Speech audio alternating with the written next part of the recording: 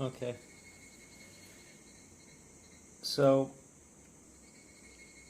like anyone who grew up in this time period, I did watch this show. I did read and scour the forum known as Anime Tsuki when caring for Umineko. I did actually look into some of Ryukishi's other works. I know there's the 7 Mysteries of the School thing. I never actually played Rose Guns Days, but time to go back to basics. So I have played the Umineko VN, never touched Higurashi. Funny thing here is I downloaded this years and years ago and just never played it. Weirdly enough, I remember it not actually working at one point in the past 10 years, and that's part of it, the reason why I didn't play it. But now let's do it. Let's see. What config is there here? That's fine, that's fine, that's fine. That's fine. Skip all unread message? I don't think I want that. Function, full screen. No full screen, I don't think.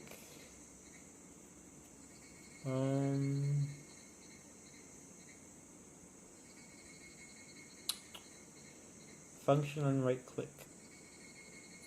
Call menu. Okay, I think we're good. I don't think we need anything else here. So, start. Whoa. There's a gunshot. What is happening here? Okay.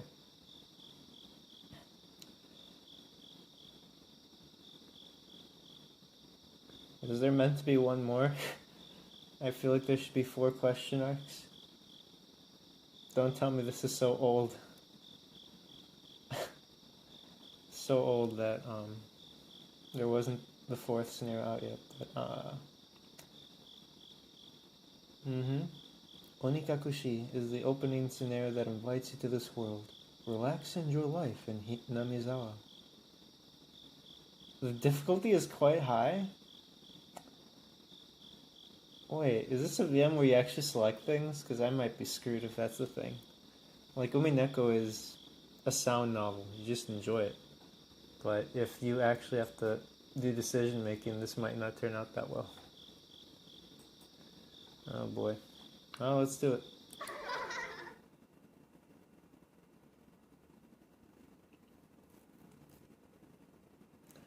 Don't be sad.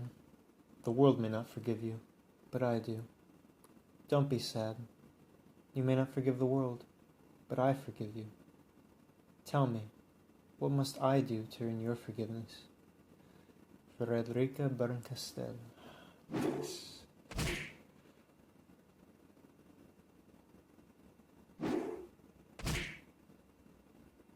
58th year of the Showa era.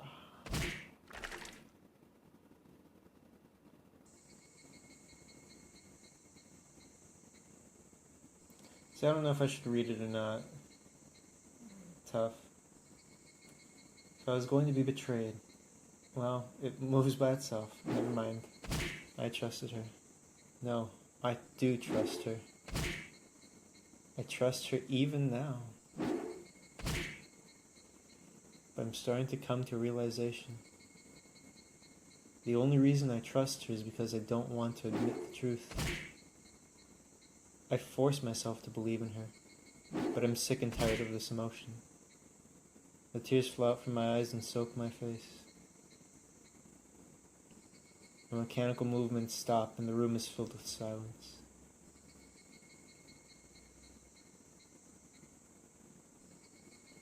All I hear is the cry of the Higurashi, I assume cicada, but I feel like I can still hear her. That can't be right. She has stopped saying it a while ago. I'm the only one crying. She didn't even cry.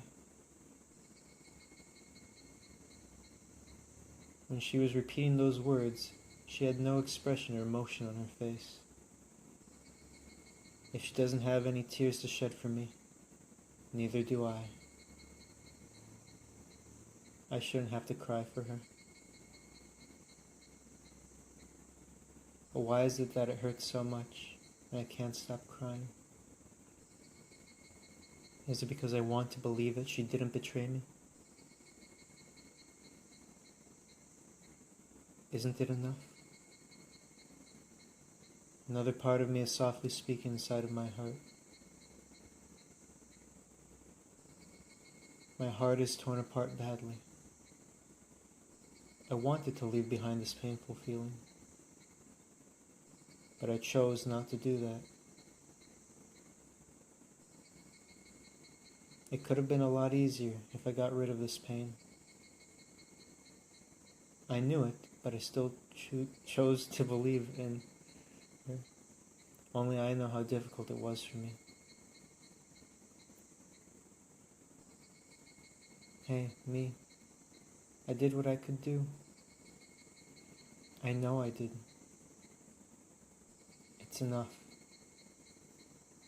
I should let it go and be free. I'm not getting rid of my pain. I'm just leaving it with her. Just like laying flowers. So, calm down. My right arm is numb. But raise it up one more time. Every time I swing it down, I can forget my pain.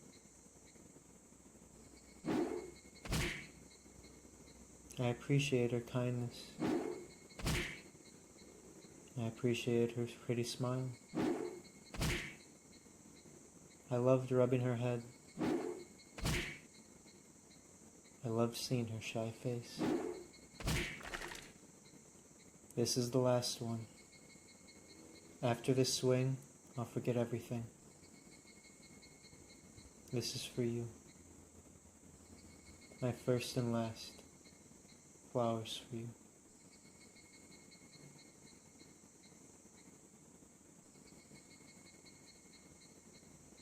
I don't know for sure, but I think I loved you.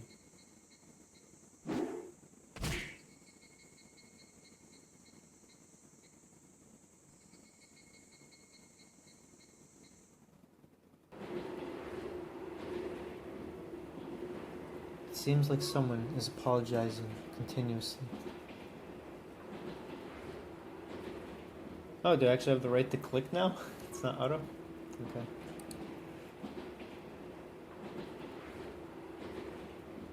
What is she apologizing about?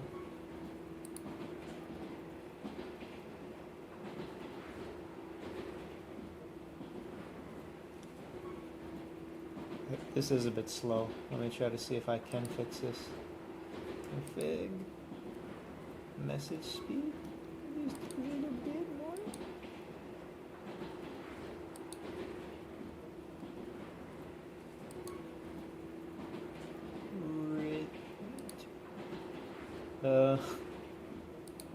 Return?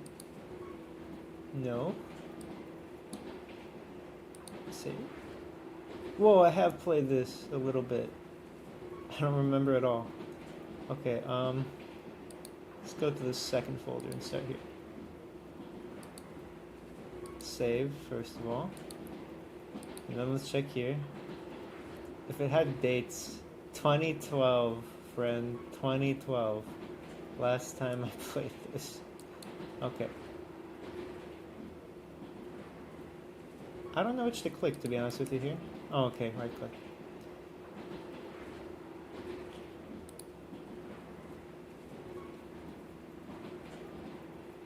I'm back in the city for the funeral. It's been a while. Oh boy, and space doesn't do it. Is it control? Oh, fuck. Okay, no. No, that's not happening here. I'm just trying to get all this shit set up here. So we want max speed. Then let's load this. Okay. I feel it's not right to prick up my ears, so I try not to hear what she's saying. There we go. Is Z gonna do it? Nope. X? Man. Shift? Do I seriously have to click? Damn. Oh well. It's been a while. I was living here just a month ago, but I'm overwhelmed by the crowd of the city. Skyscrapers and wide roads. Noisy melody that comes out from the streetlights. Even a loud public speech of the election makes me feel right at home. And oh my god, I'm gonna... Okay, enter works at least. There's nothing like them in the place I live now. All they have is a murmuring of a clear stream and the cry of the cicada. Recently, I feel at ease instead of sadness, living in that quiet place. There's nothing convenient in the place I live now. No hamburger place, not even a vending machine. No record store, no restaurant, no arcades. Of course, there's no ice cream shop. They have some of them in the nearest village, but it takes an hour to get there by bike. However, I don't really feel inconvenienced. There were record stores, arcades, and ice cream shops at the place I used to live, but I didn't go there that often. In fact, I lived there for 10 years, but I never went to the ice cream shop. I should have gone there at least once. It's too late, though. Someone is still apologizing. Who is she apologizing to? Whoever it is should have forgiven her by now. She shouldn't be apologizing like this. I start feeling irritated by the fact that this person is not forgiving her. I actually wonder, is this meant to be like precognition, or is this actually something in the character's past? All mistakes should be forgiven. There's no mistake that can't be fixed. She just has to be careful the next time. Yet she continues to apologize. Did she do something so terrible that it can't be fixed? I don't know what she did, but if it's something irreversible, she should be forgiven even more. No matter how much she apologizes, nothing will change. However, she continues to apologize with a pathetic voice. Hey, whoever is being apologized to, just go ahead and forgive her, will you? She sounds so miserable. Don't you know? Keiichi, we're almost there. Wake up. I finally wake up as my dad pokes me.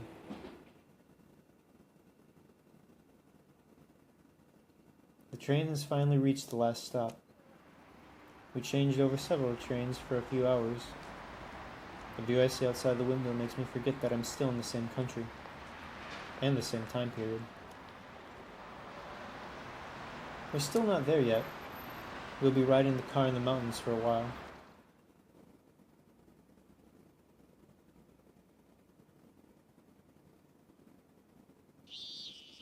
As we drive through the deep forest, we're finally here at our home, Hinamizawa.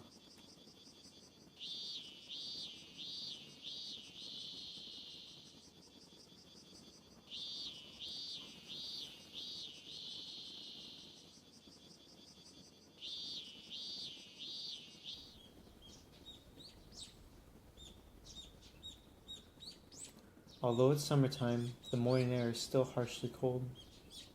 But I don't mind, because the air is so fresh here in this village. Outside the window is nothing but green. All I see is trees. Wouldn't it be our trees? Even our next door neighbor lives far away. I'm dominating this magnificent view in fresh morning air. I inhale deeply and fill my lungs with air. Since I moved here in Hinamizawa, I found out for the first time that air can actually smell good. I get ready for school and go downstairs to eat breakfast. My mom is there, but not my dad. I bet he was working hard until this morning. My dad is an artist, a rather unique job to say the least. His daily life is quite happy-go-lucky. He wakes up, sleeps, and works whenever he feels like it. When I was in elementary school, I envied my dad's lifestyle. My dad was thrilled when I told him that I also want to be an artist. Of course, I didn't tell him that was simply because I thought it looked easy to be like him. My mom serves my breakfast on the table. Seaweed, pickles, egg, and grilled salmon. My mom scares me sometimes. It's the perfect, most idealistic breakfast. Unlike my dad, my mom is always on the top of her game. She's in a good mood as usual, and she brings the pot of miso soup while humming a song. I'm glad you've been waking up on your own since we moved here, Keiichi. I wake up early so I can eat breakfast. I talk back at her like a mischievous boy after being appraised by her. How much rice would you like to eat? Bowlful. I eat my steamy rice with seaweeds in the beginning, and I add the raw egg inside. I also enjoy the texture of the crunchy pickles. Not bad at all.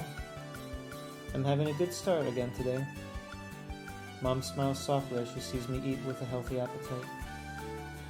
I'm glad you've been eating breakfast every day since we moved here. When I was living in the city, I had a hard time waking up every morning.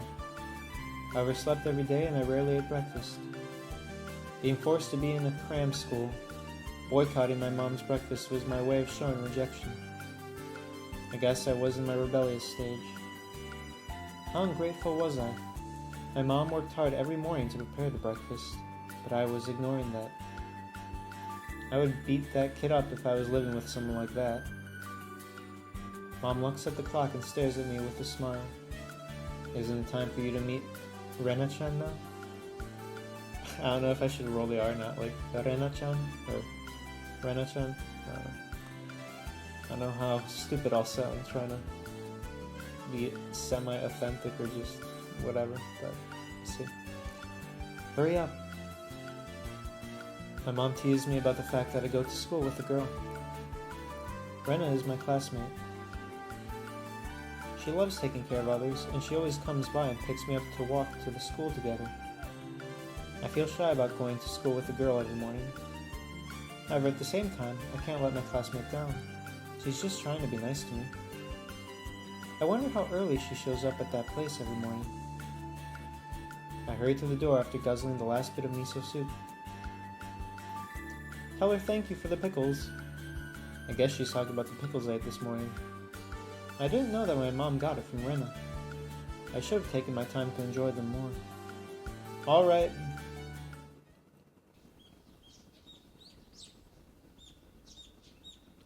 Keiichi-kun, good morning.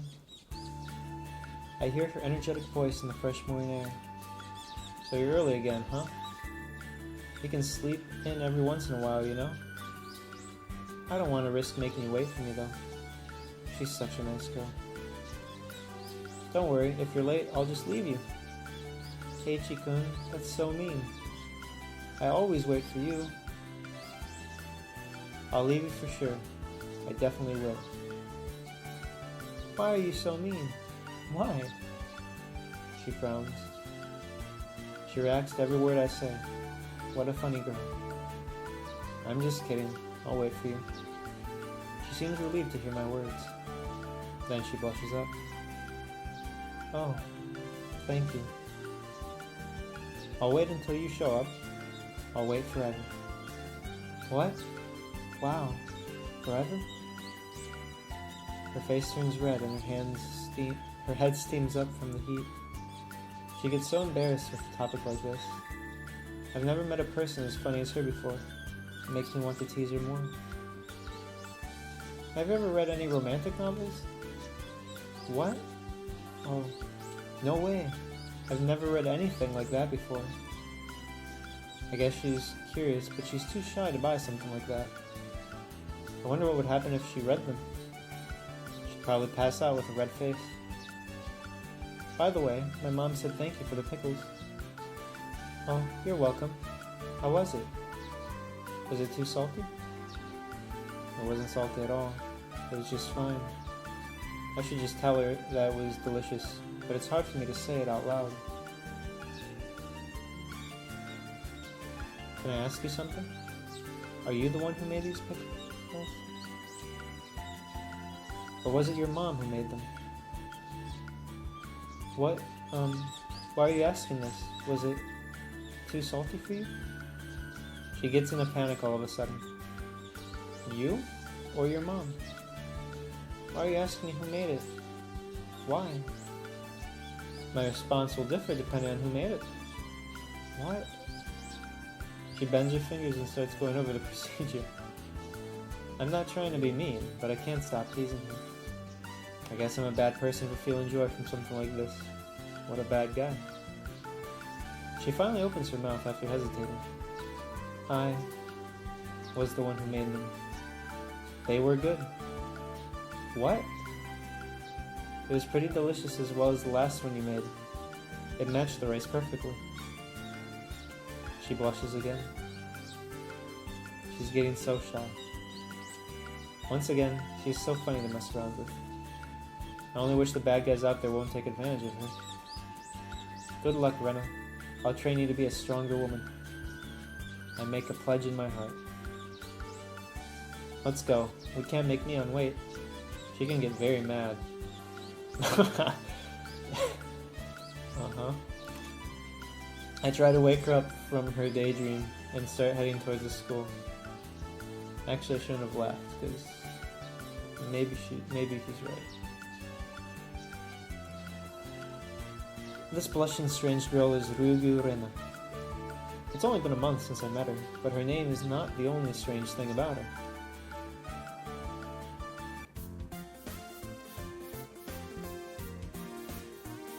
Mii-chan, good morning. I see someone waiting for us at our next stop. She waves her hand as she sees us. There you are. You guys are late. You're the one who's late all the time. She's the total opposite of Rena. Her name is Sonozaki Mion. She's an upperclassman at our school and the leader of the class. Good morning, Rena. Long time no see, Kei-chan. How many years has it been? I was only gone for 2 days. Is that true? You were still so cute when I saw you the last time. She starts staring at me and focuses around my lower body. Is she talking about my crotch? Just to be clear, she's never seen my private area before. I know, I've grown since then. You'll be surprised.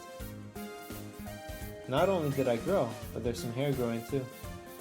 It's very energetic every morning too. I'll show it to you someday if you want. Someday? I'd rather see it now. Why don't you let that thing breathe this fresh morning air? What a nasty conversation we're having in this fresh, beautiful morning. Mion can be like an old man sometimes. Fine then. Let me show it to you. Don't you regret it, okay? Rena starts getting in panic as soon as I put my hand over the zipper.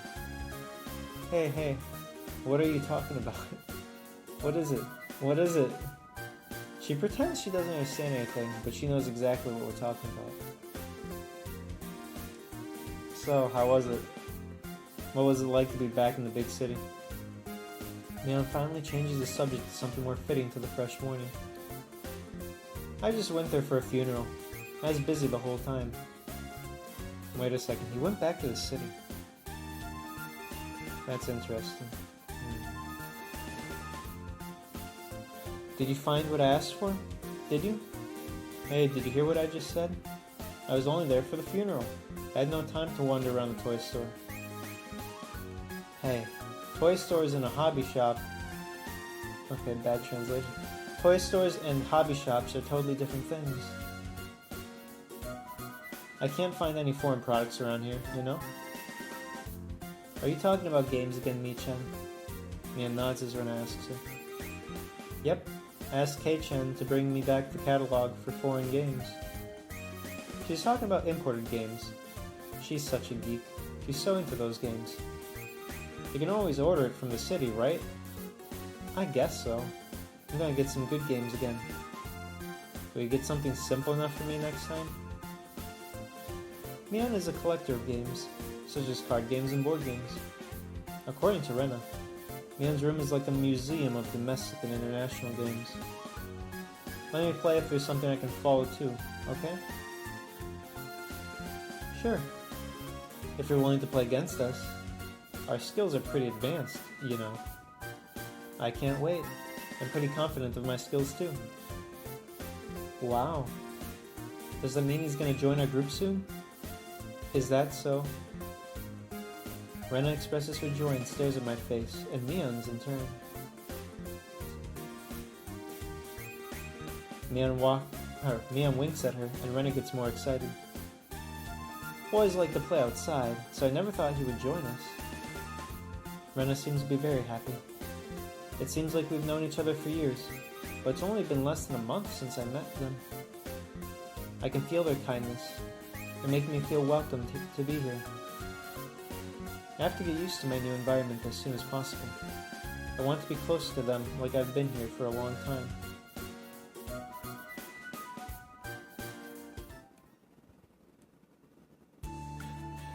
Hinamizawa is truly a tiny village. The only school has one classroom for everyone. Students in the class are all different ages. It's made up of about 30 students total, and we all study in the same classroom. I heard they used to have more classes in the past. However, at one point, those classes got united and it became one. I felt strange being in this class in the beginning, but now I feel comfortable. I hear the kids running around early. It's loud and it almost sounds like a kindergarten, but I'm used to all this now. Mion was walking in front of us the whole time, but she suddenly stops and lets me go first. We're at the front of the classroom door. I can guess. I guess she's telling me to open the door and go inside first. Too bad, but I won't be fooled anymore. Yeah. You want me to go first, huh? Are you challenging me? Mion grins at me. What's wrong, you guys? Stay back, Rena. Watch out. It's her. What? You mean Satoko-chan? Her name is Hojo Satoko. She's a little brat who has no respect. The way she talks really pisses me off, but I try not to get mad as an older guy. But she has a major problem. This is an obvious trap. I see the blackboard eraser hidden above the door. I see it all, Satoko. I hear her smirking behind the door. Good for you, Kei-chan. I guess it's your win today. No. I know, Satoko. There must be more traps somewhere else. Unconscious after being trapped several times since the day I transferred here. This can only be a small trap meant to lead me to a bigger one. It's tricky because she can be very clever. She'll trap me when I'm vulnerable. I can't relax here. I have to be always extra cautious. It looks like it's a regular blackboard eraser. There's no rock inside or anything. The first attack I got was a blackboard eraser with a rock inside. Maybe you can just slide the door quickly and drop that eraser. That's it. That's what Satoko is expecting me to do. She wants me to pay attention to the above while sliding the door. There's a horrible trap set on the handle of the door with duct tape and thumbtacks. Man, that's fucking harsh. Thumbtacks? Jeez. This is an extremely damaging trap. A blackboard eraser is nothing but a diversion. Good job, Satoko. But you're just a foolish little girl after all. I slide open the door and step inside with a sense of victory. But I feel something strange around my legs. It almost feels like I'm tripping over a jumping rope. Damn it, but it's too late. I fall to the ground at a bad angle. Watch out, Kei-chan. I twist my body as I hear Mion's voice, and I collapse down to the floor.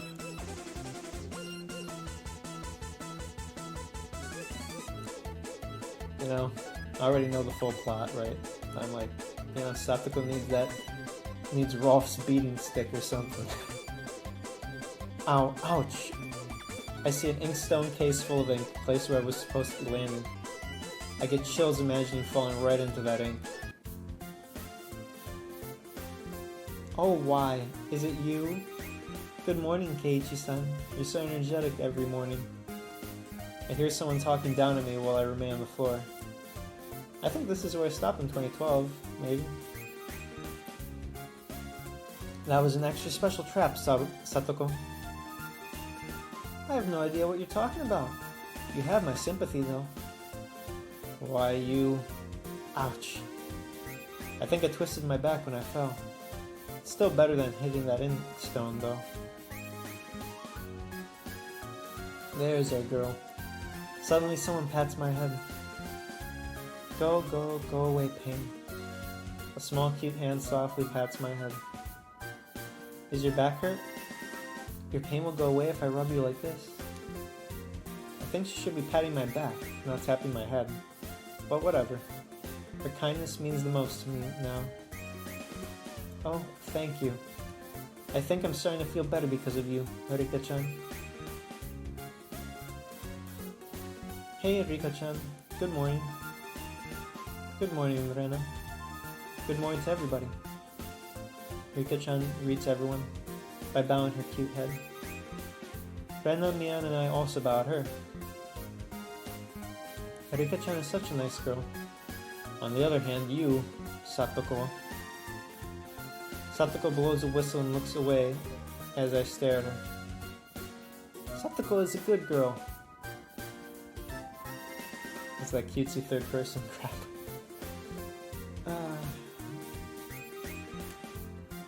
A good girl doesn't set an evil trap like this. You're misunderstanding. What makes you think I did such thing? What? I grab around her collar with my hands. She's like a cat with bad behavior. Wait, but cats don't set traps, do they? She's worse than the cats.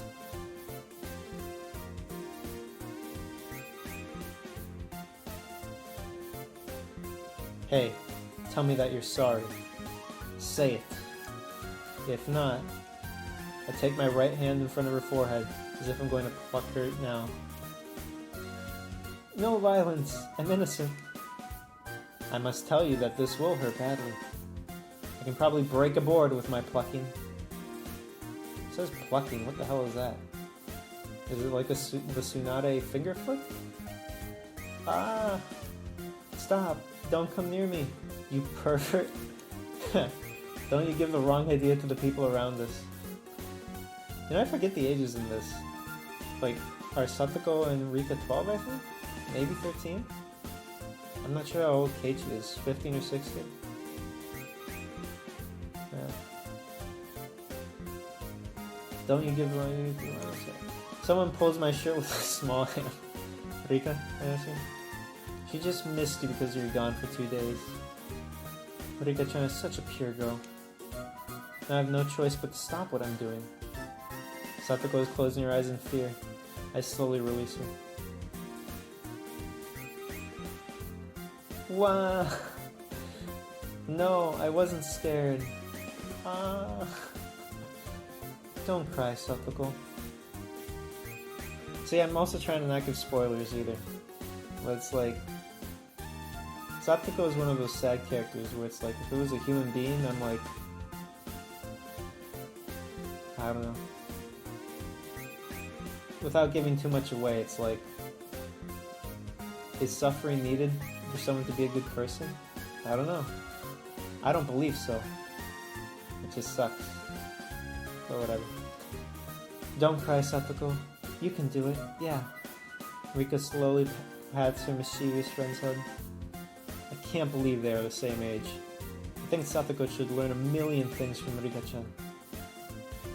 You should set a better trap the next time. Hey, you. Rena is staring at the whole scene with dreamy eyes. Oh, Satoko-chan is crying. How adorable. You can't take her home. Why not? She's so adorable. You can't, no matter how adorable she might be. I just want her for a little bit. Can I take her with me? Can I? Judging by her pretty face, Rena doesn't know how bad that sounds. According to Mian, Rena loves adorable things, and she always wants to take them back home with her. No matter what they are or who they are. You can't just kidnap her. Just give up. You know what's really tragic here is that it would be a good thing if she did. It's just so sad. Then can I at least watch her... What the fuck? Then can I at least watch her cry? That's not a crime, is it? Is it? Nigga, crying? Man, I don't associate crying with cute, man. Lorena stares at Satoko, who is in tears. At least you know it's not, like, true tears or anything. It's bullshit tears. But if there's ever a kidnap case here in Hinamizawa, I would accuse Rena right away. I'm sorry, Rena. I'll come and see you in jail. The teacher is here. You better clean up now. That's your inkstone, isn't it, Satoko?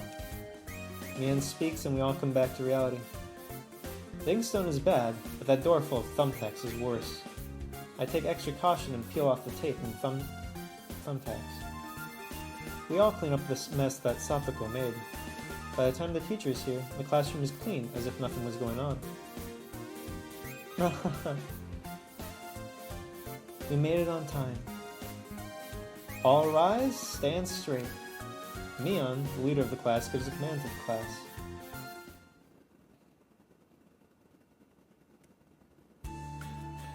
It's tough having only one teacher in this class. She has to teach different things to each student. She's often busy teaching the smaller kids.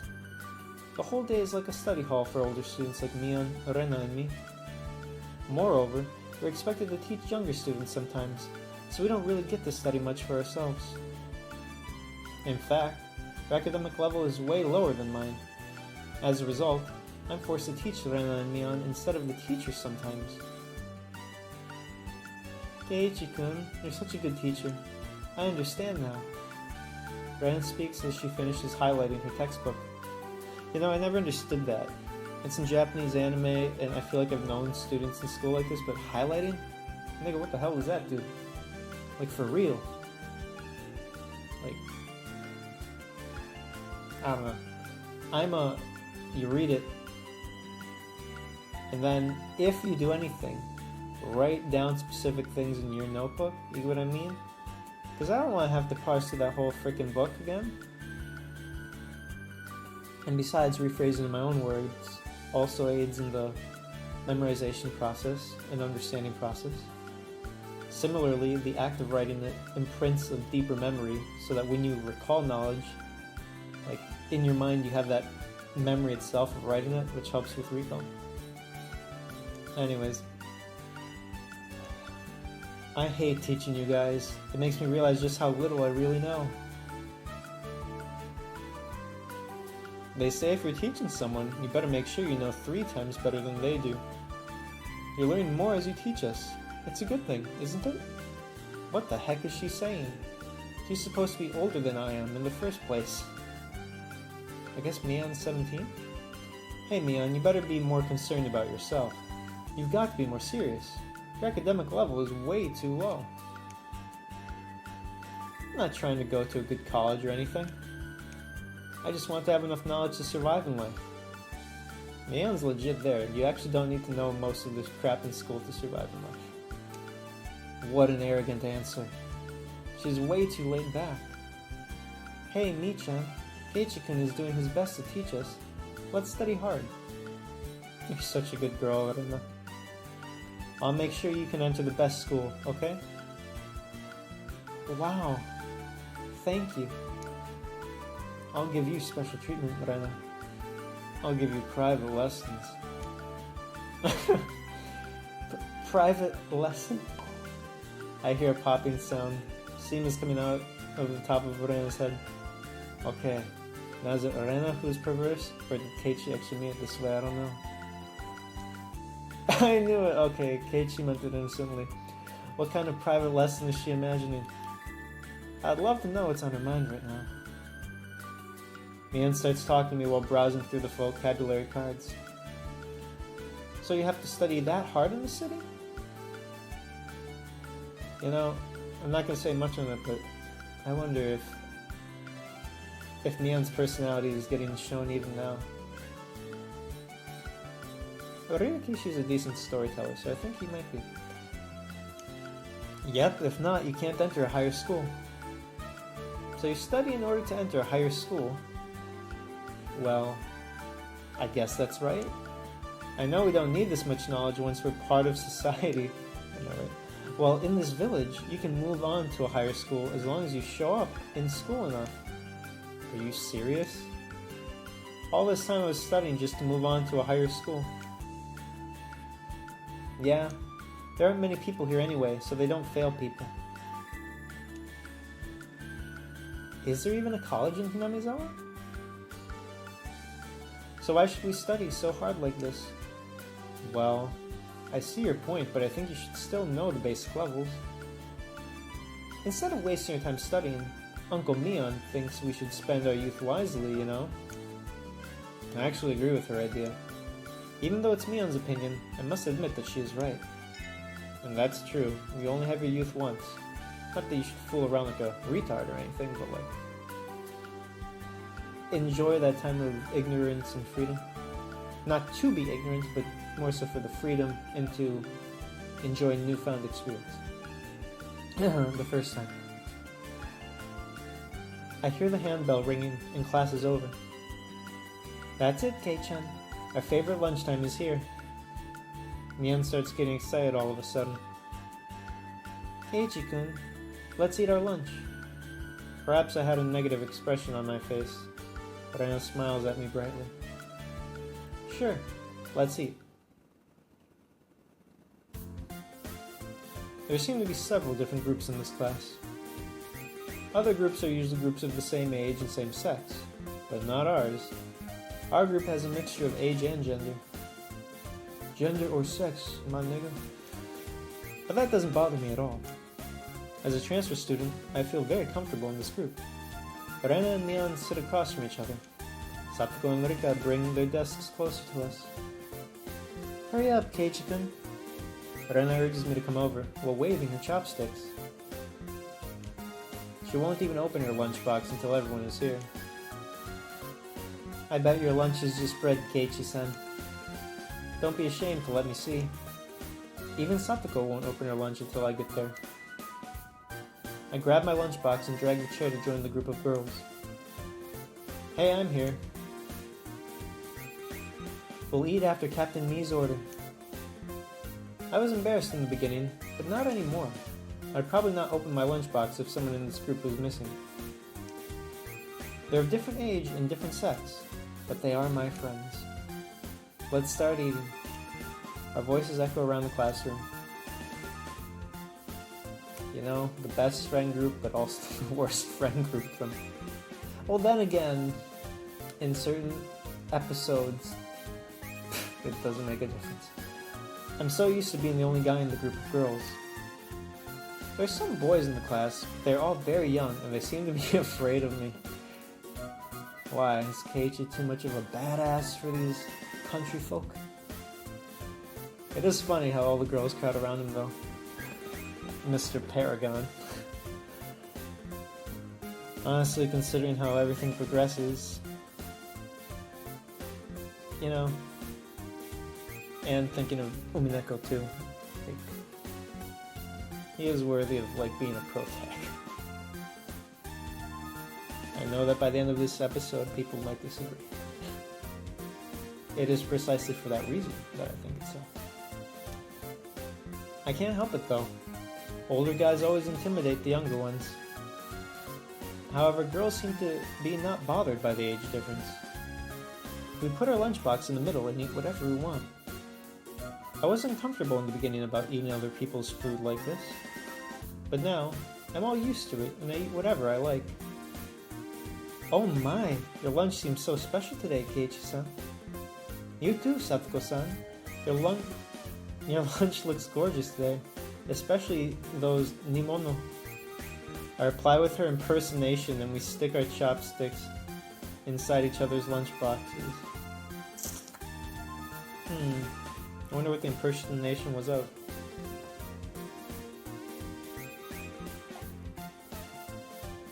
Delicious. For me, it was water. Oh, this taro tastes so good. even though it's cold. Rika-chan smiles after hearing my comment. It's only a leftover from last night's dinner. Yeah. Rika-chan and Satoko bring the same lunch every day. Apparently Rika-chan is preparing it for Satoko. Oh boy, yeah. Yeah, it is. Man, y'all are in for some wallops. Whatever this story gets. So you made this, Nimono? It almost tastes like something my mom might cook. I'm impressed. Even the carrots are shaped in flowers. This is not an easy thing to do. You're so domesticated, Rika-chan. She's good at sewing and washing clothes too. Isn't it amazing? Isn't it? Peak traditional housewife. Yeah, I know. Rika is a supergirl. Oh ho ho ho. Man, I cannot do it like the voice actor did it. They picked the really great voice actors in the anime. Of course, it could just be nostalgia, but I really do like their voices. Why are you bragging about it? We're talking about Rika-chan, not you. Brenda is a good cook too. What? Oh, me? Brenda blushes after unexpectedly hearing her name in the conversation. In fact, her lunch box is always gorgeous. It looks delicious, and it is delicious. Everyone loves taking food from her lunchbox. I made this one again because you guys liked it a lot the last time. Is it good? Is it? It's so delicious. Hey Mion, don't be greedy. I get rid of Mion's chopsticks, but Satoko and Rika-chan also start aiming for the food. Lorena's lunchbox is empty in a matter of seconds. Damn, did this girl not get to eat? Like, I do have pity, because backstories, but damn, don't steal her food. No one even left anything for Rena to eat. However, Rena seems to be happy. So how was it? Isn't Rena-san a great cook? Unlike you, Keiichi-san? Why are you acting so bossy? You're the same as Kei-chan, Satoko. Can you even tell the difference between broccoli and cauliflower? Doesn't she say she's colorblind? Satoko goes pale. By the way, I didn't get that from the from the game. It's from one of my favorite YouTube videos, which I think some fucker got the comments disabled because of Copa, when it's like, what the fuck? It's Ivan Polka with Satoko. Cauliflower. Yeah. Satoko goes pale. Hey, even I know the difference between broccoli and cauliflower. I know it too. I do. She can never fool me. Hey, the bottom line is they both taste good with mayonnaise. Don't tease her too much, Keiichi-kun. And you too, Mi-chan. Rena tries to save Satoko, but Mion grins and walks toward her. I'm just doing a small cooking class here. So, Satoko, which one is this? Mion picks up something with bacon wrapped around. But that's an I cover Rika-chan's mouth quickly. How evil she is to test Satoko, using the asparagus. Well, the yellow one is the cauliflower and... No, was it the green one? Which is it? Huh? I think the yellow one is the broccoli, and the blue one is the cauliflower. But the green one is... You know, Are you sure you know the difference between the two? Sure you don't want to give up? That's our class leader, the oldest one in our group. The way Neon Torches is on... Well, what the fuck? Oh boy. The way Neon Torches is on another level. Although, but, you'll get it later. There's a double twist here. I bet it'll be like hell for whoever is going to marry her. True. I know it.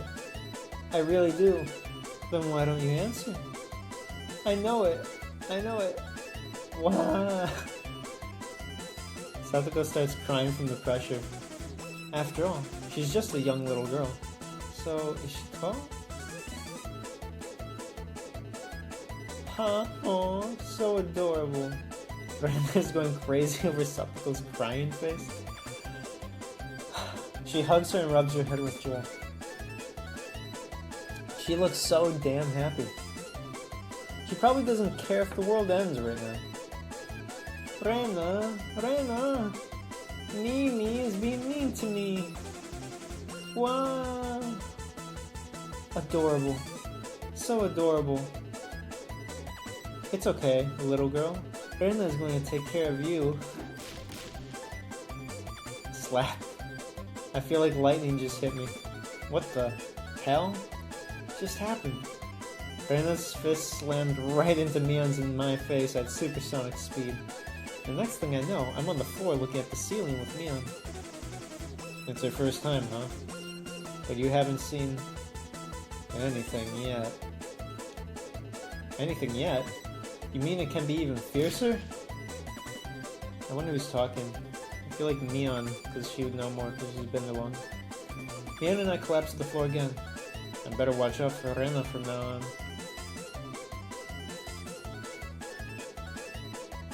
See, Satoko-chan? I took care of it for you. Oh, you're so adorable.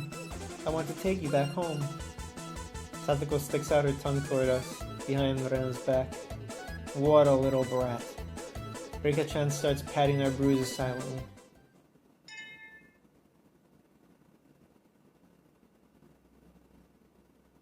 We'll say, this is a more slow burn than Tsukihime, I'll tell you that much.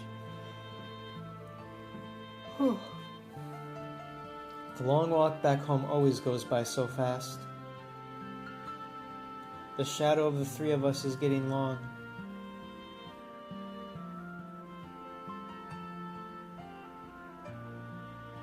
Keiichi-kun, what's your plan for tomorrow? Are you busy at all? Are you? What? Is she asking me out or something? I thought she was the shy girl, but now she's making me feel shy. As I remain silent, Rena realizes how I took her question and starts blushing. Oh, well, it's not like that, you know? She meant something different. But since I enjoy teasing her, I continue to make fun of her. Bummer. It's not like that? Huh? What? I pretend I'm disappointed. Keiichi-kun, why are you so disappointed? Why? Me-chan? Man, this is sad. Ha! Mion cracks up and hits my back. That's a nice one, Kei-chan. What is it? What do you mean? Mion is laughing hysterically, but Rena is still confused. I also start laughing and rubbing Rena's head. I was just messing around. My bad. Such a silly girl. You were fooling me. Oh, sorry. What? It was just a joke. Since when? You were fooling me? When? Not from the beginning. Really? So when you blushed in the beginning, that wasn't you acting? What? That means... Damn it, now it's totally under Mion's control. Well, you know, I've got nothing to say. I'm getting into deeper trouble. Mion wound up teasing me for a while after that.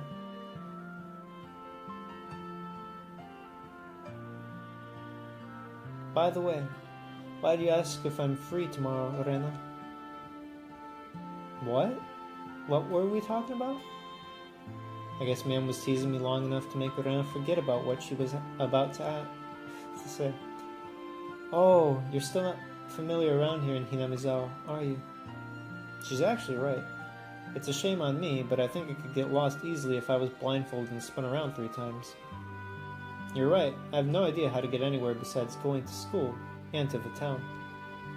And I thought so. That's why I was thinking Mi-chan and I can take a walk with you and show you around Hinamizawa. That's nice. I'm really glad they're planning this for me. So you're coming? If I'm free. Hey, 2 girls are asking you. If I'm free. You are free, aren't you? I said if I'm free. I purposely answered rebelliously to Mion.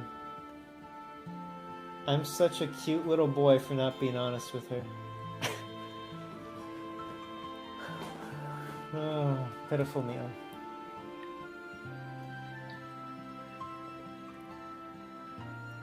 Keiichi-kun, you're not free tomorrow? Aren't you? Rena looks at my face with concern. I teased her enough today, so I'm going to be nice to her now. Nah, I was just kidding. I'm free. Yeah. Big smile appears on her face. Hey, why are you treating Rena so differently, man? She's upset because I replied to Rena so politely. It's fun to see Mion getting upset though. That's the sad thing about girls like Mion. Shit. Like, girls like Mion, if you did treat them as sweetly as you treated Rena, would crumble. Crumble in the good sense, by the way. And it's like, man, poor Mion.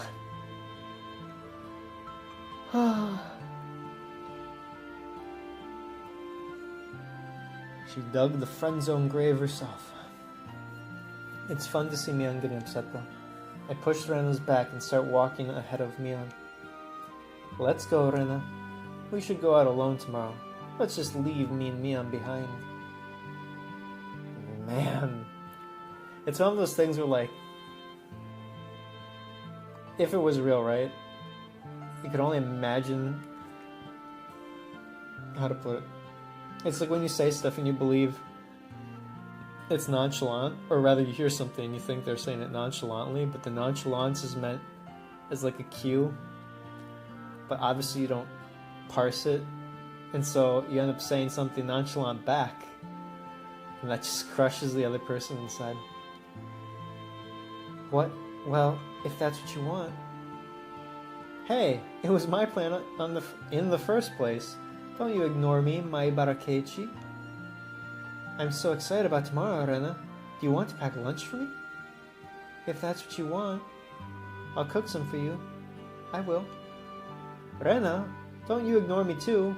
I'm gonna spread a rumor that you guys disappeared into a hotel together.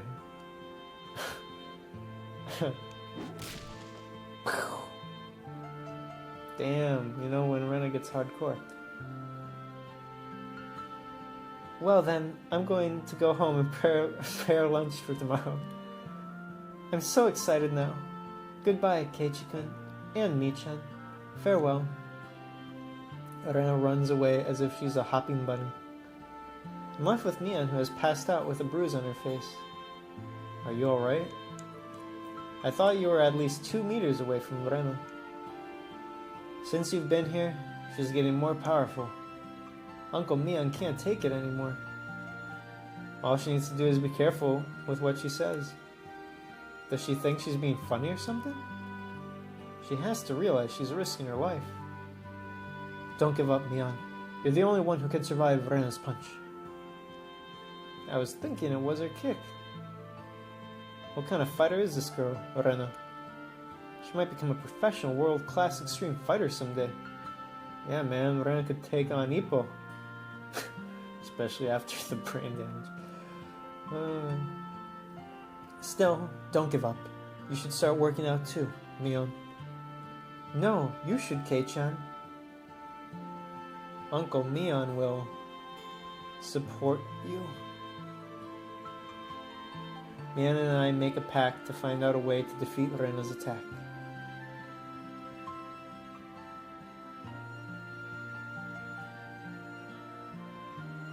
First step.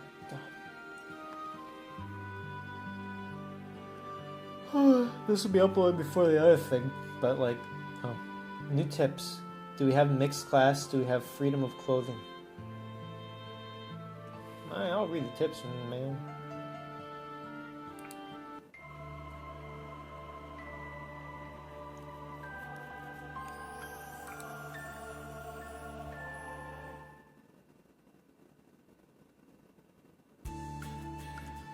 Rena, you're the same age as me, right? Or as I am, right? Yeah, that's right. Our Chinese astrology signs are the same as well. Hey, it doesn't make sense if our signs are different when we're the same age. What is it?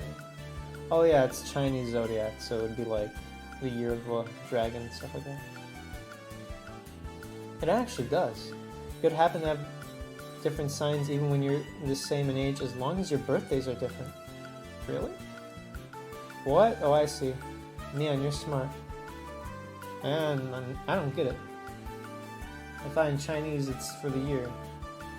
Unless it's like doesn't match up with the Chinese New Year, like normal annual year versus Chinese New Year. Anyway, what month is your birthday, K-Chicken? Mine is July. Am I meant to deduce something from this? Rena proudly sticks out her chest. Hey, what is that supposed to mean? I hope it doesn't mean that she thinks she can be bossy if her birthday's even a day earlier than mine. Huh. Give it up. It's a waste to challenge me on birthdays. I can bet 100 yen for every month if you want. Always a December one? What? What do you mean? What do you mean? Ren is confused by the bet offered out of the blue. I can tell that there isn't much left of her allowance for this month by the way she is losing her cool. Man, maybe if only you knew. But when she freaks out like that over just a birthday bet, it's so much fun. Does that mean, Kei-chan, your birthday is April? Oh yeah, it would have been, for him to be older, it'd be the reverse, like January. Got it. You're right. Sorry, Rena. I've been a year older than you? What the fuck? Is it just due to Chinese zodiac? Yeah. I've been a year older than you since a long time ago. Wow. Oh, yeah, okay. I'm being stupid. I didn't know that. So you're the same age as me, Chan. Well, just for a few months. But I'll make a big gap between us soon again. Mian gives a laugh through her nose. Hey, it's nothing to brag about. I mean, I did it too, though. I almost forgot that Mian is our upperclassman. If you think lowerclassmen are cuter, I can be one from today. Man, that's sad. Mi-chan, you're talking nonsense. It's obvious that Ren understands it clearly from the look on her red face. And Satoko and Riga-chan are our lowerclassmen. I mean, they're so young they could well go to a different school, aren't they? Wait a second. Okay, so then I know Mian's in, like, Mian's going to college, so Mian's probably what? 17? Keiichi and Rena must then be 16. If Satoko and Rika are young enough to maybe go to a different school, I know in the US middle school would be until what? 13? Right? You turn 13 in 8th grade? I think I was right. It has to be 12, right?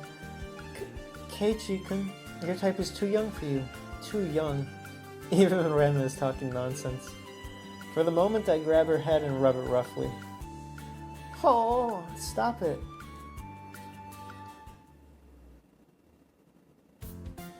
I've always wondered, why does the school combine all the grades into one class? It's because they don't have enough classrooms. Really? If they were able to manage it, well, I guess, well, they do have enough classrooms. They just don't have enough teachers. I guess they have no choice. They rent this building from the Forest Service. It does make sense now. I just thought something was weird about this school. The school has its schoolyard all covered by pebbles. Some rooms look relevant to education, and there's some weird heavy construction equipment. Why do they rent? What happened to the real school building? I heard that the school building had been used since a long time before the war. It got very old, and they closed it down. Well, I hope it wasn't heavenly hosting. What would that be? Tengoku or Tenshin? I don't know what it would be. And they closed it down. I assume it was. Such an elegantly plain atmospheric school. So the students had to go to the other school in town. But you know it's far. Where was it? You go all the way through the street in front of Okinomiya Station, and after a walk towards the hospital, there's a school across the street from the child clinic. What? It's so far. I have no idea how far it is geographically, but I can figure it's really far by looking at how surprised Rena is. So that's why people who don't want to go to the school in Okinomiya go to this temporary school that uses the Forest Service. I'd say about half of kids in Hinamizawa go to the other school. A lot of them take their bicycles early in the morning. It's probably because it'll be difficult to go to any advanced school after going to such a chaotic school like this one. That's not true, Mi-chan. If you try really hard, you can learn anywhere. Oh, you're right. I agree with you, Rena. Yes, I'm right. We can do it. I wish you all good luck. Uncle Mion will quietly support you. We're talking about you, Mion. You're the one who's taking an entrance exam soon, right? You have no hope with the kind of grades you're getting now. I don't care. If I end up on the street, I'll get lifetime employment and get provided by Kei-chan. Mion. What is lifetime employment? What is it? Hey, no talking. Be quiet during seat work. The teacher scolds the three of us strictly. To be fair, I don't know what lifetime employment means either. I thought it was marriage, but if it's just sex, oof. I'm really sorry. Satoko looks at us and starts giggling. I stick my tongue out at her as I reply. Mion was truly right. This school is not related to higher schools. Instead, I believe there's so many valuable things that no other school can offer.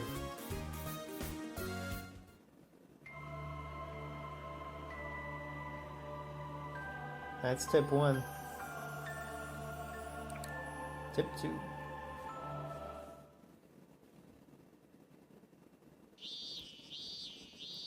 It's still June, but it's hot. Cicadas are crying outside and mosquitoes are flying at night. It's like summer has already come. At least the mornings are cool. It's really hot, isn't it? Satoko is flipping her skirt up and down languorously. Relate to Langolier? Hey, that's not a ladylike thing to do. Even though she's a kid, she's a girl after all. Keiichi, you should be feeling cool wearing only a t-shirt. I'm jealous. I think you feel cooler wearing a skirt, Satoko. You have no idea how sweaty it gets around my crotch wearing pants at this season. Rena. It gets sweaty? Oh. I know this chick is having a dirty thought again. Rena, the mixture of peak pure and peak dirty. The color of your summer clothes look very cool, Rena. I feel cooler by just looking at it. Thank you. It really does feel cool. I wish I had cool summer clothes like you. Poor Satoko. But your summer outfit is a one-piece dress and it's so cute. I want to wear your summer clothes. It actually does get sweaty. I definitely think Renaissance is cooler. But it must be more fun to wear adorable clothes. Huh. I think Rena's sense of value is completely different from Satoko's. Anyway, I just realized the school doesn't have a specific school uniform. Yeah, they don't. As long as it's appropriate to wear for school, we can wear our own clothes. There are actually many students who wear their own clothes to school. There are some students in school uniforms as well. But they all look the same and boring. Well, you're wearing a school uniform, Rena. I don't get it. You're literally wearing a sailor suit. What's the school uniform that the other kids are wearing? They wear exactly the same one. That's the one they wear to the school in town. The school didn't authorize it to be the school uniform, but everybody seems to wear it. On the other hand, the members of our group wear different uniforms. Did you order your own school uniform from somewhere? Yeah, Mian-san kindly fulfills those orders. Here we go. Mi-chan has a relative who owns an old clothes shop and purchases every school uniform in Japan at a very low price. Weird ass shop. So she asks the relative to purchase many unique school uniforms, I guess. I'm definitely sure that Mian enjoys using her friends as dress-up dolls. But what kind of weird old clothes shop is that? I understand buying various kinds of old clothes. But why does the shop buy school uniforms from all over Japan? Oh man, probably make a profit with the cosplayers. I don't get it. Aren't those school uniforms of faraway unknown schools useless since nobody here goes there?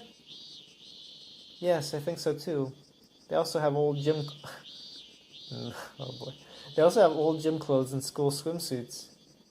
I don't think anybody wants to buy those kinds of old clothes. I guess the shop isn't making so much profit. Maybe Mian's trying to help the shop. But Mian-san always tells me with full confidence that the shop will become a smash hit someday for sure. An all clothes shop that sells school uniforms becomes a smash hit? Huh? Man, I hope my mind isn't going the wrong way, but I don't get it. I hope it's taking the cosplay collector route and not the creepy person who wants the old Bluma's uniform or whatever. Is it this? I read my tips.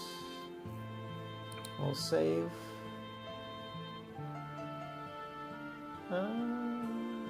Save here. I'll call this End Part 1.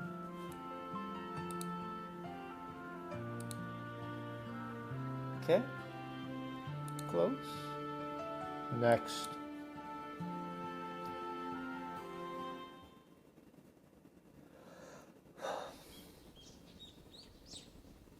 I relaxed too much this morning, and now I'm late.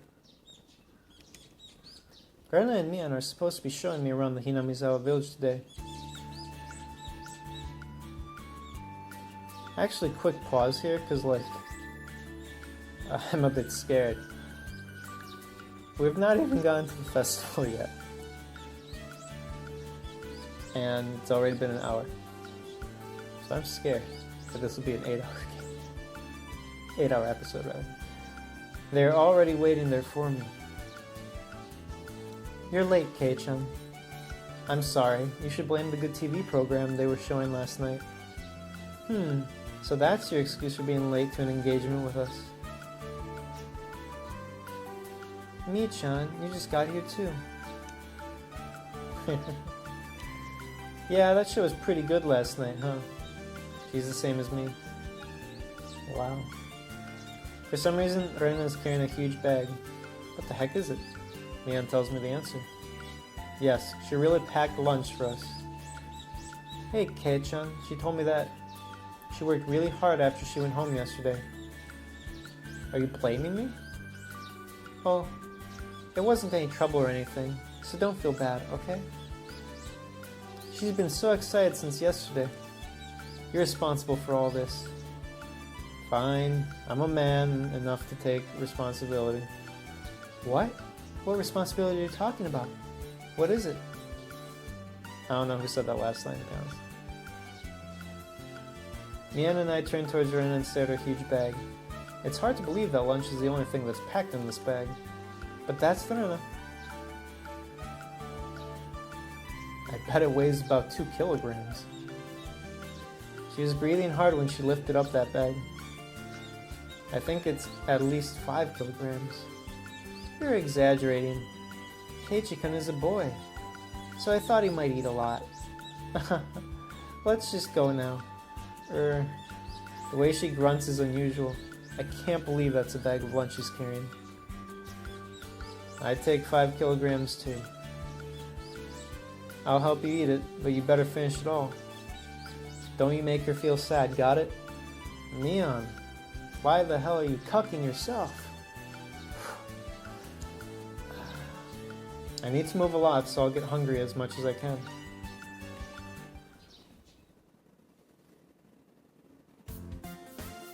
After having a light conversation, we started taking a walk, walking on a beautiful summer day.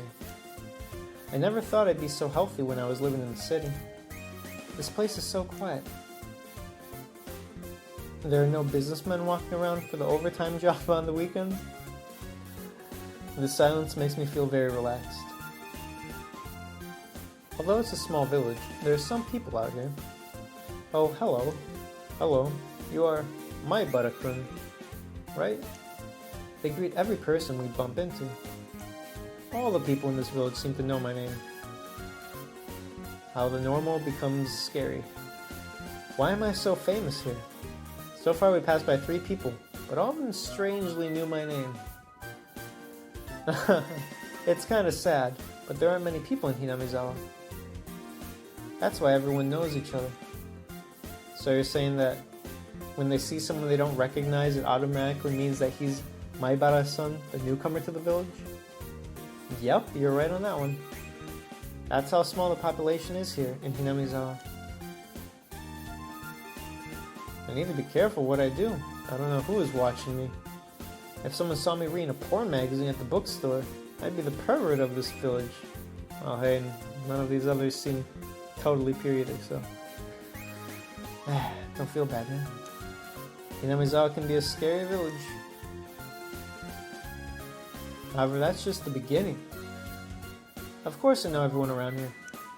The first guy we saw was Takezo-san from the Makino tire shop. He likes bonsai and shakuhachi. Next was Daisuke-kun, the second son of the grocery store. He likes shooting and wants to be a sniper someday. That's a hell of a thing. Then we saw Mio-san after that. She's the nurse from the EDA clinic. Oh shit, here we go. Her hobby is to watch the birds and taking pictures of them. You even know everyone's names? As well as their hobbies? Ian and Rena look at each other and smile. Yep, people here have stronger relationships than in the cities. Let me ask you then, who am I? My Barakeichikun. He acts like he's mean, but he's actually a kind-hearted boy. He moved here 3 weeks ago. He likes to take a nap. He just started wearing boxers instead of briefs. Didn't you? That's enough. Boxers? Forget it. I can't keep any secret in this village. What a scary place this is. I feel like I'm being introduced to others instead of getting to know around here. Yeah. We've been walking around the village so loud. Everyone is probably thinking that you're finally getting used to Hinamizawa. We're losing population in this village. Are you? How the fuck is that happening, considering what I know about the plot?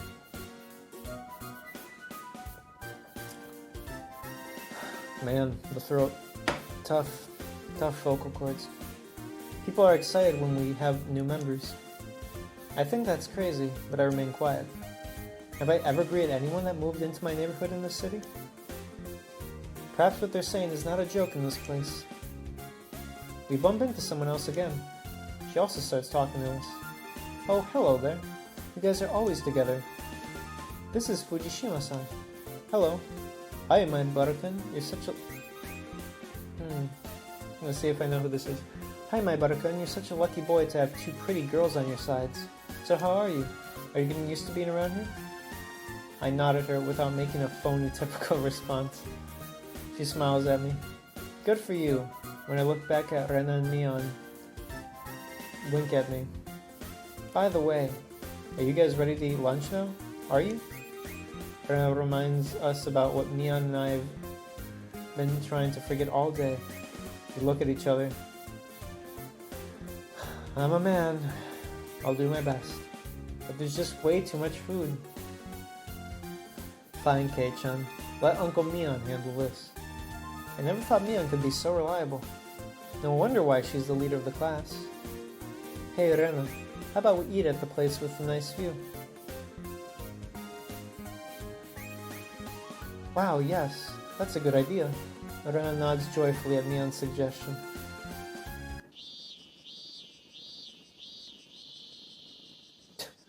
Imagine making this trek with that thing of food. After climbing up the stone stairs, I see a traditional shrine just as I imagined.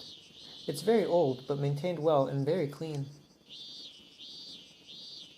This is the Furude Shinto shrine. They have the best view in the village. Make sure you remember this place. They're having a big festival here soon. Really? Isn't it too soon for the summer festival? It's not a summer festival. It's called Watanagashi Festival. It's an event held when winter is over. I thought festivals were only held in the summer. Well, let's start eating lunch, shall we? Around places colorful lunch boxes in front of us.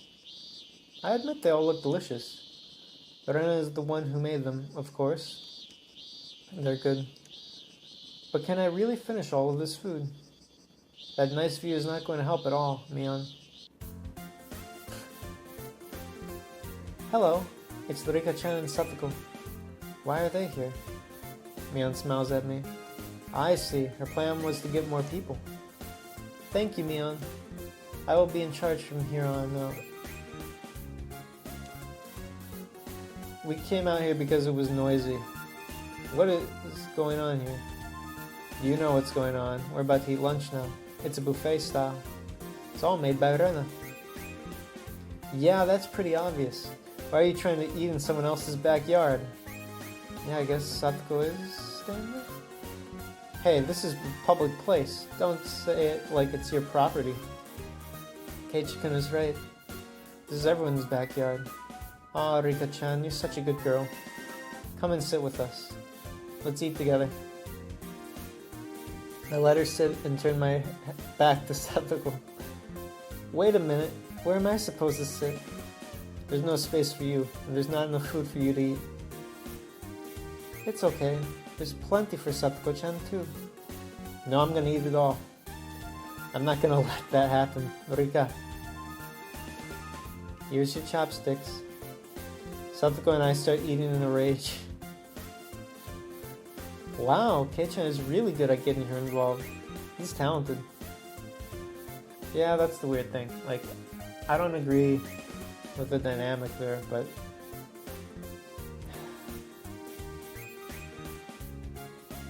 in a weird way, he gets Satoko out of her shell. And it's only been 3 weeks, so I guess contextually it's like whatever. I'm sure it would be more normal in the future. Here's the plate, Ni-chan and Rika-chan. Orena hands the paper plates to everyone. We have to eat before they finish the food. You're right. Let's start eating. Please eat a lot. There's enough for everybody. Orena opens the canteen while speaking. I finally realized that she made this lunch for all 5 of us. It's still a lot of food, but the meaning is totally different.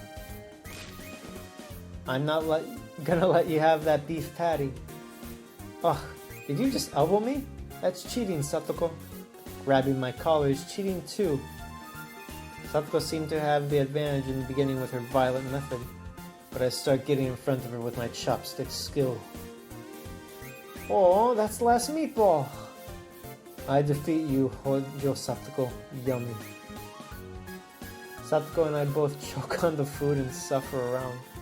Rika-chan pats our head in order to make us feel better.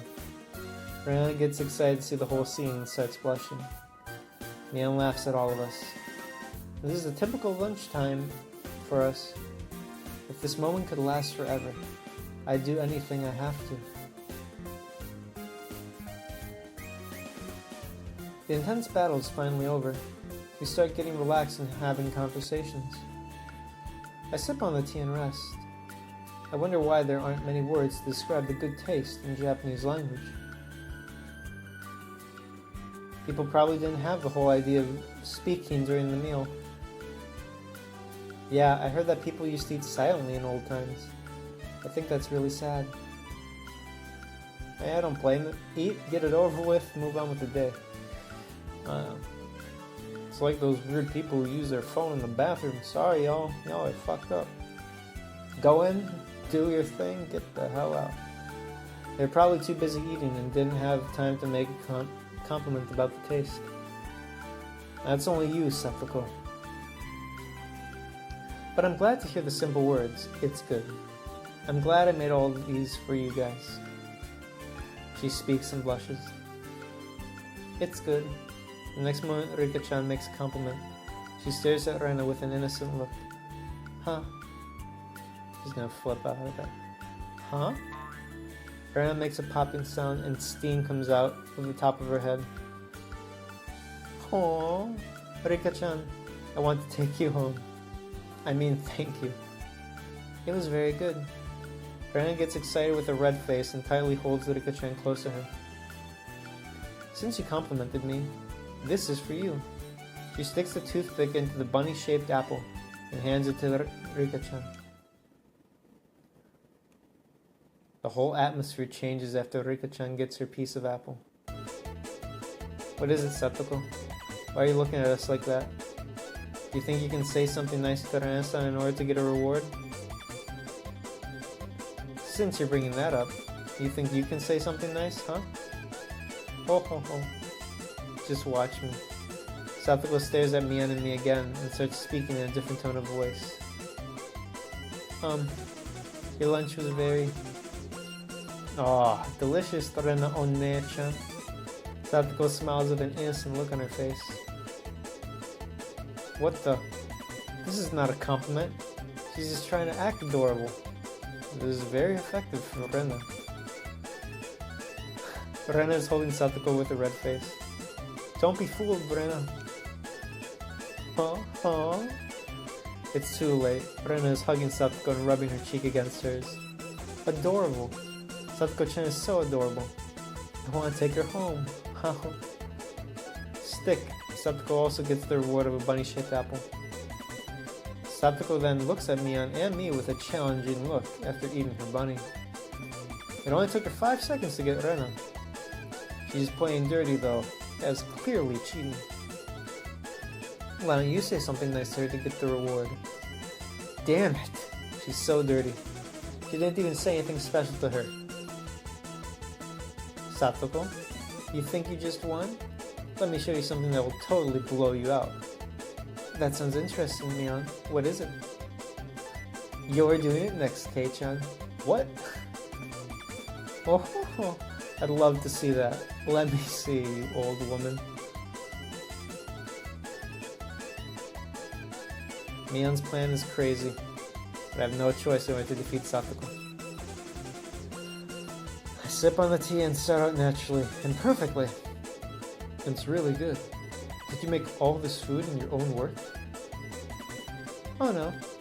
Most of it is actually frozen food. So what did you make yourself, Rena?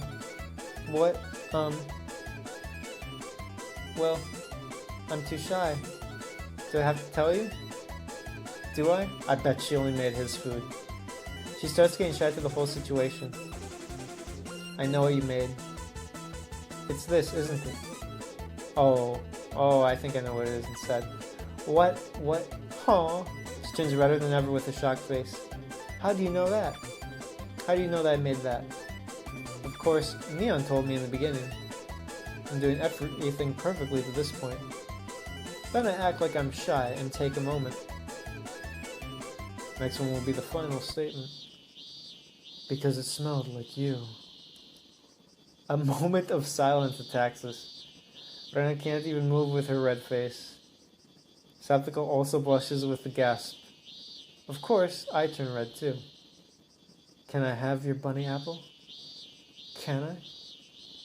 Even though I was just trying to beat Seppuku, I think I just crossed the line I wasn't supposed to cross. Dude, to be fair, I'd say any of this towing the line shit is just even more evil. Because that's playing with the feelings. At least by saying it straight up like this, it's more legit. The next moment.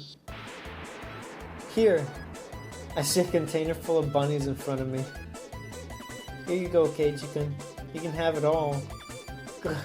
She shoves way too many pieces of apple in my mouth and I almost pass out. Here, open your mouth. Keiichi-kun, have it all. She forces me on her lap and continues to shove apples inside of my mouth. She screams out like crazy and continues to put apples one next to another. Oh. Oh. You see, Satoko, it's my victory. Good job, Kei-chan. I told you, Satoko. We completely defeated you. This is foul play. I'm not going to cry. Satoko grinds her teeth with envy.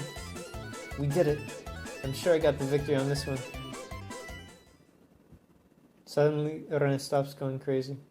Rika-chan, you're not eating? Did I put too much salt water on it? Did I? Rika-chan stopped eating because what she was seeing in front of her eyes is too shocking to her. Poor bunnies. I want them to be saved. Shoot! Blood starts shooting out from Ren's nose. Friggin' pervert, Ren. So adorable. I'm definitely going to take you home tonight. She shakes her head with excitement. Then she retrieves all the bunnies from my mouth and puts them back on the plate? Oh shit. I think these bunnies are happy now. You can have all of them, okay, Rika-chan? Rika-chan then takes Satoko's arm and raises it upward. And she goes, we just won this game. Oh. What? What? We were so sure we won. Oh. I don't care anymore. I had to suffer through this basically for nothing.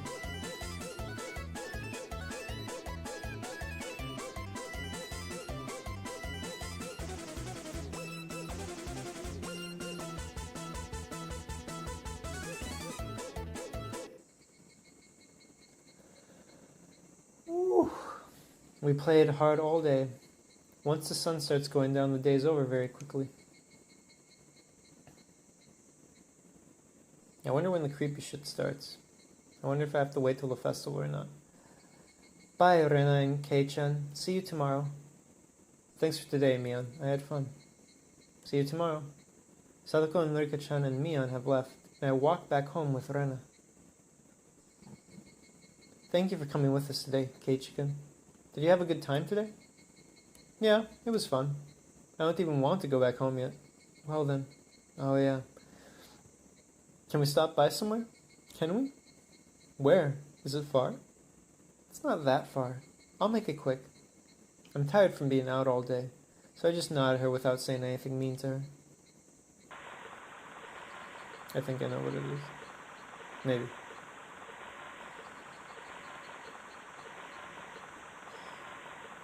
The bridge? Or the dam? We arrive at our destination after walking up the narrow path. The place almost looks like a rough construction site.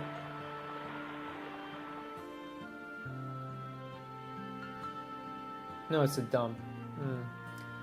There are piles of garbage dumped in the area. I bet these are all dumped here legally. I've read about something like this in the newspaper before. It's been a while. I wonder what I can find here today. I wonder. What do you mean it's been a while? You're here for this garbage? It's not garbage. It's a pile of treasure for me. He's already going into that adorable mode. What kind of adorable things can she find in this junkyard? Oh, I see a new pile. I wonder what's out there. I wonder what's out there. She starts jumping into the unstable piles of junk. What a country girl. Hey, wait for me. Oh, shoot. A city boy like me can't keep up with her at all. You can stay there, Keiichi-kun. I'll be done quickly. She tells me to stay where I'm at. Don't fall. Be careful. I'm fine. It's not a big deal. I forget, does he find anything here? She literally hops through the mountain of garbage and disappears into the junk. I don't like to be left behind, but I'm too tired to follow her. After Rena is gone, there's nothing but a silence around me. The cry of the cicada makes the air feel cooler. My exhaustion is causing me to get sleepy. The next moment, I feel someone close to me, and I turn back with surprise. I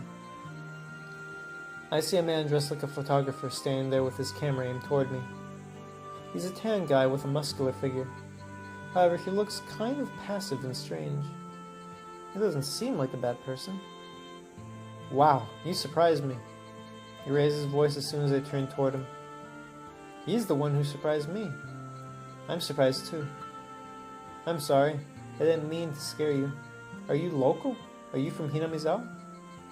That tells me that he's not from around here. He continues to speak and introduces himself. I'm Tomitake, a freelance photographer. I come to Hinamizawa every once in a while. I never asked for his name. Isn't it common courtesy to ask people before taking the picture? Oh, I'm sorry. I usually take pictures of birds. That's half a hint. Not that it really needs to be a hint. And I've never tried to ask them. Perhaps I should, huh? So he's treating me like a bird?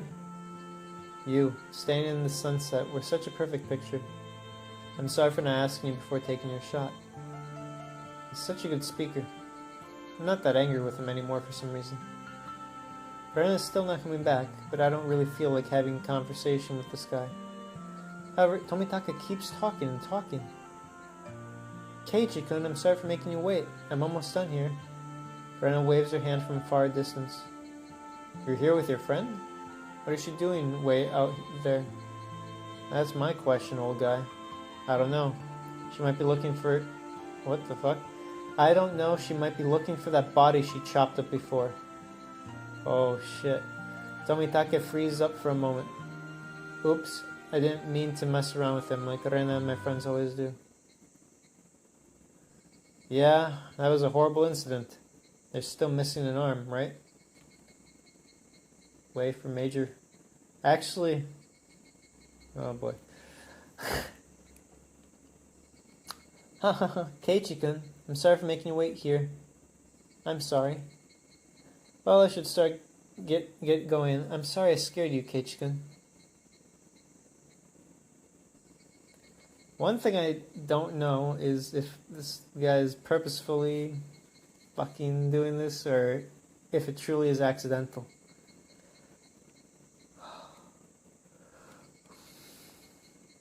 Keiichi-kun, I'm sorry for making you wait here. I'm sorry. Well, I should start... Yeah, okay, that's what I said.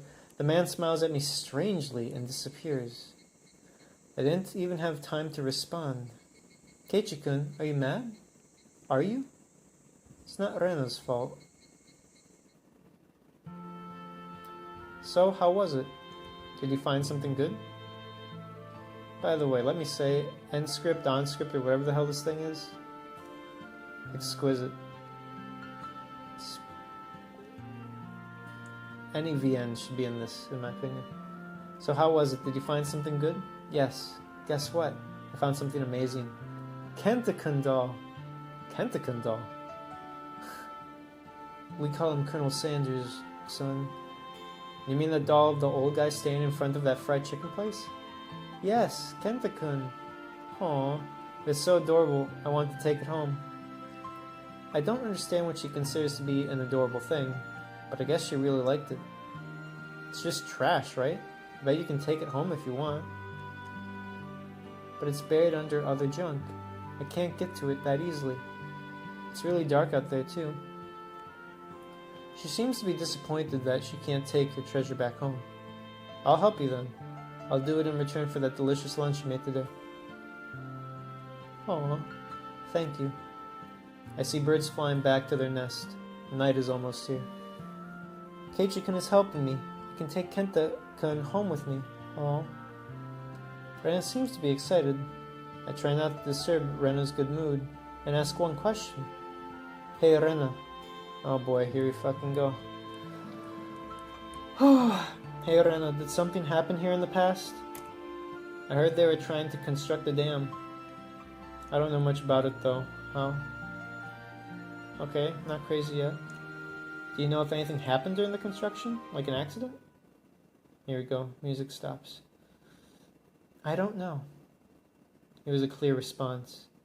It almost sounded like a rejection rather than a response. Rena senses my uneasiness. She changes her expression and smiles gently.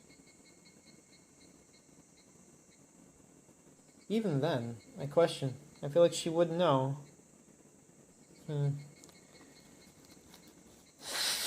Like, this part isn't false. Yeah, she lived somewhere else until last year. but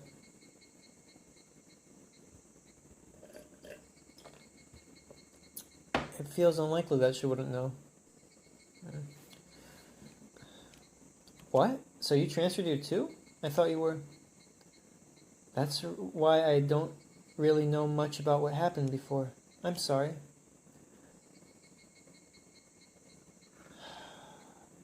She could have been so curt and quick because either she does know something, or bringing up the time period brings up her memories of her own bad past when she transferred and stuff, and that's why she just cuts it short. She doesn't know much and she doesn't want to talk about it. I think that's what she's trying to tell me. It doesn't surprise me, though. It's not a fun conversation for a girl. That was a horrible incident. They're still missing an arm, right? If what Tomitaki-san mentioned is true, only the cicada know the answer. Plot is starting. Here we go.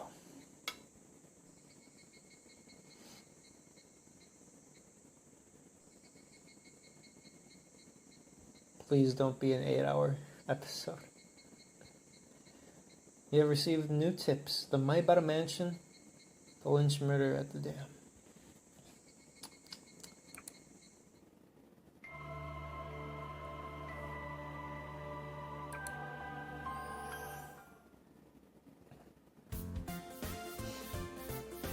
Kei-chan, is your family kind of rich? What kind of question is that? Have you ever come to school by limo?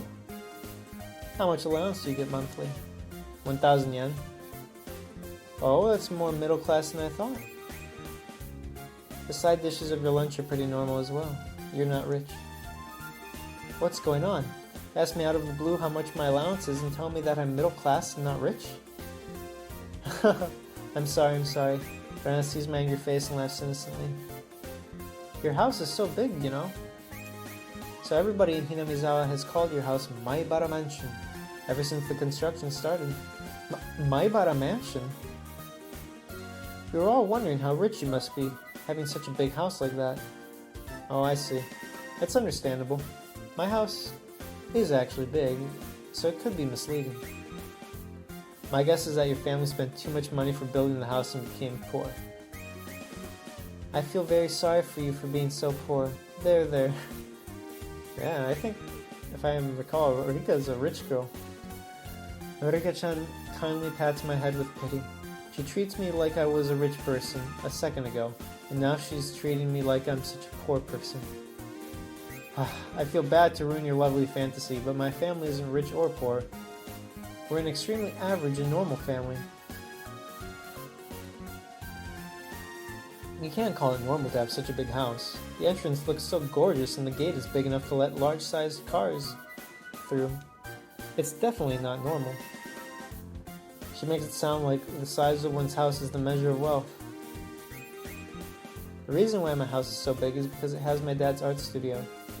We have many workshops and his old works are all over the place. And their sizes are all big. All told, the area we actually use to live is about 1/3 of the whole house.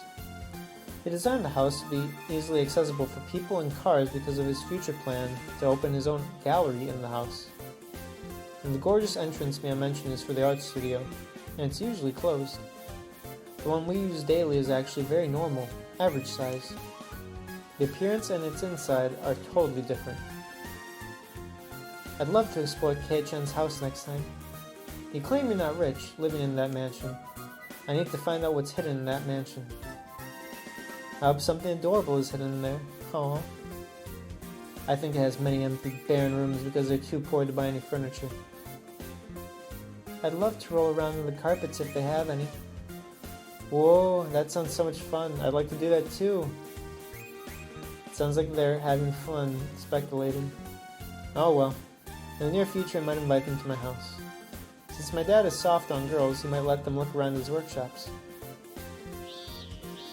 The cry of the cicadas is getting busy and the sky is endlessly up high. I smell hot but clear early summer.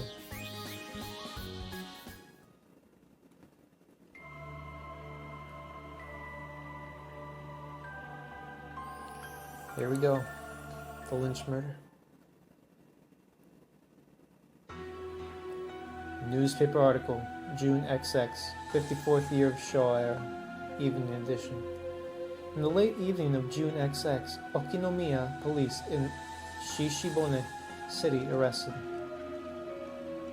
5 construction workers, XXXX, XXX, XXXX, XXXXXX, and XXXX, on the suspicion of murder and body abandonment, and placed XXXXX on the wanted list as the primary suspect of this case.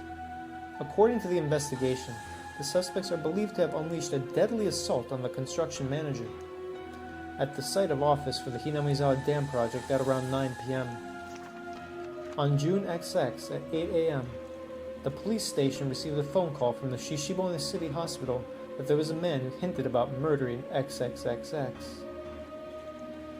When the police arrived at the man's house and asked him about his involvement in the crime, he subsequently admitted to committing the murder. A part of the victim's body was found in the place he mentioned, and he was arrested on suspicion of murder and abandoning the body on the same day. The other suspects were also arrested the next day. However, the main suspect is still on the run. So he reported it, was arrested, and ran? The police have been searching for his whereabouts. Oh, I think I know who this is. About the motive. Or maybe not. No, this is the construction manager. Never mind. He blamed us for boozing up, and I lost my temper and killed him. However, the suspects have somewhat different statements, and police are going to investigate the details further.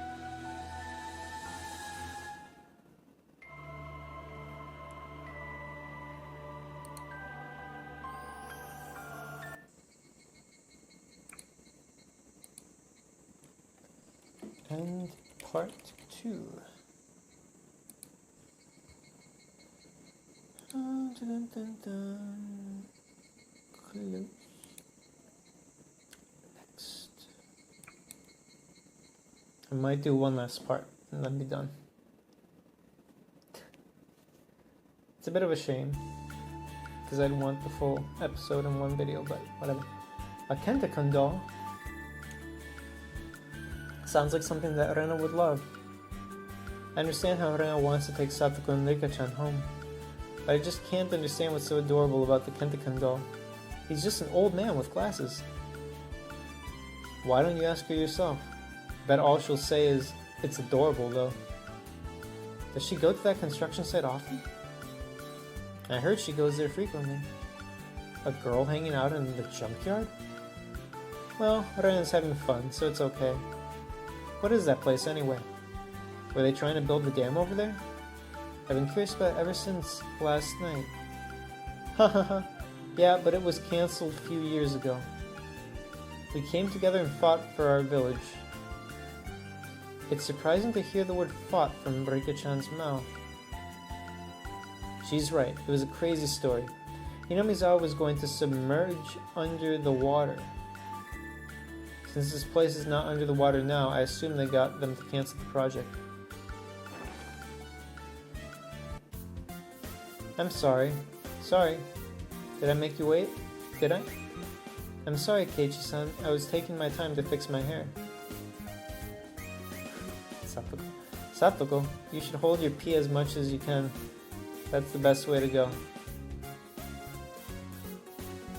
What the heck are you saying to an innocent schoolgirl like me? She's nowhere near innocent. Innocent girls don't talk like Satoko anyway. I get the same old reaction from her.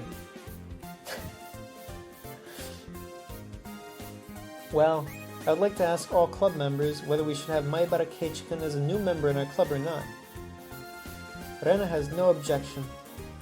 Oh, I wonder if this peasant can keep up with us. I agree with Satoko. The 3 of them agree to have me in the club. Then it's unanimous. Congratulations, Maibara Keiichi-kun. You now have approval to try out for our club. Hold on, you have got to explain this to me. Who told you that I want to join the club of yours? I don't even know what this club is about. Our club tries to adapt to an increasingly complicated society, to various conditions, with prosperity, at times adversity. I'm not really good at it, so please don't tease me. Don't be a wimp, Rena. It's a natural thing for the strong to eat the weak. What the heck are they talking about? What kind of club is this anyway? To make it simple, we play different games in this club.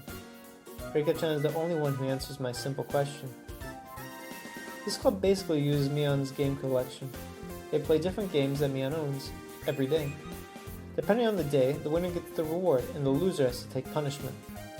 What's the game? Like Yu-Gi-Oh! Season 0. Let me make this clear, this is not just a kiddie game. It's serious. Every game is so serious that it risks your life. Can't we just relax and have fun? Don't be too serious. Club rule number 1. You play to win. You must never play lame. Club rule number 2. In order to win, you must put every effort to the game. Since Satoko is the one who is saying this, it sounds like you can do anything to cheat. I play my best too. I'm not really good, but I'm doing my best too. I understand their point now. I guess it's unfair to be in the game, think it's not a serious thing. Okay, I'll do my best then. I decided to try out their club. Let me warn you about one thing. Lorena is pretty dirty too. Ah man. It sounds like this is going to be a rocky... Come on, what did it say? Rocky road. Mion is browsing around the locker placed behind the classroom. She keeps her game collection in school too? Well, I guess it's considered belonging of the club. I think the difficult game would be unfair for him. Let's play something simple and easy. How about a card game? Let's play Old Maid. Fine, bring it on. Of course we need to have some kind of punishment. The loser's going to get scribbles on the face. Is it a deal? What? What? Hope it's not a permanent marker, is it? A permanent marker? All over the face? I can't wait to compete. Satoko gets excited. She's not scared of the horrible punishment. She's pumped up. I've got to do my best too. Let me shuffle the cards and give them to you guys. I'm very familiar with this game. However, they have a different rule. There's no joker. Instead, a regular card will be the one. They take one card from the pile in the beginning, and whoever gets the last card will lose. The fun part is that no one really knows which card is the maid. It's a thrilling game. I'm going to take one card out now. Ran pulls the card out and places it in the center of the table, upside down. They all stare at that card.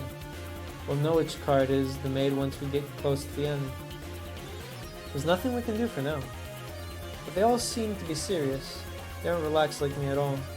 They stare at their cards and the one on the table, and look around to see how others are acting. It's as if they can see through all the cards. No way. These cards are pretty beat up. By any chance you guys remember all the creases and stains on these cards? It's club rule number 2. You must put in every effort in order to win, Keiichi-san. Some of them have very big marks, so you'll memorize them quickly too. Makes it sound like it's not a big deal. Bring it on. Don't think the girls can win just because you remember the marks on the cards. However, it's clear that I have a great disadvantage. The whole game is different if they remember all the creases on the cards. This is not a simple Old Maid. In Mahjong term, it's a Ganpai Old Maid. It's okay though. I'll surprise them with a counterattack. But all that's awaiting me is an embarrassing stretch of loss. Let me read all of your cards from the right to the left. 3, 4, 9, Jack, Queen. No! By the way, the card taken out is the Jack of Diamonds. What? You can shuffle all you want, I can still read them. I'm out. Ugh. I thought it was prepared, but I never thought they were this strong. Demons. You guys are demons! But I know you're not, Rena. I'm sorry, Keiichi-kun. You have 3 of hearts. Right here. I'm out. Wow. You're so vicious. Even Rena and Rika-chan are playing foul. What kind of club is this? I bet you will survive anything if you can survive this club. They'll probably survive any brutal surviving games. The fuck? I can imagine them hunting after people. We're going to track the record. Each of us gets negative points according to what place you made. Whoever has the most negative points loses. Keiichi was in last place, so he gets -5 now. Negative or positive won't make a difference. I get a -5 on my scoreboard. It might be too unfair for Keiichi-kun. Perhaps we should use a new deck of cards. Don't worry, Keiichi is a guy. I'm sure he can handle this, right? I say a little peasant should just go home and wet his pillow with tears. As I shake in rage, someone reaches out to me. It's Rika-chan. You can do it, yeah? Is Nipa being translated as yeah? Because that's gonna suck ass. Don't take away her cute little saying. I finally calm down as she cheers me up. I can be calm when I'm in trouble. That's the enormous potential I have. That is surprisingly true in every other episode. Just think, my Barakeichi. Take your time and observe the cards. Just like Rena told me, some of the cards have obvious marks. I think I can memorize them. I have to do everything I can do in this situation. Wow, Keiichi-kun, you're getting better. I try to hide the scratches on the cards with my hand or with other cards. The one with the crease on the corner is 5. I'm out. Memorize everything that other players are saying. Every scrap of information is important. Now it's my turn. Satoko spreads her cards in front of me. I need 7. Is it this one? I have no idea. You won't know until you see it. I see a sign on her face. It's obvious that she doesn't want me to pick this one. Oops. I can read her emotion through her expression. I see it. It's this one. Bingo. 7 of spades. They're impressed by my move. Are you serious? 7 is the trickiest card in this deck. I didn't remember the card. I just read her expression on the face. Give it up, Kei-chan. I know this crease is the 2 of diamonds. What? Anna is astonished by her mistake. The other members are surprised too. Wow. Mii-chan never makes mistakes on these cards. No way. Kei-chan, did you... They read the card by looking at the scratches. Some of those scratches are made by fingernails. So I did it. I just made a new mark on there. You're saying that you made the other card look just like the 2 of diamonds? Wow, that was pretty clever for a guy like you. Way to go, Keiichi.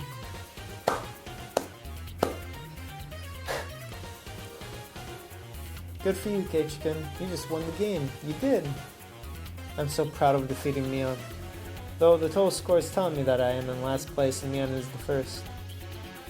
I tried to annoy Mion and start smiling sarcastically. Yeah, I know I'm still in last place, but I feel good because I know I defeated Mion at the end. I know this comment will make Mion go crazy. But even if you win on this game, the loss is already decided because of all the negative points you have. Is that okay? No way. How about we change the rule? Let's give him one chance. If he wins, he becomes the winner and I'm the loser. Sounds exciting. Huh? Yes. I got Mion to get excited enough to trap her. What do you mean, one chance? Explain it to me. She gets rid of one of the 2 cards she has and puts a joker in her hand. Then she puts her hand in the back and starts to shuffle. The card in my right hand and my left hand. Darikiki Migikiki. If you can guess which hand I'm holding the joker, you win. Did you just get rid of the joker behind your back? If you lose, I'll show you the card on my other hand. Is that a deal? The 3 girls are excited with this last gamble. Fine, let's go for it. It doesn't make a difference because he was going to lose anyways. Mion shows me the 2 cards in her hands. I have to observe them closely. The one on the right has no obvious... The one on the right have no obvious marks, and I have no idea what it is. Which one is it? Be cautious, Keiichi-kun.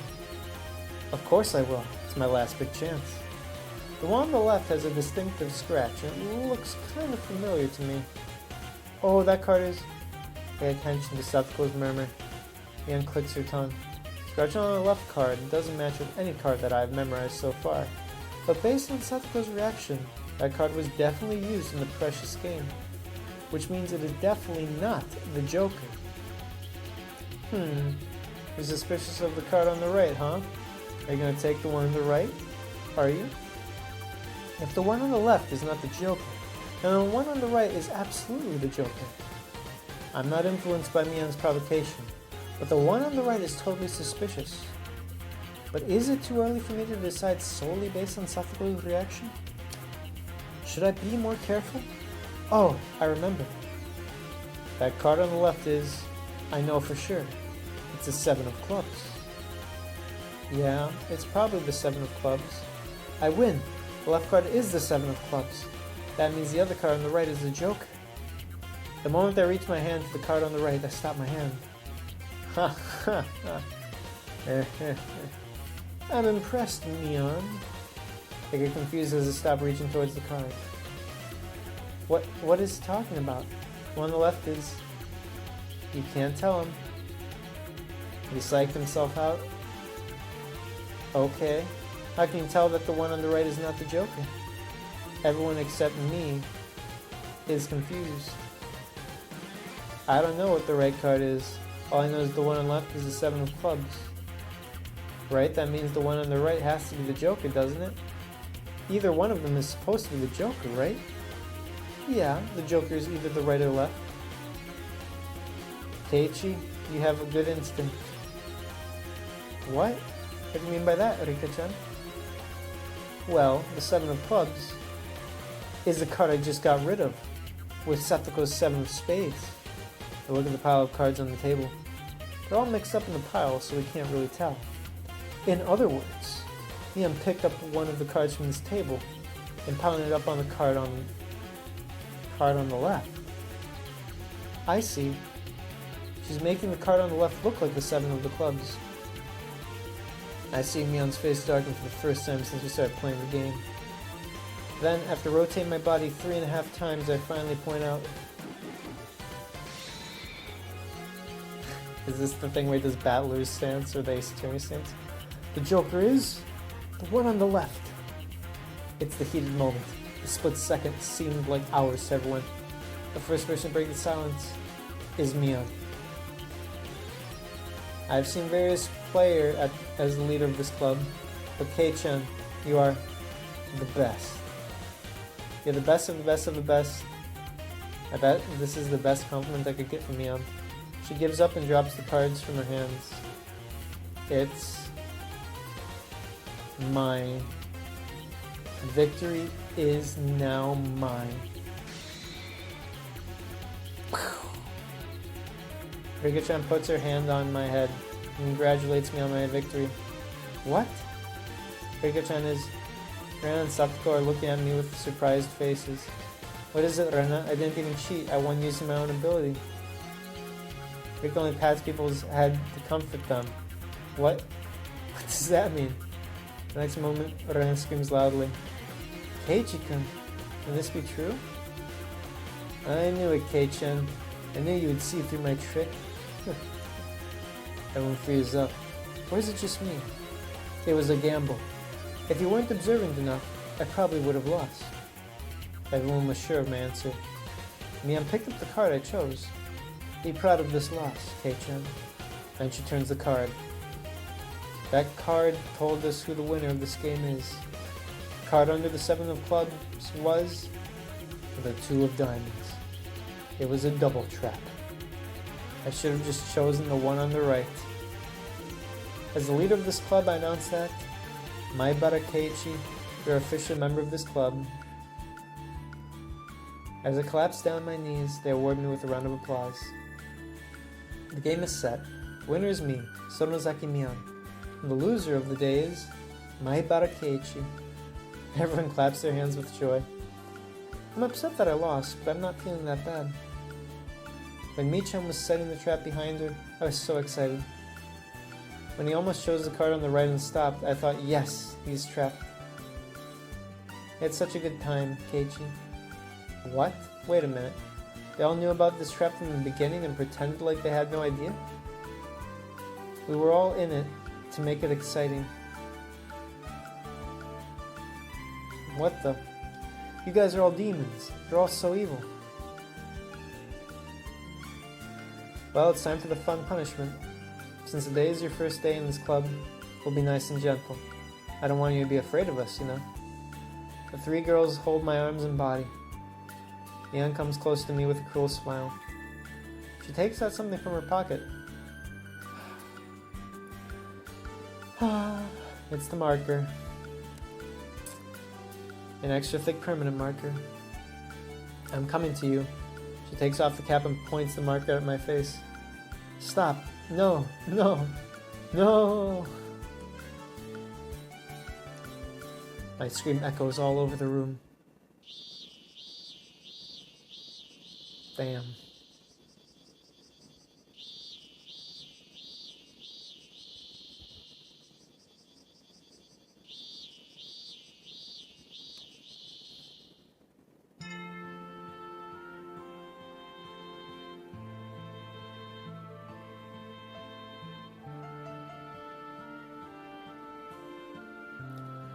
Rena left in a hurry, right after the club was over. She's probably going to that junkyard to get the Ken doll out from the garbage. I'm walking home alone with Mion now. A pile of treasure, huh? People who are dumping all that stuff have no idea that Rena is appreciating it. She's talking about the damn construction site. Perhaps Mion might know something about that place. About the murder that happened at that place. Did something happen? At the damn construction site? In the past? Yes, there was a big war. There were sit-ins and demonstrations. It's not exactly what I was hoping to hear, but I continued to listen. They're trying to submerge this area under the water, right? I would have fought too if I were here. The government officials were so selfish. They're arrogant and bossy. When they found out they couldn't take care of things with their money, they started doing dirty stuff. They are foul. She raised her voice in rage as if it's going on right now in front of her eyes. How did you guys win? It was the government you were up against, wasn't it? The leader of the village and other people with power got together and petitioned everyone they could. They also went to Tokyo and negotiated with politicians there. In the end, the plan was eventually withdrawn. It was our victory. Oh boy, here we go. Was there any violence going on? Like assault or murder? No. She answers clearly. It's the same as Lorena's reaction. She doesn't want to talk about it anymore. Tomitaka-san mentioned an incident and a missing arm. You know, shit. I wonder how much of this wouldn't happen if everyone was just honest as hell.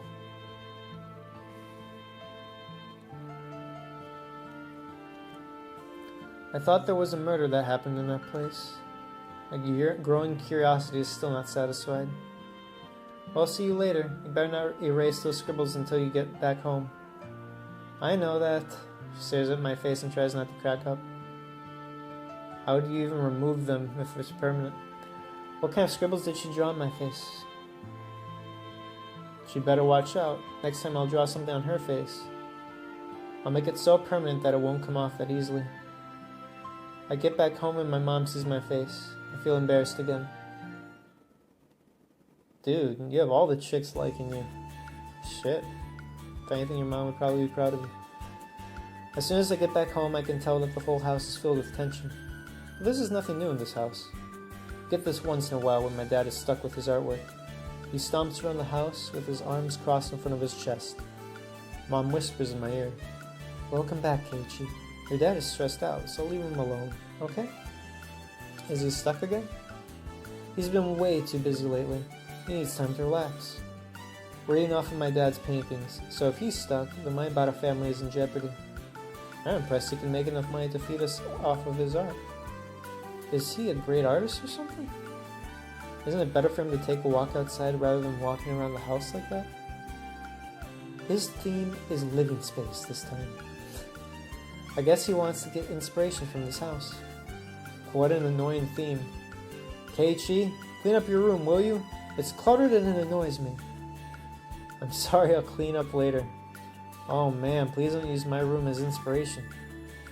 Hey, you could make it cluttered and have that be a theme. like those I Spy books. Keiichi, why don't you go out and take a walk? You still have a while until dinner time.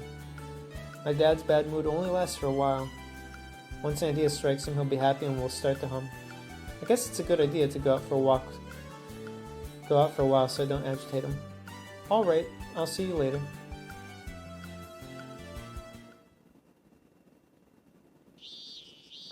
I came outside, but I have nowhere to go. I just want to kill time for a little bit. I get on the bike and think about where I should go. I wish I could go to the bookstore, but it takes an hour to get there on the bike. It'll be dark by the time I get back here. You know, Izawa can be pretty creepy when it's dark. Oh, fuck. Creepy during the day. I can't tell this to Mian and Satoko, though. I smiled to myself. I know. Rena might still be browsing her pile of treasure at the construction site. She might be still struggling to get her Kentakun doll out from the junkyard. It's a good idea for me to do something for her now, so I can get something in return. Maybe I can get her to do something in exchange during the next club meeting. I head towards the construction site with impure motives. I guess I didn't read correctly, considering I thought he helped her already. I might see Tomitake-san there too. He's the only person who knows about the incident that Rena and Mion don't want to talk about. If I see him again, I want to ask him more about it. Was there really a murder in this village of Hinamizawa? Man. Whew. I really want to know.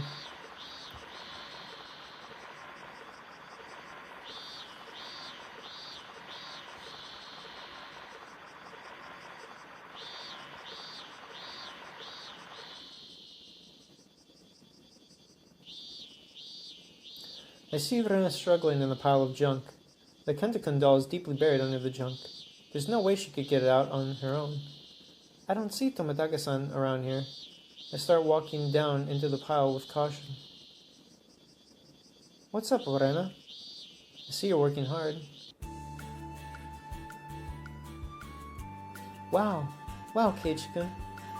What are you doing here? She's surprised to see me. I guess she knows this is a strange place to be. I received an urgent report about an innocent victim. Where is this person? What are you talking about, huh? I heard that the Kentakun doll is buried alive under the pile of junk. Oh, I got it now. I wonder why I scared you. You scared me, Keiichi-kun. I was just kidding. I thought you were having a hard time alone, so I came here to help you. What? You're here all for me? Oh. I feel better now. I have to see your blushing face at least once a day to stay healthy. I'm just messing around. You're making me feel shy too. What do you mean? That was a joke? How long have you been lying? How long? That is a weird one. Rena asked that earlier too, so it's like... Man, deceit really fucks up everyone in this. I ignore her question for now. Anyway, move. Where's your Kentakun doll? Oh, here. Can you see him from this crack? Wow, he's really buried alive pretty bad. The Kentakun doll is buried deeply under piles of wood and lumber. According to her, it wasn't this bad yesterday. I guess another truck came and dumped garbage illegally last night. Are you trying to get rid of all this junk on your own? With your thin arms? I don't think she'll be able to do that with her thin arms. But he's so adorable. The one I see in front of the store has a chain, but I can take this one back home. Aww. The fact that it needs a chain in a small village makes me wonder if she tried to take it before. If she doesn't get this doll, I bet she'll do anything to steal the one in front of the store.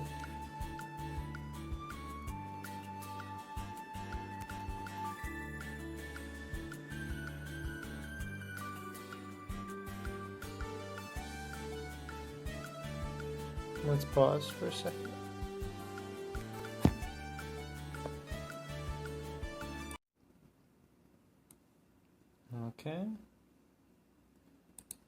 Okay.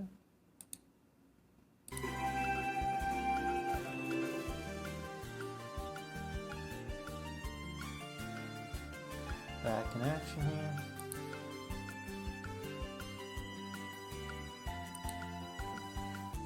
Okay, let's see. If she doesn't get this doll, I bet she'll do anything to steal the one in front of the store. As a guardian, I can't let her commit that kind of crime. Move away, let me get him. She blushes again, and I rub her head. The pile of junk is enormous.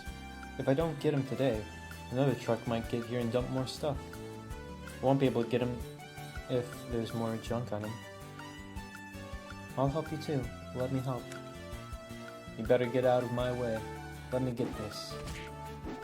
Macho Keiichi. I pull the lumber, bend them, and throw them away. I'm covered with dust and sweat as soon as I start.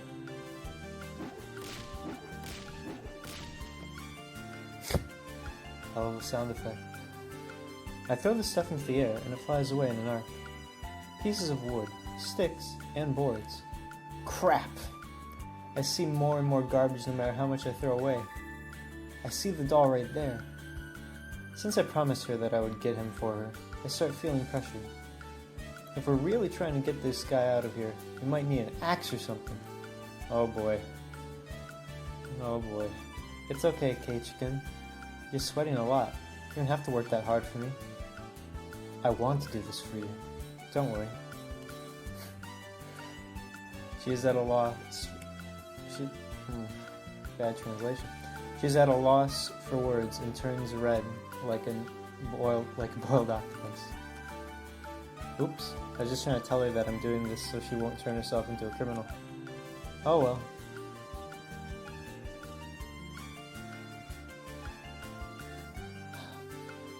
Poor Mio. I've got to take a break. This is harder than I thought. I lay down by the grassy hill and stretch out my body. I'm sorry. Sorry. You're so sweaty. Rena wipes my forehead with her towel. It feels good. Take a break for a while, okay? My house is not too far from you. I'll get some barley tea for you. She leaves the towel on my head and runs off. The cry of the cicadas is cooling down the air. After she left, I wake up and walk towards what I found just minutes ago. Oh boy. How a small thought turns into a big thing. It's a pile of old news magazines and newspapers. If I still remember, I think I saw it around here. There it is. I see tabloid magazines piled up with a string. They're a few years old, and they're piled up by the issue date. That was a horrible incident. We're still missing an arm, right? If what Tomitaka-san was saying is true, it means there was a murder. There's scary news all over the world nowadays. I hear about these horrible incidents everywhere. People are also curious about those cases. If that's the case, I should be able to find an article about it somewhere. I untie the string and open the old pages one by one. Not here. Next. Not this one either. Next. I don't even know when it happened. I don't know who the victim and the suspect were. One thing I know is that it happened right here. I raise my face up once in a while to make sure Rena is not back here yet. I don't want her to see me browsing magazines with pictures of sexy ladies, but that's not the point. Both Rena and Mion told me that they don't know anything about it, but it absolutely happened in this village. Unless Tomitaka-san was lying to me. If Rena and Mion had admitted that it happened, my curiosity wouldn't have grown this much. But Rena and Mion don't want to talk about this incident. I'm trying to reveal what they are trying to hide from me for my own good. Am I betraying them? That's a tough thing. Like, for your own good, what the hell does that really mean? What does him knowing this murder really matter? Like, obviously I'm using future knowledge, but it causes a lot of issues to keep it hidden from him. And I'm just trying to get into the headspace. It's like, if they hid their own darkness, that makes sense, because you don't want your friends to know the worst about you. At least not at the start, it's only been 3 weeks. But it's of the village, it's so general.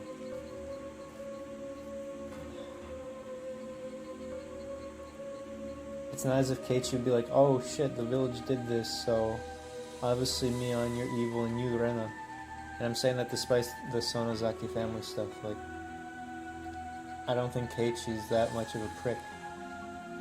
I put the blame on him.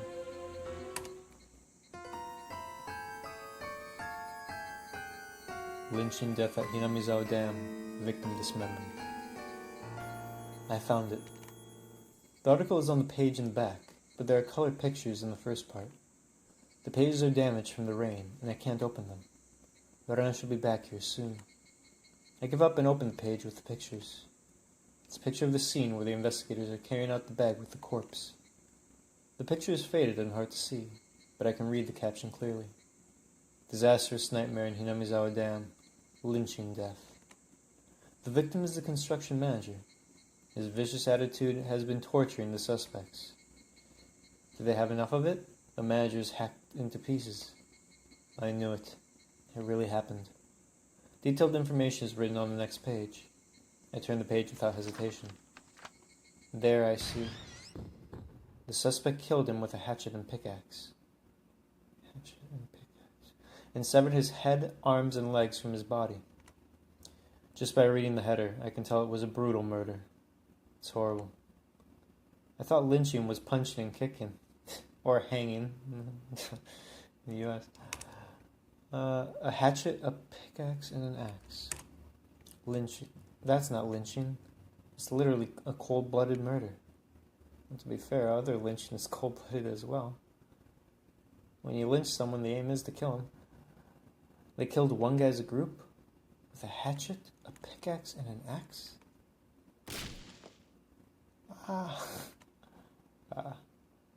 Yeah, I'm sorry. Did I scare you? Did I? Brandon gets surprised and drops the axe she had in her hand. Okay, that's the only reason it said it for this joke.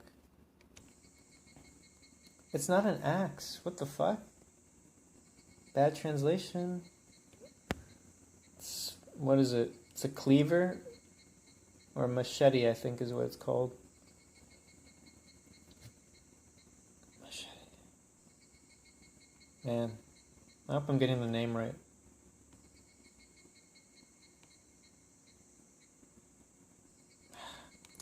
You said you're going to need an axe or something, so I brought this for you. Fernanda tries to explain and apologize in panic. I guess I looked really scared to her. One thing I don't get, and I don't want to reveal too much stuff from future stories, especially for anyone new to this, but I think it's safe to at least say this for all the stories. It's weird how at most one person goes weird. At most, seemingly at most, one person goes weird in each story. Like, given the circumstances, I'm surprised it doesn't become a mass thing. Like, I know that'd be worse for storytelling, but it just blows my mind. I guess I looked really scared to her. My bad. I guess I was scared too much. No, it was my fault. I'm sorry. It's almost sunset. I'm exhausted now, so I should come back tomorrow.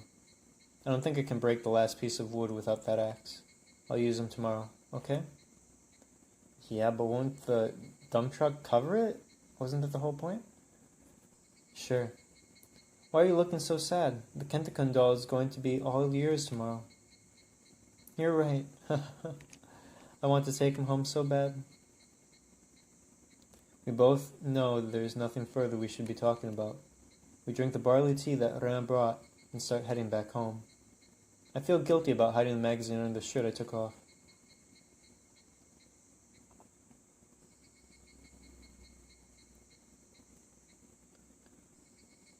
I am glad I'm playing this though with the original subtitles. I am definitely not one for subtitles. Original drawings. I am not into that updated horse shit. Sorry. This is meant for the imagination, right? It's like when you read a book, you get what you want in your head. It's like when I read I Shall Seal the Heavens, I have the vision in my head.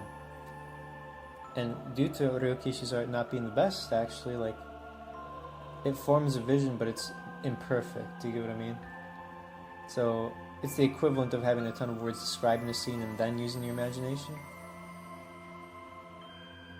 But instead it uses a cruder image to convey those details.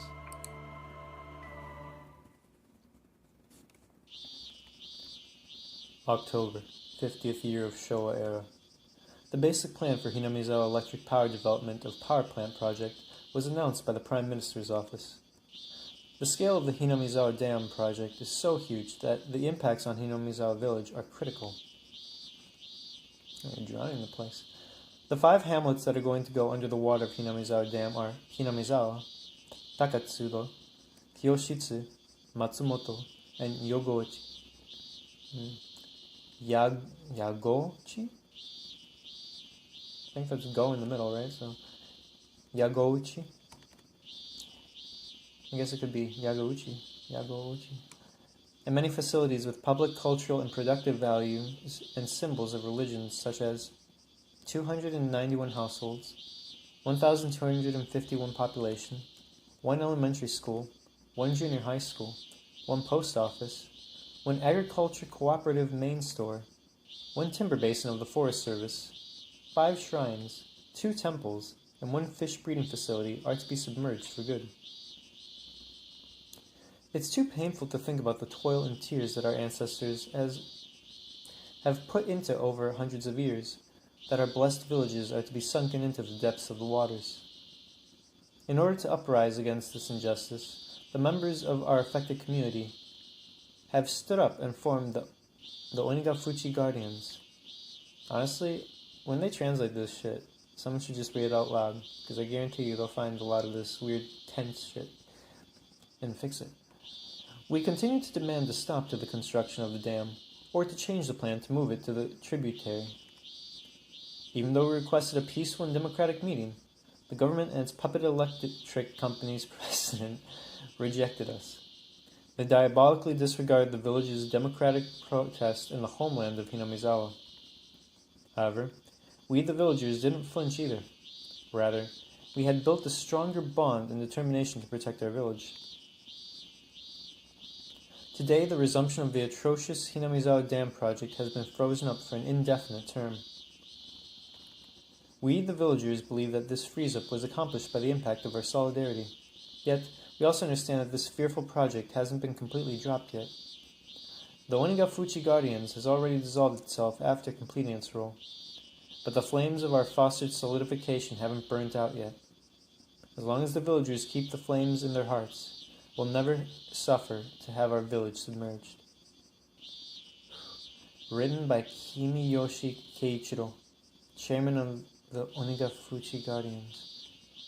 Do I have to memorize that name? Kimiyoshi Keiichiro. I'm trying to think of what has actually been revealed thus far. Obviously the murder, obviously the dam project and how they're secretive about it, and all that. There's that weird stuff about the clothing store with the uniforms. I don't know if that's just joke or if that's hinting at some other stuff. You can sort of think a bit about Satoko, I guess, because of how much she's with Rika.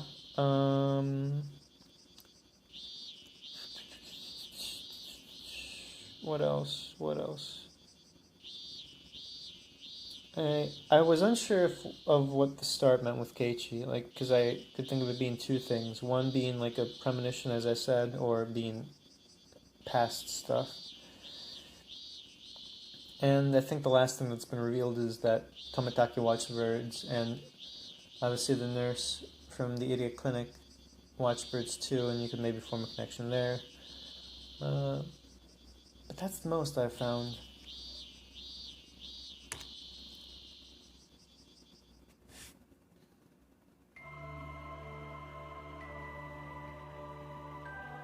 I bet you those are some real-ass magazines.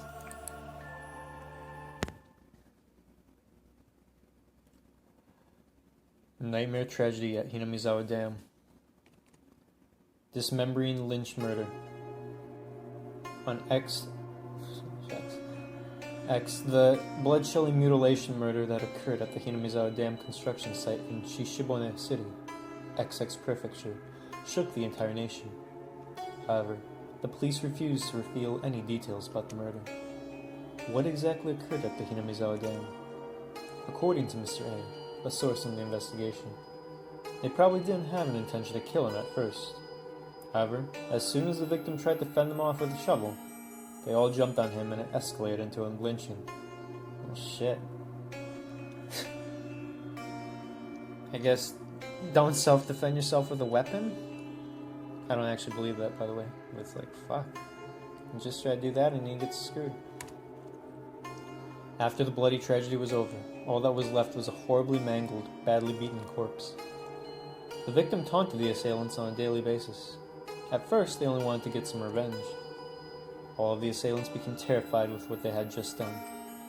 Some of them began to entertain the idea of turning themselves in to the police. However, the leader of the group, XX, he's the one who got away, right? Brought up the idea of hiding the body. As he persuaded the other members, many of them began to think they didn't want to get caught. You know, this guy's a real asshole. If he hadn't persuaded them to do that, I wonder how this would have ended. There were 6 of them, and they were at the construction site, where a body can be easily hidden. They were supposed to hide the body and leave the place. However, the leader of the group, XX, was afraid that the other 5 might turn themselves in out of a crisis of conscience. So he came up with a horrifying way to make them keep their mouths shut. XX came up with an evil plan to dismember the dead body into 6 pieces so that each of them had to take the responsibility to hide theirs. XX turned simple manslaughter into a most horrifying murder and tried to strengthen the unity by getting each one of them deeply involved. Getting each of them deeply involved? What's this supposed to mean? Mr. A? Mr. A opened his mouth reluctantly. XX ordered... Oh, okay, it's like an interview. XX ordered each member to cut apart the body by their own hands. They were reluctant at first, but nobody could defy him in the end. Who the fuck is this guy? In other words, once you eat the poison, eat the plate as well? This is how the horrifying bloody ceremony started. They cried and vomited while dismembering the body. One of them resisted strongly, but couldn't go against the ringleader, when he told them that it didn't make any difference if there was one more death. Oof. However, XX's plan didn't even last for one night. The member who refused to do his part until the very last went to a hospital to get treatment for the wounds he got during the battle. And he collapsed in tears and confessed the crime. The idiot clinic? Or a separate hospital? Until the very last. Does that mean he didn't chop him up, or did he? The rest of the members were all arrested one by one, except for the leader, XX, who's still on the run. The right arm of the victim which XX hid still hasn't been found either. Despite the daily searches by the police, this evil man is still cut loose from the hands of the law. What the hell are the police doing? Who the hell is reading this? That's my question. Is it Keiichi? It's a tip, though. It seemed like XX said he was going to throw the victim's right arm into a swamp. Interesting. The existence of the swamp is interesting because of other stuff. Actually, we found his car abandoned near the swamp, but the lead ended there. XX kept suspecting his friend's betrayal. There's a possibility that he caught on to the other members ratting out to the police and escaped to someplace other than the swamp. Of course, our investigation team has thought of that possibility as well. He has no transportation, so the area he can run away to must be limited.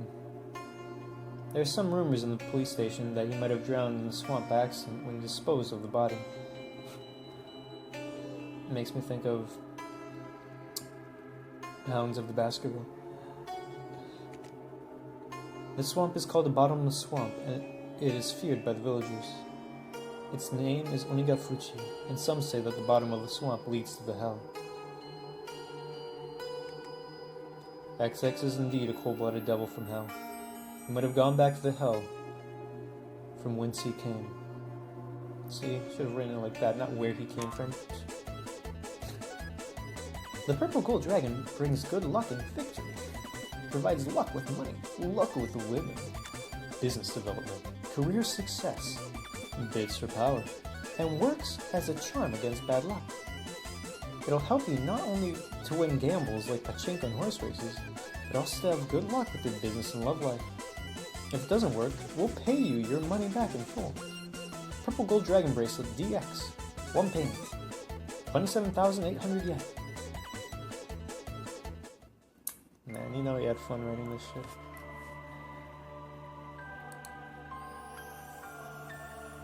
Where am I at, nigga? End of part 3. We moving along. End of part 3.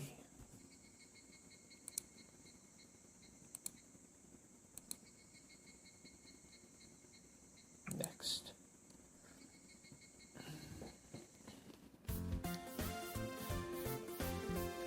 I'm not sure if this school is operating that well as a school. Especially the physical education class really sucks. Does it, dude? I remember the clips from Kai. All the chicks wear bloomers and shit, and then you're enjoying that shit too? You bullshitting me now. Especially because I know you like Rena.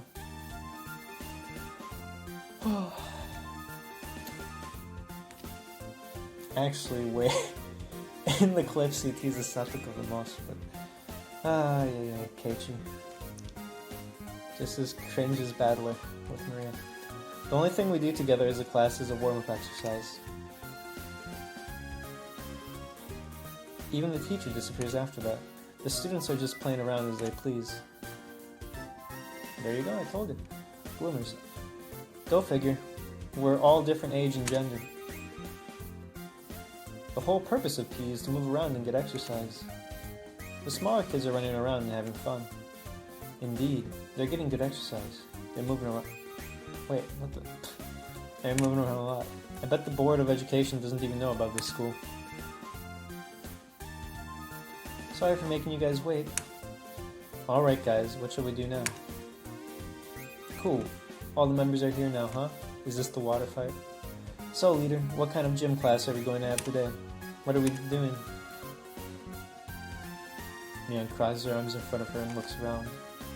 Reflexes and endurance are what you need. In the world of sports, there's no true friendship. Everyone is your rival.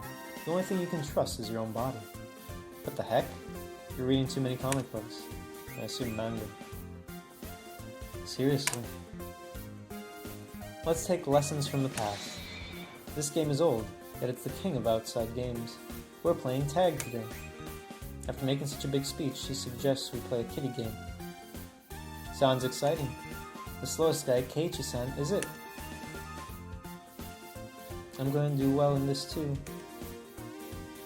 Same here, I'm not going to lose today. Why are you guys so excited? Club rule number 3. You must always be excited about the game we play. Wait a minute, is this a club activity? Everyone looks at each other's face. They're so confident. I'm a guy. I don't think these girls would be able to win over my athletic skills. Mian and Satoko think they can win, and Rena is concerned about me. Bring it on, you guys. Let's get it started. My voice echoes around the field. This is the rule. Whoever doesn't get caught by the end of the class wins. However, there's no taking turns for it. The person who gets caught is also going to be it. I see, so it's like a virus, it expands. Therefore, the number of its will increase as we play. Whoever makes it to the end will be chased by all of us. Pretty cool. We called this game the zombie tag. I see, whoever gets caught will become a zombie, huh? It's such a scary name. It's so scary. If I catch you, I'm going to cut open your stomach and eat your guts. No, Keiichi-kun, please don't. Rika-chan puts her hand on Rena. Oh, fuck my boy. Ay, ay, ay. Oh, boy. Rika-chan. Rika-chan puts her hand on Rena. It's okay. I'll eat you gently before Keiichi eats you. Rika, that's not comforting her at all. Me and I also nod deeply. Rika, you are something. So who's going to be the first zombie? Rock, paper, scissors? Since this is part of a class, let's decide based on a quiz. I'm going to give you guys a question, so whoever doesn't know the answer is going to be the zombie. Fucking Keiichi over again. Have no idea what she's talking about. What is the number that comes after 5? Is this a Japanese joke? Okay, so after 5 is 6. Duh. And if you want to be general, you could say 6, 7, 8, 9, blah, blah, blah. Let's see. Ichi-ni-san should go Roku. Roku is after it. I don't know if there's anything special with that word. What? I'm confused with their sudden question. You know, her phrase is her question again. Just answer me. What comes after 5? It's 6. And what do you wear on your feet? Okay, shoes. Well, socks and shoes. That's socks. The third letter from the back of the alphabet. Well, that's Y. I don't know what the hell that'd be in Japanese.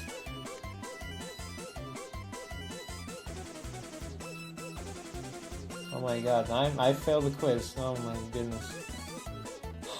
X, Y, Z, yes, X. Can't believe it's like Y. And what's the other word for gender?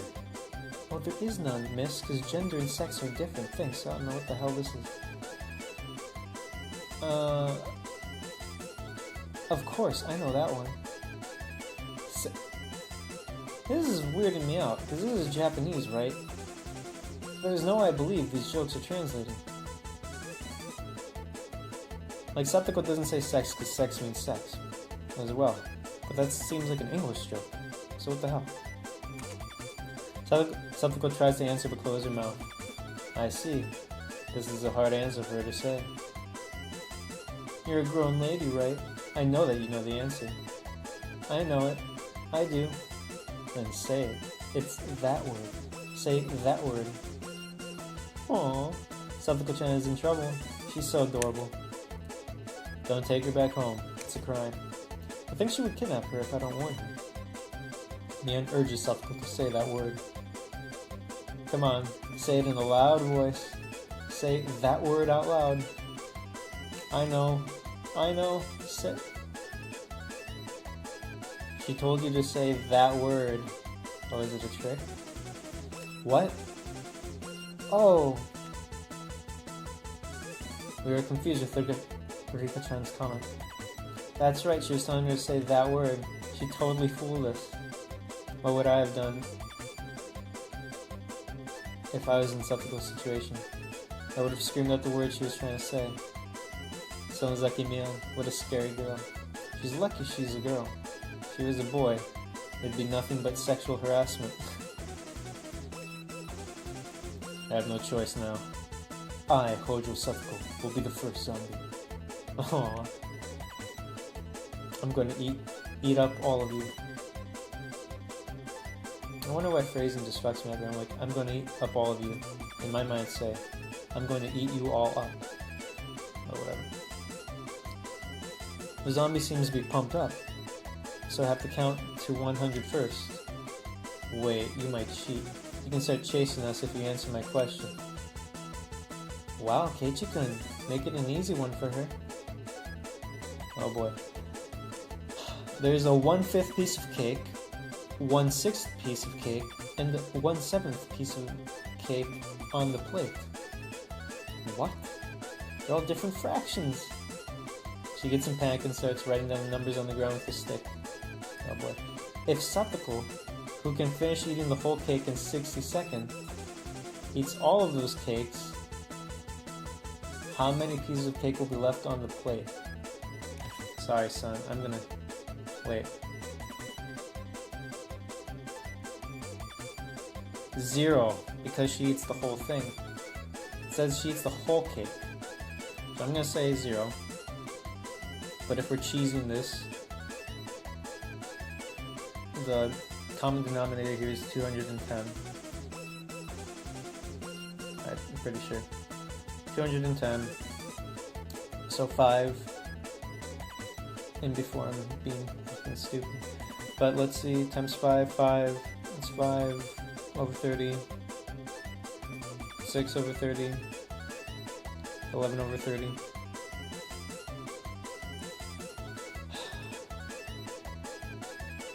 So 77 over 210. 107 over 210. So 103 should be left. 103 2/10. but 0 is the real answer. Mian screamed out as soon as I gave her the question. Ready? Go. Everyone but Satoko starts running away as soon as Mian shouted. Keiichi-kun, that wasn't even a question. If Satoko even takes the time to think about it, it's her loss. If she eats it all, there will be 0 cake left on the plate. Exactly. Everyone runs towards different directions. I know this song. Since they know in detail about the school, they probably all know where the best places to run to. I'm already at a disadvantage. In this case, I should follow someone who has the best surviving skills. I think Mian would be the best person to follow. Too bad I didn't think of it when the game started. As I look back at Satoko, she is finally getting up and starts hunting for us. She's mad. How can she be tricked by a stupid question like that? I'm at the corner of the school building right now. I think I can respond quickly to the zombie's action from this location. You know, wouldn't it be crazy if we found the fucking hand? I breathe in deeply and start playing out in my mind. Stay calm, my better Keiichi. What would I sell? What would I do if I was in? Getting more people on my side is the key to win. That means it's best to target the slow ones first, which is me. Where are you, Keiichi-san? I'm not going to let you escape. That's what I thought. How would she look for me, though? Is she looking for my footsteps? Or some kind of evidence? If I can fool her, I can get away from her. But it's just a game of tag after all. Could this be that complicated? Hey, Tomita and Okamura. Did you see Keiichi-san somewhere? What the hell is that approach? The zombie asks around other people to get her prey? Wow, bad translation. Prey as in prey, not prey as in prey. Tomita-kun and Okamura-kun point in my direction. As I see her start running this way, I flee the place. It's not easy to completely hide from a group of little kids. I realize how much of a disadvantage I have. If the zombie is going to ask other kids about me, I have my plan too. I gather a few girls who are playing with the ball. Can you tell something to Hojo Satoko for me? Tell her that her parents are at the gate waiting for her, will you? Oh, fuck. Man.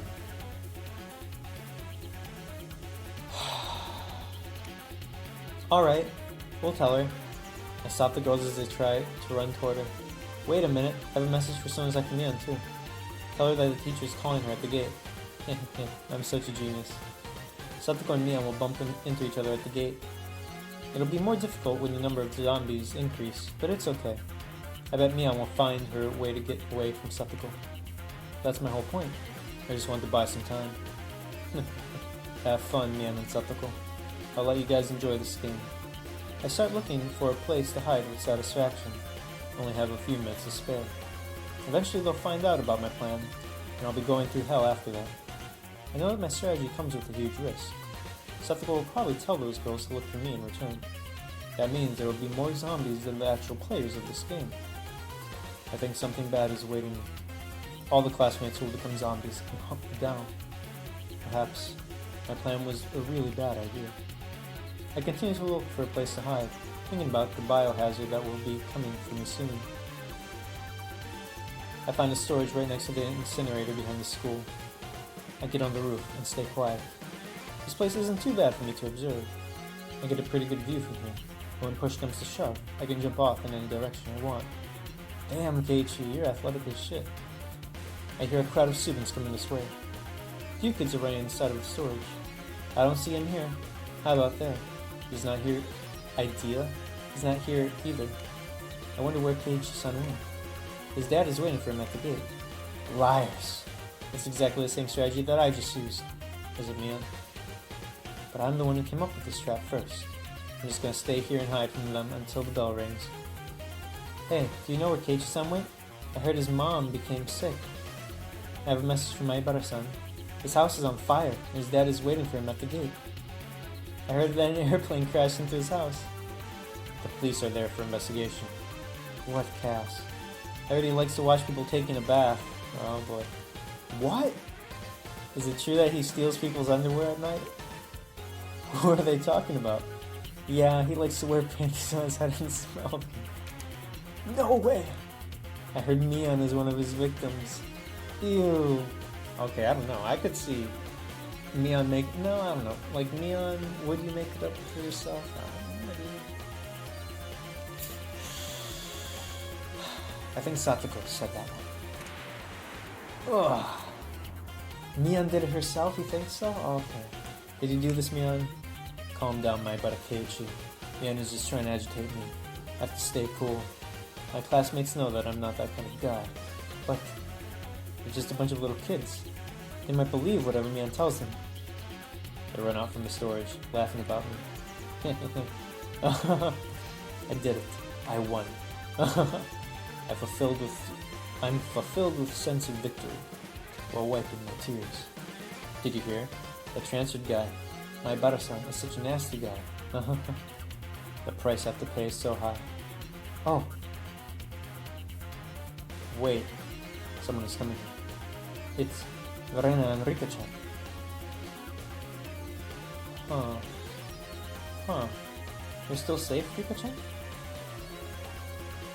Yes, I'm hanging in there. Huh. I heard Michan was caught. Mion? Did she get caught because of my trap? Now I know why she's spreading such horrible rumors. What should I do now? I just got away from Michan. Do you know where Seppuku-chan is at? He's searching for us around with Earth, where pipes are located. This place will be safe for a while. I feel relieved to hear that. Ren sits down to catch her breath, and Rika-chan walks toward her. It's not strange for her to walk so silently like that, but could she be... Wow! Rika-chan, what is it? What? Don't worry. She smirks at Ren with a scary expression. Why are you coming close to me? Why? You're not a zombie, are you? Don't be scared. I'll eat you. Gently. You're kidding me, right? No way. Rika-chan. Rika-chan stretches her arms out like a zombie and pins Ren against the wall. Ren shakes with fear. It's like a live horror movie. It's better than the average scary movies. At that moment, Ren finds me and looks at me. Damn.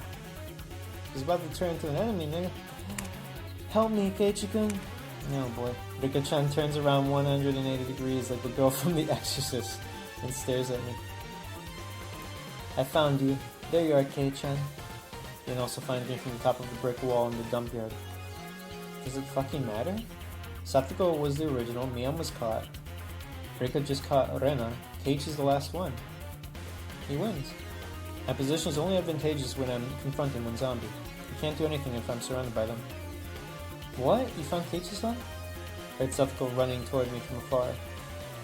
Rena somehow gets away from Rika-chan, but now Rika-chan is targeting me. Oh, okay, what horseshit. So they let Rena go just to get Keiichi? What crap. She's literally up against the wall. Come down, Kei-chan. The three zombies walk around the storage with cursing voices. Stop, you guys. You guys are scaring me. I wonder what your guts taste like. Keiichi-san. I want you to be like us, Keiichi. Help! Someone help me! I see Rena apologizing at me afar. She's bowing at me. She's saying that she's sorry. She's leaving me behind like that? Rena! I jump off the roof with fear, but then I slip and fall. Satoko and Rika get on top of me and tickle my body. Stop, hey. Ah! So, Rena's the last one, huh? There's only a few more minutes left until the class is over. I'm gonna get Rena. She betrayed me and left me alone. I'm a zombie now. I understand the grudge now. There. You're our friend now. I feel like I was bitten by a vampire and turned into one myself too. It feels strange to be welcomed by the people who were my enemies not too long ago. This game is pretty deep. We don't have time for all that now. We need to catch Rena. I see the principal walking down the hallway. The bell is ringing soon. I need to do whatever I can in order to eat Rena alive. I'm not just a zombie. I'm a vampire thirsty for her blood. Use the same trick that put me into this situation. Use my classmates. I gather up the students running around the field. You guys listen. Rena's in trouble. You need to find her now. Is it more urgent than the airplane crashed into your house? I forgot about that story. Leon whistles and looks away. Yeah, it's nothing like an airplane. Guess what crashed into your house? A space colony. A space colony. Man, this all ties together in a funny way. Space colony? Yes, it's a disaster. Everything in a 100-kilometer radius is destroyed. But this is just the beginning of the tragedy. It's an all-out war for independence raised by the Zion fleet. Oh boy. Did, what the hell is his name? Did Ford write this? They're all surprised with my extreme made-up story. What's going to happen? Is the Earth Federation going to lose? Most likely. But there's one person who can defeat the Red Comet. That's Ryugu Rena. The kids swallow. They understand that Rena is crucial for their survival. Alright guys, let's search for Rena. They all agree and start running everywhere around the school. Huh? There's one kid staying here. But I thought not even the wave motion gun could take down that Comet Empire. Is it from an actual show? What you're talking about is the White Comet. We couldn't take it down because we didn't know where to aim. But of course, Rena knows how to take it down. Wow, Ryugu-san is amazing. Now then starts looking for Rena. I didn't know there was a smart boy here like that. Uncle Neon finally realizes how much talent you have, Kei-chan. I don't know if I can take it as a compliment, but oh well. Good job, Kei-chan. I'm impressed. I think we can win, with all those kids on our side.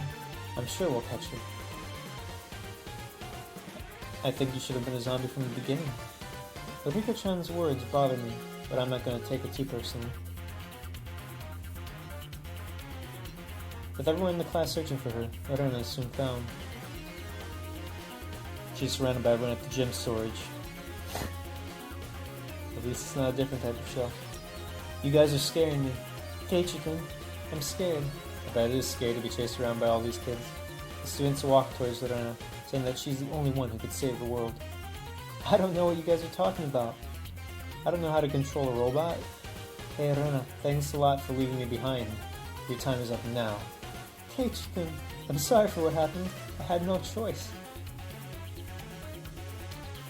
Be quiet so we can eat you up.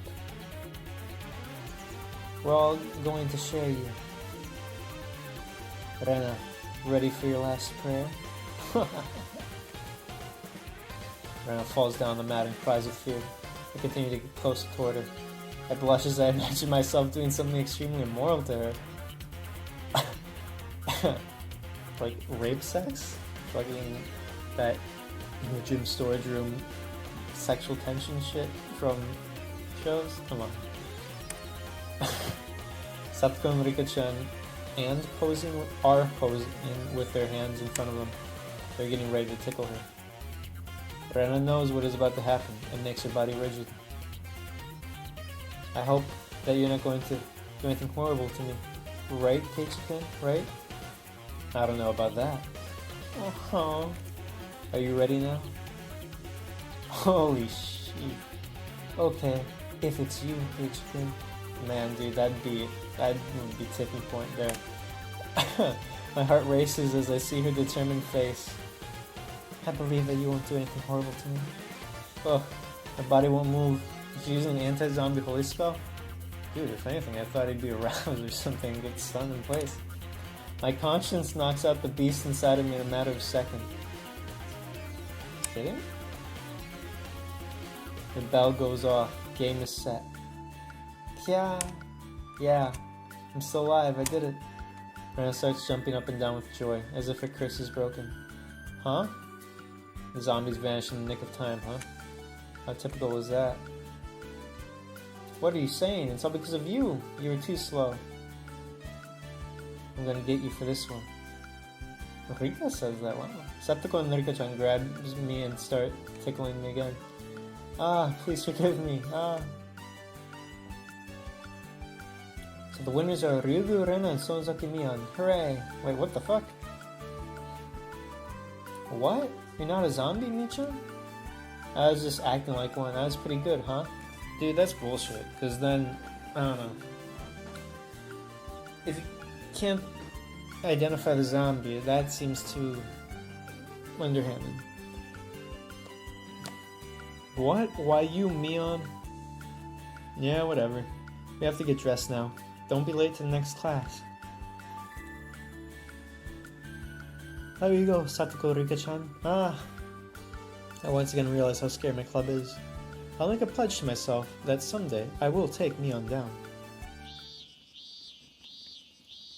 Man, I can't believe Satoko swallowed that parent thing though.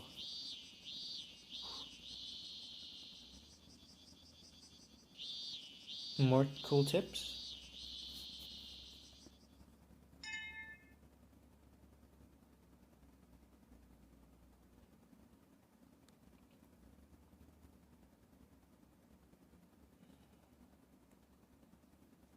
I just wish I could remember if the festival actually happens in this episode. I changed my clothes as soon as I get back. Get home, rather. I promised Rena that I will help her get the Kentakun doll. Do we have work gloves, Mom? I need a towel, too. I think we have them in the storage up front. You can get the towel from the bathroom.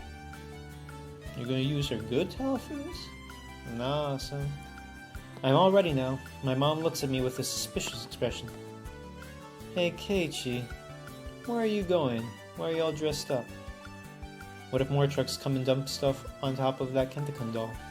Rena would definitely try to steal the doll from the fried chicken place in the city. I'm going out for an excavation. I need to prevent my classmate from becoming a criminal. Huh? Just don't be too late. She goes back to the kitchen with a strange look. As I head toward the construction site through the forest, I bump into someone. Let me guess, Tomitaka-san. Or is it the woman? Yeah, it is. Nice. It's Tomitaka-san. I wonder if he was able to get good pictures of birds with that nice camera. Perhaps he's only taking pictures of cute young boys like me. Oh shit, nigga, we're going there? Oh boy. Hello there, Keiichi-kun, was it? Hello, sir. I try not to think about our last meeting and greet him. By the way, you know that girl, right? According to how he's acting, I think he's talking about Rena. What is going on? She was walking the street with an axe in her hand. She was smiling strangely, too. Yep, that's definitely Rena. And it's definitely the machete, actually. She's probably excited because she can take her doll home today. I felt threatened, so I hid from her. But do you think we should call the police? It is strange to see a young girl walking around with an axe. There's nothing odd about Tomitaka-san's reaction. No, especially because he's an outsider. It's okay. You don't need to worry. She's just walking around, hunting for her next victim. Tomitaka-san is surprised with my outrageous reply. I think it's difficult for a normal person to understand Rena. I need to avoid getting into details with him. If you get killed in this village, I'm sure that the suspect will be her. You should stay out of this. I give him a mean smile and start heading towards the construction site. Dude, purposely fucking with him? Is that good to do, dude?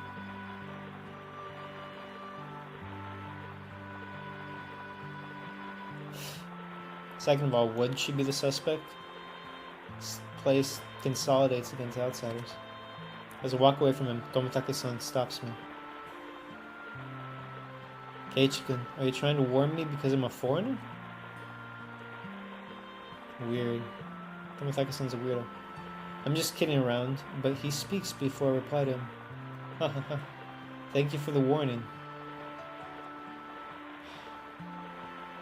It's Tomitaka-san. Well, he does know about the murder. So let's put ourselves in his shoes. He would believe people around there are willing to kill outsiders. Maybe that'd be his view.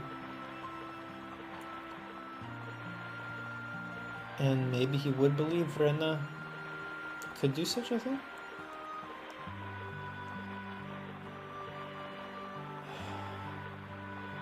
Or maybe he does think Keiichi is screwing with him, but he thinks Keiichi is treating him as an outsider because he believes Keiichi is from there, even though he isn't.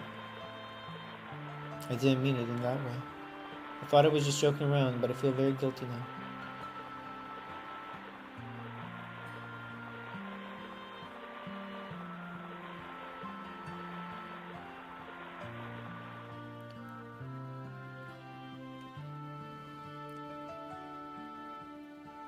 Keiichi-kun, I was waiting for you.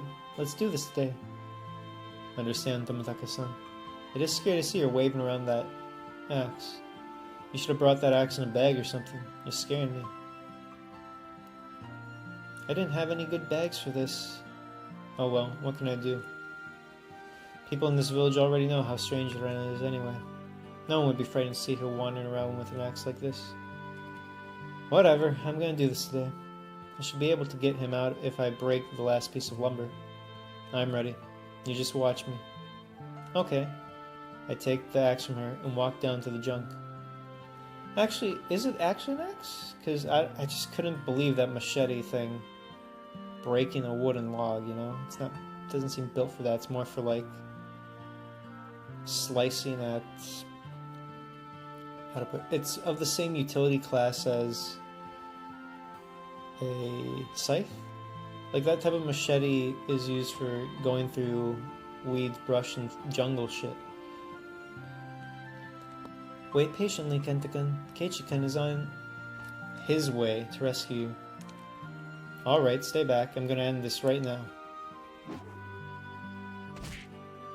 I hear a sharp noise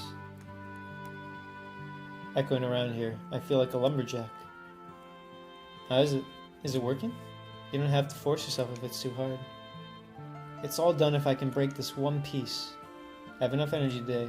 I can do this. However, it's more difficult than I expected. This is my first time using the axe. When I went to the camp as a child, I wanted to try chopping wood, but I didn't get a chance because I lost in rock, paper, scissors. I get tired very quickly, and decide to take a break already. I guess it is an axe. Huh. Rena spreads out the blanket and offers me some tea and sweet treats. I'm fine, we're almost there. I'm sure you can kiss him goodnight when you go to bed tonight. Shit, you better clean that. Yes, thank you. I can kiss Kenta-kun tonight. Oh. By the way, you transferred here too, right? Where were you living before this place? Oh boy, here we go. Well then again, in this episode... I asked her while sipping my tea. Before she told me, I always thought she was born and raised here. Huh? Oh, in Kantao. It was rural, but not as much as here. Why did you move to Hinamizawa? This place is really rural, you know? Oh boy. How about you, Keiichi-kun? Does it have something to do with your father's job? Here's the big question. Does she know the truth?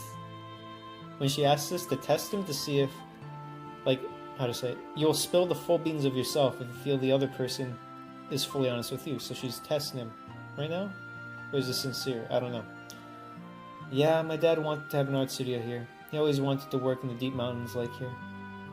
Art studio? Your father's an artist? He only paints landscapes. Well then why the hell would he paint the house? He has about 2 exhibitions a year, as far as I know. He used to have his exhibition in some expo center before, but now he has it in Makuhari's trade fair. His goal is to participate in an international exhibition. That's amazing. I want to see his art too. It's too embarrassing to tell her that I don't really know what kind of paintings my dad has painted before. I nod slightly and stand up. You had to transfer in the middle of the school year. Wasn't it difficult for you? Not really. Besides, I was bored with the big city. Yeah. I was the one who started asking her questions, but now she's in charge. As I smile back at her, I pick up the axe to get back to work.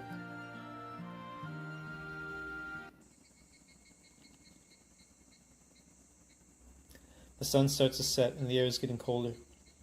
The cicadas are crying, telling me to go home for today. I'm almost there. I want to finish this today. I was talking with her casually in the beginning, but I don't have any time for that now. Ugh. Why you?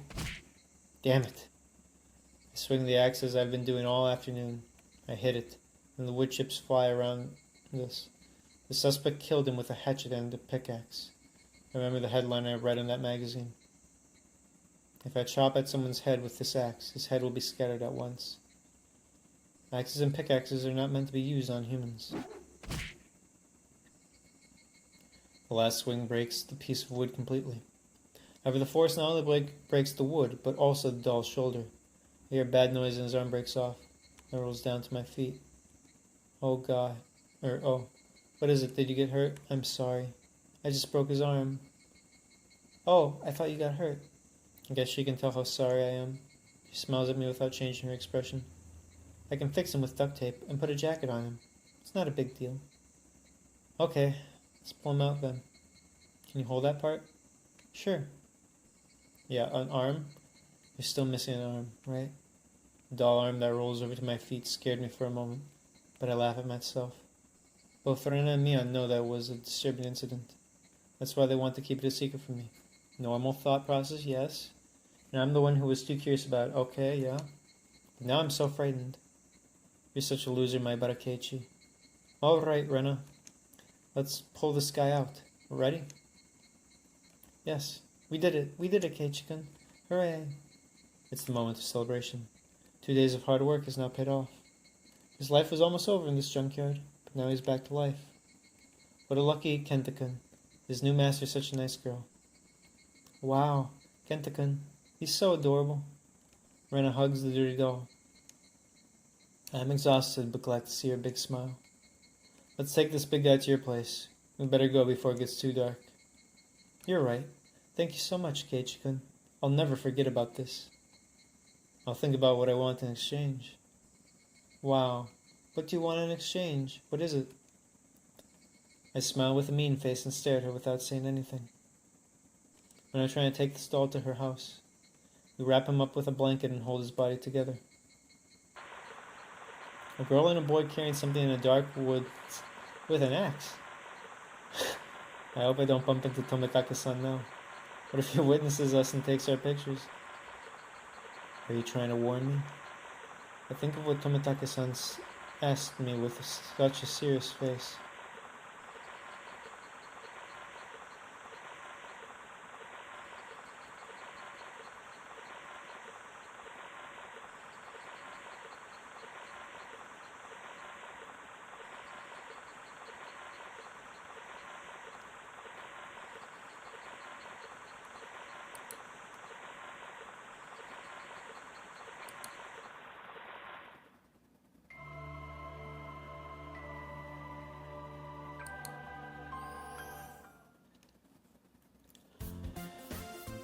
Rena is missing.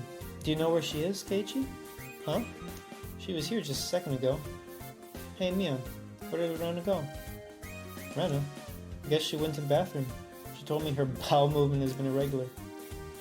I don't want to know in that much detail. Satoko, do you know where Rena is? Rena?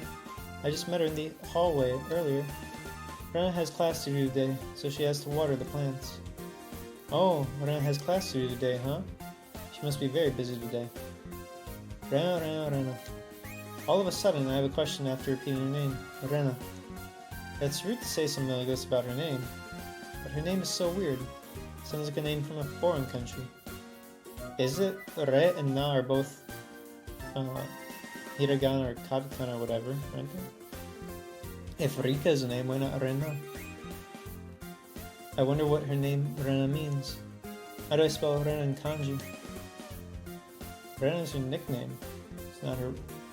Oh, yeah. It's not her real name. Oh, really? I thought her real name was Ryugu Rena.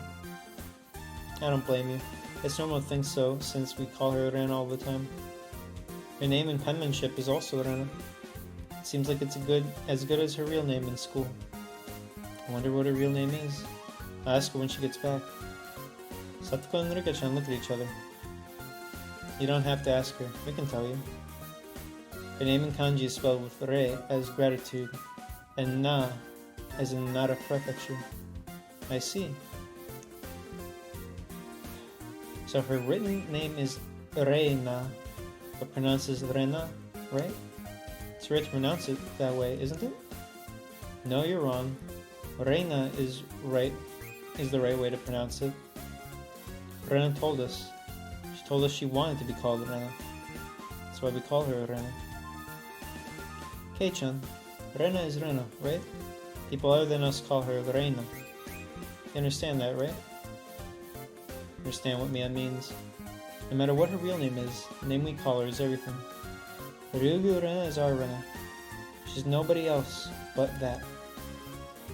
I'm just wondering, if I applied for my own nickname, would you guys call me by it from today? Only if it's a funny one. What do you want to be called? Ichigo? Ichigo, yeah.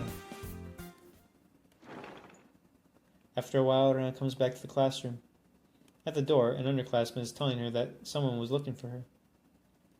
What? Was someone looking for me? Looking for me?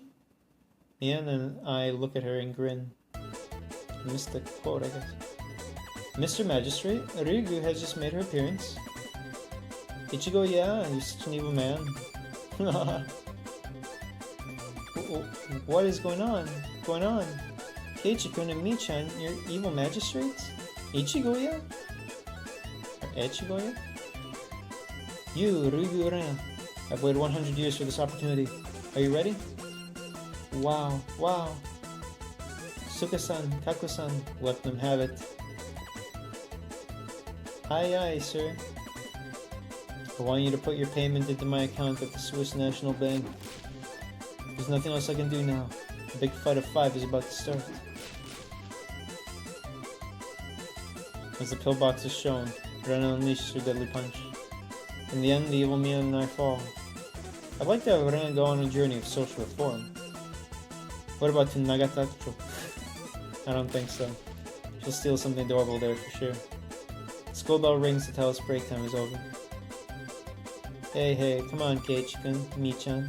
The teacher's coming. I get up, supported by Rena's hand.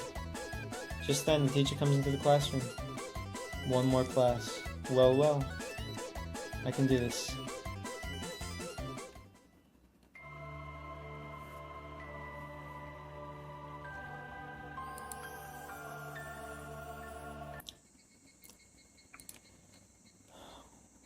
And part 4.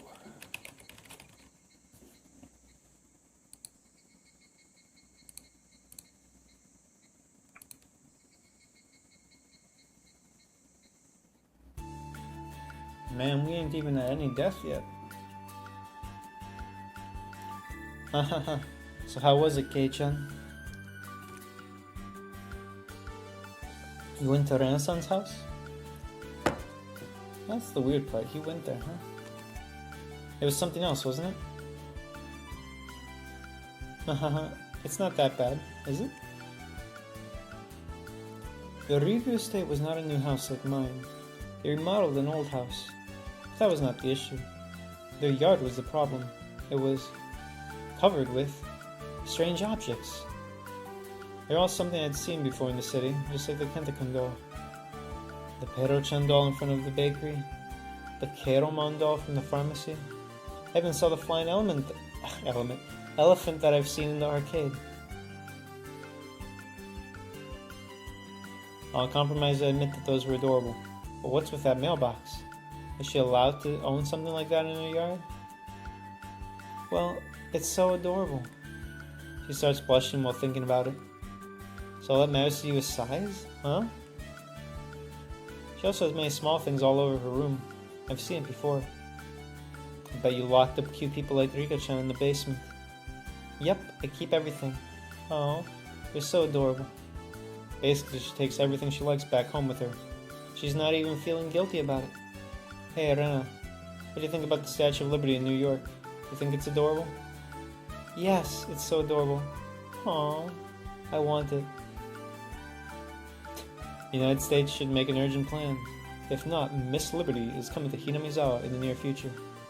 That's fine, take her. It's a friggin' French-ass gift.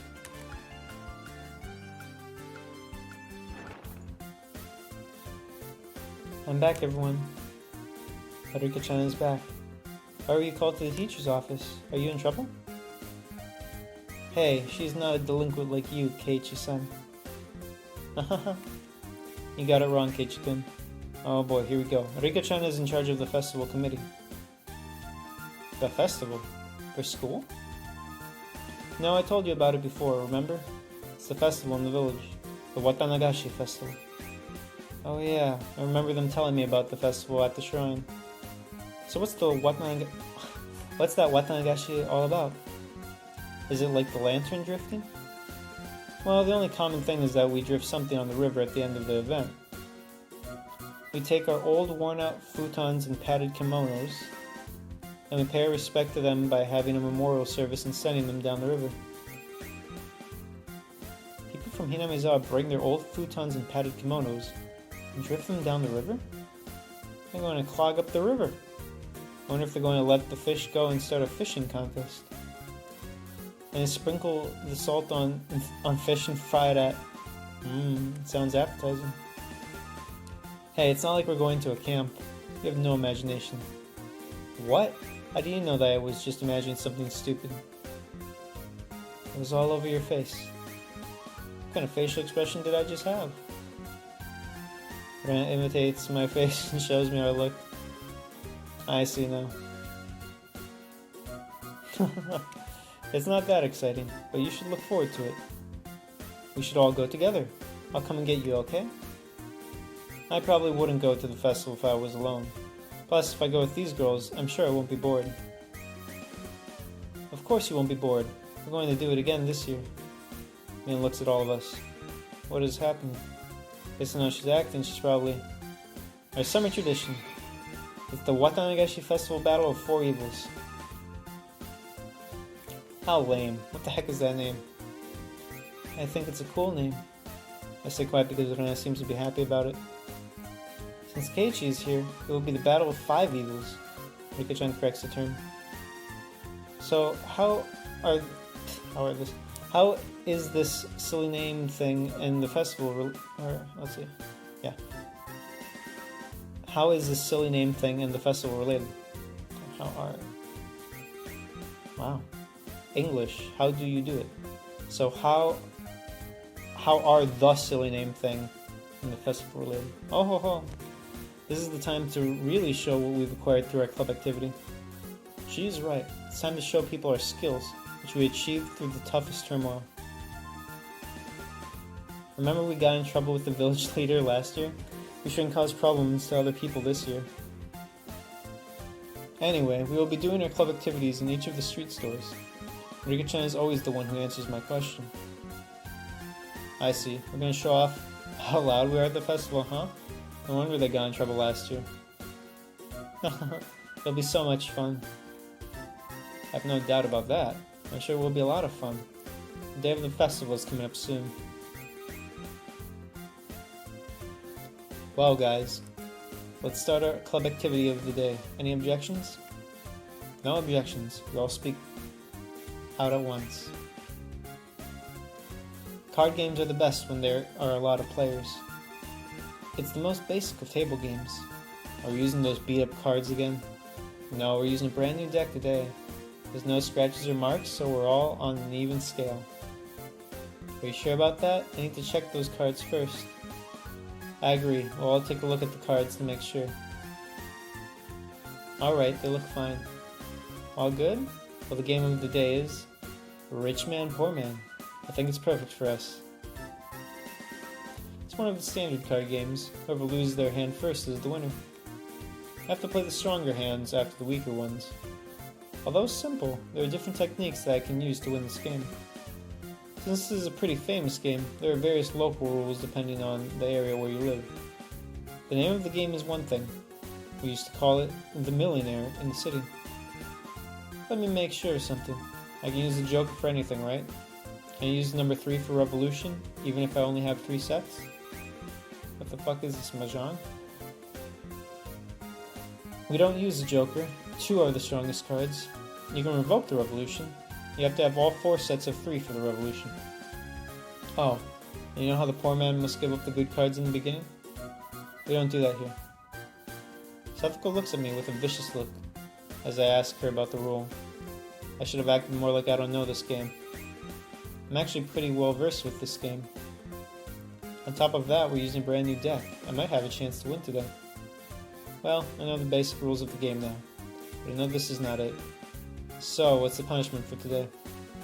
How about we each write a punishment on a piece of paper, and the loser draws one at the end. Oh, that sounds interesting. Oh ho ho! I'm going to come up with something horrible and make Keiichi-san pick it. But what if you end up losing? You just have to make sure you don't lose, right? You understand the concept, huh? Oh ho ho.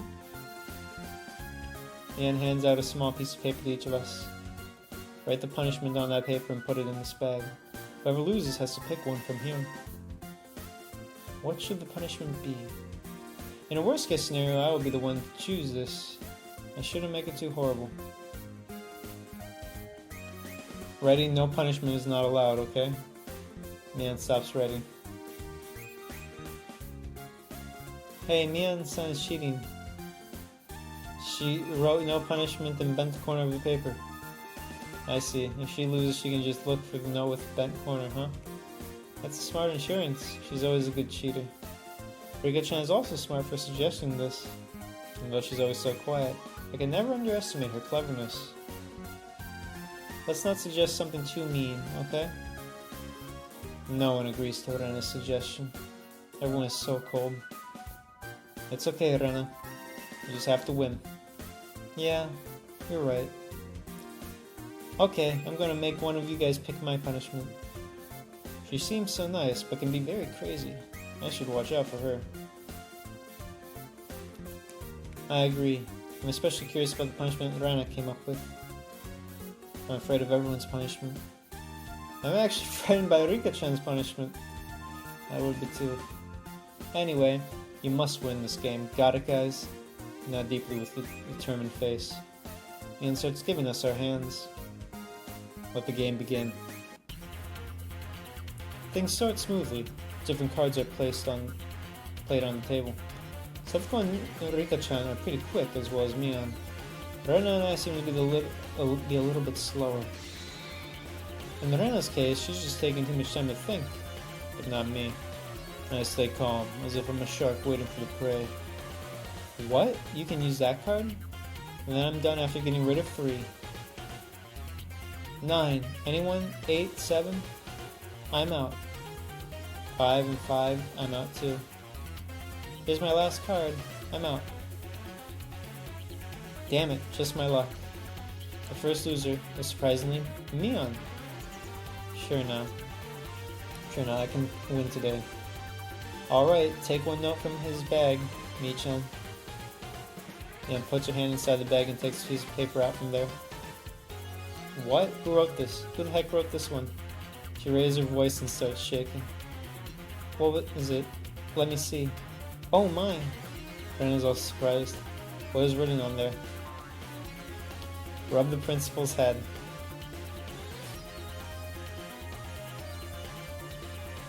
You know, if Mian wanted to screw Keiichi, I would have written kiss Rena. The trick here is that if anyone else, it doesn't specify where, right? So, kiss on the cheek, whatever, forehead. But it'd screw with Keiichi and Rena. Wait a minute, what's so bad about this one? Don't you know, Keiichi-san? The principal is ashamed of his bald head. Setsuko screams at me with a serious face. That still doesn't sound bad enough to make me unscream. Is there something else? He is also a master of martial arts. He traveled all around the world and mastered everything about martial arts.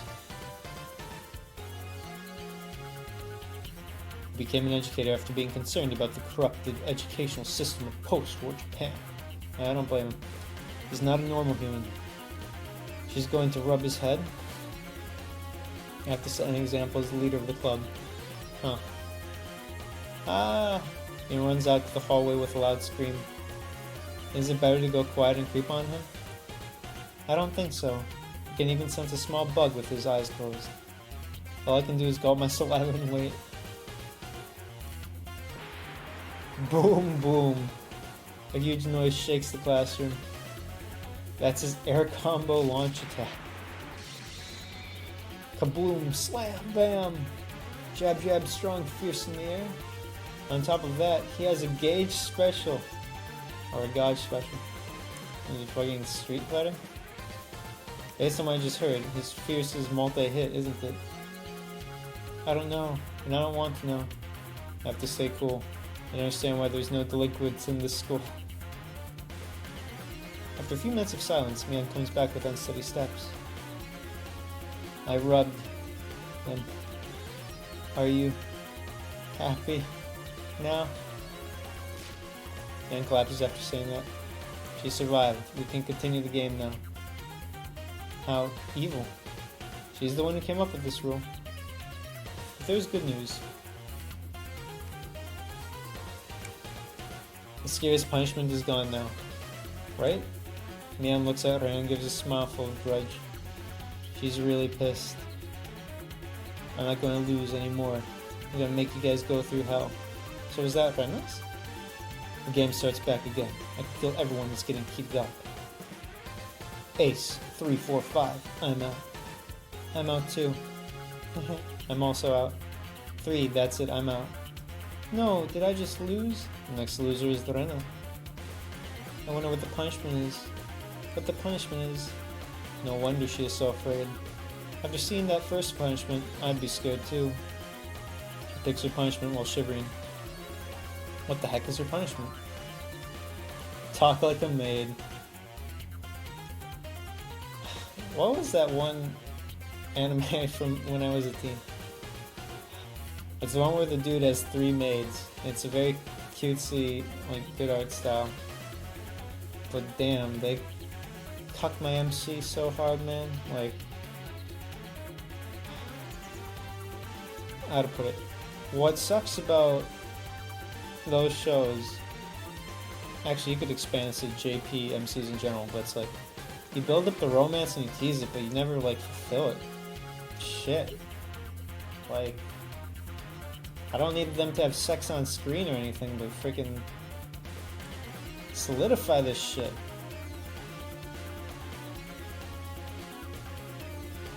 Anyways, I think it sort of is at the end, but it's like sort of half-assed. What is this? What am I supposed to do? Friggin' Goshujin-sama and all that. I guess you just have to talk like a maid. Oh, okay. Goshujin-sama. I feel like I'm gonna faint. I don't know who wrote this one, but it's the best. Well, Rena, would you get these cards and hand them out to everyone? Hi, Goshujin-sama. I don't care if I die now. Let's continue the game. Okay, Rena? Hi, Goshujin-sama. I can't resist talking to Rena. There. I'm not gonna lose anymore. I'm out. I'm not gonna lose either. I'm out. Oh, Keiichi loses. I'm out after this card. No way, did I lose again? Rena again? What is your next punishment? My heart races with expectation. Expectation? No, this is for real. Take off your top and bottom. Fuck, who's writing these? I feel like the maid one would have been Mion. Take off your top and bottom, but who the hell was that? Keiichi? That's too harsh. Who the heck wrote this one? I turn red and stand up. Yeah, the guy would obviously say it. I can't hide my panic unless I say something. Wait, who wrote such a punishment? Oh no, he didn't write it. Whoever deserves a Nobel Prize. Yeah, the Nobel Nasty Prize. Oops, is it all over my face again? Oh, me-chan. I looked at man with pleading eyes, but I know what Mian is gonna say. Yeah, whatever, not getting over this. You are the loser. I understand, Goshujin-sama. Huh? I'll take them off. What? I look around to see if anyone will stop her, but no one seems to be bothered. I hear her unzipping her clothes, and her skirt falls to the floor. My heart beats fast. Is this okay? Goshujin-sama? I look away as a gentleman. Nigga, nah. Why look away? Besides, she likes it too. But this is what this club is all about. Oh man, cock block. Oh, well. Keiichi-san, what were you expecting to see? You didn't think she was wearing a gym outfit under your uniform? Seppuku teases me, but I can't concentrate. Good job, Kei-chan. I never expected you would go through that route. No, it wasn't my punishment. It wasn't your order, Goshujin-sama? Wow, Rena thought it was. She would do it for him. I can't help but getting excited as I see her getting shiny gym clothes. Calm down, my Barakeichi. I bet it was Mion's punishment. She wrote this one to trap me. It is just her way to get at me. Calm down. Be cool and analyze what's going on. I use my brain fully and try to understand the situation. It's pretty simple. I become a god. There's nothing I should fear since I'm a god now. The strong cards like Ace and 1 come to me, as if I'm a magnet. What? Why did I have such a bad luck this time? It's your loss, Satoko. What's the punishment? Talk like a little sister. Aw. This could go good or bad. I'm trying to think contextually for the whole series. Well, this is early, right? So this will go out good, I hope. Ugh, yes, Oni-chan. Ugh. I'm filled with satisfaction. What? I lost again? Mion lost. Your punishment is changing to the school swimming suit. No. That one was supposed to be for you, Kei-chan. To be fair, wouldn't there be a male swimsuit too? That wouldn't be too bad. Oh, I love seeing Mion struggle. Master, I lost. Sorry, Goshujin-sama, I lost again. Now you lost. Are you ready? Let the winner lay on your lap. Oh, is this outfit Goshujin-sama? Yes, I get to lie on her bare skin. Man. Yeah, Oni-chan, you're so good at this game. You lost, Satoko. The next punishment. Give service to the winner? What the fuck, man? I wonder if they did this on purpose, though. Like, all of this is basically the service Keiichi, right? Satoko being sweet little sister, Rena, being Dorian's sweet, yada yada yada. Will you give me a back massage? Hi, Oni-chan. Hey, stronger. Don't be rough with your nails. Ha ha ha ha ha. I forget if this is in the anime or not, but I can just imagine Keiichi's character just sitting on his chair, lifting his head up and cackling evilly. Actually, his head's... I don't know. We'll see. I'm an evil emperor now. Everything is going so well. I feel like I can control and change any card I want just by looking at them. I'm in all men's heaven now. I'm laughing while lying on Rena's lap. Satoko, the little sister, has a collar around her neck. Mion is fanning me in her school swimsuit. Aw, you're so strong, Goshujin-sama. Yeah. Please don't roll your head on me too much. Man, this is getting weird. Don't kiss her thigh, man. I wonder, how come there's never an ending to people's desire? So true. What more can I hope for after being in this heaven?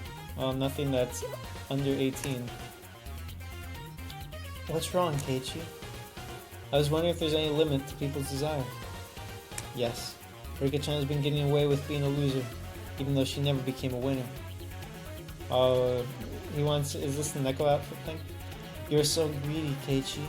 It's not right. I know that, Rika-chan. What can I say? I think I don't care if I die now. Yeah. Master, please don't roll your head like that. Yeah. You don't care if you die, huh? I'll grant your wish then. She speaks softly with the usual smile.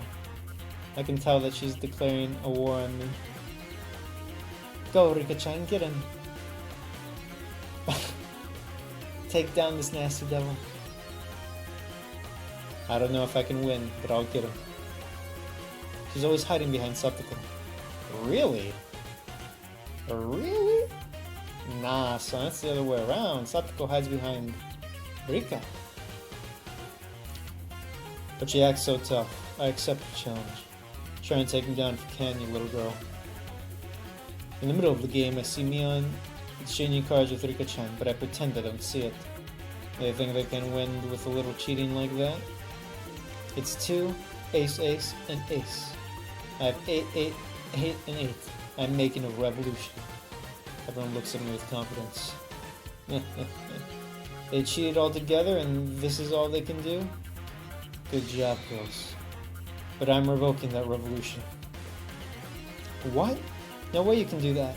Satoko screams out desperately. How pathetic. Rika-chan was going for the revolution, which means there are no more strong cards in her hand. The game is set. I lost. You are finally the loser. Ready for your punishment? Wow. Wear the kitty cat ears, collar with a belt, and a cute little tail. It's fitting, especially with Umineko. Actually, inspiration-wise, this is first, so... Even the punishment is something that works for me. Dude, I guarantee they lost on purpose. This is all to service Keiichi, because they beat him up so bad. Rika-chan wears his 3 items with a depressed look. I have no idea why Mian had those items in her locker, but I don't care anymore. That's why they own that crazy shop, I bet. All this kinky weird shit. Wow, she looks... Aww.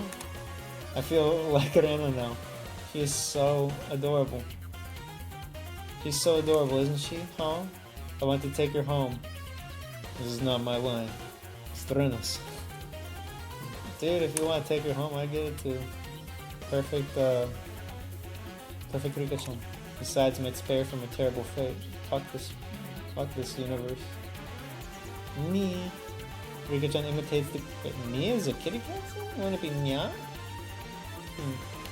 Rika-chan imitates the kitty cat with teary eyes. Then I hear a popping noise from Rena's ears and steam comes out. Rika-chan, I'm definitely taking you home. Don't worry. I won't do anything bad to you. I won't. Asterisk. Me. Rika-chan imitates the kitty cat with... Oh, sorry. I know something. I have an idea. Mian thinks of something, claps her hands. If you want me that bad, you can take me home. What? Wait. But only if you beat Keiichi-san. Oh, motivation for Rena. Okay, got it.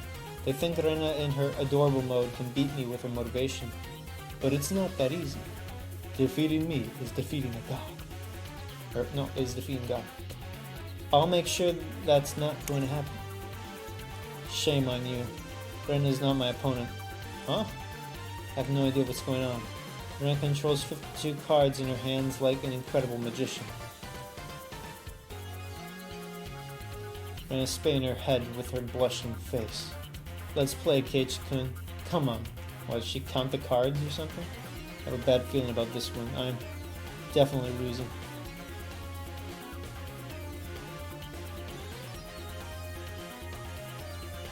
Nothing? You have nothing, Keiichi? Well then, I'm out. Everyone cheers up and I collapse. I have no regrets. Thank you for my 15 minutes of fame, God. Okay, let's pick it. Keiichi-san's punishment.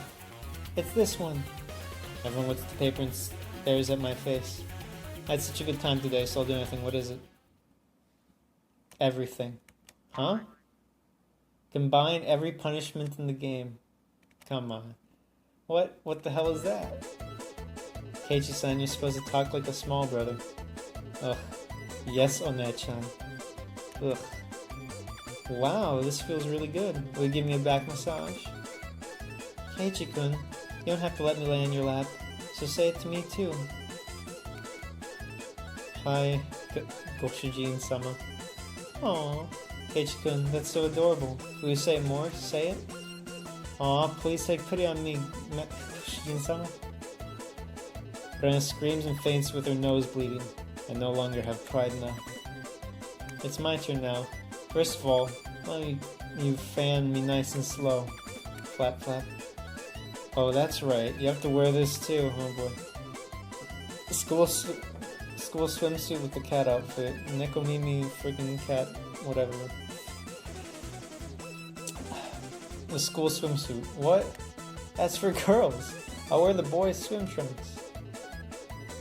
No, it wasn't, Satoko, you bitch. The order was to wear the school's swimsuit. I think Satoko can be a scary bill collector. All I can do is to try and escape from this reality. But whose swimsuit am I supposed to wear? No one wants to let me borrow it, right? Don't worry, I don't care at all. Feel free to use mine. Damn, Mion. You really want to fuck Keiichi. I bet you should keep it. I know she'd keep it. I bet you fit in my swimsuit. They surround me with twinkling eyes. No, No! This is my first impression. It's so tight around my waist. The second impression, it's pretty loose around my chest area. The third impression, my crotches. Oh.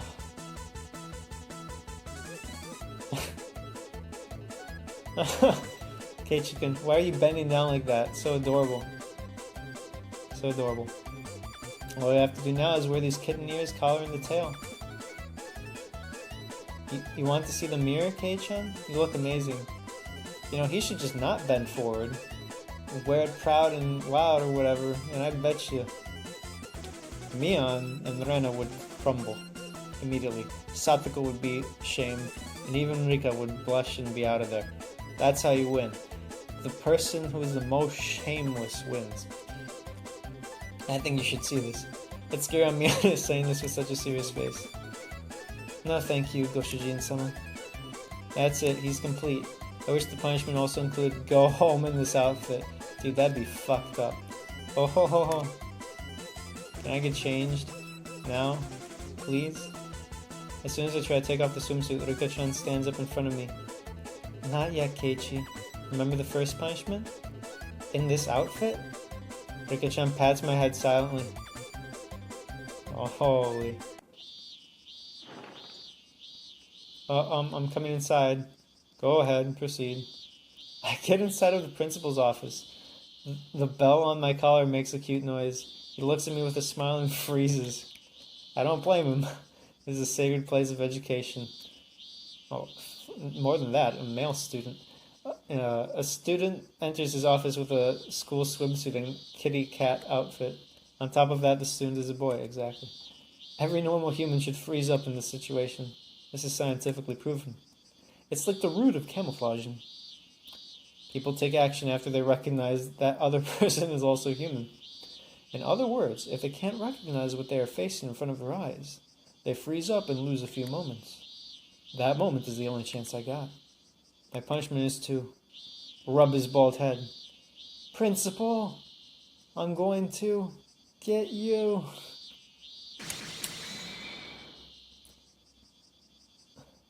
I hear a strange noise 3 times. Is this a 3-bar special? He opens his mouth and asks, what is it to be a man? Then a moment of silence. Boom.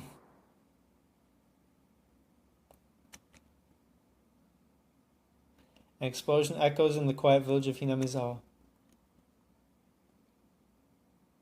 They didn't send the principal after any of the killers.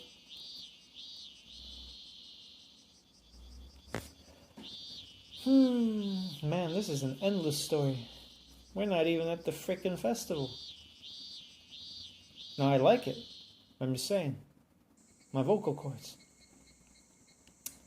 Rena got the prize of patting Rika-chan's head as much as she wants. She excitedly left with Rika-chan a few minutes ago. Since she's gone, I'm leaving with Mion today. Well, I'm impressed. I was impressed. I had no idea you were so good at rich man, poor man. I surprised myself too. I think I wouldn't have had that much motivation if I was playing with a group of guys. But I went through hell at the end. I'm glad I didn't have to be sent to the hospital in that outfit. It was so funny. I think I can brag about the story for years. I'm so embarrassed. We look at each other and laugh. There we go. Here we go. Hi again, Keiichi-kun. It's Tomitake-san. I bump into him so often. Hello. So have you got any good pictures? Yeah, I'm doing pretty good. And grabs my shoulders all of a sudden and whispers in my ears. You're such a popular guy, huh? You have a different girlfriend today. It's not like that. Yeah, whatever. You should experience many things while you're young. Man can understand everything he's saying just by looking at his strange smile. Wait. Oh, I thought they disliked Tomitake. Huh. I heard that you're such a playboy too, Uncle Tomitake. Well, I'm not like that. Whatever. Good luck with your photography. Goodbye.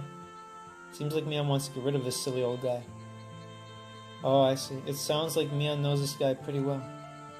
I wonder if when this first came out, people thought she dated him. Are you going to stay until the Onikakushi this year? Yeah, that's my plan. I'm going back to Tokyo after I get the pictures of the festival. It sounds like being a photographer is such a free-minded occupation. I hope you get a big award and become famous one day. You're into taking pictures so much that you missed out your chance to get married. I don't think that's true. Men become more attractive after they're 30 years old. Hey, he's not wrong. Yeah, whatever you say, old man. Oops, I'd better go back to the hotel. It's gonna get dark soon. He forces a smile and tries to leave from here. Guess he can't win over me, huh? Well then, I'll see you guys at the festival. He waves at us and disappears amidst the cry of the cicadas.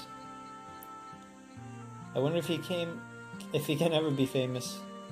He's supposed to hang my pictures in his exhibition someday, but I don't think that day will come anytime soon. You know Tomitaka-san? Well, he stands out in this village, you know. It seemed like you've known him for a while. He comes to Hinamizawa pretty often. He's here probably 2 or 3 times a year. He comes here to take pictures of birds and seasonal view in this village. I don't know how good a photographer he is, though. It sounds like Tomitaka-san is a pretty unique guy. Thought he was more like a mysterious guy. Open my mouth again. Do you think he's really here to take picture of the birds? She looks at me with a confused face and asks me why.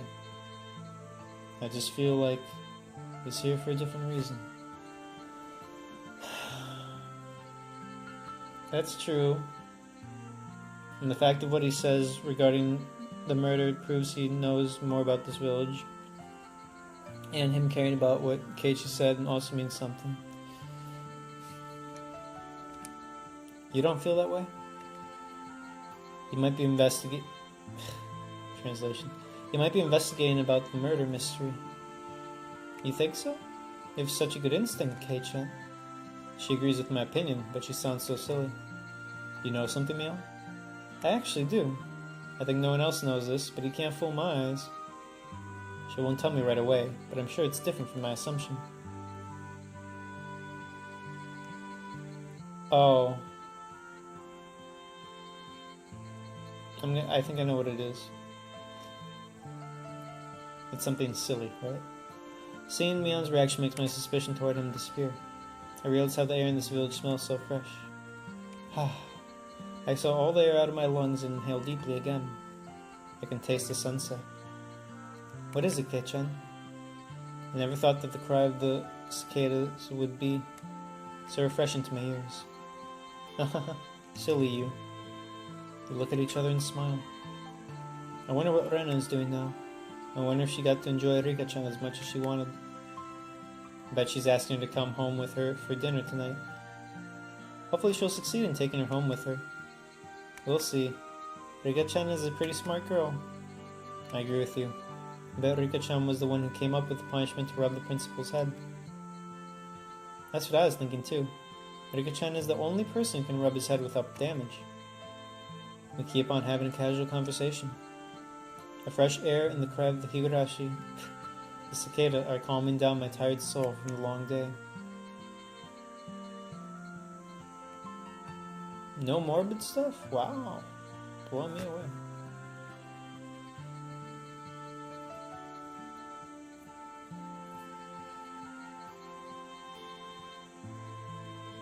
Nice.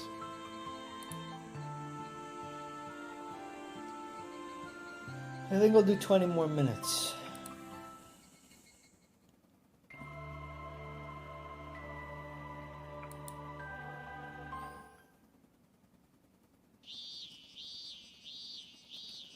The rainy season is over earlier than usual, and you may be feeling the early visit of summer these days. I hope you're doing all well. The season of Onikakushi is coming just around the corner. We hope to get some help from the people of the neighborhood association and make the festival as much fun as it can be. We'd really appreciate all of your help. 1. Help us collect stuff for the bazaar. We're looking forward to your cooperation in offering stuff for everyone's favorite Hinamizawa Mega Bazaar. It can be your summer gift that has been sleeping in your closet or old clothes you can't wear anymore. No raw food, please. Contact Makino, telephone number. Makino.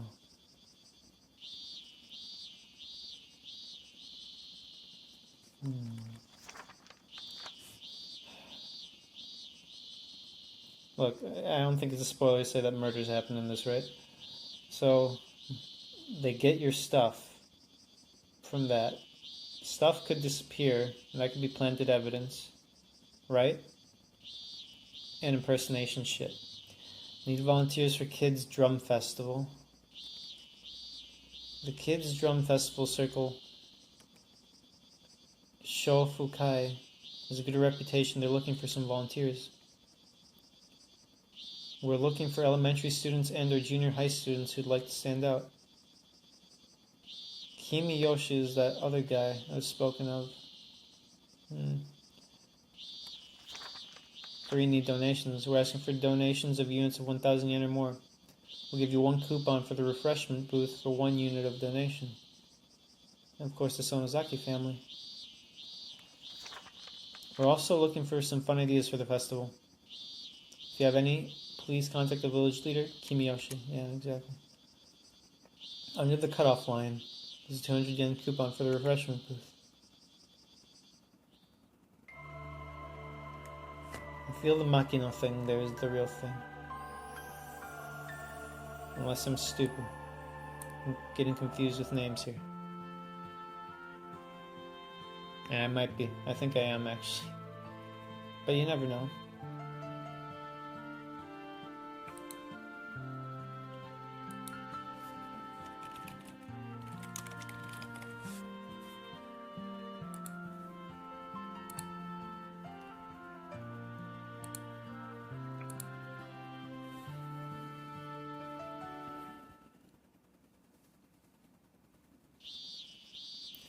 A few days have passed.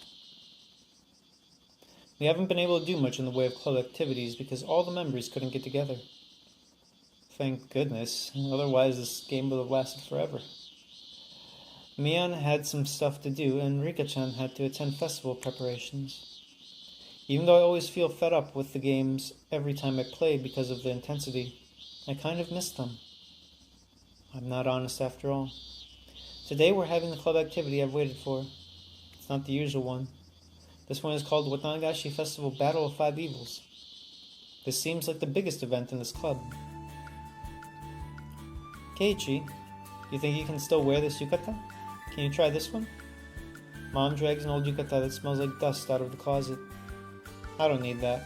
I'll wear normal clothes because that'll look embarrassing. But it's a festival, you know? Why don't you wear it? Rena said normal clothes would be fine. It'd be embarrassing if I wore yukata to the festival. Does someone explain to me why? That's traditional Japanese shit. This is in 1986.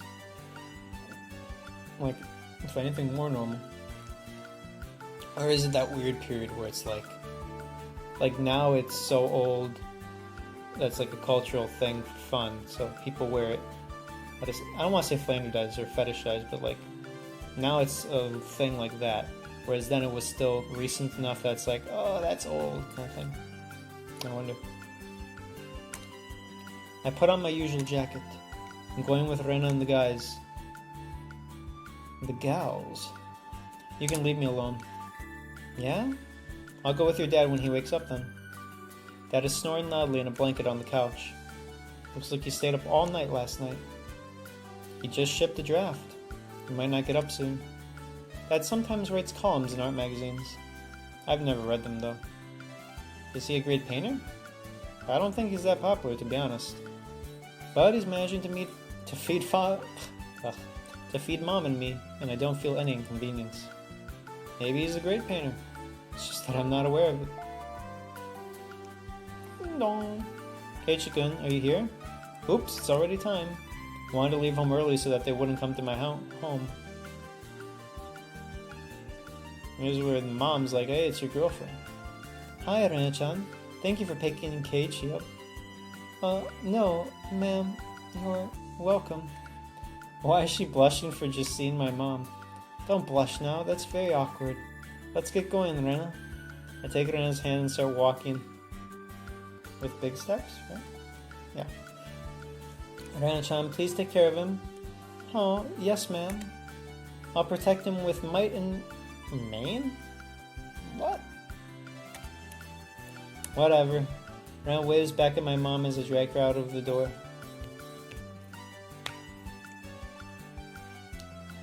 Hi, Kei-chan. Are you hungry today? We're going to eat at food stands, okay? I know that. I'm not stupid enough to be here with a full stomach. Right on. Where's Satoko and Rika-chan? Are they already at the shrine? Should be, right? Yeah, Rika-chan is one of the festival committees. Satoko-chan must be with her. I see. Alright, let's have fun tonight. Yeah! We're already hyped up. Furude Shinto Shrine is packed. It's very different from the last time I came here. The shrine is decorated with colorful lanterns. Booths are lined up and people are gathered around them. This bustle feels good. This place is packed. I didn't know there were this many people in Hinamizawa. You know, it's easier to play this game for video than others because, like, I can't imagine doing Tsukehime. Because I'd want to get every ending, right? And it's just like so many branching paths, so much dialogue, and it's like, do you include special bad end blah? Even though bad end blah is the same as the other bad end, but one little bit of text is different, you get what I mean? That's why I like these sound novels. People come to see Watanagashi Festival. I think half of all the Hinamizawan people are here. Not only them, the town invited adults and kids from neighbor cities. Yeah, right, I see many kids, even though there are only a few of us in our school. Festivals are held for kids, sort of. I agree. Oh, good evening. Everyone who passes by knows Rena and Mion. They greet to me as well, but I still don't remember their faces. Hello, Rena-chan. Thanks for your dishes the other day. My kid loved it. You're welcome. I'm happy you liked it. Please say hi to him. Hi, if it isn't Sonozaki's girl. He came to open my booth this year again. Did you get fat, old man? I'll have a stroke sooner or later. Oh, I've never seen this fella before. Is he a friend of yours? He belongs to my club. A rookie. He might put you in a poorhouse in one night if you let your guard down. Whoa, he must be good. Be easy on me, please. Look for your last photos.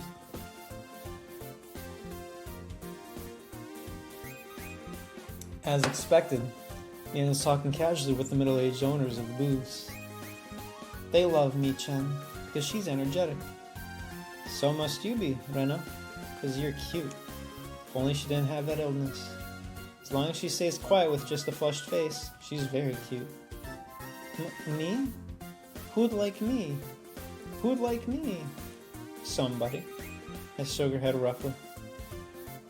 They came all the way from the city to open those booths. We can't enjoy festivals without them. And that's why we bother to raid them? Anyhow, I won't be beaten. Okay, team. I won't be either.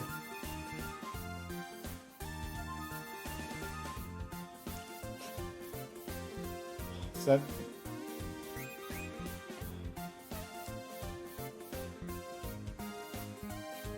I'm trying to figure out who I feel the worst for. Yeah, I know they all suffer. Okay, let's not lie there, but between Satoko and Rika, I think Satoko, dude. I pity her the most. Even though if she is... See, and I can't reveal hints, but it's like... Even if she can be a bitch, I pity Satoko the most. Ah, you guys are late. Oh, by the way, I don't subscribe to the new anime or any of that horse shit. Sorry.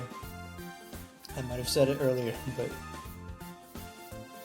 Put it this way. If I'm an author and I write a story, during a certain time frame, that story's in my mind and the me of that time exists, right? And you can give me some portion about how we change every second, whatever. But like, there's a more coherent me at that time, writing that, envisioning that. When you jump fucking 7 years in the future, 8 years in the future, when the thing had already been laid to rest, by the way, and he had moved on to other projects, I know the new shit is just a bullshit cash grab with shit pulled out of your ass. So, I don't give a fuck about it. Especially when most of it sounds like fan fiction you would have read on Animatsuki, merged into one. Just saying. Ah, you guys are late. You shouldn't keep a lady waiting, Keiichi-san. Well, let me guess, this is where's the lady? Oh, I'm sorry, but where is the lady you're talking about? What? Alright, Satoko is hyped up as usual. She seems excited to see all the members. Wow, Rika-chan looks adorable. Rena heaves a sigh in admiration. Here comes a real lady, I suppose. And her beautiful, was it? Would it be called a kimono? I don't know, shrine outfit? Good evening, everyone. Everybody. Good evening, Keiichi. Wow, you look awesome again this year. She's adorable.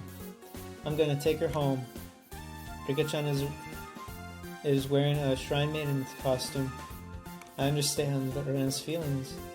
That looks really authentic. Wouldn't it be authentic? It's a real freaking shrine. Is that a real shrine maiden uniform? My grandma made it. Doesn't it look real? Look real? What the? What? If that's not real, then what the hell is real? You get what I mean? This is rural ass village, and it's a real ass shrine. Rika-chan is going to perform a very important role at the end of the festival. That's why she's wearing that. I see. Rika-chan is helping out at the shrine maiden. As the shrine maiden for the ritual part of the festival, huh?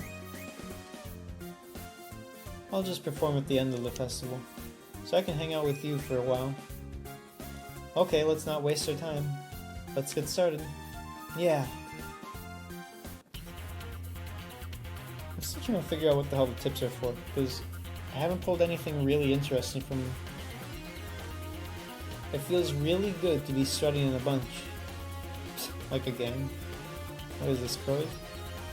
Mian proposes strange games every time we get to different booths. Takoyaki speed eating contest. Everybody get your own pack and start. Takoyaki is a staple menu for a food stand. There actually aren't octopus dices in them though. Ow, it's hot. Keiichi-kun, are you alright? I'll get you some water. Ah, you almost killed yourself by swallowing that hot takoyaki at once. Maybe it would have been a good idea to buy a leftover cold one. That wouldn't taste good though.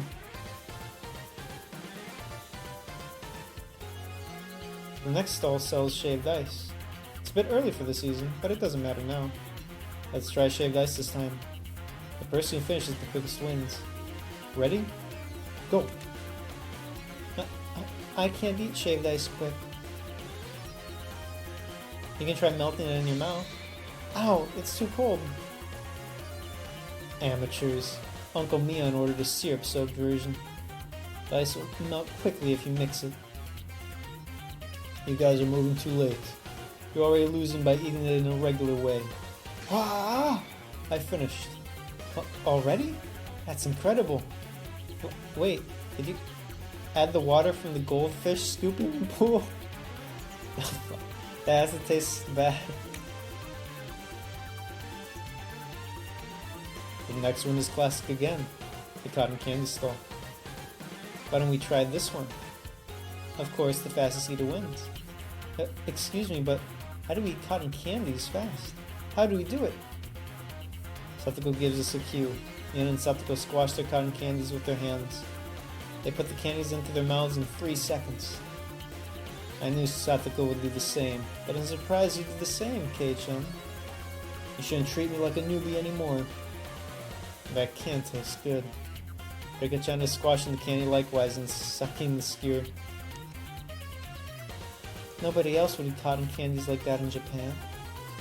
I guess the cotton candy Rena had is the happiest.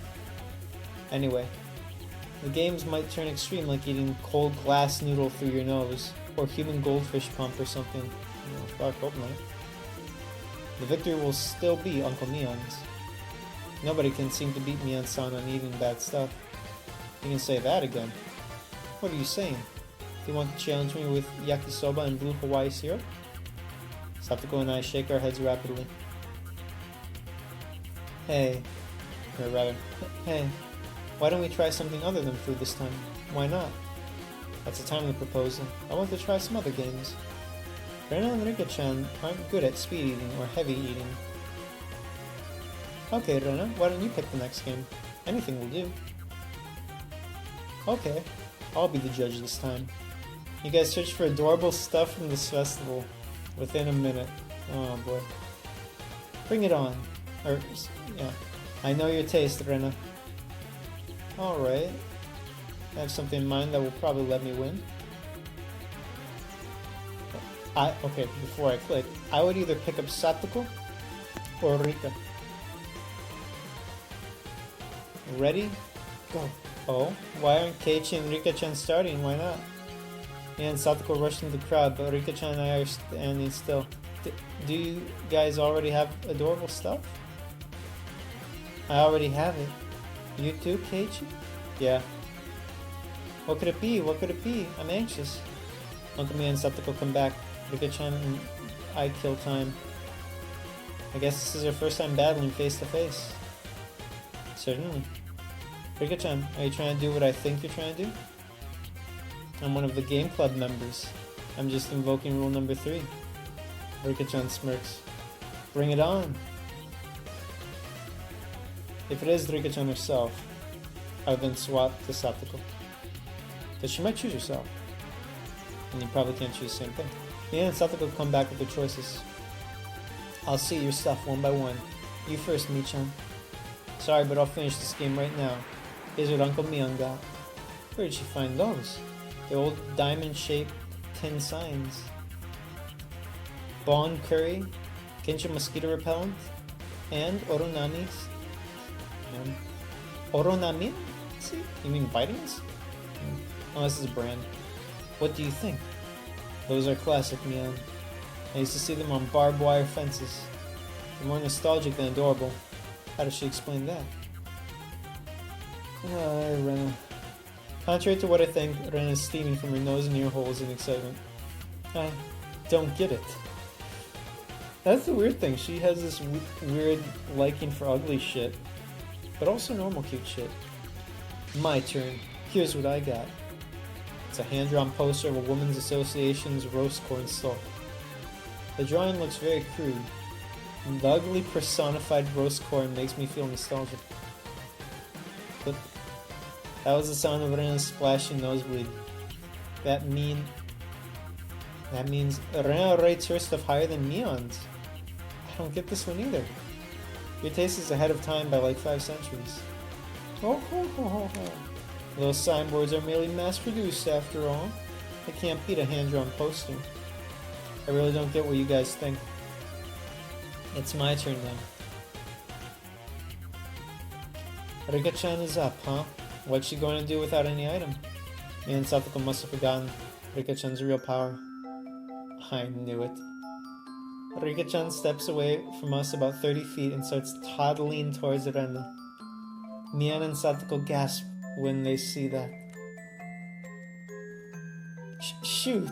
It's too late. Rika-chan falls on the flat ground and stops moving. Rena rushes to her. Rika-chan, are you alright?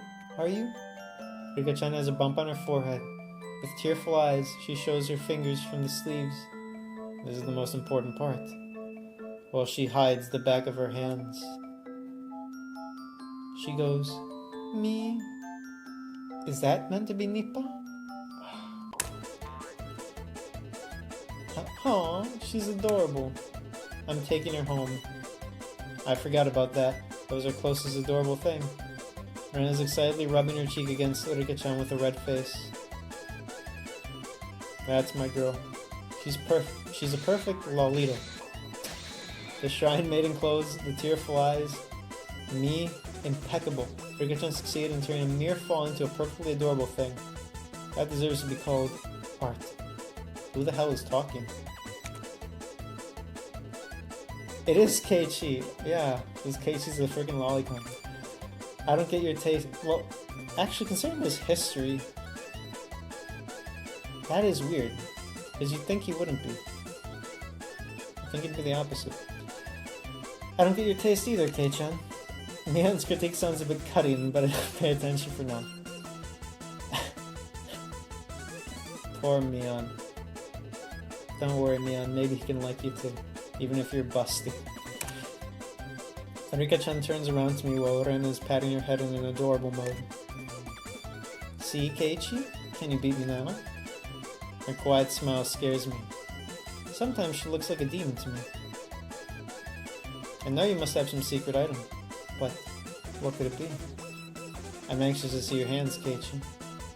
I guess you're gonna perform as well, aren't you? Everybody looks at me. I drag Rika-chan out of Rena's arms while she's still in adorable mode. Aww, my adorable Rika-chan. Keiichi-kun, give her back to me. I'll show you something more adorable, so bear with me a little bit. Huh? Something more adorable? But I can't show it to you here because there are too many people. Oh boy. Let's go to that shade over there. Escort Rena to the back of the shrine. I can't tell what he's going to do. I hope he won't do something weird, right? Dude, kiss her and give her a mirror. That'd be smooth. You can do it, yeah?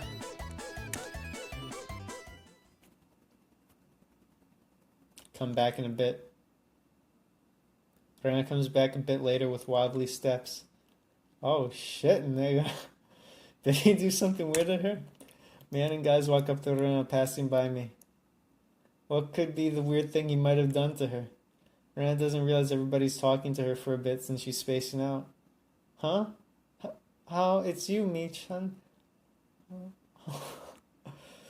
Rena, are you okay? Did he do something weird to you?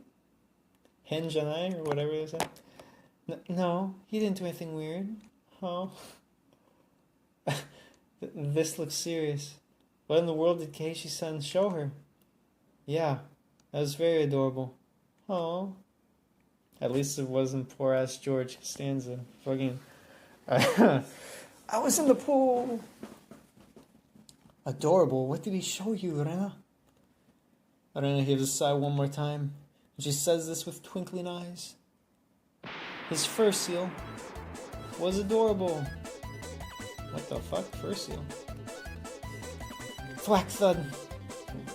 I get elbow attacks from Mian and Satoko faster than the blink of an eye. What? Oh, do they think it's his fucking crotch?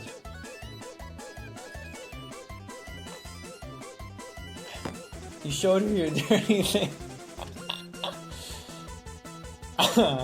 Indignant Mian.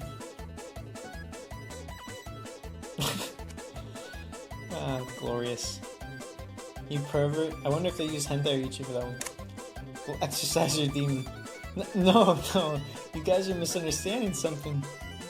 Mian and Satoko are emitting a black aura. Well, the fact that she doesn't pull a gun proves that it's not actual anger. They're going to kill me.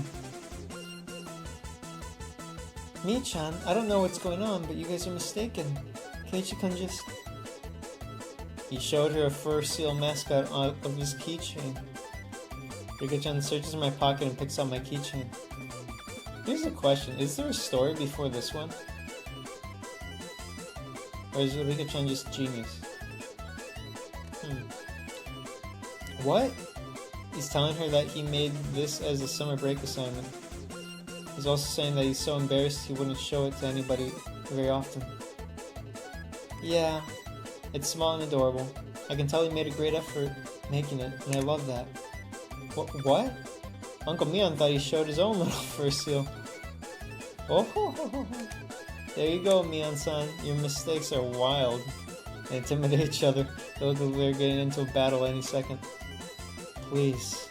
You'll take your feet off me since your suspicion has been cleared? Your suspicion? My suspicion. And a flash goes off. This nigga, And a flash goes off. Hi everybody, you guys look fine as usual. It's Tomitake-san, just like I thought.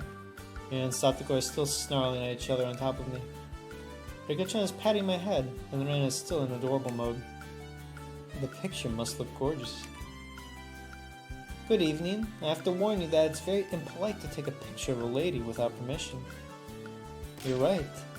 That means you didn't need your permission at least anyway. Girl! Satoko steps on me with her rough boot heel. Ugh, it's got hurt. Good evening. You're leaving tomorrow, right? Poor bastard. Were you able to take many good photos? Thanks to you, I got many good ones. So this is the final night we can see you. I'll be missing you. You should become famous already. You're harsh as usual. I'll be missing your bad mouth for the next 6 months, likewise. Enjoy yourselves tonight, since you'll be in Tokyo by tomorrow night. You'll. You're right, I won't be able to see stars in the sky for 6 months. Tomitake-san looks up at the night sky while chuckling. He pauses while smiling, looks a bit sad. Why don't you move to Hinamizawa, Tomitake-san? Tomitake-san becomes speechless for a little while. I know this place is inconvenient. There isn't much in the way of shops or entertainment. Well, there's really nothing, but everybody seems to know what I'm trying to say. Tomitake-san must know what I mean as well. That's why nobody teases me now. I've been here for only a few weeks, so I may know little. I'm usually talkative, but I can't seem to be smooth now. I feel like all the noises of the festival dissipated suddenly. This place must be. Then Tomitake-san stops me with his hand. Thank you, Keiichi-kun, Mian-chan, Ren-chan, Satoko-chan, and Rika-chan. He faintly smiles. I think it'd be excellent if I could live here. Maybe what I said was thoughtless words by a child who doesn't have to worry about job or food. Somebody pats me on the back. It's Rena. Keiichi-kun, it'd be cruel to torture an adult. I start to hear the noises again. Let's have fun with Tomitake-san, since this is his final night. The atmosphere becomes brighter when Rena smiles. Sounds great, let's have fun. Ooh, hey Mi-chan, why don't we include Tomitake-san in the club? That's a good idea, but Mian looks unwilling. One of the club requirements is being a resident of Hinamizawa. Come on, Mi-chan, don't be cruel. Well, since he comes to this village every year, I can call him an honorary citizen.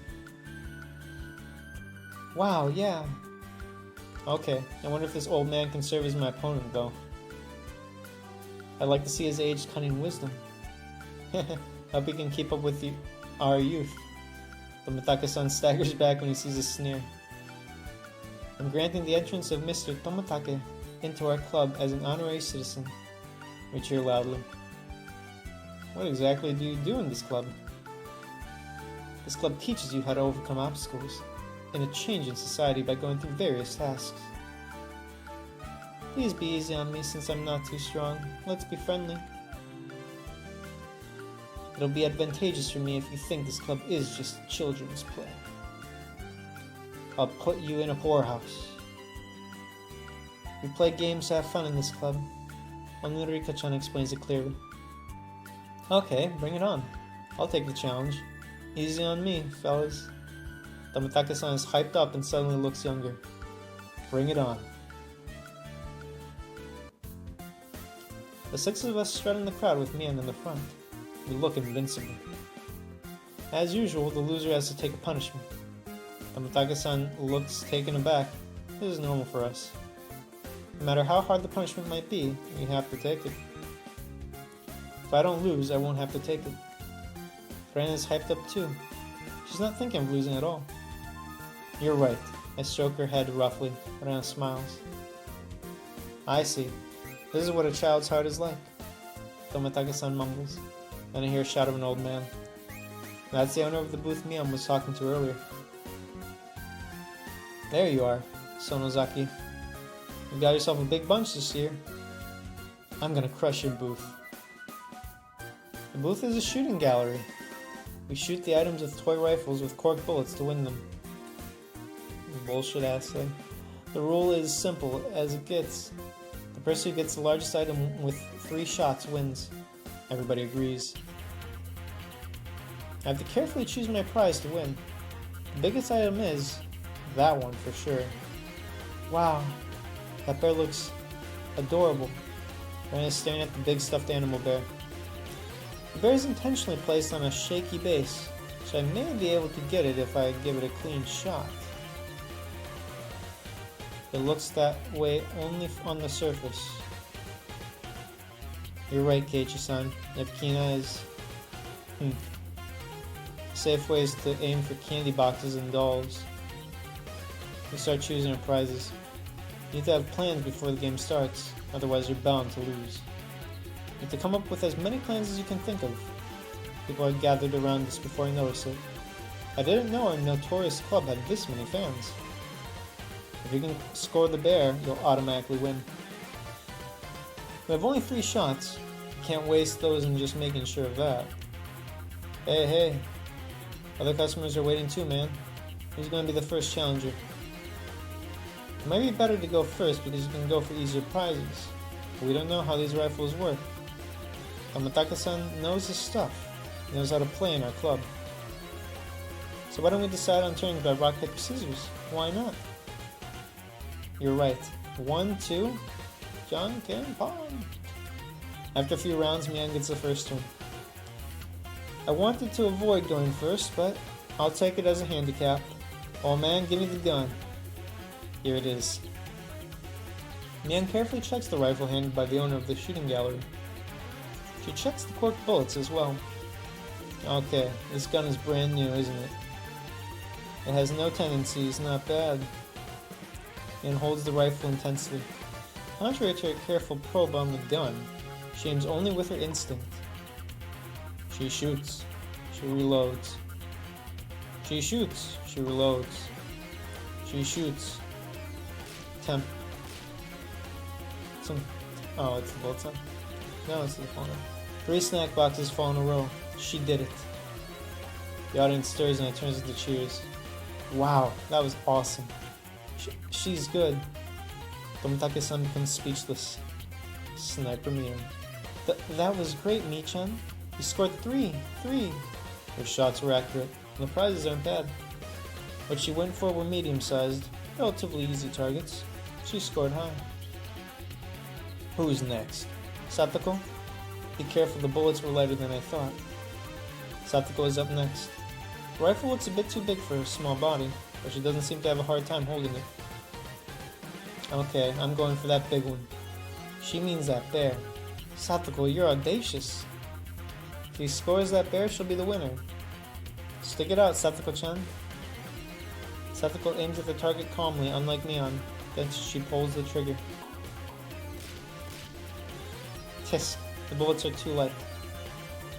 She succeeds in shooting the bear in the chest, but it just moves a little bit. Maybe she should aim at the head. Satoko's last shot knocks down the candy box next to the bear. It's a shame, but that bear seemed too big a target for me. The audience is jeering because she went from the big target to the small one in the last minute. Are they laughing because they think she's a coward? They don't understand. Yeah, what the fuck, you expect her to win it? Satoko, nice job, you certainly improved. Satoko claps Mian's hand. Contrary to her bold statement, she's actually very calm. Satoko changed the target at the last minute to avoid being a loser. Regardless of how it might look, bravo. I'll give that bear to you, Ren-san. Godspeed. Yeah, thanks, Satoko-chan. Oh, that bear looks adorable. Next to the Ren. If she was in her normal condition, she wouldn't even hit a target. But she's saying the bear is adorable. I wonder how she'll do. I hope she can get that one at least. You're underestimating her, Tomitaka-san. It's the Rena. Rugu Rena. To get that stuffed animal bear, she'll do anything. Wow, the audience roars, and Tomitaka-san turns around. To get that bear, she can shoot through a pinhole. That's the Rugu Rena I know. The bear is swaying. Swaying. Oh, adorable. She's excited to see the bear swaying gently. She won't fall back now. There she goes. The more she loses her control, the stronger she becomes. She's powerful. Wow. The audience roars again. Rena's bullet shoots the bear in the forehead. Looks like the bear is swaying bigger than last time. That could be the most she can do. You never know. Rena-chan is good, so she might. Tomitaka-san and the audience look excited, but Rika-chan's analysis is right. If Rena had 10 more bullets, she'd win that bear. But it looks impossible to knock down the bear in one bullet. Ah, the audience sounds disappointed. Rena succeeded in shooting the bear in the forehead each time, though. The audience starts clapping to admire her spirit. Aww, my bear. I can't take him home. Aww. She scored a sympathetic applause, but not the bear. And the booth owner knocks down a candy box with his hand and gives it to Rena. This is yours. Huh? You're giving it to me? Really? Aww. I can't let you leave empty-handed for showing a stunt like that. And the audience gives her a big hand again. Rena is blushing. I pull her arm. You did great. I'm always surprised when you're in adorable mode. Aww, I wanted that bear. Aww. I can tell she's depressed. I already owe her very much. She shares her delicious lunch with me. Alright, then I'll score it and give it to you. Did Tomitaka-san cuck you, dude? What? Tomitaka-san says what I was gonna say. Yeah, please, Tomitaka-san. Stick it out. This old coot. You took my line. As I clench my teeth, somebody strokes my head. Keiichi, you can do it. Yeah. It's better if Tomitaka-san does it.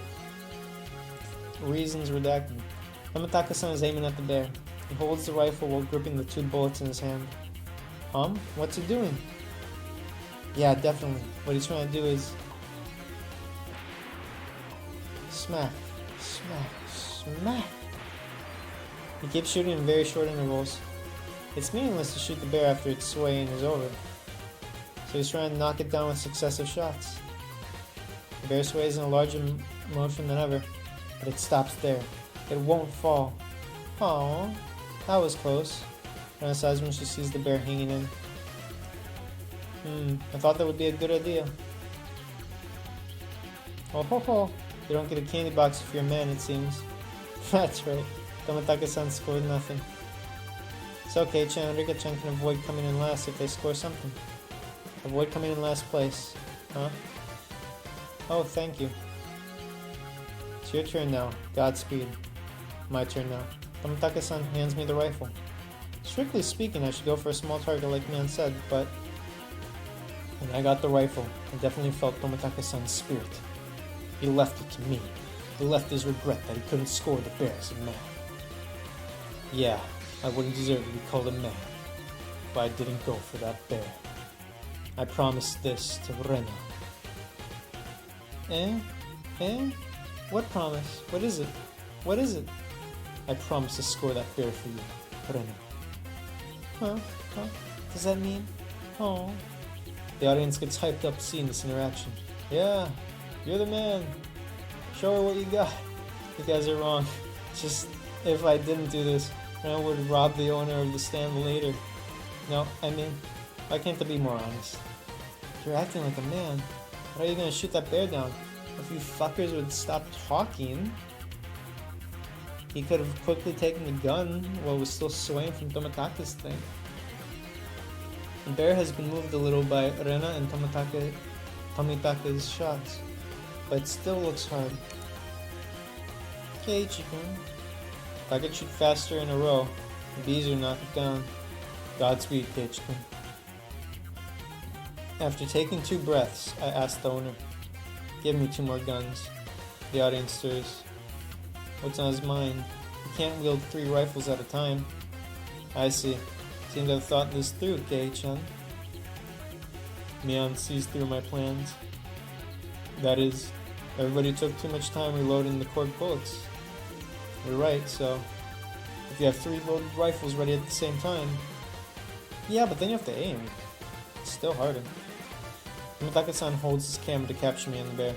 As a cameraman, he senses what's going to happen. The audience grasps my idea as well. They roar up. They start chanting my name. I need 3 successive shots without missing the target.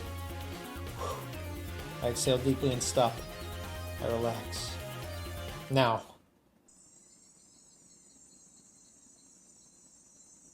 The next moment I feel like time has stopped. I feel like I can even see the trail of the bullet in the air. Some Neo shit. Hit it and knock it down. A bullet hits the bear's forehead. The second one hits. The third one hits. Tisk. The bear sways and...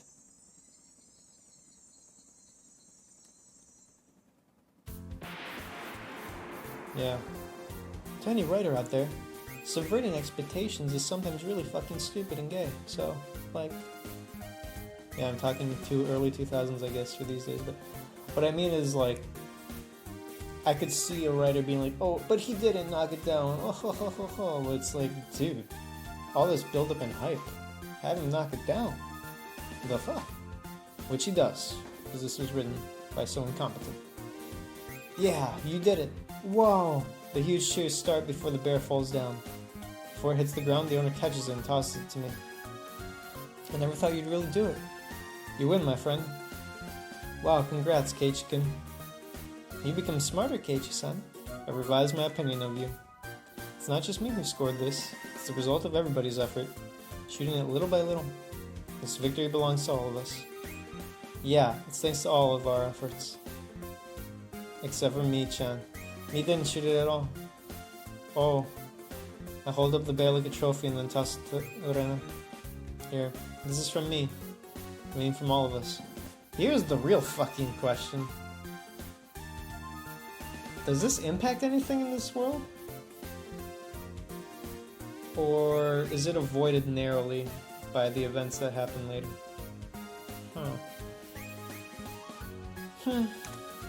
Thanks for your delicious lunch, as always. Ren doesn't look like she believes she can actually have it. She's a bit taken aback. No, Keiichi-kun. This belongs to everybody. Oh. Okay. It's me who shot it down. So that's mine, and I'm giving it to you. I pushed the bear to Rena's arms again. This time she holds it. You took good care of me since I moved here. I really appreciate it, you know? Thanks. Oh, Keiichi-kun, thank you. Rena jumps at me. This is where, like... He can't remember? No, you can't not remember. That's like you etch that shit into the brain. Mihan told me later Rena was kissing me, but I can't remember because of the excitement. I recall what I said to Tomotage-san a bit ago. There's really nothing here, but there are things that can't be found anywhere else. I must have gained many things since I got here, like this moment. The cheers of the audience echo endlessly. I start hearing the taiko drums from the altar in front of the shrine. This is the finale of this festival. I have to get going now. Oops.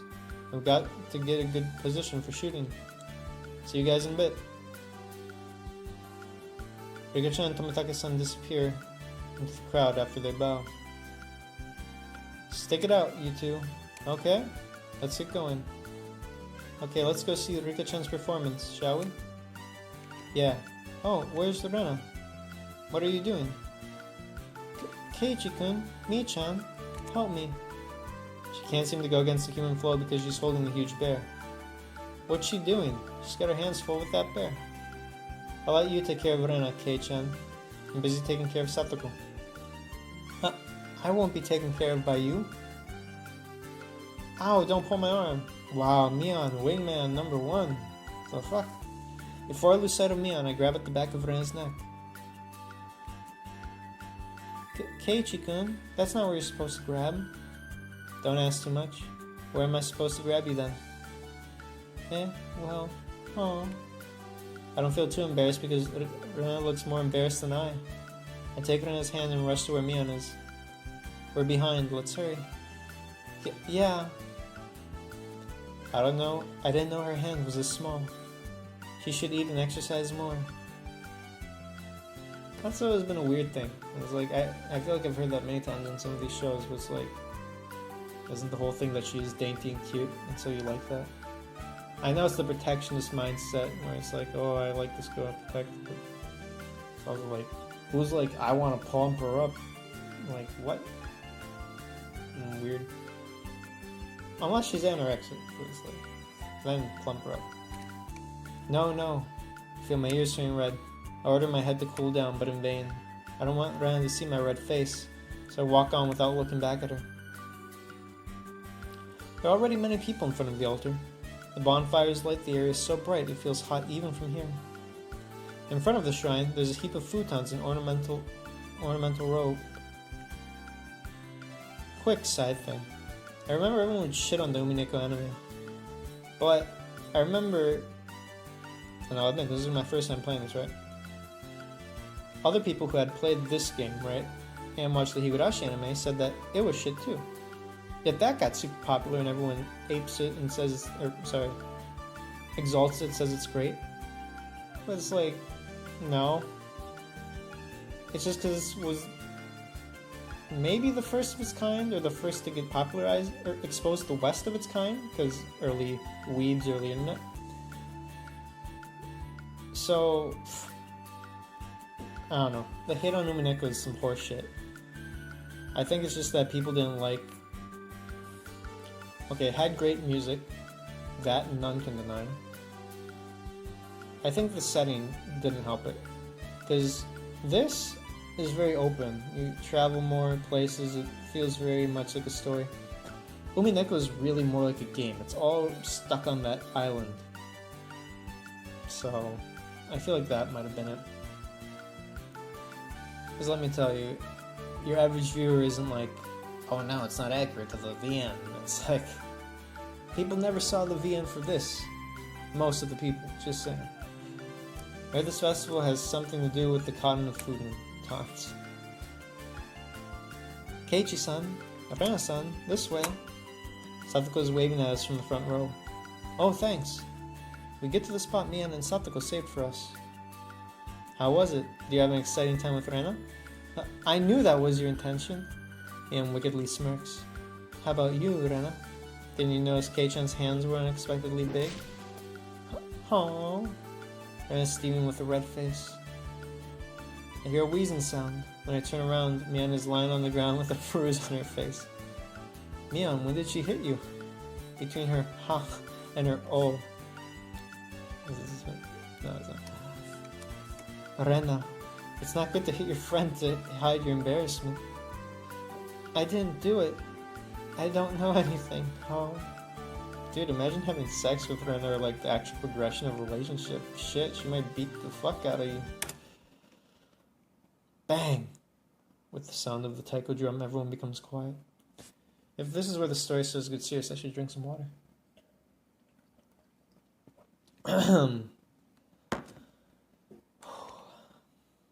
Please be quiet now. It begins. The ritual is serene. As the shrine maiden, Rika-chan shows up with old men dressed in priest costumes. The old people are putting their hands together to Rika-chan. Only Tomitake-san's camera flash is allowed to disturb this quiet moment. What's that huge thing Rika-chan's holding? It's a ceremonial hoe. It's so sacred that only shrine maiden can touch it. The hoe looks too complicated for a farming tool, like all other ceremonial stuff. After citing the prayer, Rika-chan walks towards the heap of futons on the altar. She starts swinging the hoe and poking the futons, following the ritual practice. All of those actions must be said. It does look like a religious ritual. What's next? Pounding the ticks out? She's purifying the futons which have been absorbing evil energy for us during winter. Guess you got it more or less right, Kei-chan.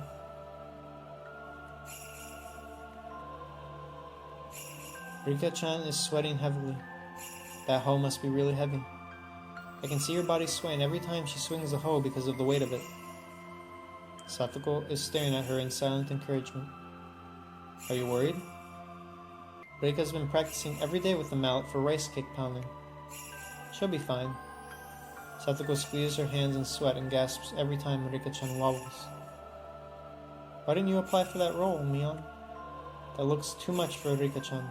It's family, right? Only Furude clan can do it. I'd be happy to do that if I was asked to, but it can't be done by anybody else. You're right. Shrine Maiden has to be pure. Ha! Mion's elbow hits the vital point on my side. After the taiko, Rika-chan bows and gets off the altar. Everybody gives her a big hand.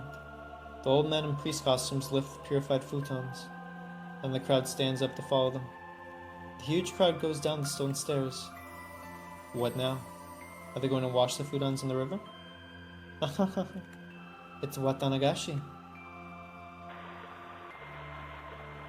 The crowd reaches the stream. The bonfires light up like daylight. People gather in one spot and make noises. We're taking turns. Let's get in line, Keiichiken. What's going on? Are they giving people sake? Or celebratory rice cakes? It's not something you eat. It's cotton. Alright, it's Watanagashi. I finally understood. The town committee members are giving out pieces of cotton balls from the futons. Aaron gets one from me and hands it over. People who got the cotton ball go to the side of the stream. Since this is your first time, imitate what I do, okay? She holds the cotton in her right hand and waves her left hand as if shooing evil spirits off of it. Then she taps on her own forehead, chest, navel, and thighs. Repeat this 3 times. You chant, "Thank you, Oyashiro-sama," in your head while doing this, okay? Who's Oyashiro-sama? Is that the god enshrined in that shrine? Yeah, it's the guardian deity of Hinamizawa. It gives us benefits, but also punishments. You have to respect it. Sounds like a harsh deity. Is it? Every deity would have blessings and curses. At least at some point. Well, I should follow the custom anyway. I'm officially a resident of Hinamizawa now, after all. As the Rena did, I tapped 3 times with the cotton. Thank you, Yoshida-sama. Thank you, Yoshida-sama. Thank you. Now evil spirits haunting you are transferred into the cotton ball. We drifted in the stream, and that's it. I quietly put the cotton in the stream with Rena. After sucking all the evil spirits of Hinamizawa, the cotton balls flourish in the stream and disappear into the flow. This doesn't look lavish like the lantern drifting I saw on TV, but I feel like I went through a rite of passage and am now accepted as a real resident here.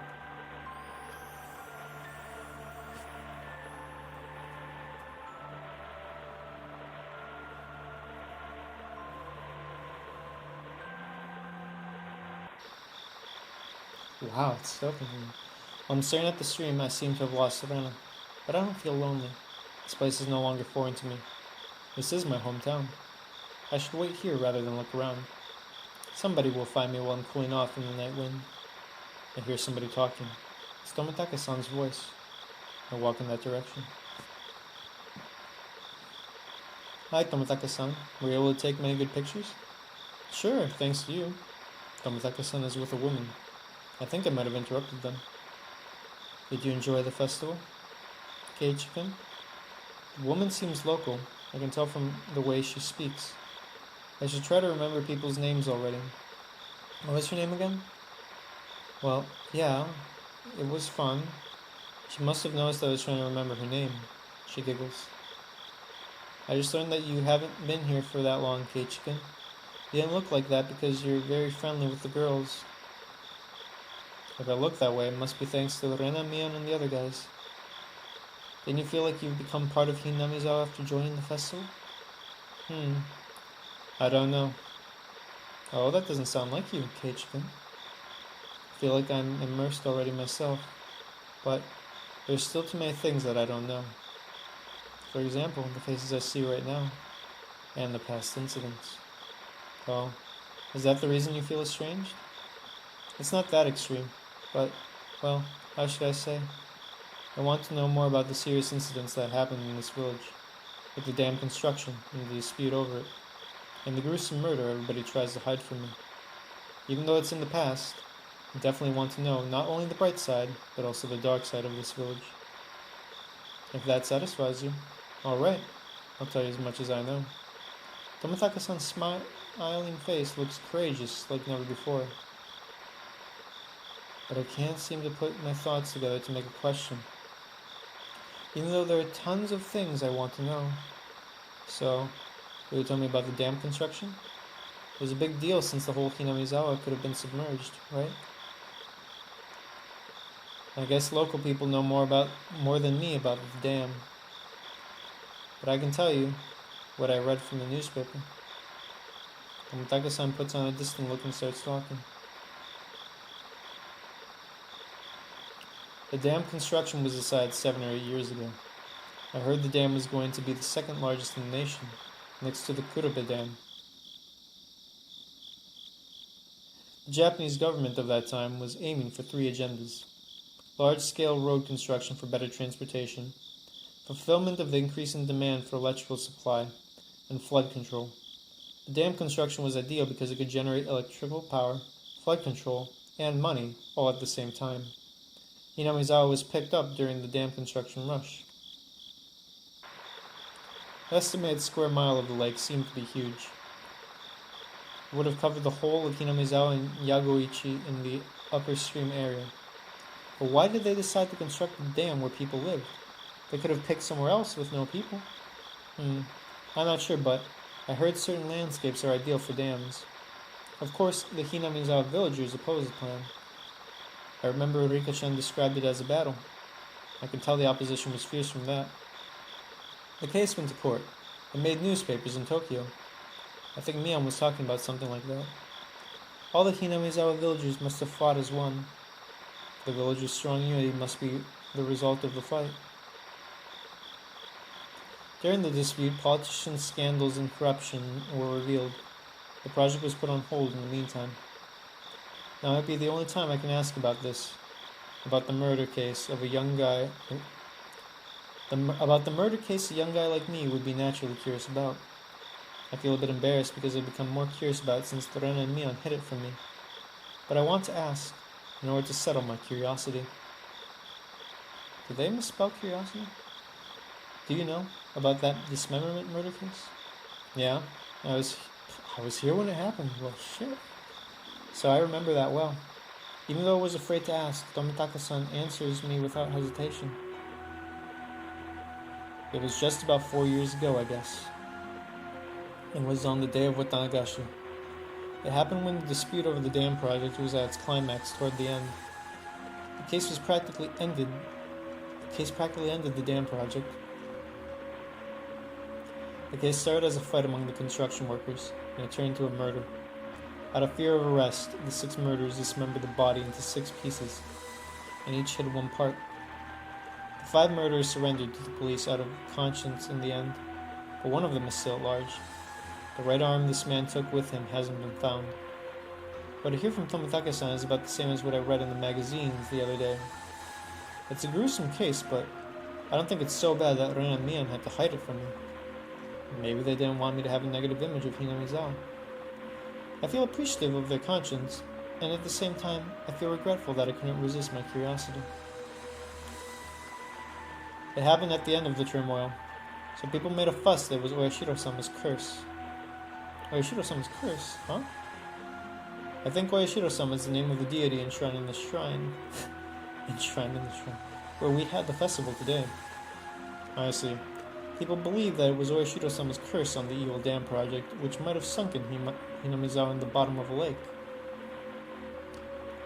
Young people didn't take it that way, but the old people really believed it was the curse. The one with Tomitaka-san giggles. Tomitaka-san laughs with her, so I join them. But things might have changed. I guess the young people do believe. Now. Believe in what? Oyashiro-sama's curse. Man, these people gaslighting you hard as fuck. They're both still smiling, but their eyes look serious. Since that incident, it keeps happening every year, around the same time. What keeps happening? Tomitake-san pauses and looks around to see if anybody's listening. Every year on the day of Watanagashi, somebody dies. A year after the chopped up murder, on the day of Watanagashi, a couple who was in favor of the dam project fell off the cliff while on their vacation. The husband's body was found dead, but the wife's body wasn't found. The husband was for the project even though he was a Hinamizawa villager, so the old people rumored it must be Orishiro-sama's curse. The woman giggles again. The next year, on the day of Watanagashi, a priest from the shrine died of an unknown illness. His wife seemed to have drowned herself in the swamp in the same night. Could that priest be the one from the shrine? The woman nods. The villagers rumored he failed to pacify Orishiro-sama's anger. The year after that, again on the day of the Watanagashi, a neighborhood housewife was found beaten to death. A housewife? All the deaths so far were related to the dam project or to Orishiro-sama. Naturally, I doubt that this housewife might be related to either of them.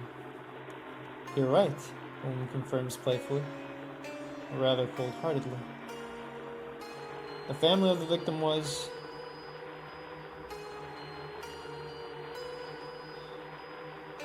the family of the brother of the man who fell off the cliff to his death 2 years ago.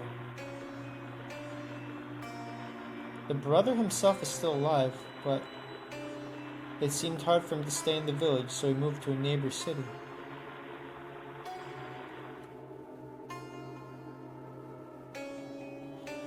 I can't close my mouth for a while in surprise. A life and death battle over the dam construction, and the gruesome murder in the heat of the dispute. Those incidents were all I knew, and all I wanted to know about them. But there was more. A murder, dismemberment of the body, accidental death, death from unknown illness, suicide, and death by bludgeoning. I'm basically a city boy. I don't want to believe in curses. But strange deaths have been happening every year on the day of Watanagashi. And victims are always related to the dam project. If you look at each incident separately, it's not hard to say it was a mere coincidence. But when similar cases happen in a row like this, it seems almost ridiculous to say it was just a coincidence. I don't believe in curses, but I can't deny this force to incite something to happen on the day of Watanagashi every year. The woman seems to recognize what I'm thinking. She giggles. She giggles as though she saw through my fear. I feel embarrassed, so I urge Tomitake-san to continue in a slightly irritated manner. And somebody dies next year, right? Who could that be? Dunno. Who do you think it is? What? I feel a bit upset because his tone of voice was unexpectedly sarcastic. Don't dodge my question. I'm serious here. Hold on, Keiichi-kun. Calm down. When the woman says that, I realize I was agitating. I didn't dodge your question, Keiichi-kun. I mean, the day of Watanagashi a year after that is this year. Today. The woman ends Tomitake-san's hesitation.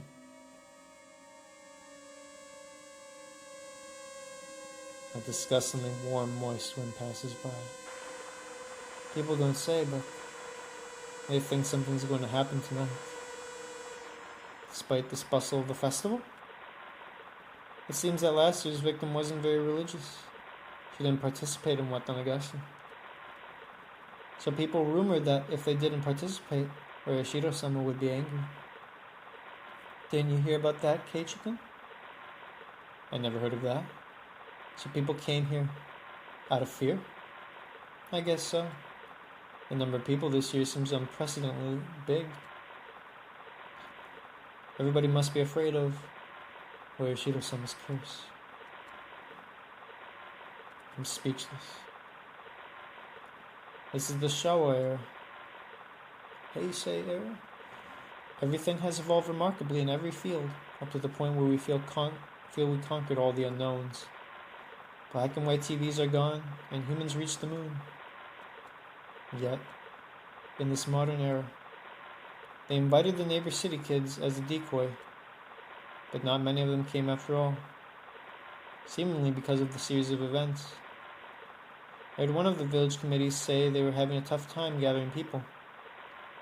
The police think each case is separate and has no relation to the curse, but I heard they assigned some officers as guards during the festival. Now I start to understand why Ren and Mion kept it from me. If nothing happens tonight, I won't have to know anything. If only nothing happens. Everything will be just a groundless fear. And I can pretend I know nothing from the beginning. They'll act like nothing's been going on. I'll go back to the ordinary days again. Was this story too much for you? The woman's sighs will come in her hair slowly. No, not at all. I tried to pretend, but I revealed my panic instead. Onikakushi looks like he's regretting he told me this. After a sigh, he apparently tried to sound cheerful.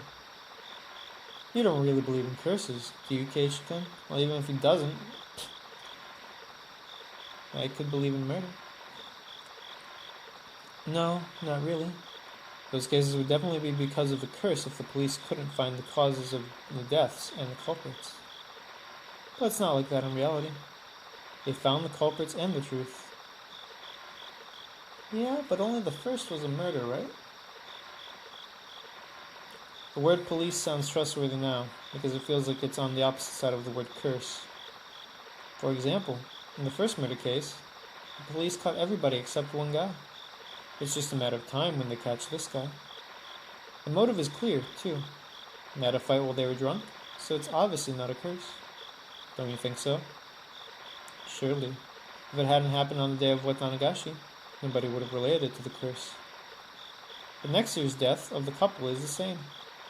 Since people might have had resentment against them, the police must have investigated the case thoroughly, and they announced it was an accident, not a murder.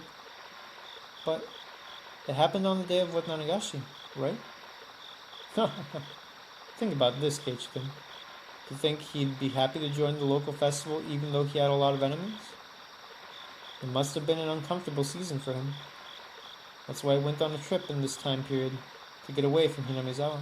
Isn't that more likely? His explanation doesn't quite cut it, but I kind of know what he's trying to point out. I decide to ask what I honestly feel dubious about.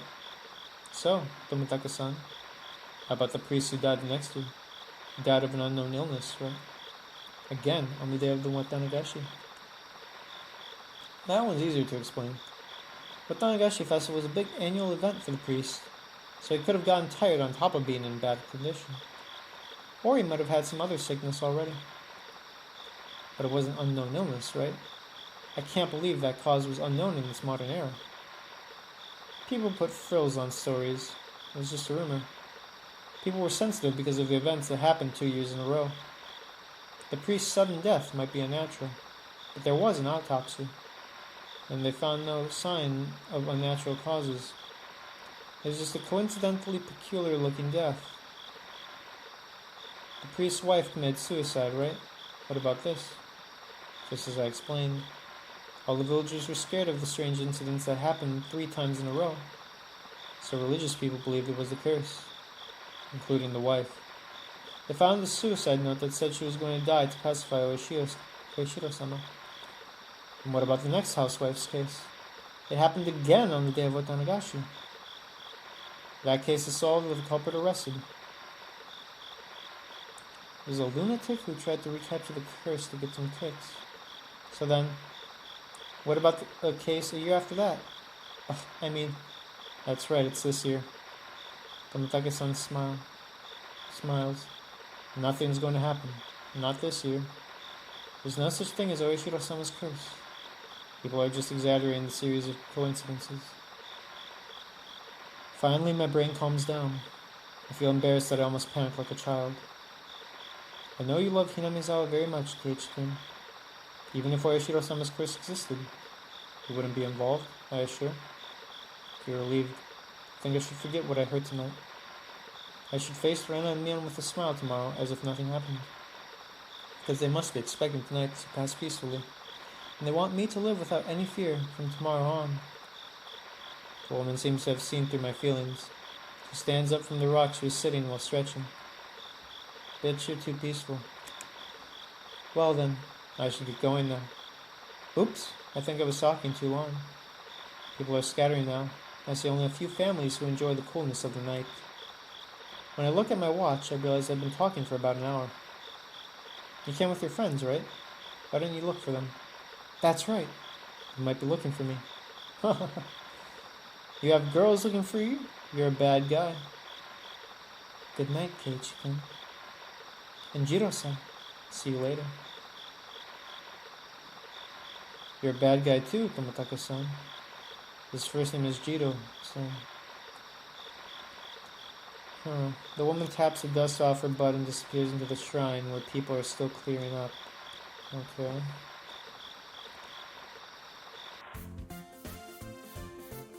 Keiichi-kun, I'm sorry. I see Rena running toward me. I see the other guys behind her. Speak of the devil. Sorry, Kei-chan. We lost track of time in talking. That's pretty much what I was doing, so I guess we're even. Oh, are you with Tomitaka-san? That's very good.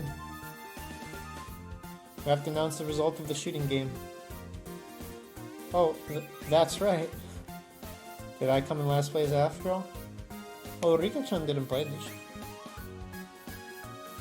After my dramatic win, Rika-chan took the try, but there weren't many prizes left. Only things left were all small and difficult to shoot down. She aimed carefully, but missed all 3 shots. She was supposed to come in last, like Tomitaka-san. But she started crying in front of the booth and the owner gave in. Oh, I'm manipulative, Rika. I know you wouldn't cry for real. She got a pack of gum as a sympathetic prize. This way she avoided coming in last. I think you're quite an actor, Rika-chan. I don't know what you're saying, Keiichi. Okay, loser is Tomitaka-san. Everybody claps their hands. Tomitaka-san doesn't understand what's going on and smiles. Okay, Tomitaka-san, are you ready for the punishment? Hey, I forgot about that. You're naive, Tomitaka-san. We can't lose our games because of that. Mian takes a marker out of her pocket. I see, that must be it. Mian, have mercy on him. Use water ink. Permanent one is too harsh. It has to be permanent, because it would wash off if it was. Whoa, what's going on? Please be easy on me. The guys hold him from the back and Mian gets near him with a marker. Here it is. Mian didn't write on his face, instead she wrote on his shirt. Wow, actually very kind. Make a professional debut this year. Mian. Rena goes next. She writes, let me see the pictures next time. Rena. This is heartwarming. I can't help smiling. Haha, this is more like a farewell card rather than a punishment. Oh, I'm not going to be generous. I'll surely punish him. Loser, Satoko. Let's do better next time. Rika. Here you are, Keiichi-san. I don't know what to write at first, but this will be good for his punishment. Please come and play with us again, Keiichi. Tomitaka-san keeps quiet. He looks surprised at first, but eventually he changes his look on his face. Is going back to Tokyo in this shirt part of the punishment? Of course, you have to wear it home. I hope you'll wear it next time you come here. I hope. He looks moved. His face is red with embarrassment and other mixed emotions. Okay, I'll wear this next time I come here. I promise. Everybody cheers and applauds. We gave a great farewell gift to our friend. I see the woman who was with Tomitaka-san on the shrine premises. Tomitaka-san notices her. It means our partying time has come. What was she doing there? Looks like your friend is waiting for you. Is it about time now? It looks like it. Tomitaka-san walks up to the woman. It looks like he's apologizing for keeping her waiting. Each one of us gives him a farewell word one by one. Each time, Tomitaka-san turns around and waves. His figure eventually disappears into the darkness. It was a simple goodbye. This isn't the first farewell to the other guys. They've been through this many times. He's gone. So why don't we clear up, too? Arika-chan has a gathering with the festival committees, and Satoko goes with her. I go home with the usual bunch. We talk about today's game on our way home. Like somebody should have done that way, and somebody did great, and so on.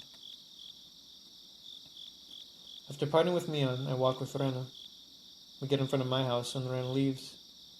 It's kind of late. You alright by yourself? Nigga, I'd have Rena stay over. I don't know about you. I'm fucking talking about murder on Watanagashi? This cute girl is not going home alone. Shit. It's kind of late, you're right. Yeah, I'm alright. My home is close, and I'll run. Scream when you see a strange guy. Will you come save me if you hear my scream? Will you? If I can hear it. How? Yeah. I'll scream loud so that you can hear it. Rena walks away cheerfully while waving her arm. She'll be fine. If she's in that state, nobody can beat her. Silence comes back after Rena's gone. The curse nobody talks about. The more I hear about it, the more I get anxious. And tonight is the night. Everybody must be worried even though they don't show it on their faces. But if nothing happens tonight, there won't be anything to worry about. Nothing will happen. There's no curse. What are you doing there, Keiichi? Come inside or you'll catch a cold. It's my mom. Mom, did you go to Watanagashi Festival? I couldn't go, because your dad didn't wake up, unfortunately. She looks disappointed and sticks out her tongue.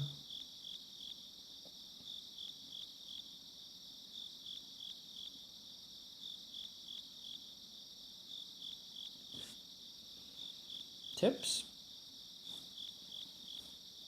If this isn't the end of the part, I don't know what the fuck is up. Okay. I'll go through these tips and that'll be it for now.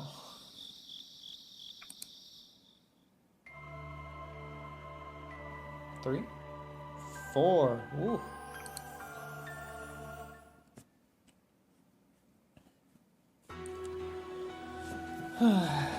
Reading newspapers, man.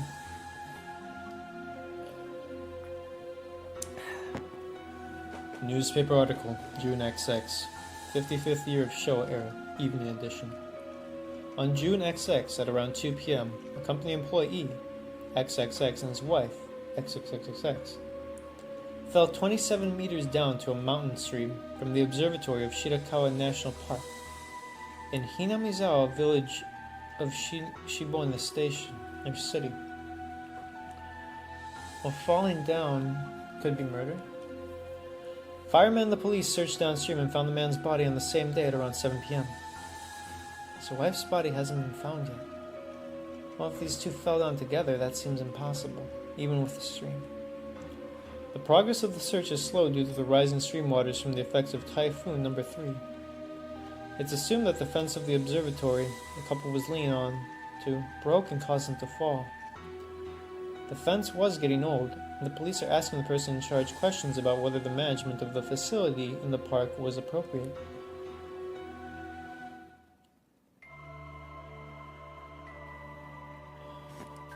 So here's the thing, like, by itself accidental death, but it's weird that the body has disappeared.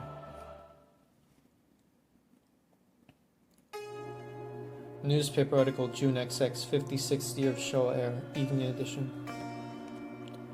At around 10 p.m., a Shinto priest at Furude Shinto Shrine called in about his health condition and was treated in a hospital. He recovered at one point, but his condition rapidly deteriorated and passed away later in the evening. If he was treated, they should have found something, but the fact that they didn't. Was he poisoned? The relevant parties mentioned that he seemed to be exhausted by the preparation of the festival that was held that day. After his death, his wife left her will and disappeared. Well, in theory, if we want to be speculative, is there any proof it was her will? We do know she disappeared. There's no guarantee it was suicide. The will she left implied that she had committed suicide at the Onikakushi quarry, which is also known to the locals as the bottomless swamp. Due to this nature, There's been little progress of any leads to her disappearance.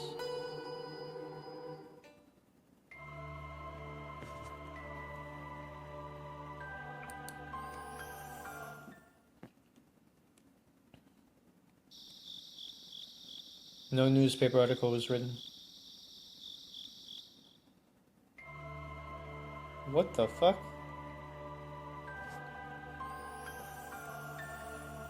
Murder of the housewife. Is that a tip of itself? Is it that it didn't happen? Or is it that it just wasn't written? Or is it that it's weird that I think it was Tomitake-san and the girl from the clinic knew it?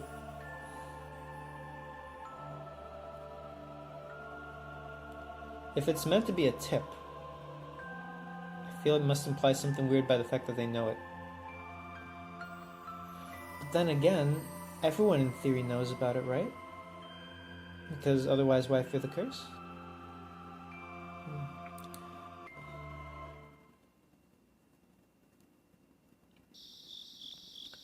This is Okinomiya Station. Can you hear us, number 3? Can you hear us? This is number 3. I can hear you loud and clear. Help is on the way. Please stand by until further orders. Copy. Yes, we copy that. And please do not turn on the beacons. Please be very quiet. ST. The doctor has arrived just now. He wants to carry it. What should we do? Copy. We copy that. Please follow his orders. Yes, Roger. The help has arrived as well. I think we should let them take pictures first. The victim's dead anyways.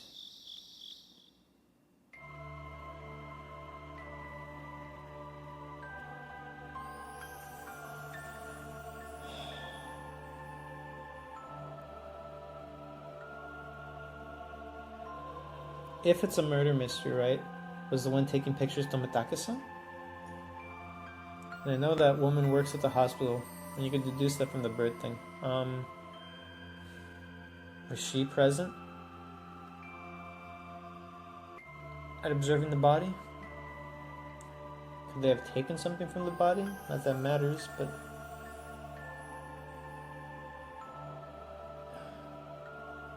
if you go full speculation, you could say they're involved, right? And thus, by virtue of being related to the hospital, they could lead to a mistaken autopsy. Let me just check this one again, because that's nuts. If this just really says no article was written.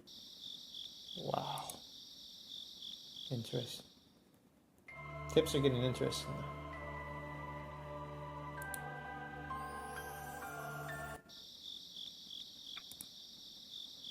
I think I'm going to call it for now.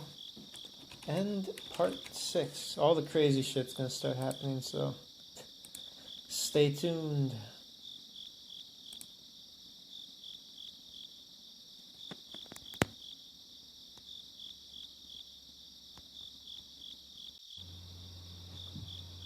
Okay, testing.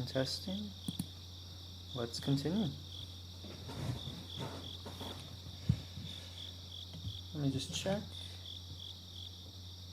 I think I read all these tips. I would have done that beforehand. Exactly. Good. Next.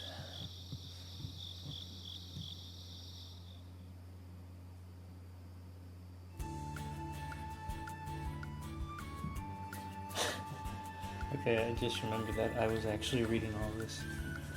Okay, let's get comfortable.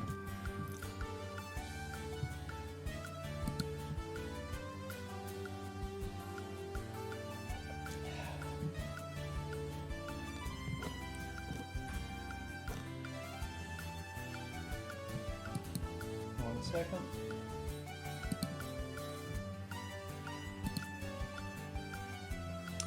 I think I'm gonna close my door because it's slamming.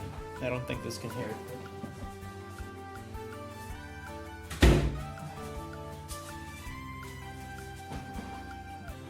Okay.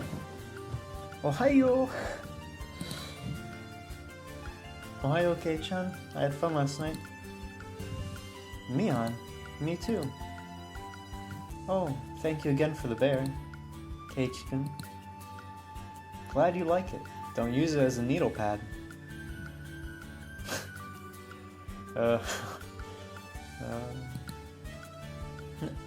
No way. I assume it was Uso, maybe. I don't know. We enter the classroom while chatting. I feel something wet and disgusting. There's a bucket for cleanup filled with water. And my foot is stuck in it.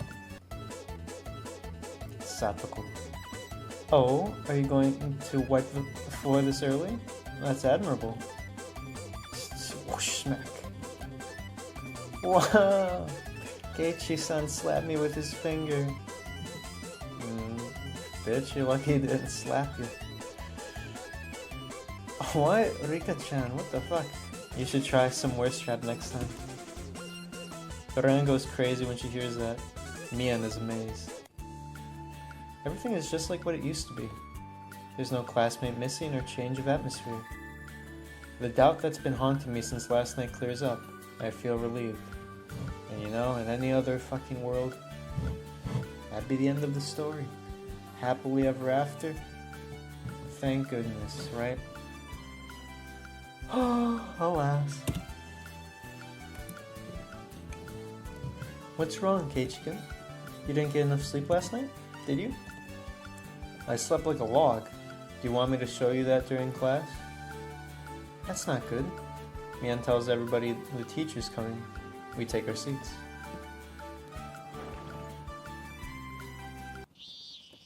Good morning, everybody. As you know, the festival was held yesterday. I'd like to thank those who helped out until the very end. Of course, we weren't good enough to help clearing up at all. Rather, I feel like we just made a mess. Well, in this season, magazine reporters visit here to report on the festival. I snap out of it when I hear the teacher's tone of voice change. Those reporters may interview you, so don't tell them anything uncertain or vague. Alright?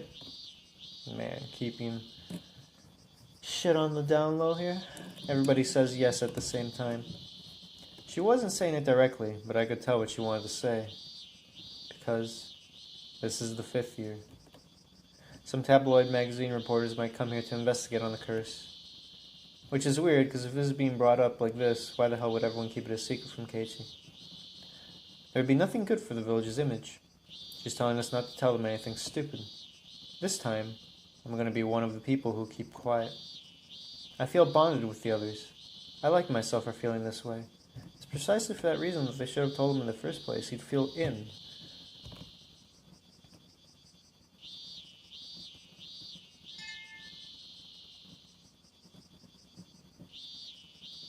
After school, we're gathered for the club activity. Nobody thinks we should get rest because we're tired from yesterday's ado. Let's play a mystery game today, oh boy. How about this one? Oh, the foreign one? That looks fun. What is a clue? The manual is in English though. But the rules aren't too difficult. I'm not going to lose. Wow, Rena. I'm sort of good at this game, says Rika-chan. Looks like Rena isn't a big fan of this game. I guess right, ain't I amazing? The person who can guess the culprit, the weapon, and the crime scene wins. Yes, it was Colonel Mustard with the rope in the observatory. There are 3 kinds of cards: culprit, weapon, and crime scene. I look at the culprit cards. It's written Mian on one of them, and Rika on another. Oh, I find my name too. There are various kinds of weapon cards. You know what's funny? I wonder if when Ryukishi wrote this shit, like, because he mentions it, like, if there's sufficient parallel and everything that it is just like Clue.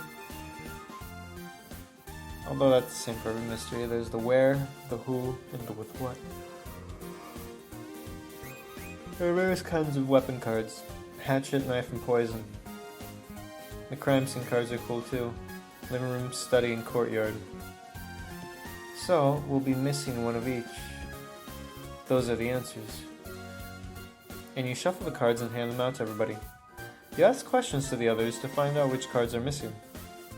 I see. The cards that nobody has revealed the real criminal. You raise your hand when you get the answer. We finish the game and see if you're right. If you're right, you get 1 point, and if you aren't, you lose 1 point. Then we collect all the cards and start over again since the game is over, whether you guessed right or not.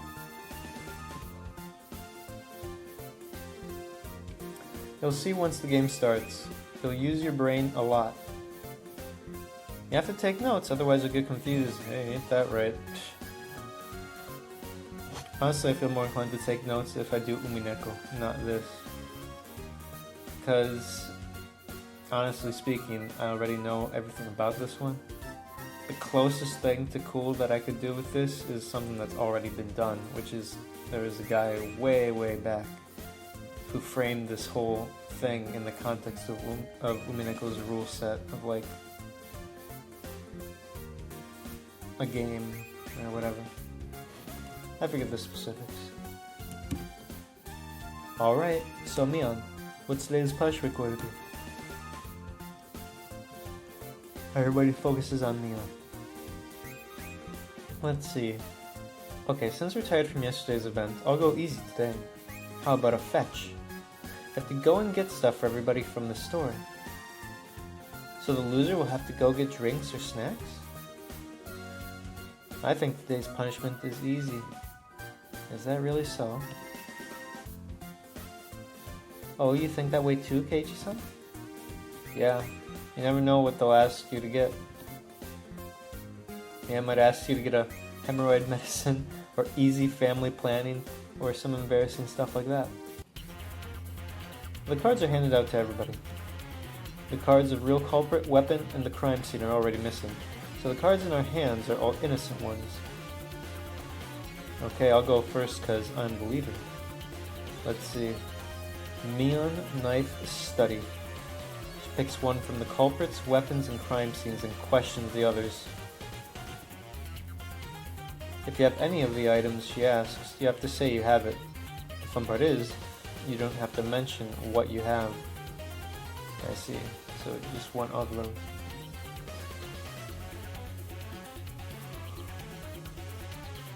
I have it. Me too. So do I. Oh, that's a completely innocent set. When Mion asked if the others had Mion Knife Study, the three of us said yes. Well, yes, I assume there's no duplicates, right? So that implies all of them have to be. There's no ambiguity. Guys, Mion Knife and Study aren't the ones we're after. I've got to write it down. Okay, how about... Dude, if Axe is Machete, that's funny. Okay, how about Rena Axe Lounge? Only 2 people say yes. So, okay, ambiguity, so you don't know. One of Rena Axe and Lounge is the answer. But even though they said yes, they didn't say how many cards they had. So one of those who said yes, Satoko and Rika-chan, might have 2 cards in their hands. I see, there's ambiguity in that it could be just 2, but it still could be 3. You only know the minimum.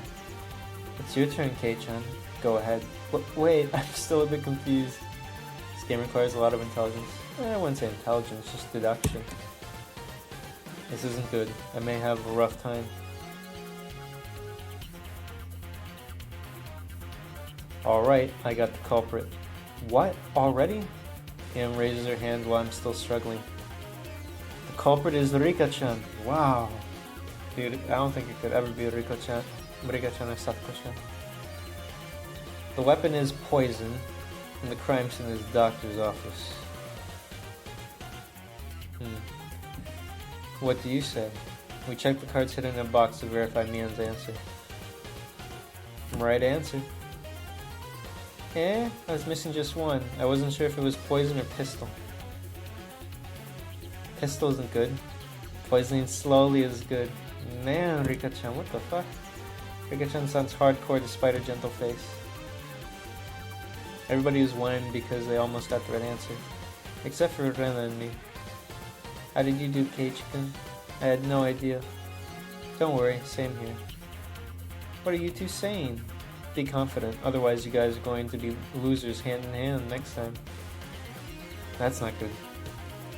We'd have to fetch something hand in hand. And what if the thing we've got to get was easy family planning? Dude, that's like awesome if we get to do that. The whole village will then think you're together. Keiichi doesn't look like he's good at this game. What? That's not true. I'll show you why I'm called Sherlock Maibara in the next round. Dude, if there's one thing similar between Keiichi and Battler, it's that both suck at deduction. Actually though, no. Per a comment I left on YouTube at one point. That's not true. Battler is so legit. He was able to find the true truth of Beatrice's game. Keiichi, I don't think ever finds out the full truth of anything. Though some of that's contextual, because there's no meta Keiichi. Oh, bring it on. I'll beat you up completely. After that, I seem to have grasped the hang of it, but I'm still a bit behind. Mian even seems to get information from what people ask. She's extremely experienced. In order to subvert the situation, I have to be cruel. I shift my thinking by leaving the idea of just playing a mystery game, and I start thinking in the way this club operates. Finding the culprit isn't the important part, but winning this game is. I've got a hunch. Ah, sorry, I'm going to the restroom real quick. Take your time unloading. Me-chan, that sounds gross. I pause the game and step out. The air feels fresh. I can tell the classroom is heated up. In the field, my classmates are playing cheerfully. While I'm cooling down my head, Ren walks towards me from the other side. Actually, 1 second here.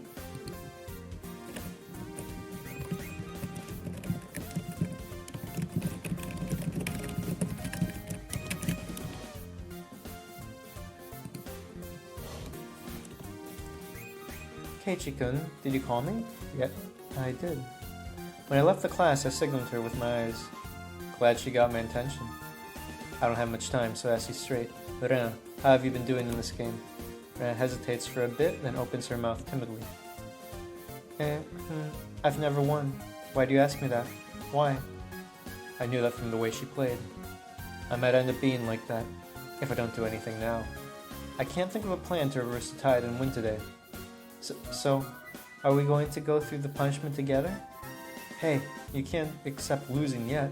Let's turn the tide, alright? You and me together. But, how? I put my mouth near her ear. I whisper. Are you serious? Don't forget, Rena, rule number 2. We do anything to win. Yeah, alright. Our tactics are quite simple. In the beginning of the game, everybody concentrates on taking notes, so they look down. For that moment, Ren and I show each other's cards. 1 second again.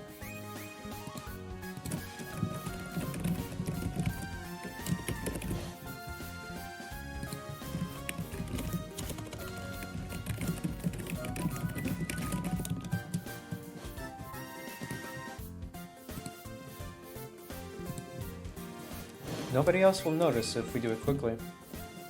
We start the game with more information than the others. We can ask more effective questions since we know more. This way, we can top the game more securely than the others. Yeah, I feel. We can win this time. We smirk to each other. If I was Ichigo, yeah, Ren would be the evil magistrate. My evil partner. Let's go back in. Let's surprise them with our power.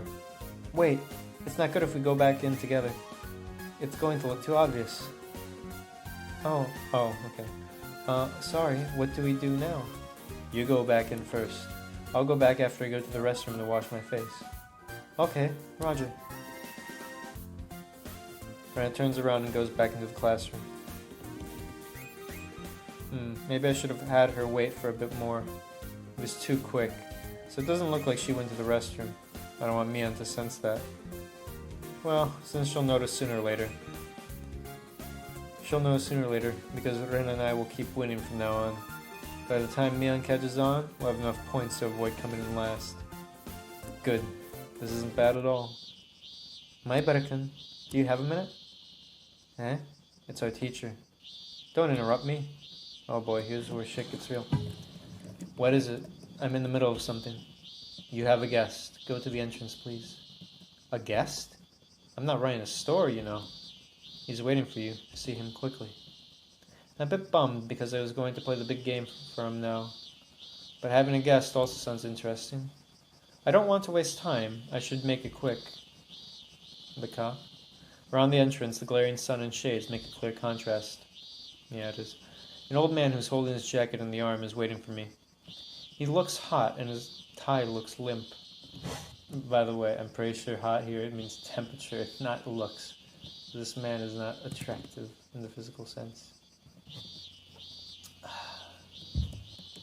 Unless you're into that old man complex, who am I to say?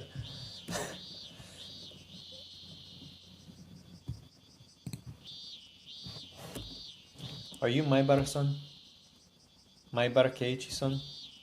I'm sure he's not a Hinamizawan villager. And I'm sure I've never seen him before. Why a period, not a comma? I think I have strange connections with middle-aged men since I met Tomitaka-san. Dude, this is middle-aged? This guy's old ass.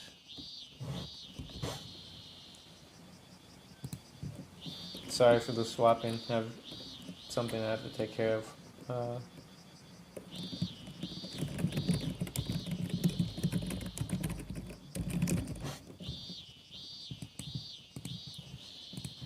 Oops.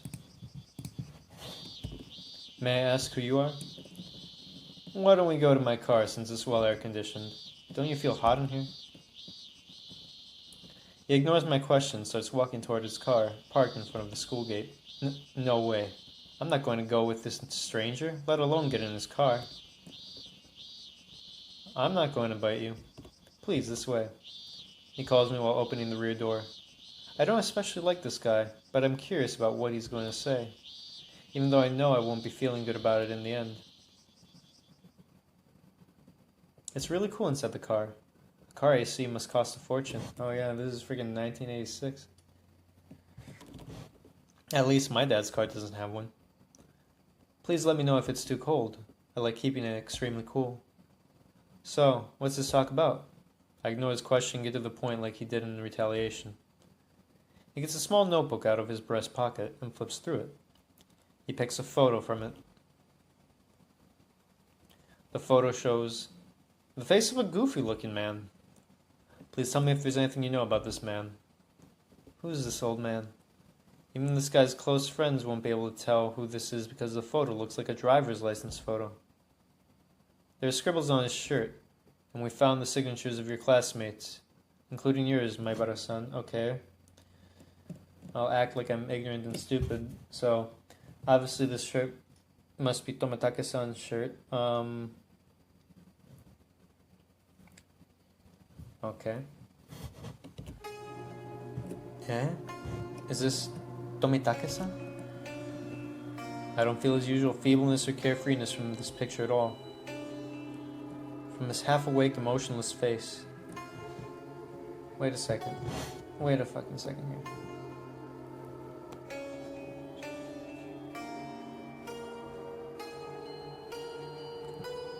Is it a driver's license photo? Because the half-awake, emotionless thing, I'm trying to figure out if it's a driver's license photo or an autopsy photo. Because intent differs, right? If it's a driver's license photo, it would make you question Tomitake-san's personality, right? But if it is an autopsy photo, it just means he's dead, obviously.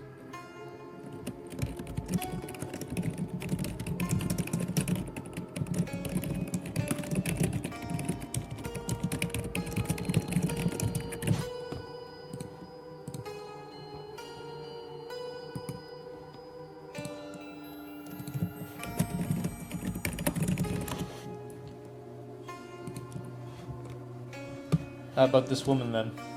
I knew what he was going to show. I don't know her name, but she was with Tomitake-san last night. Even though I don't know her name, I do know she was definitely one of the Hinamizawan villagers. When did you see them last? I saw them in the Watanagashi festival night. Looked like they were getting along well, though. Didn't you notice something strange? Anything? Please tell me. I'm confused at his nosy attitude. By this time, I know what this old man is. Did anything happen to them? He doesn't answer my question. So I do likewise. I keep quiet. Definitely. This guy's a cop. Then why? Why is he asking me about Tomitake-san? Something happened to him? And why is he questioning me? There should be tons of others who know more than I do. This is where the suspicion issue happens, right? Because he probably feels singled out. Well, let's think about it, actually. I'll try to think about it from a good perspective. All those names were written on there. But Satoko and Rika-chan, you wouldn't go there. Because they're too young. Then you have Rena. Maybe. Mian is from the Sonozaki family. I don't know if I'd go there. And so you're really left with Keiichi, who is new enough that you know he isn't like in with the villagers, right? You know he might give you an accurate answer. The sound of the AC feels loud. After a long silence, he opens his mouth. It hasn't been long since you moved here, has it, Maebara-san? Do you know anything about Oyashiro-sama? My heart throbs. Obviously, I'm not good at hiding my emotions. I must have shown quite a lot on my face. You don't know about it at all? It's fine if you don't. Well, I've heard of it. Tomitake-san's told me. How much do you know? The mutilation murder, the accidental death, the death from illness, the suicide, and the death by bludgeoning. Strange incidents happen every year on the day of Watanagashi. I don't think Tomitake-san hid something from me. I believe he told me everything. Rather, I don't want to think there's more.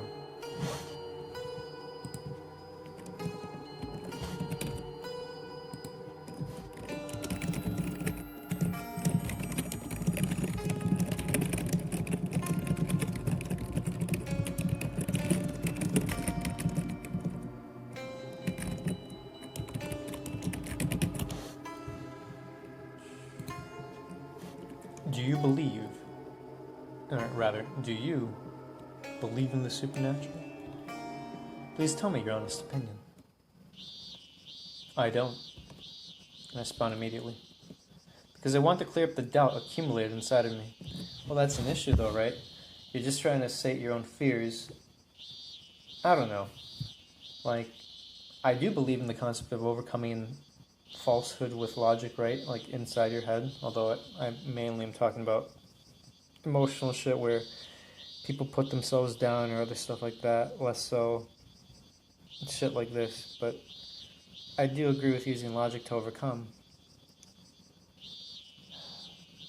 But I feel like that can only really work if you have a strong conviction, right? Because him just saying this shit means nothing, as we'll see. Because if you have a weak will, you're just setting yourself up for failure, because you'll say it, then you'll be broken down again, and you'll feel even weaker, because your words didn't work. Really? That's good. I knew you were town-bred. What do you mean? I don't have much time. My friends are waiting for me. The man in the picture died last night. My mind goes blank. Eh? What happened to Tomitake-san? Of all days, he died yesterday, on the day of Watanagashi. You know what this means, right, Maebara-san? What that means, that means it's not about how or why he died. It's about the day he died. That means Oyashiro-sama's curse struck again this year. We still haven't announced Tomitake Jiro-san's death publicly. I think you know why. I don't even want to know. Please tell me what happened. This case is peculiar. It's too agitating for the Hinamizawan people. He's putting on the dog, but I hesitate to ask further for a moment. Forcefully tapped the information I shouldn't know out of curiosity, and I regret that after all. To be fair, he would have figured it out now anyways, because he still would have gone to the festival, he still would have written on Tomotakeshi-san's shirt. And he still then would be in this car being asked questions, and then learn about all the stuff. The only thing that might change would be his feelings of doubt towards his friends for them keeping the truth hidden from him. Actually, no, he would have still felt the same way because they wouldn't have brought it up anyways. Although I guess there's a difference between never being told something and asking and being lied to.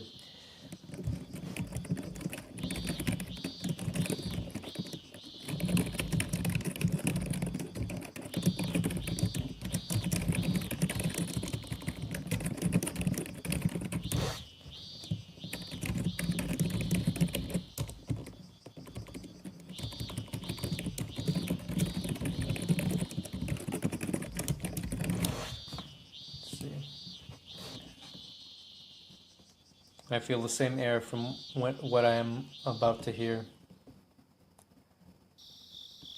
Sorry for the constant interludes. Having to text someone while I do this. One of our patrol officers' wagons found his body on their way back from the watch. Okay. It was 5 minutes before midnight. Okay. Okay, the body was found. Okay, I'm actually going to write some of this shit down. Why not? Not that it matters. Officer finds Tomitake-san's body at 11:55 p.m. on the night of Watanagashi. We know it was late when they departed, so time of death, it's like what, 4 hours difference? The scene was, let's see, you know the place where the local path to the city turns into the asphalt road? Just down the slope, the body was found on the roadside. The local path to the city turns into the asphalt road. I don't know where that is, and I don't think I've been told contextually where that is.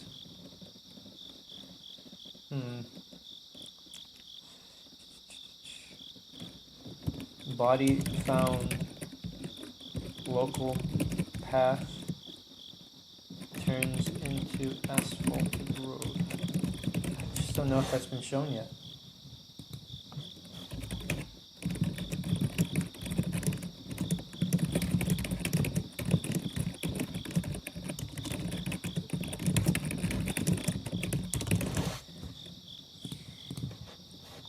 There's almost no lights on that street. Other than the moonlight, there can be only car lights there. It was unlikely to find his body on the roadside in that darkness. Tomitake-san was lying on the road, covered in blood. Excrements. The blood and excrements filled the road's surface. Okay, what do we know? Excrements. Body status. Body status. Blood spilled excrement? I don't know if it's a translation thing where it's like actual shit or if it's just like things excreted, right? Excrement. Such that people seemed run down. So that would mean like across his middle body, like his torso, right? But a policeman who got close to him to make sure of his consciousness noticed something strange. By throat. His throat was torn up. By a knife? No.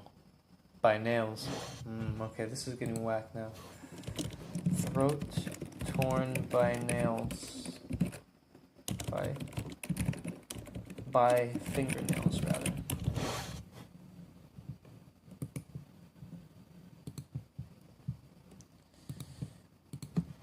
Nails? Nails like the nails on fingers? He clawed out his throat with his nails? after the anatomy, we found out that it was self-inflicted. Self-inflicted? What does that mean? So, it was a suicide, not a murder? For some reason, Tomitaka-san decided to scratch his own throat with his fingernails as hard as he could, until his skin was torn and blood came out. But Tomitaka-san didn't stop there. He kept scratching. He scratched hard until his fingernails peeled off. Scratched hard. Okay. Let me write that down. Throat torn by fingernails. Self-inflicted. Inflicted. Fingernails tore off. Then his fingernails reached the veins he shouldn't damage. Scratch clip, his blood splashed. He bled from his mouth. He threw up, fell down, and twitched his body until death in agony. We thought about drugs, but nothing was found. But could this be suicide? Okay, no drugs. Well, okay. According to report, no drugs. But I've never heard of anything like this. An incredible death like this. This is nothing but a mysterious death. This death seems the most curse-like in the past 5 years. And the whole thing looks as though something's trying to persuade Tomitaka-san. And I, who didn't believe in the curse. There are many suspicious things. From his internal bodily secretion, sweat and hair, Tomitaka-san seemed to be in an extremely excited condition right before his death. Okay. Excited condition before death. That makes sense. I don't think anybody would scratch their own throat calmly.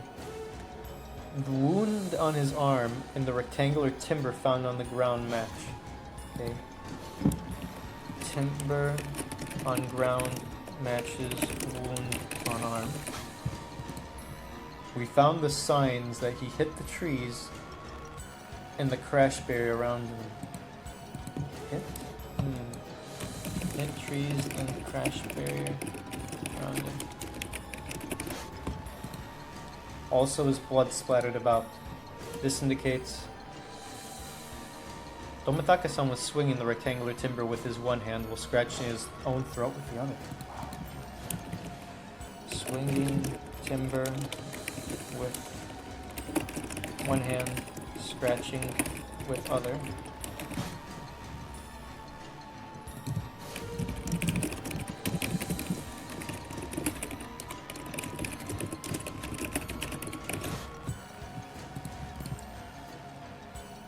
We found it. Okay, here we go. So this is something. We found external wounds caused by someone else. It's possible that Tomitaka-san was being attacked by somebody. From the positions of the wounds, it could be multiple persons who did that. Okay, additional wounds. Additional wounds. Positions indicate potential multiple assailants.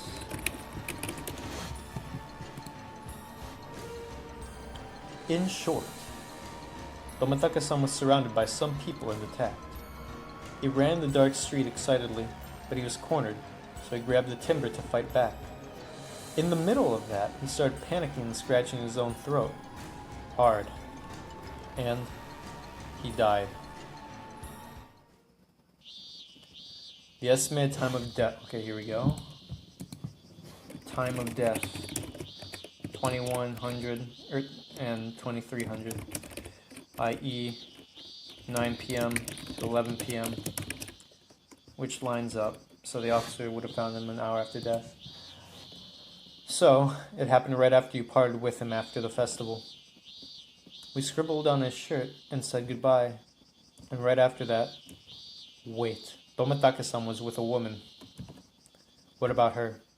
She's missing. She didn't show up in her workplace nor in her own home. It's highly possible that she was involved in an accident. See, accident you say, but why wouldn't she necessarily be an assailant if she was with him? Okay, woman disappeared.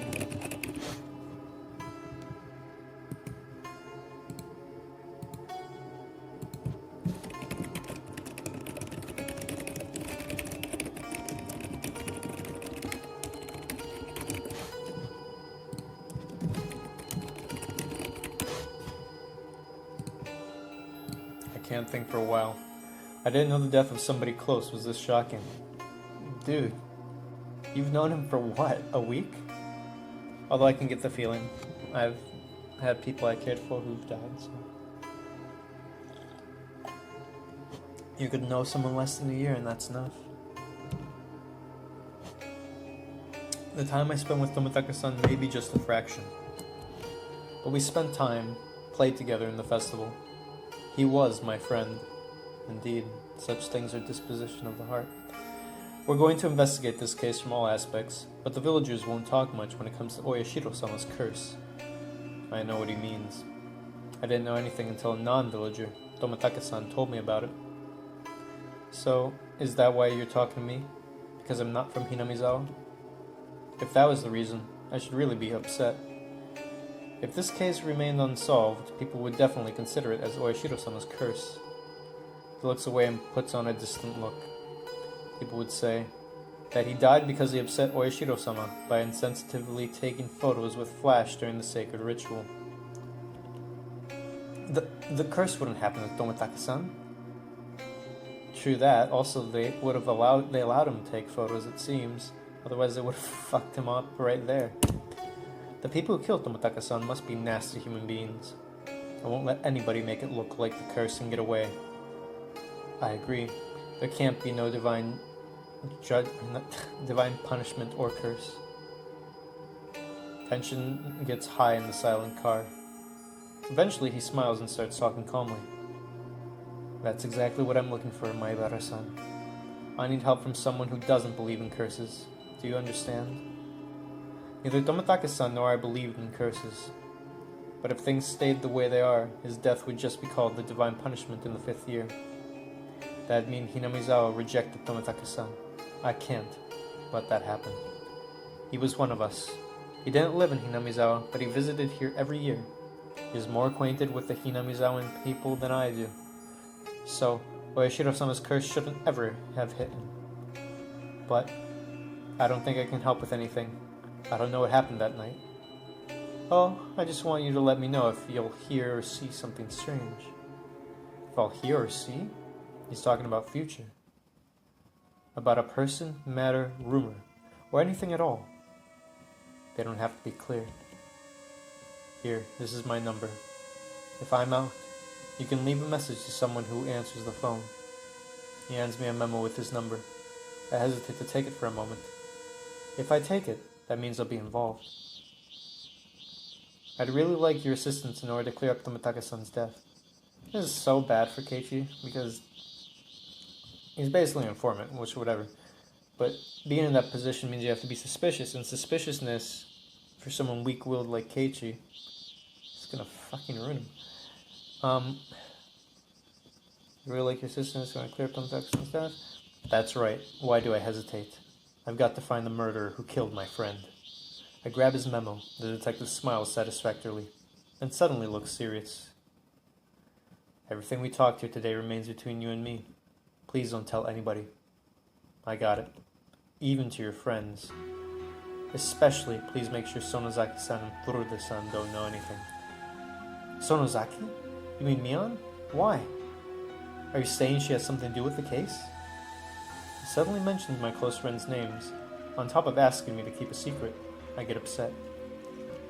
By the way, the tips tell you this, right? So we know Sonozaki is high up in the village. Furude is high up in the village. And notice he didn't say Hojo, right? No, he said say Ryugu, right? And he only said these two because these two are high-level village families. And as far as the cop could know, right? Maybe it's a conspiracy to fulfill the curse. I get upset. For the sake of the investigation, I must say. Screw that. Mian is my precious friend. He doesn't care even though I'm upset. I can tell you why, but please don't feel bad. Say it. He hesitates for a bit. He looks out the window, thinks for a moment, and opens his mouth. It's possible that the series of incidents that happened in Hinamizawa was inflicted by the whole village. That can't be true. Screw that nonsense. Do you have any evidence, first of all? There is no evidence. All the past crimes have been solved, and all the culprits had no direct connections to the village. So why the hell do you want to keep it from them? Every year somebody dies on the day of Watanagashi. Don't you think that's enough to raise questions? Only the Hinamizawan people value the divinity of Watanagashi. So the reason strange incidents happen only on that day has something to do with Hinamizawa? Okay, here we go. The first victim was the construction site manager. The next was a villager who was for the dam project. The enemies of the village died strangely, one after another. Regardless of the process, that's what happened. That's an unreasonable doubt with no evidence, but I can't laugh it off. Then, what about the priest who dies next, and the housewife after him? They weren't the village's enemies. The priest didn't do much during the dam project turmoil, even though the villagers expected leadership from him. So some villagers were disappointed at, and had grudge against him. Even though they had grudge against him, he didn't cause any harm to the village, did he? True, but doing nothing is sometimes viewed worse. Neither did the housewife. She was just a sister-in-law of the guy who invited the dam? Invited the dam, wasn't she? That's no motive for murder. And what about Tomitake-san? He had nothing to do with the dam project. He was just an outsider. Could that be enough reason? In the beginning, the incidents happened to those related to the dam project. But year by year, the relationship has become more distant. That's what scares me. The fact that the relationship is becoming distant. What do you mean? I mean the victim no longer has to be an enemy of the village. It can be just an outsider. You mean next year's victim will be picked from outsiders? Or it could be a person who just moved here. Yeah, way to scare Keiichi to fucking hell.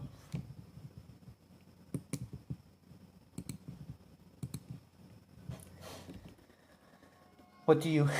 I fall silent in the middle. People who are most outside in Hinamizawa right now are me and my family. I'm living evidence. I don't even know the names of the people I pass on the streets. So, the next victims will be my family? Me? But how does that relate to Mion? I can't elaborate on that now, but the Sonozaki family were the leaders of the dam protest team, and they were very aggressive, including Sonozaki Mion-san. During the protest, she was arrested for minor offenses and demeanor. I knew Mion fought in the protest, but I didn't know her family was the leader. So what could this mean? Are you saying that her family is involved in the series of incidents? I'm not exactly saying that, but if they were, the possibility is very high. That's what I'm trying to tell you. I don't understand his explanation. I think he's evading what I really want to know. I have no idea how much they're involved. That's why I don't want you to let any villagers know. I frown to show what I'm thinking. It seems to get what I meant. Let's think of it this way. I don't want to worry the villagers who blindly believe the curse, so we keep quiet. How about that? I still don't understand at all. But I understand that it's not a good idea to let anybody know about this. There's a culprit somewhere. There's no connection between the fact and the curse. Eventually the police will catch them, and they'll face the consequences. And the process has nothing to do with my friends. Maybe I shouldn't worry them, because they're sensitive about the curse. Just like they kept it from me, so that I don't worry. It's time for me to keep quiet to not worry them now. Huh? I said it to myself. Especially this case must impact them a lot, since they have been concerned about the series of strange deaths that happen every year. I don't want them to suffer anymore. After all, I have to do as this cop says, even though I don't like it. Alright, I'll keep it from them. Is that alright? I didn't catch your name. I'm Oishi from Okinomiya Precinct.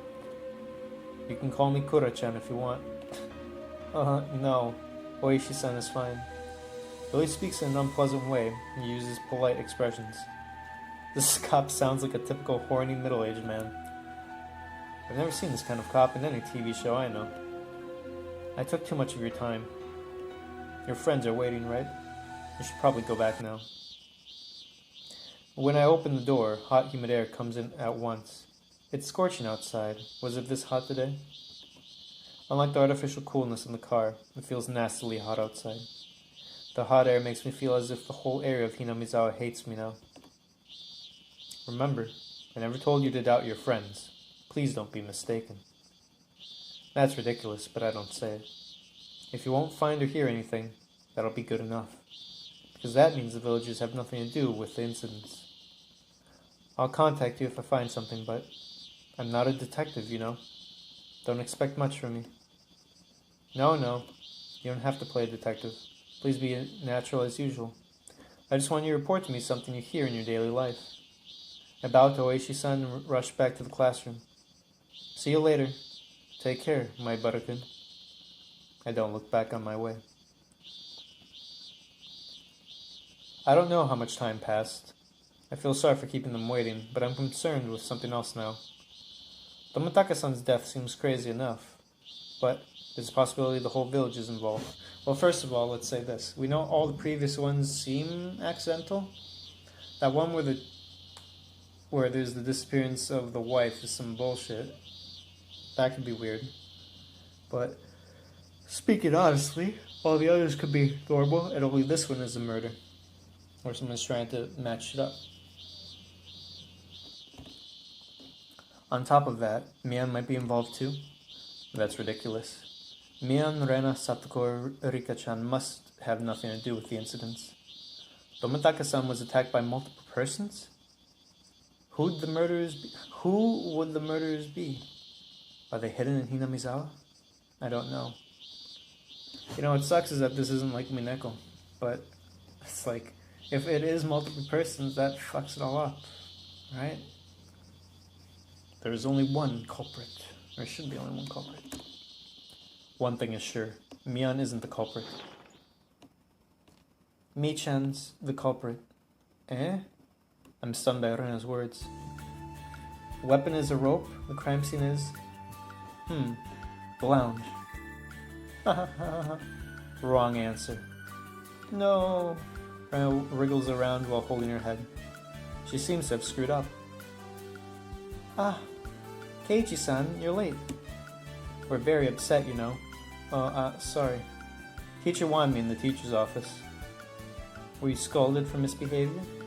There. Well, we're hyped up here. Let's make the next game the last round since it's about time. Guess I have only 1 point so far. So doesn't that mean I'm going to be the loser? It's okay, Keiichi-kun. Rena has -1 point. How? What? She has less point than me even though I wasn't in the game? We decide whether the punishment goes to Rena alone or with Kei-chan in the final round. No kidding. Rena alone is good enough for the punishment. You promised to fight together with me, Keiichi-kun. I was waiting for you the whole time, you know. I was. Oh, my bad.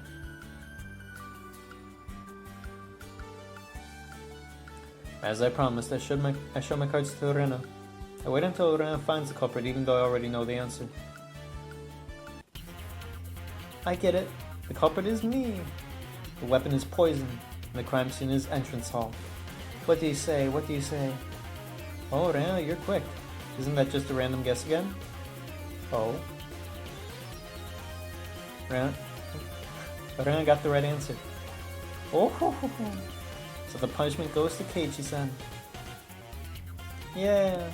Keiichi, let's do our best. Yeah, of course. That'll hurt one after all.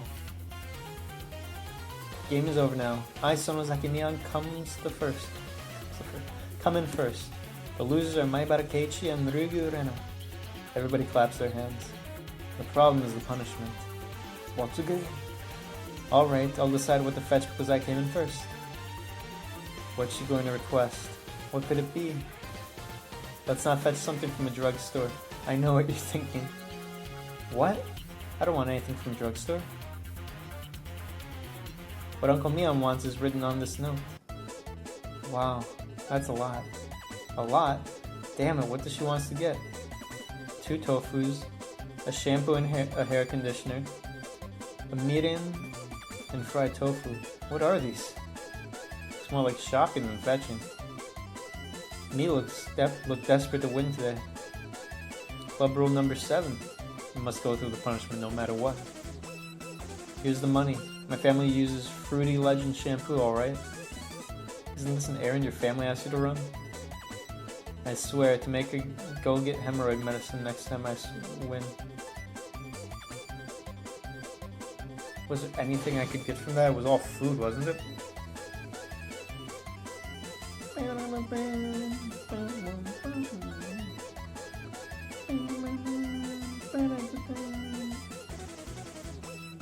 More than 4 perpetrators? Dude, that's the fucked up part. Like...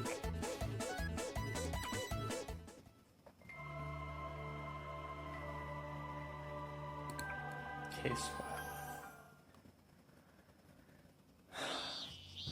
The cause of death was a hemorrhagic shock, caused by scratching and tearing his throat.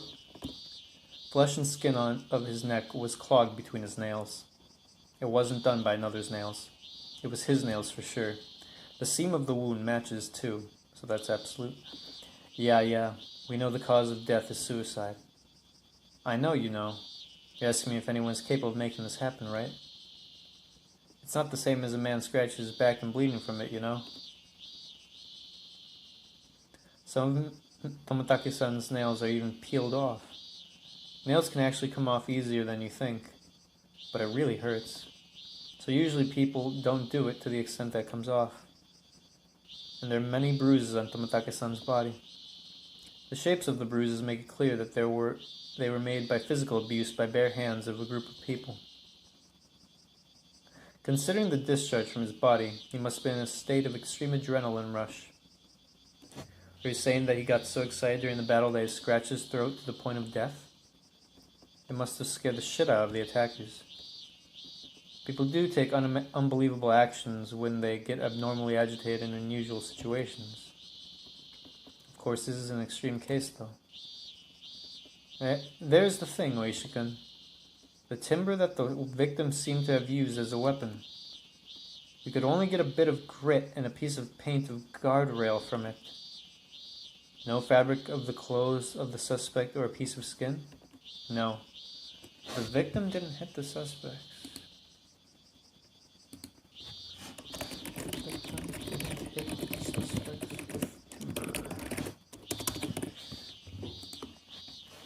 Or the suspects might have taken the timber with them. Wait. Oh, wait. So... How do... Wait. Timber not found? Timber not found? That's what it seems like. Because it says that possibility. If they did, why did... Oh! Okay. Timber not... Potential multiple timbers? As if there was one used against suspects, not there, they would have taken all of them. Yeah. You're damn right. Mr. Toмотaki-san has a well-built body, and he's also tanned. He was an athlete, right? Huh? Yeah, yes he was. It looks like he's been working out. I have no idea what kind of sports he was playing before his death, but I think he had a rather high physical ability. That means he wouldn't be easily outdone by the attackers. A guy with a big body like him was facing death and swung around a weapon for his life. It's hard to believe that it didn't even make a scratch on the suspects. And the suspects didn't have anything to attack him but their bare hands. He had a timber in his hand, so it's easier to assume that he could have struck one of them at least once.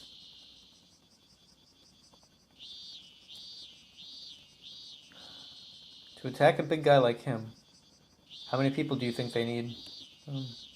I bet you know it better than I do, Oishi-kun. Remember the time when you were a bad boy? How many would I want if I had to fight with him? It's an ironclad rule of hunting to have a certain number of people when you attack a huge beast. I want at least 4. Even if there are big differences of physical size, 4 people can get it done. It means there are a large number of suspects. Should we suspect groups of more than 4 who were drunk at the festival? A group of more than 4. But if they had so many people, they could have hidden the body from view, couldn't they? Or The victim escaped somehow from a place where he was held captive on the verge of death. If so, I don't understand why he committed suicide. Not only that, but I also don't understand the abnormal way he died. There are so many mysteries. We do focus on that point too. We're going to hold a thorough investigation into that. But I don't have high hopes. Because we've never had a case like this in the past. I don't expect it to be easy either, but I do look forward to the result. Oishi-san, section manager wants you. Excuse me, I'll see you next year. Next year? Yeah, have a nice year.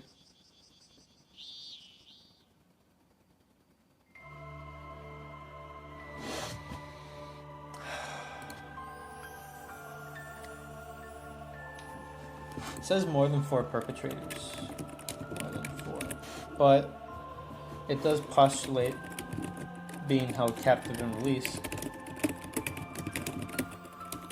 If that happens, well, you need more, I don't know. Like, if there are no drugs in his system, this is where it gets difficult. Like, if you have him captured, then you could just beat him as one guy, right? Beat him, then release him. It doesn't explain the suicide, nor does it explain how you initially capture him.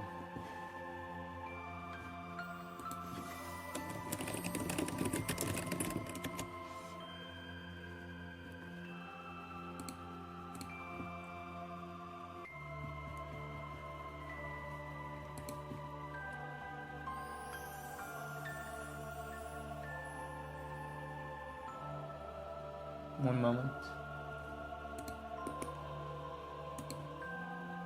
Let's see.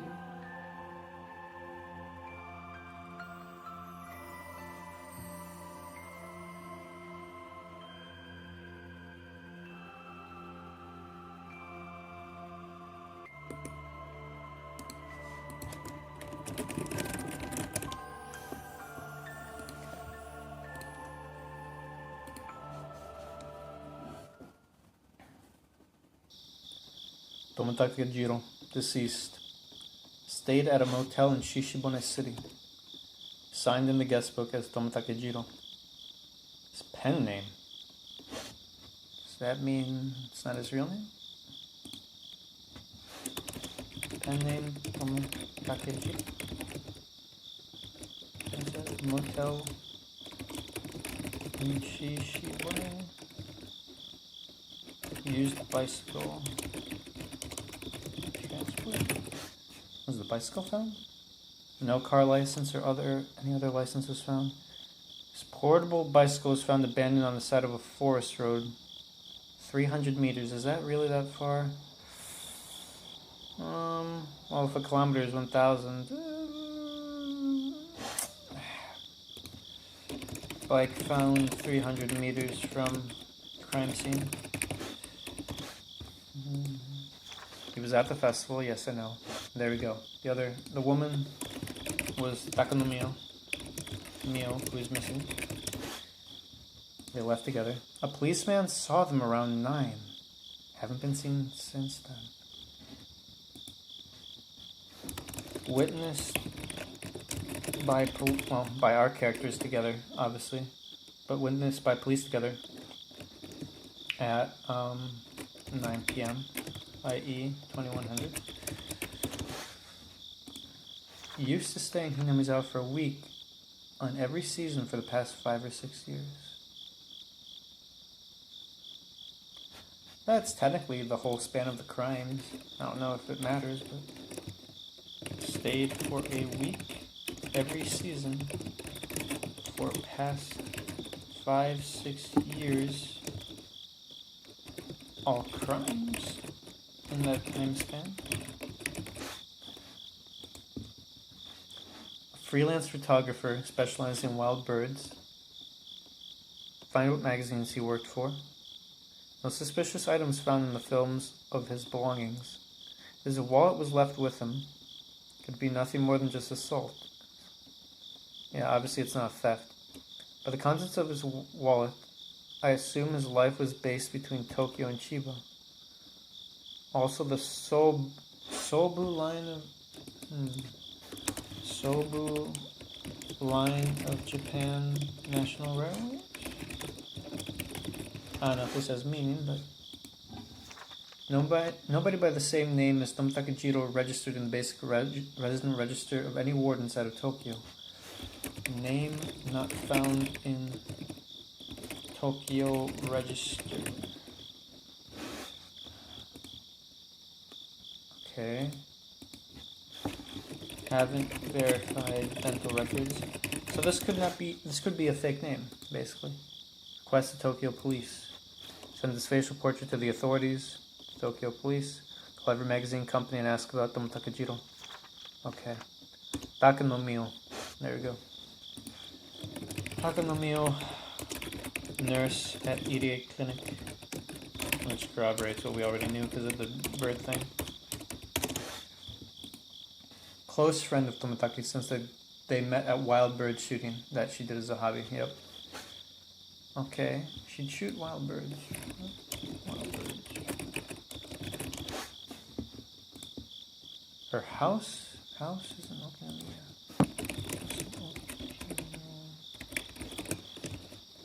Which is the place near Hinamizawa, I think. Near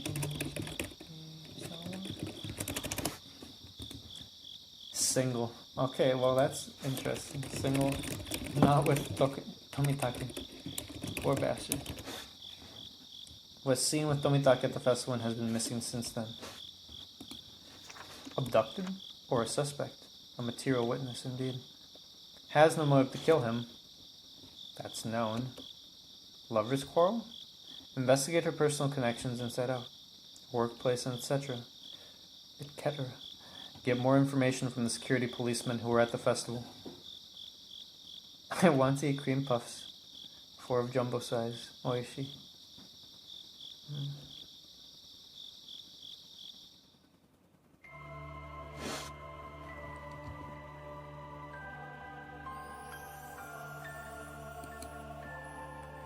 Well, if nothing else, you can discount Oishi as a suspect.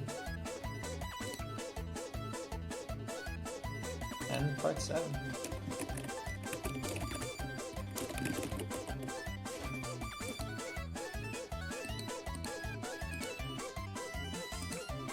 Let's keep the party going.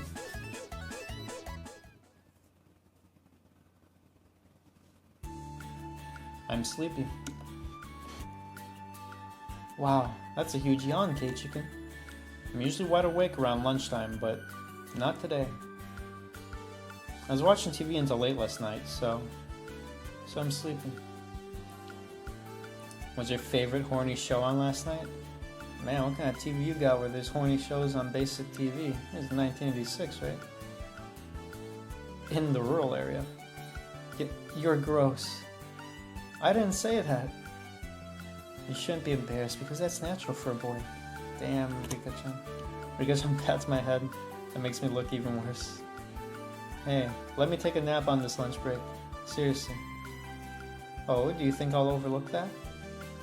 I'll be upset if you interrupt me. Really. I don't sound threatening at all. I'm just very sleepy. I lay on the desk and close my eyes. I hear Satoko saying something back, but I pretend I can't hear it. Stop it, Satoko-chan. He went to sleep. His sleeping face looks adorable. You can take him home with you later. Just leave him alone for now. Let's move over to that side. We might wake him up for being noisy. Rika-chan is such a good girl. Let's not wake him even when the teacher comes in. I was wrong. I lied when I told them I was watching TV until late last night. I went to bed in my regular bedtime. But the conversation with Oishi-san earlier kept me from sleeping. I feel as though Tomitaka-san's case didn't really happen. I just spent a regular time like this. I feel as if Oishi-san fooled me. But it did happen. And I can't talk about it to anybody. Though Oishi-san wanted my help, there won't be anything I can do. If I can't be his help from the beginning, I shouldn't have listened to him. After all, I tapped information I shouldn't know, and now I'm regretting it. If I didn't know anything, I'd be spending time happily as usual with my friends. I can't help holding a grudge against Oishi-san now. You would have known it anyways. Eh? When did that happen? They were already gone the next day. It seems to be the night of Onikakushi. It's Mian's whisper. She sounds careful not to be heard by others, but I can hear her clearly. But I can't hear Rena very much. Still, I can tell she's scared from her voice. Are they talking about Tomitaka-san by any chance? Only? San? I don't know. As far as I know. I have to pretend I don't know anything because I'm keeping the Tomitaka-san's incident from them. I'd rather pretend to sleep here than get up and join their conversation and tell more lies. You could absolve yourself easily. You'd go over there and ask them what they're talking about. Then they'd reveal it to you, and then you knowing is not a non-issue. Anyhow, I do have to pretend I'm sleeping so I can eavesdrop on my friends. My heart aches for betraying them. Then, there's one more, right? I don't know if she was involved in the curse, or demoned away, Onikakushi. Demoned away? Demon? Away? That's a strange phrase. Yeah. So, two parts. Curse, and demoned away, Onikakushi.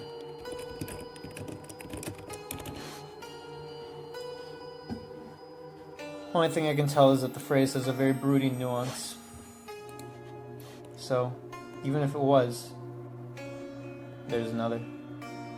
Right? Right? If it was Oeshiro-sama. Yeah. But, didn't this year, though? My grandma talked to the village leader. And I heard they made a deal with the police in advance this year. To prevent a fuss if something happened. So, it's just that we don't know, and somebody. That you mean? Maybe. What's weird is they said her and him, so obviously Tomitaka-san and Mio, but they're acting as if there'd be something else to be demoned away, but the woman was demoned away, so it doesn't feel like there's anyone else. Maybe next is me. Don't worry, you came back here alright, but didn't, right? That's an old story, let's not talk about this anymore. That's Lorena talking, right? So, she had left, obviously, and came back, so maybe she feels slighted. Or she feels like Oeshiro-san would hate her. It seems that the conversation has gotten darker. They become quiet. Yeah. I could catch only the outline, but I heard some interesting words in their conversation. Firstly, the phrase demoned away. From the way they used it, the phrase seemed similar to spirited away. Kamikakushi. I can tell the woman who was with the Tomitaka-san. It's shameful that I can't remember her name. Man, Taka no Mio has been missing since the day of Watanagashi. Secondly, what Rena said, there's another. Mio followed her by saying it was Oeshiro-sama. There's another part that's weird.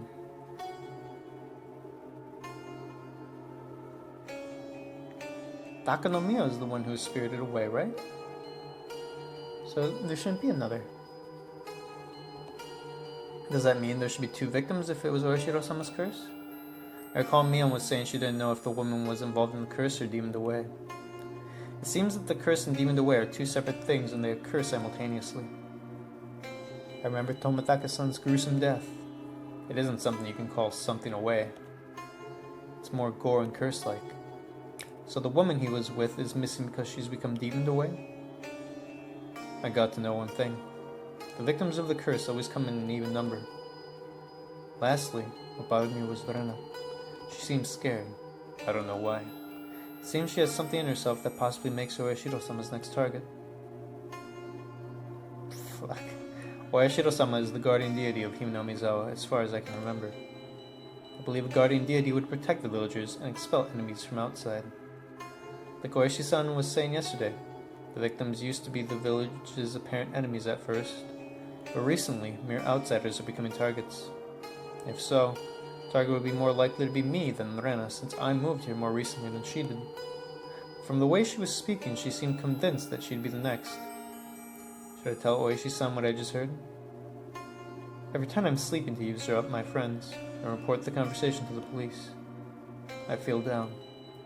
Many doubts appear before my eyes, and they make me feel dark. Maybe I shouldn't search for answers to those questions. Like before, maybe I'm going deeper into the darkness as I know more.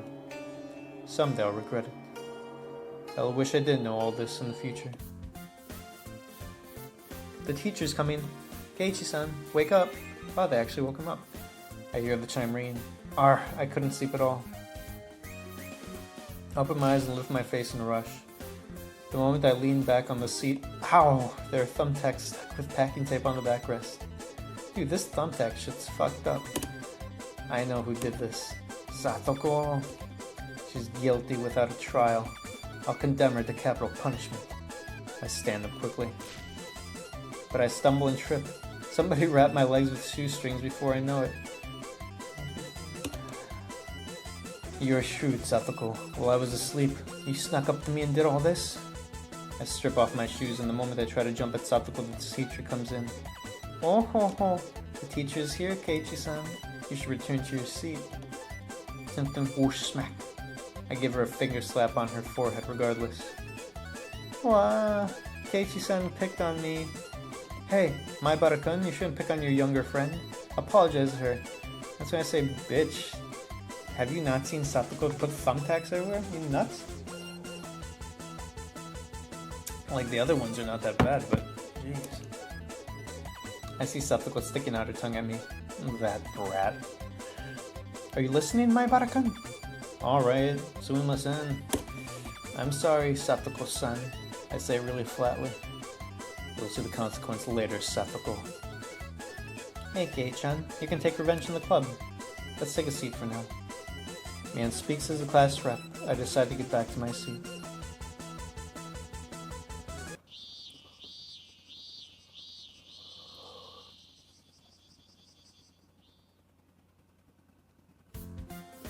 After the boring classes, it's time for the club. What are we going to play today? Personally, I want to play the mystery game again. I couldn't do much because of Oishi-san. I should try the combination with Rana today. That's right, we'll win together today for real. I don't know. We've never played the same game 2 days in a row. Why didn't you ask me about that? You look at Mion. Then she puts her hands together and shouts. Shoot, I have to help my uncle's store today. Sorry guys, I'm skipping the day. Helping your uncle's store? I didn't know you were that filial. Sorry, I totally forgot about it. See you guys. Uncle Mion has to go now. Mion grabs her bag and runs to the exit. Mii-chan goes to her uncle's store in town for help sometimes. Uh-huh. I never thought she'd take on that kind of tiresome duty. She said she gets paid. Looks like she's making a lot of money. I see. She buys these games with that money. But isn't that a part-time job? I thought it was banned by the school rules. Those except family businesses. Fair enough. So, since it's a rule. So there's no club activity today?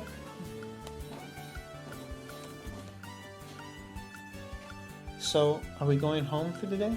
Are we? We can do it without Mion, right? Let's do it. I open the club's locker and look for the mystery game we played yesterday from the pile. Oh, here it is. The game from yesterday. I had to step out in the middle though. I was getting the knack of it. I have to retaliate outside to go for lunch break at least.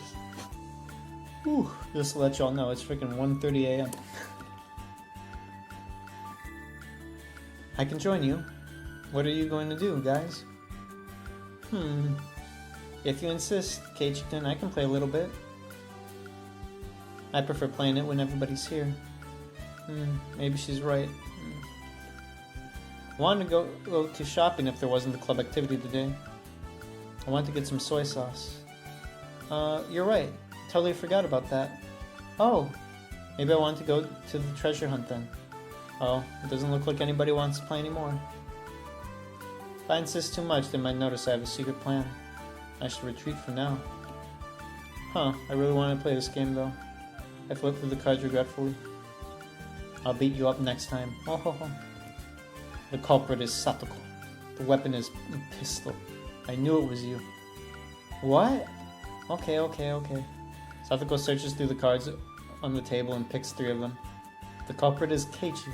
The weapon is a rope. And the crime scene is a lounge. I don't need a rope. I'll strangle you with my bare hands. No! You're a beast, Keiichi-san.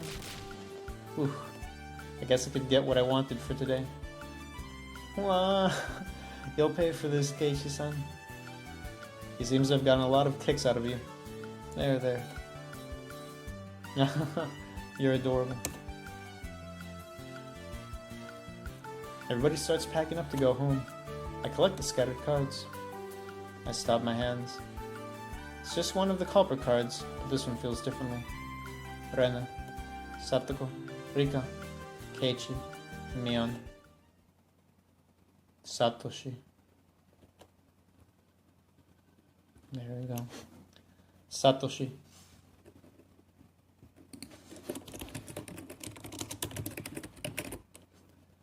The names of the culprits aren't made up.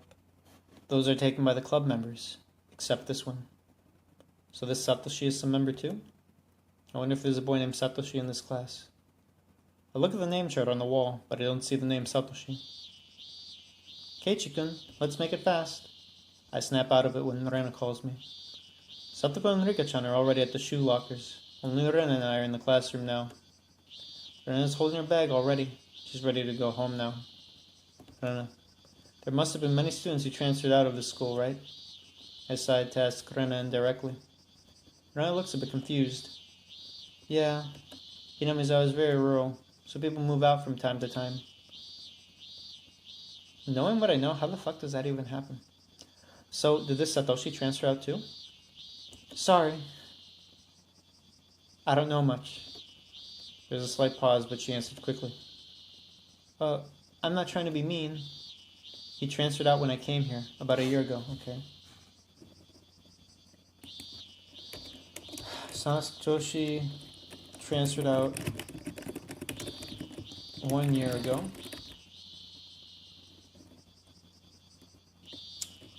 Rena came a year ago.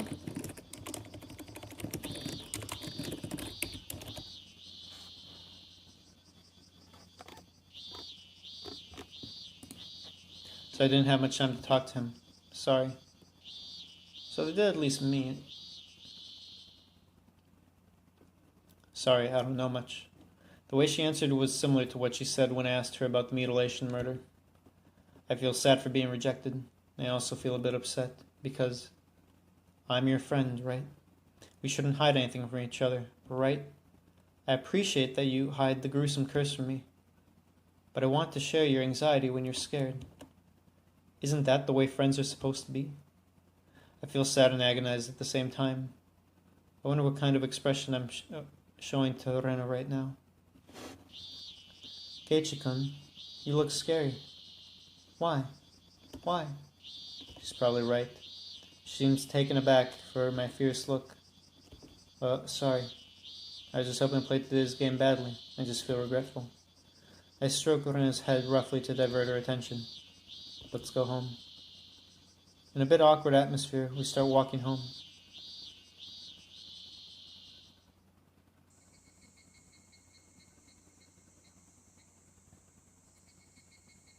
I wonder, why do I feel dull like this sometimes?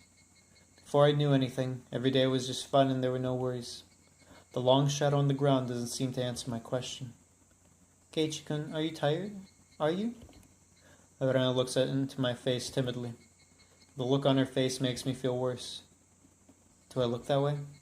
Yeah. You look tired from this morning. Do you have a cold? I guess I'm fine physically. I never skipped a class in elementary school. Rena continues talking because I haven't answered her yet. You must have accumulated fatigue from moving.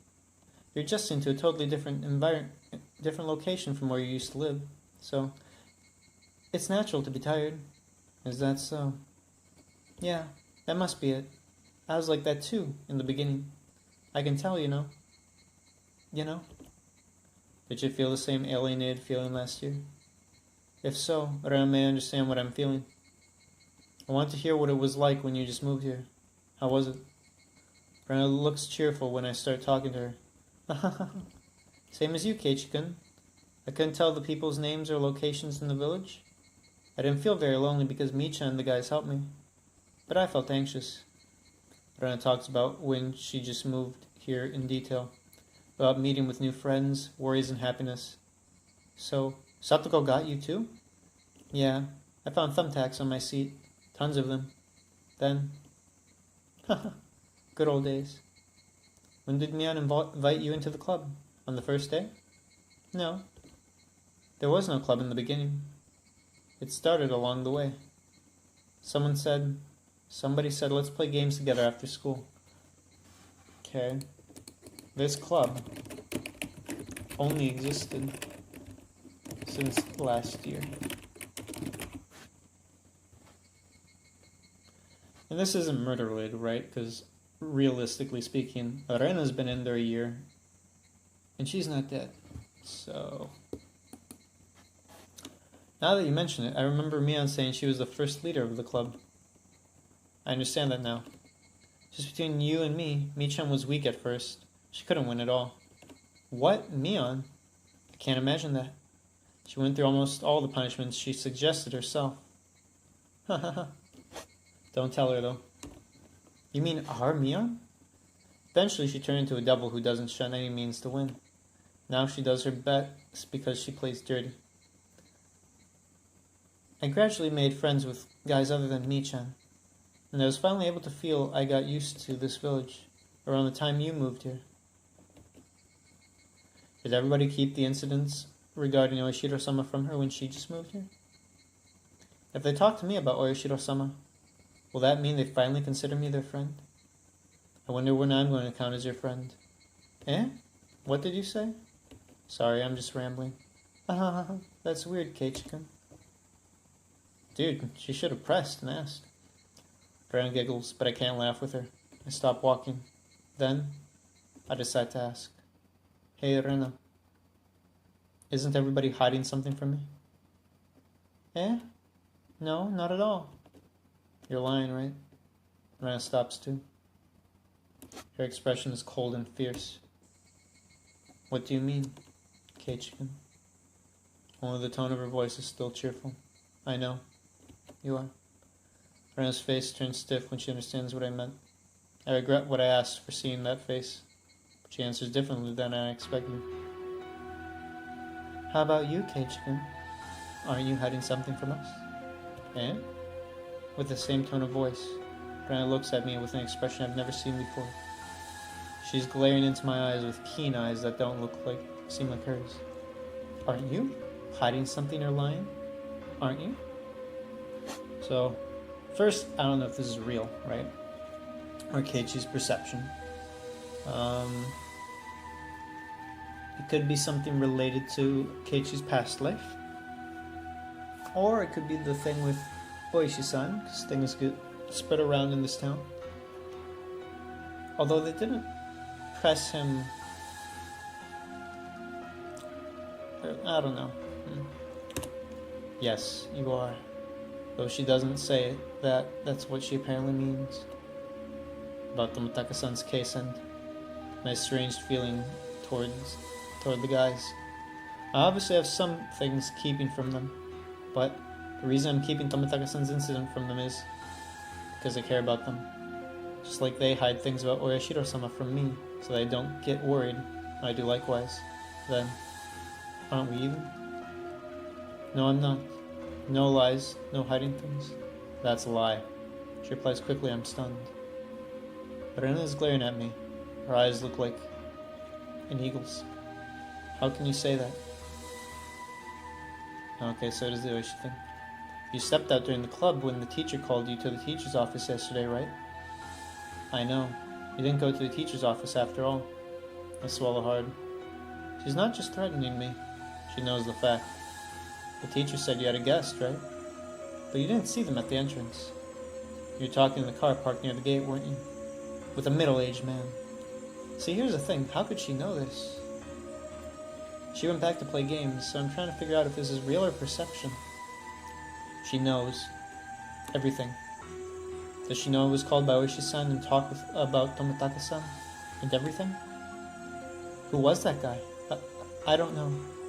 Why did a stranger want to talk to you? I want to know that too. What were you talking about then?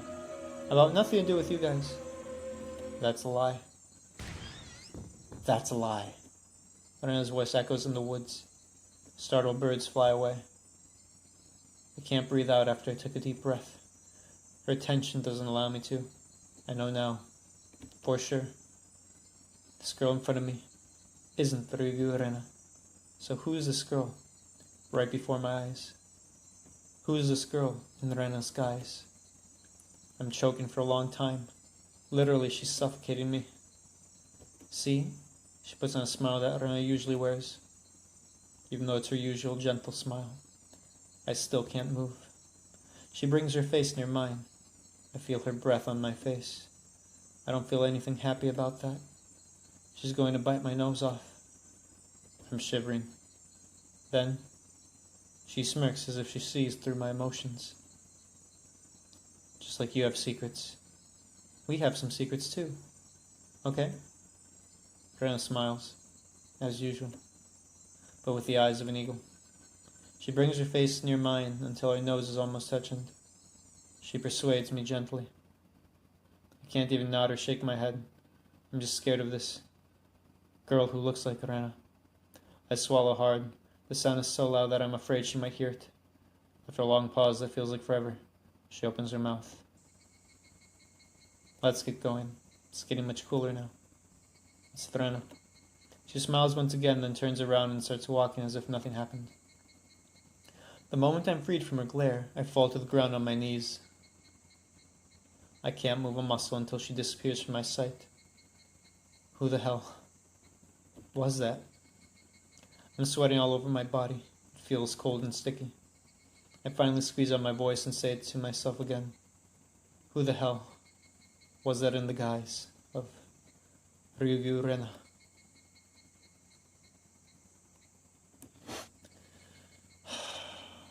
I wish I could know if this perception is real or false.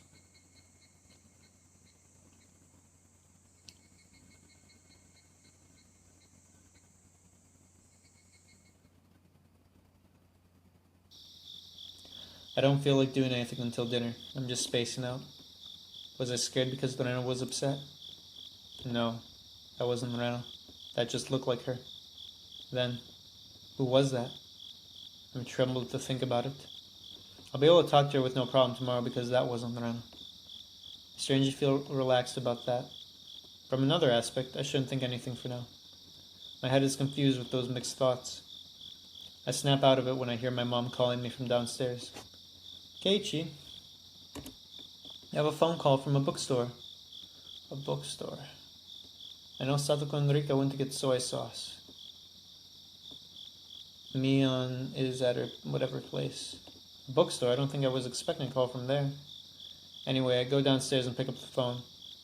I'm sorry to call you this late. This is Oishi from Okinomiya Books. Man, my man here is assuming the line is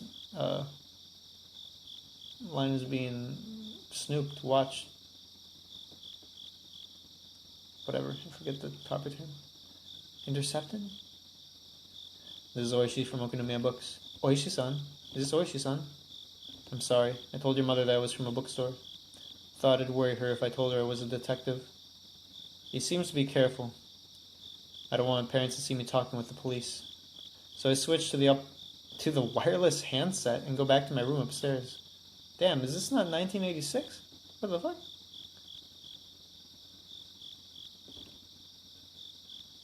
I'm really sorry to call you this late. As a matter of fact, the number I gave you yesterday was an old one. I have to apologize. Could you write down the number I'm telling you now? Oh, yes. And go ahead. Tells me a number that goes directly to his desk. I write it down. I thought that'd be it, but he continues talking about trivial stuff, so I can't get off the phone. Anyhow, Maibara-san, did you experience anything strange? I see. This is what he really wants to ask. I don't like the way he speaks indirectly and pompously. To be fair, that's how you speak, Maibara. Are you originally from here, Oishi-san? Yes, I am. I was born and raised in Okinomiya. A local may know what I'm wondering about. Oishi-san, do you know what demon away means? That means someone's kidnapped by a demon and goes entirely missing. It's a unique local expression used around here. It's the same as spirited away in other places. Even though he's much older than me, he can answer immediately what I can't ask my friends. I feel a bit glad when he answers openly with no hesitation. Hinamizawa used to be... I don't know if I should tell you about this, my Barasan. Don't be stingy. I won't tell you anything if you don't tell me. Oh, wait. I didn't mean it that way. I was just worried that you might feel bad. To tell you the truth, Hinamizawa used to be called the village where demons lived, and people were afraid of it. Demons? You mean the ones from hell with spiked steel rods? Nigga, what the fuck are you talking about? This is an Asian game, right? Are we talking pitchforks? Are we talking Western Devil Pitchfork? Okay, yeah. He thought Western. Oishi clarifies that's Eastern. They are more like human-eating demons. There's a scary folklore in which they come down to the village, kidnap humans, and eat them. This act by demons is called demoning away. I heard the curse and demoning away always happen at the same time. What could that mean? I know people died strangely 5 years in a row, but I've never heard that people are also disappearing likewise. The curse and demoning away always happen at the same time? That's the first I've heard of that. Are you sure, my Baro-san? That's what I want you to answer. Rena and Miyam were saying that. If it was Oyashiro-sama's curse, demon away should follow. Oishi-san starts groaning over the phone. Maybe he knows something. My Baro-san, you heard about the first case, right? The mutilation murder? Well, obviously the criminal disappears, right? So the murder and the disappearance. Yes, one of the 6 culprits is still on the run, right? Okay, let's actually write this down. First murder. First case, rather, case. Murder. Dam manager. Demon away. I'll just write away. I'll save type. Away. 1 of 6 assailants with hand. Doubt that matters, but whatever. Exactly. Isn't it possible that it was deemed away rather than still being at large?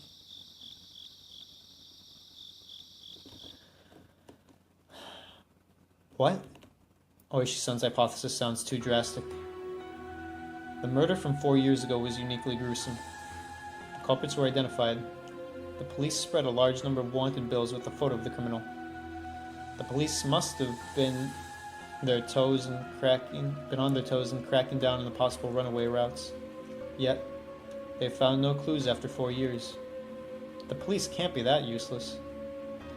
So, Oishi-san's hypothesis doesn't seem too far-fetched.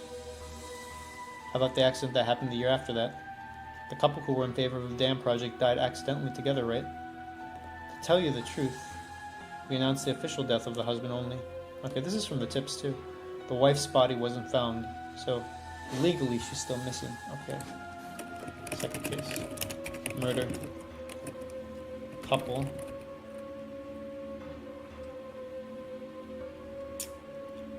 In favor of dam. Husband. Away. Wife. This is the pair that fell off the river thing, right? Fell off of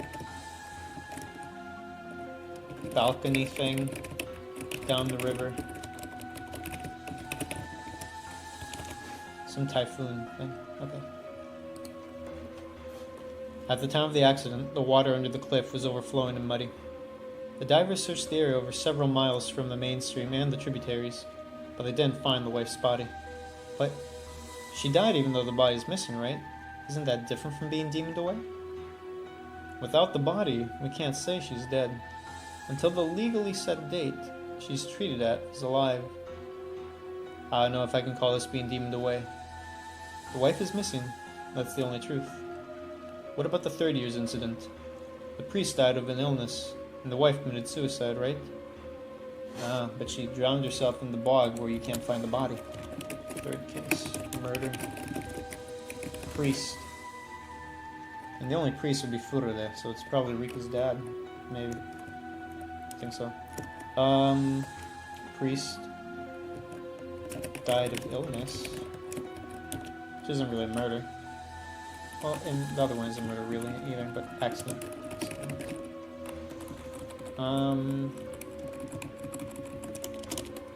Illness. Away. Wife. Suicide. Via bog. See, my Barasan, that case follows the exact same pattern. The wife threw herself into a bottomless swamp in the hinterlands of Hinamizawa. There was only circumstantial evidence. The only things they found were her will and sandals in front of the swamp. Okay, will and sandals in front of the swamp. Will and sandals in front of the swamp. This is where I'd want some red truth to be like, is the writer always the real writer? Wow, they actually did dive. The divers found some belongings in the swamp, but they couldn't find the body. Interestingly enough, the divers dived in the swamp, found nothing. That would include for the first case too, technically, right? Because both bodies would in theory be there. The police suspected a camouflage suicide, so they're still searching for her as a key witness. I'm not certain if I can say these people have been deemed away, but as you said, one person goes missing every year. In this year's case, the woman who was with Tomatake-san is missing. And how about the housewife who was bludgeoned to death? Did anybody go missing? The culprit was arrested, right? Yes, we arrested the guy. He was a crackhead with records. He confessed the murder while he was questioned in another case. But shortly after the arrest, a kid from the victim's family went missing. We don't know if he was involved in the crime. We're still investigating. Okay. That's the fourth case, I think. Fourth case. Murder. Bludgeon to death. Away. Family. Let me just check. But shortly after, a kid from bludgeoned to death of woman, wife, family, i.e. child, disappeared, culprit, crackhead, caught. Could it be his partner who did that? I don't know. We don't have means to investigate now. Oh shit. Caught. That in detention center. Well, interrogation. He suffocated. Holy shit. Suffocated itself with spoon. Scary as fuck. Coroner couldn't determine if it was a suicide or accident. So, in the past 5 years, there has always been one dead and one missing person each year, right? You're right. I'm surprised too. I didn't notice this connection before. I don't know if this is going to be the clue to solve the cases. It's merely a connection between them. Is there any connection between those missing? Or son groans while thinking. There should be. I'll organize our thoughts. It was a dam construction worker in the first year. The second year, it was a wife of the pro-dam project couple. Third year was a wife of the priest. The fourth year was a child of the victim's family. And a lover in the fifth year. I don't see any connection. Except for the first year, it's mostly a wife, lover, people like that. He's right. If so, the kid in the fourth year seems different now. Every other case happened to a couple, but this one is a child. I remember Tomatake-san telling me that the brother was alive. Somehow, somehow Tomatake knew the brother, child, was alive and moved to another city.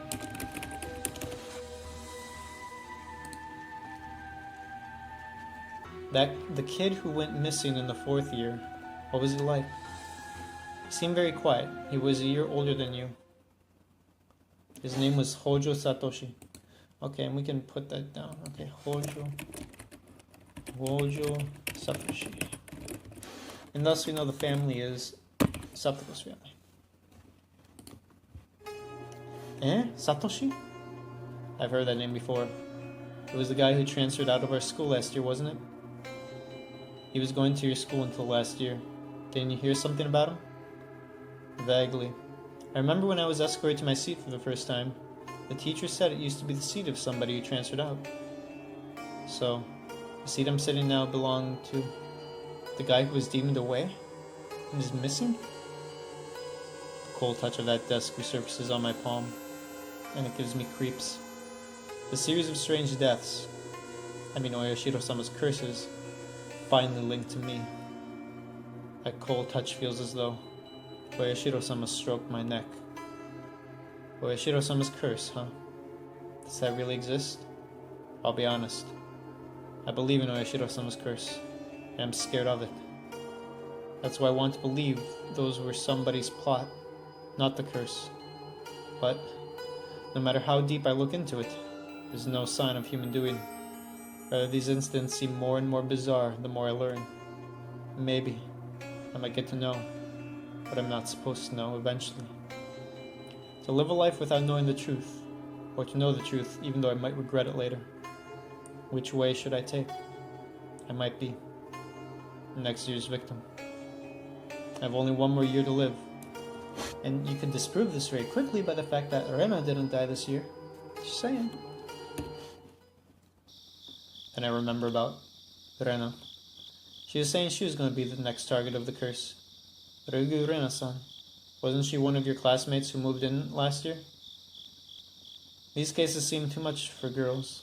So isn't it natural for her to be shaken up? It wasn't like that. She clearly said she was going to be next. She sounded like she had some very concrete ideas. She seemed very convinced. It was like, Rena's fear, Rena's drastic change. Somebody who looked like Rena. Is that unrelated to this? The strange feelings about Rena I felt today come back to me. I see. We'll look into that. Please be watchful about Ryugu-san yourself, Maibara-san. You mean, I should watch her? No, I meant, I want you to take care of your friend so that she won't be the next victim.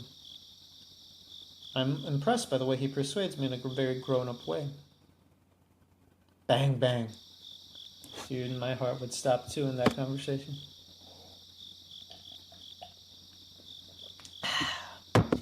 My heart almost comes out of my mouth when I hear that sudden knock on my door. I hide the hand, said in a rush for no reason.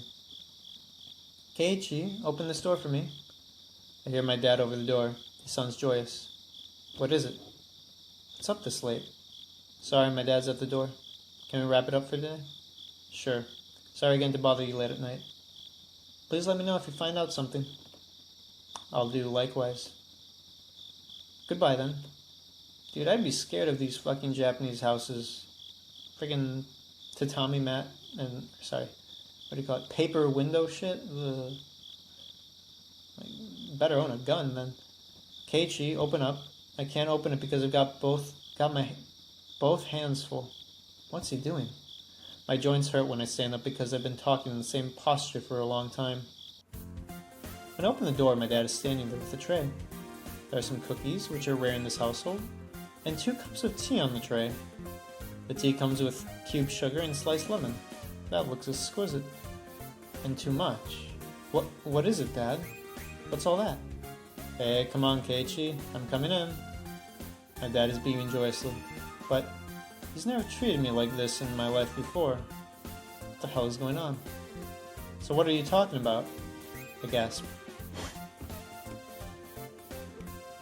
It's not that I have to hide it from my dad, but I can't explain well that I was talking with a detective. Is he? At night? Nothing. It was just a friend. I'm not talking about the phone. I knew she was here. I mean Rena-chan. Oh, shit. No, she wasn't. Come on, son, you don't have to pretend. Rena-chan was just here. I wanted to bring you tea because you guys were talking for so long, but I think I just missed her. I don't understand what he's saying, but I feel cold sweat running down my spine. How long do you think we were speaking? I saw Rena-chan go upstairs about an hour ago. Did you see her coming upstairs? Yeah, I did. I told her your room was in the back of up the stairs. Brenna came to my home about an hour ago. My dad welcomed her at the entrance and called me. Probably couldn't hear him because I was concentrating on the conversation with Oishi-san. Even though he didn't hear me back, my dad invited Brenna in because he knew that I was here. My dad told her my room was in the back of upstairs. Then she thanked my dad and came upstairs. And then an hour later, she passed my dad holding a tray and went home. An hour passed after she came upstairs. Then she passed by my dad and went home. So, where was she between the time after she came upstairs and the time she went home? There's only a narrow hallway between my room and the staircase. That means Brenna was standing in the hallway. No, in front of my room. All the while for about an hour. The door to my room is just a screen. You can hear the conversation from the hallway. Foreboding and dangerous things I talked with Oishi-san crossed my mind. Honey, don't tease him too much. Clean up your studio, alright? Or you'll spill things again. My mom calls Dad from downstairs. My dad smiles pitifully and goes downstairs after putting down the tray. I follow him with my eyes. I stare at the spot Rena might have been standing all the time. When I was talking to Oishi-san over the phone, and a few feet away, Rena was standing in this dim hallway all the while. What was she seeing? What was she hearing? And what for? The steam from the tea for two goes up. It fills up my room with the smell while it distorts its shape ominously.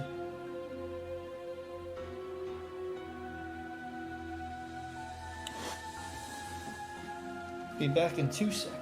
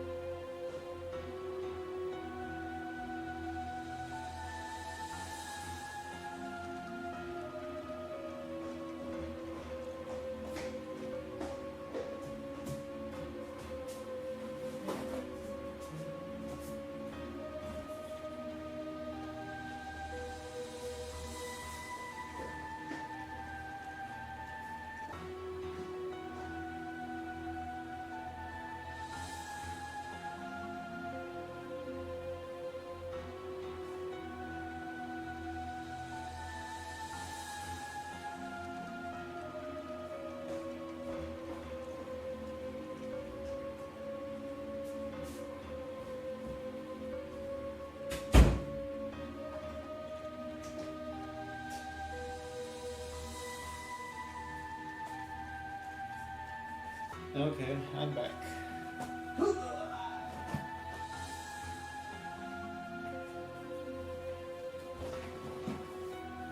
Nice.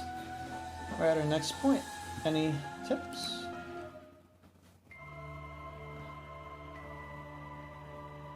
Note from the director.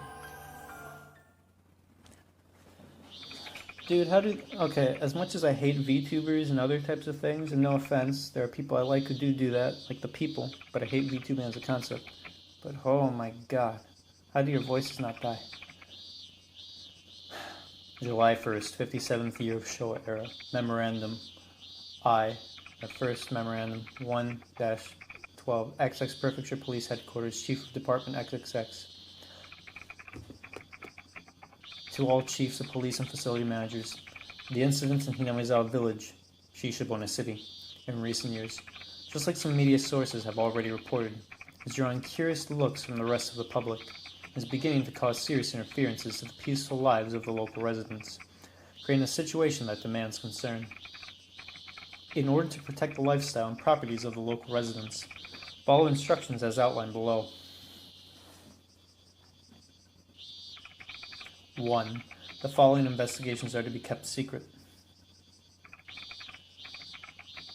Okinomiya Station, 57th year of the Showa era, number X. The Hinamizawa housewife murder incident occurred June XX. Okinomiya Station, 57th year of the Showa era, number X. The Hinamizawa missing student incident occurred on June. Non-disclosure of information about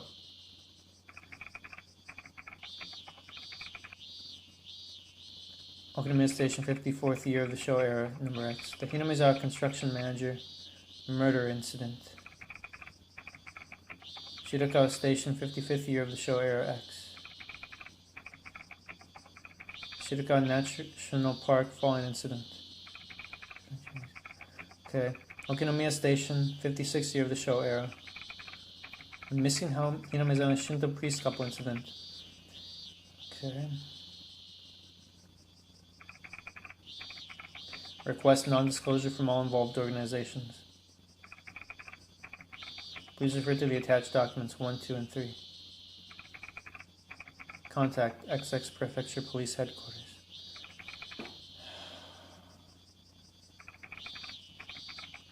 Department of Police Affairs. I'm trying to figure out if there's anything of value there, because it's like they did this non-disclosure, and I already found it weird as fuck that Tomitaki said that he moved away. Is that not weird? Or is it weird? Is it he heard the cover story and doesn't know the truth? Oh, the cover story is a transfer.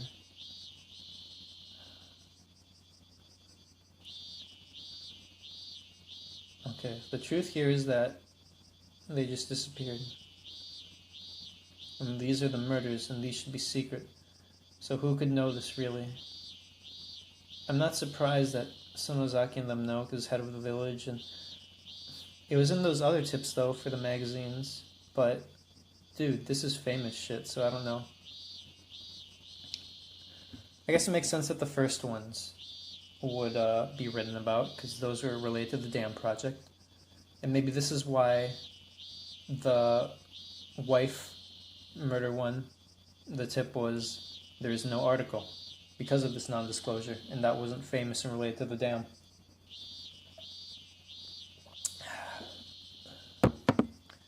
That's the most I can deduce.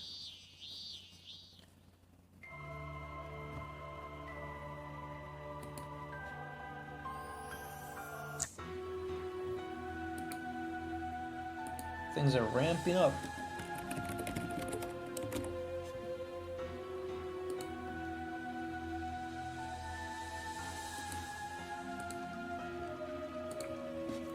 I think we'll finish this.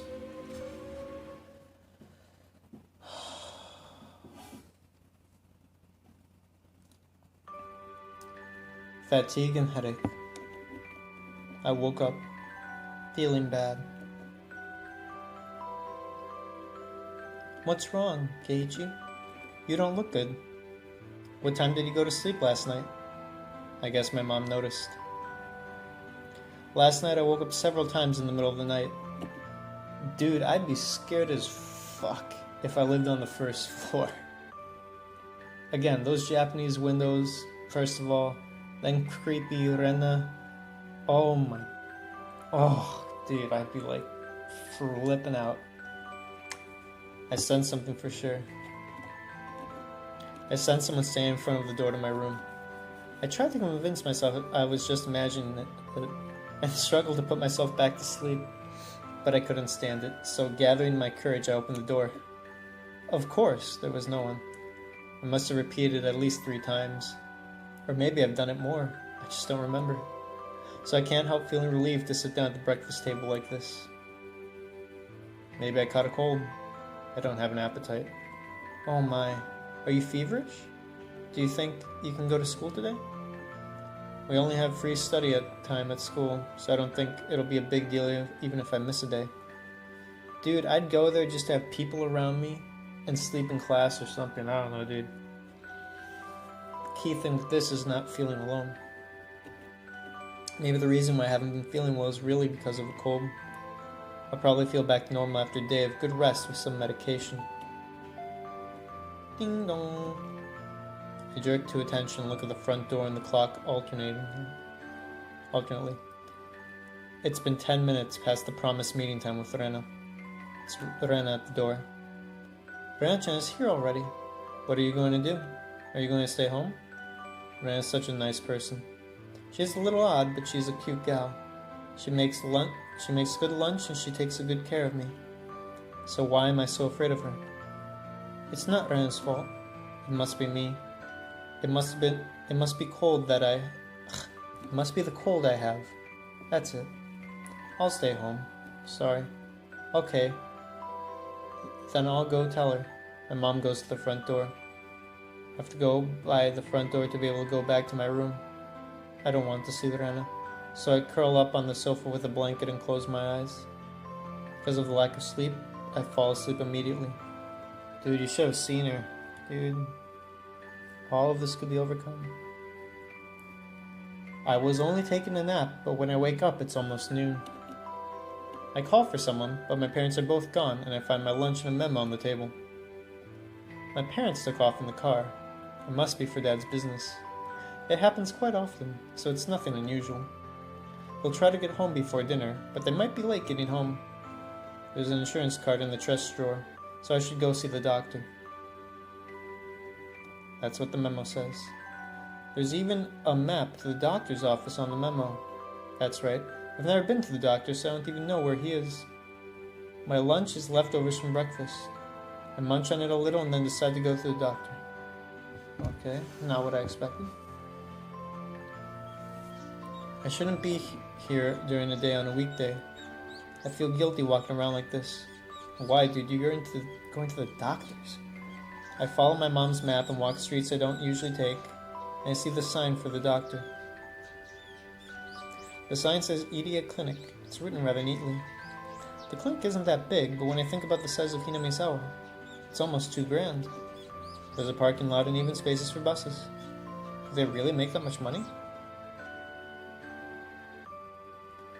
I wait quietly in the cool, air-conditioned waiting room. Hi, Baro-san, please come in.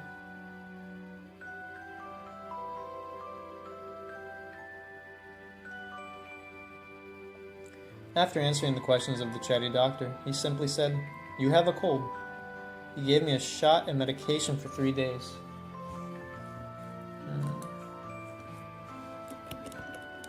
This isn't really murder related, but like, has a cold, was given a shot plus medication. Well, my friend, and I say this for a viewer too, isn't a cold literally a virus? Ergo, nothing treats that shit. Literally, because it's not alive, it's a freaking ribosome, if I'm correct. That's why there's only such things as antibiotics, bio to kill life, i.e. only kills bacteria. Viruses you just have to live and deal with.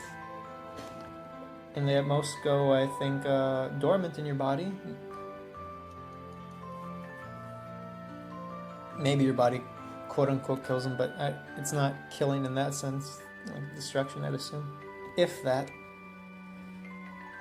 He gave me a shot of medication for 3 days. I think he's making too big a deal of a simple cold, but if this takes care of the gloominess of the last few days, maybe it's well worth it. You know, knowing what I know, I find this interesting, but then I'm surprised a bit, but I don't know yet. As I finish paying and leaving after using the bathroom, I hear some elderly people's conversation. Of course, I wasn't interested in their conversation. Only if I didn't hear the word. Do you think she was demoned away? Who knows, but she's so young. Maybe she eloped. With whom? Remember? There was a young guy from Tokyo visiting with a huge camera every so often. Didn't you hear they were getting close? Are they talking about Tomitaka-san? I noticed my ears perking up. I didn't know. But don't you think she'd leave a note or a letter of resignation? It's called eloping because you don't do such things. I'll miss seeing a young nurse. Hello, nurse. By the way, I never actually watched Animaniacs. Pinky and the Brain's legit, though. Takano-san will be fine. anywhere she goes. So, Takano-san is the name of Tomitaki-san's companion. And I guess she worked at this clinic. Again, Orishiro-sama's shadow is connecting to me. I listened to the conversation for a little longer, but the topic has changed to fishing and doesn't seem to come back to the subject, so I decided to go home. Even on the day I stayed home from school, I can't get away from Orishiro-sama's shadow. Or maybe it's only natural. Orishiro-sama is a guardian deity here in Hinamizawa. After all, as long as I'm in Hinamizawa, I can't get away from it.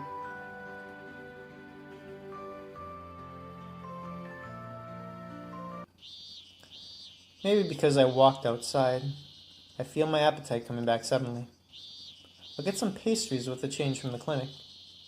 I take a turn onto the familiar street. Then I hear a klaxon honking from behind. Am I interfering with the traffic by walking in the middle of the street? I move to the side of the street, but I still hear the honking.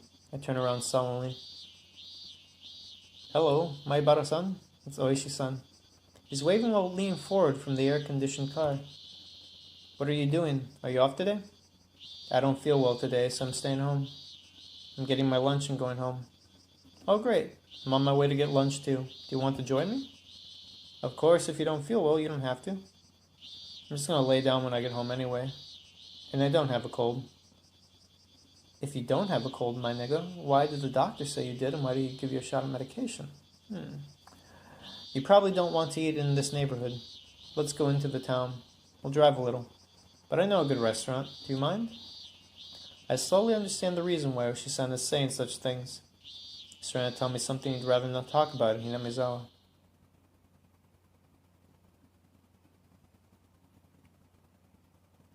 I get into Oishi-san's well-air-conditioned car.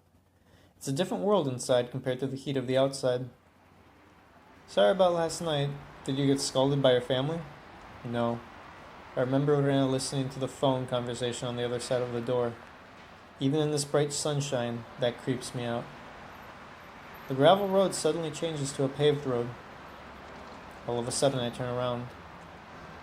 This is where Tomitake-san died. Tomitake-san's investigation has come to a deadlock. Oishi-san speaks while watching me.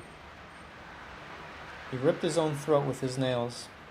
We believe he hallucinated as a result of drugs. However, there are no drugs that would cause such symptoms so rapidly. Of course, the autopsy was conducted bearing that in mind, but still we didn't find anything. There's a drug you see in comics that, once inside your body, breaks down and leaves no sign at all. Sure, the chloride something, what is it again? Anyway, sure, there is such a thing. There's hardly a drug that caused symptoms like Tomitake-san's. So the police say Tomitake-san died because of a curse? I'm not resenting the police. I just want to remove the curse from the cause of Tomitake-san's death. Unfortunately, at least for now. But putting the cause of death aside, it is for sure that multiple people assaulted him before he died. So humans are involved in this, not just a curse. I'm relieved a little. We arrive at a declining depot area, although it is more live than Hinamizawa. Oishi-san parks in the parking lot and I follow him into the restaurant. Wait, is this that restaurant? This will be funny maybe. It's crowded but I only see grown-ups. It's during the day on a weekday, so of course I don't see any youngsters. 2. No smoking. Please come this way. When you're ready to order, please call. The oddly dressed waitress leads us to the booth. What do you think? Don't you think the waitresses look cute? What? Well, I don't know. This is a popular restaurant. More popular for the waitresses than the food. Oishi-san, your eyes are getting weird. Huh? Really? Cosplay Cafe. Or Maid Cafe, right? Aside from how the waitresses are dressing, I think the food is pretty good. We finish eating while chit-chatting, and Oishi-san's coffee arrives. We talked about Hinamizawa's folktale yesterday, right? Yeah, about how it used to be called the village of the man-eating demons. I don't know too much about it either, so I asked my elders this morning. Oishi-san pulls out a memo from his pocket. Let's see. Way back then, Hinamizawa was called Onikakushi. Onikakushi. Boy, what a name. There's a spot with that name even now. The swamp where the wife of the priest committed suicide is called Onikakushi. It's said that the bottom of the swamp is connected to the world of demons. Of course, no one has told me about such a creepy swamp.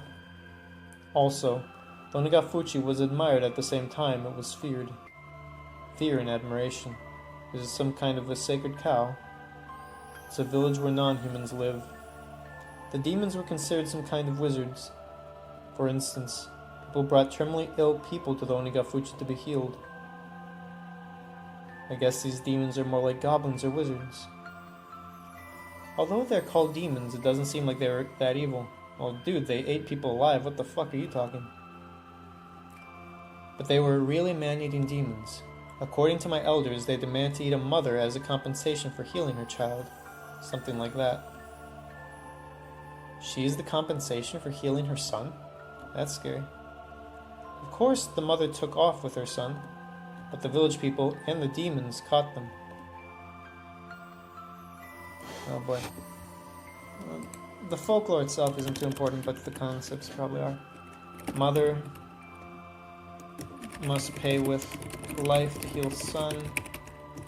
She escapes with her son, reneges. Whole village plus demon assail her. Yeah, the whole village.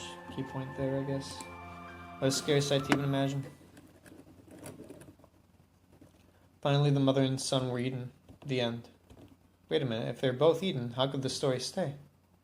What? Folktales are usually like that, you know?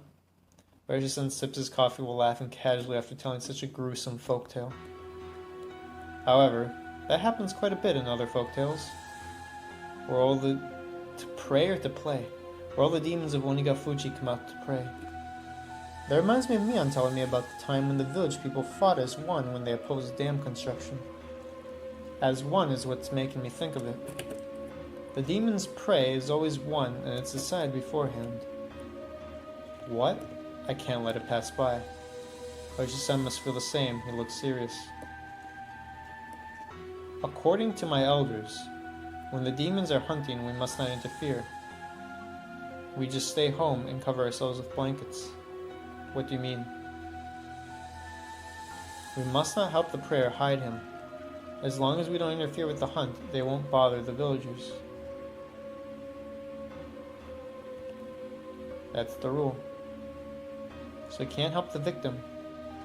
We just pretend nothing's happening. Okay.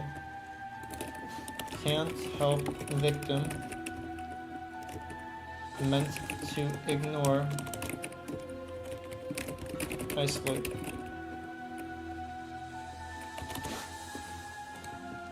They're man-eating demons after all. It's an intriguing story. What he's saying tells me that the suspect can be any of the villagers. Even if not all the villagers were actually involved in this hunting, maybe it's possible that the rest of the villagers stayed home and covered themselves with blankets. It's scary to even put into words. So you think it's done by the whole village or by some of the villagers, right? What do you think? Excuse me, may I have another cup of coffee? I'm the one asking. Maybe we are both trying not to say the last word. While the waitress is pouring the refill, we don't say a word. I was suspicious since Satoshi-kun disappeared last year. Oishi-san speaks as he looks at the swirl of cream in his coffee. So I looked into his friends, or should I say your circle of friends, just for a little. I've gotten furious about him getting suspicious of my friends before, but I'm different now.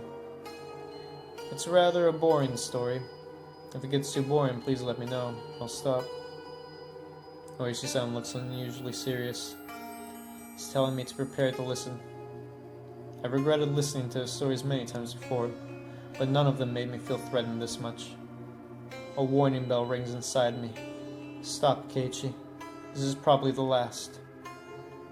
I inhale big to stop that voice. I won't run away from the truth. Please begin, I tell him quickly. Oishi-san stays silent for a while and looks into my eyes. Then, when he confirms my preparedness, he begins. The first year's victim was the manager, and a few weeks before the incident, he grappled with Sonozaki Mian-san a few times. I've heard about Mian's violent resistance before from Oishi-san. Actually, when Mian gets heated up, it's not hard to imagine the sight. Remember the second year's incident when the husband and wife were in the accident? Their daughter was at the site too. And that's Hojo Satoko. Yeah, okay. Let's write that down. Hojo couple. Daughter at site. 2 but lives. Oops. What? Do you mean Satoko? Oishi-san looks at me to tell me that I'm being too loud. I tone down. The priest couple died in the 3rd year. Her daughter is Fururika-san. Rika-chan? Yep. Priest. Fururika. The housewife who died in the 4th year you know already, right? Hojo Satoko's step-aunt. Yeah.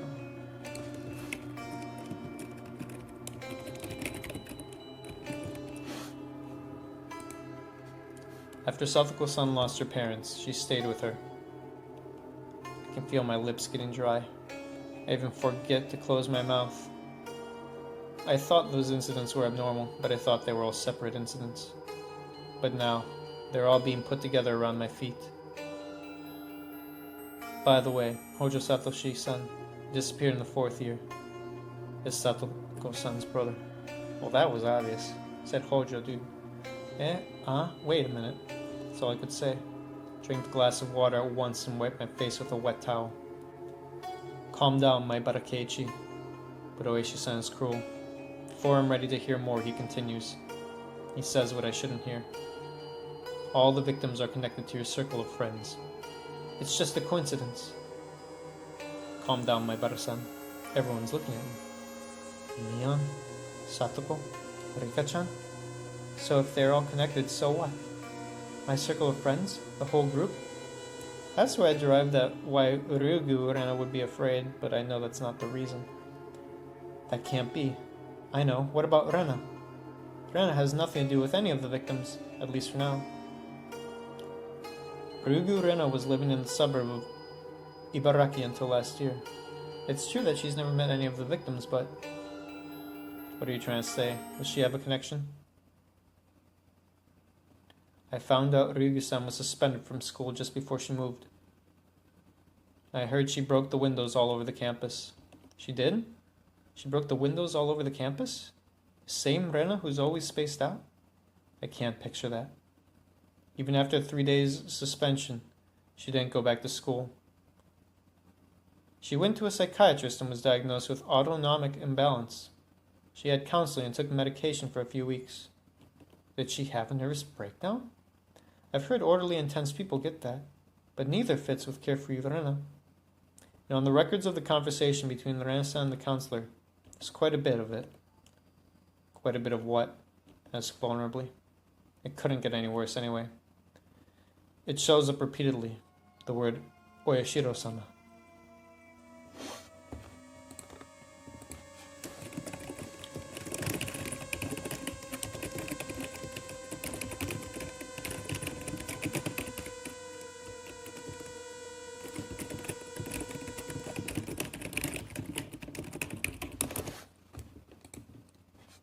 I feel an icy cold hand stroking my spine. Why would Rena say Oyashiro-sama before she even came to Hinamizawa? She says Oyashiro-sama, something like a ghost, came to her house every night and looked down at her while she slept. My thoughts freeze. I don't know what he's saying. She moved to Hinamizawa a little after that. Oh, by the way, Rena-san isn't an outsider. What? When I checked the residency records, I found out that the Ryugu family is originally from Hinamizawa. Okay. Originally from Hinamizawa. Then Ibaraki, then back. Well, what we do know from that is that it's not surprising that she knows about Oyashiro-sama.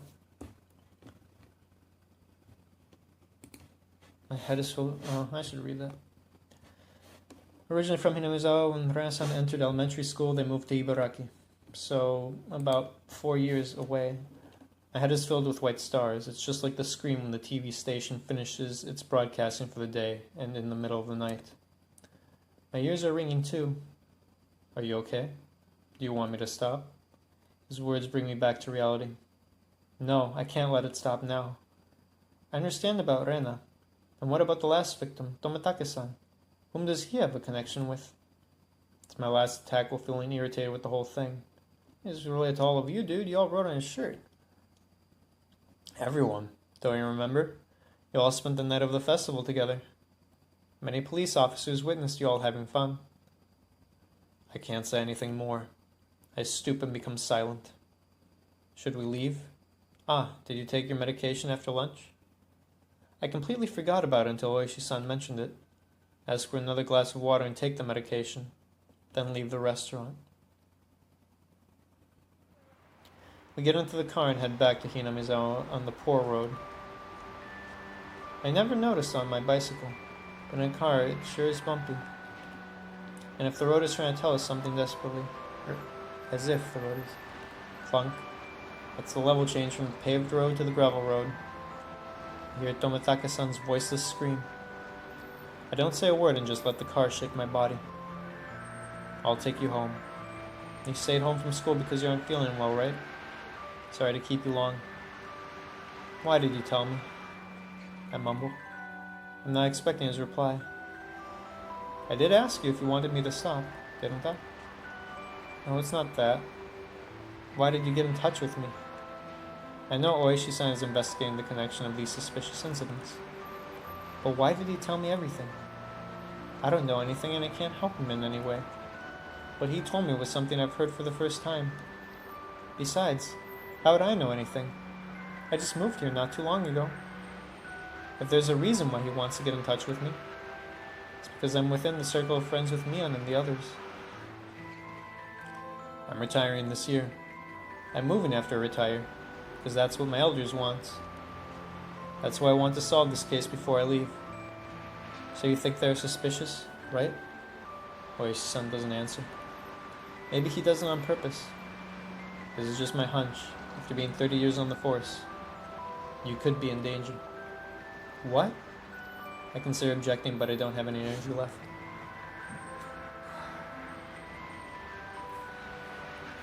Only because of Satoshi would I feel that way, right? Because no one in that group has died. People related to them have, but none of the people in the actual club do. Except for Satoshi. I consider objecting, but I don't have any energy left. I'm retiring this year, so I won't be around for next year's Onikakushi.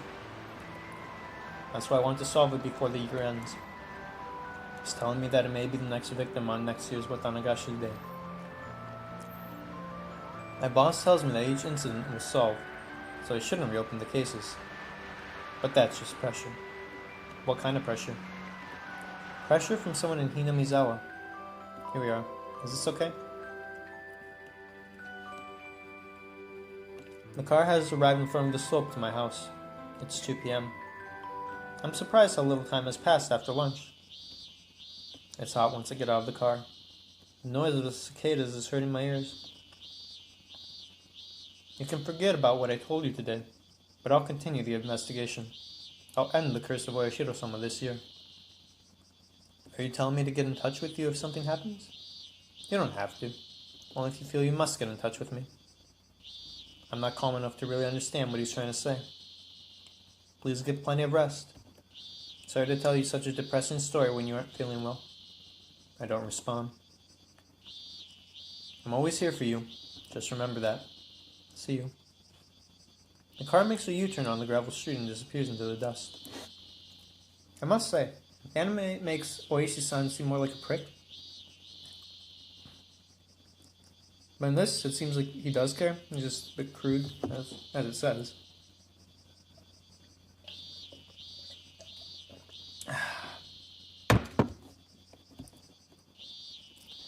It almost looks like a boat disappearing to the other side of the buoy.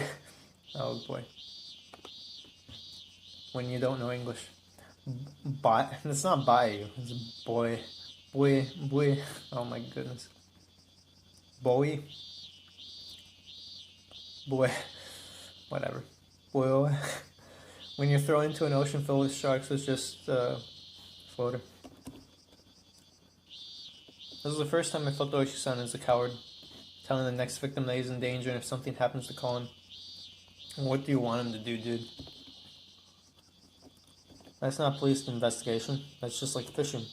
I'm simply his bait. That's true. So who's going to be caught? The suspect or the curse of Oyashiro-sama? Either way, I'll be in the stomach of the fish. Shit. I don't want to die. I can only watch the puddle from Oyashiro-san's car's air conditioning.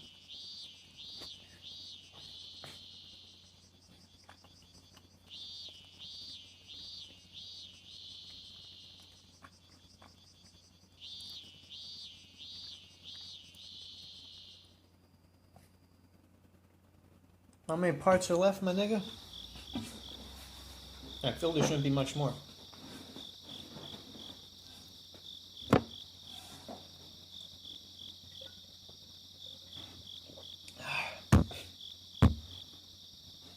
Man, how long has it been since I laid down? It's already getting dark outside. I'm all sweaty. Maybe I should change into my pajamas. That's when I hear the phone ringing downstairs. It's probably my mom. My mom is such a warrior. Maybe she's been calling many times and I didn't hear the phone ring. Hello, my better residence. Oh, you're alive. Hello. It's Mion. How are you feeling? Are you Keiichi's friend? He's resting now. Would you like to get him? Huh? Oh. Ah, are you his dad? Sorry. You stupid, I got you. Eh? Kei-chan? We laugh at our silly responses. But as I laugh, I get suspicious. Do they really have something to do with the incidents? I feel sad that I can't say they don't. I'm glad you sound well. Ryan's worried too. Satoko says you deserve it. Rika-chan says, there. You're just having fun, aren't you? Anyway, do you mind if we come to visit you? Visit? Sure, it's not like I'm on a deathbed or anything.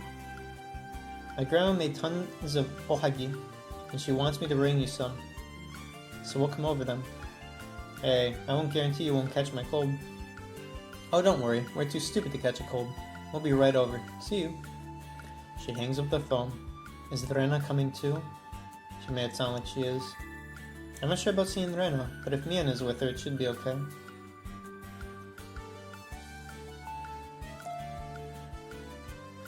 The doorbell rings within 10 minutes. So, how is it? Are you taking your medicine and resting? There's no medicine for the common cold. By the way, that's also why I think those freaking shots for the cold are at least stupid, dude. I don't know, you can say it makes it easier on you, but I'm like, how do I put it? The new cold strain arrives in that year, right? And so you're telling me they resource and developmented that particular one beforehand? You get what I'm saying? Like, they would at most have the out-of-date strain. At which point you would have already gotten it and built up the antibodies for it. You get what I'm saying? Yeah, whatever. And I'll just say, personally, normally I've never gotten sick with it, but then in middle school, the one time I did take the damn thing, felt like shit and miserable. Like, I'm just saying.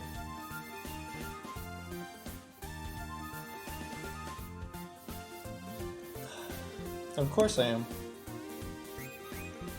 I'm glad you're doing okay. I was so worried. Sorry to make you worry. I'll be fine by tomorrow. Mian doesn't even care about me being sick, and Rena is truly worried. I don't see any hidden meaning behind their expressions.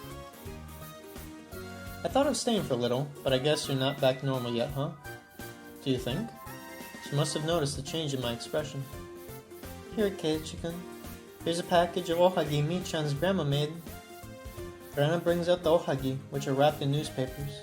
There must be at least 5 of them. I feel a certain weight in my hands. Ah, thank you.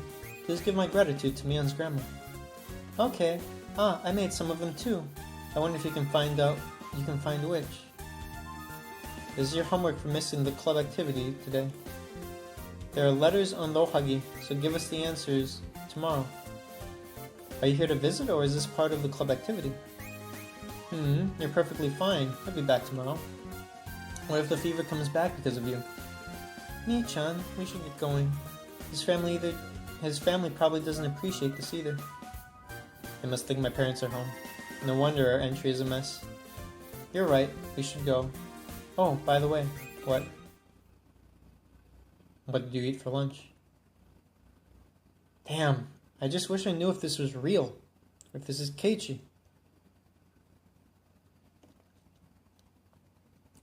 Because again, if he thinks that they think that his parents are home and they're not bullshitting him or gaslighting him, would they do this creepy shit? I don't know.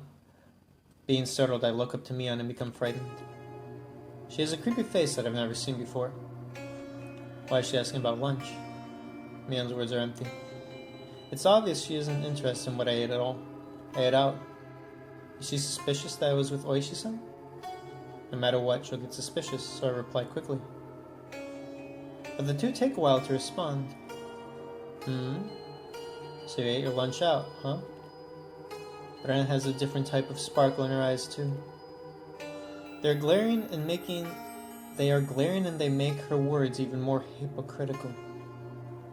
It's like she already knows, but pretending that she doesn't. So how was it? Why are you asking? Mian's voice is abnormally low. It's like as if she knows I had lunch in town. But she can't know. They're both at school around lunchtime. They couldn't know where I was. You were with an older man. Who was it? Thump. The Oggy pack falls from my hands. I can feel the blood from my face disappearing. So, Keiichi-kun, who was it? Could he be from the other time? Could he? My mouth is getting dry. She's not bluffing. They know everything. How would you know? That's all I could get out from my mouth. My knees start to shake. Well, Uncle Mian knows everything. Mian grins meaningfully. So what were you talking about? You seem to be having a pretty intense conversation. I wasn't talking about any of you. It has nothing to do with you or Ren. I didn't say anything about me or the others. You're being very suspicious. Ren searches deep into my eyes. I'm digging a hole deeper and deeper for myself. My heart beats so loudly it's as if it's ready to explode. Just remember that no matter what you try to do behind my back, Uncle Mian knows everything. That's all. I can't even shake my head.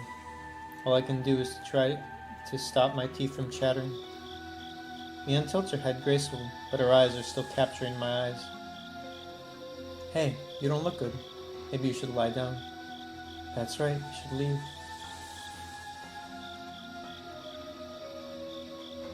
The two try to leave while laughing with each other as if nothing happened. Considering he dropped the stuff, I guess this must be real, otherwise wouldn't they have reacted, right? Well, I guess they could say that, but not be creepy. But here's the thing, if they said it and it wasn't creepy, and it's just perception, right?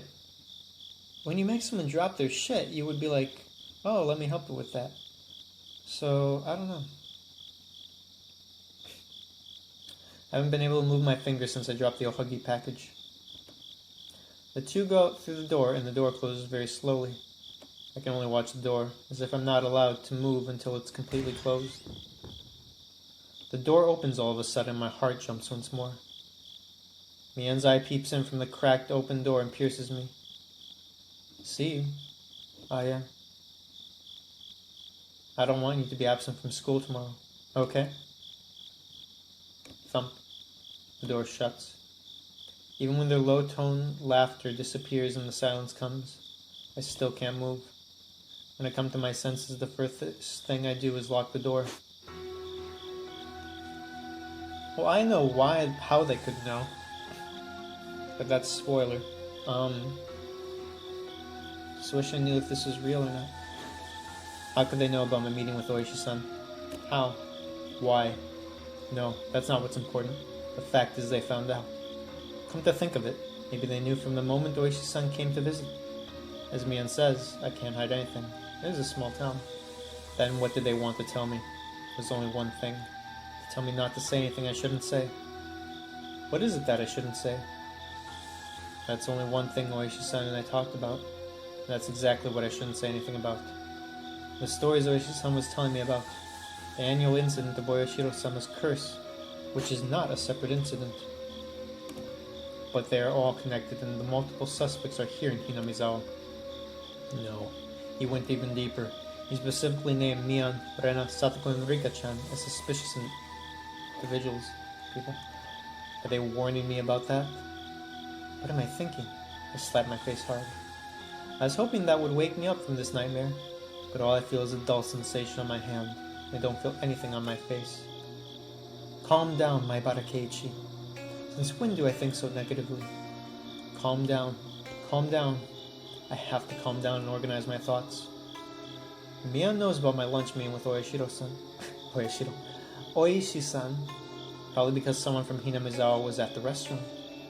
He must have told Mian about it. That's very possible, and I agree. Besides, Mian only asked me where I ate lunch. She just asked if it was good. I was sitting with someone not from Hinamizawa. That's why I stood out. That's all. That's right, that must be it. And I agree, see, that's the question. If they're really being creepy or if it's perception. If it's just perception, I agree with this. Come to think of it, same with Rena.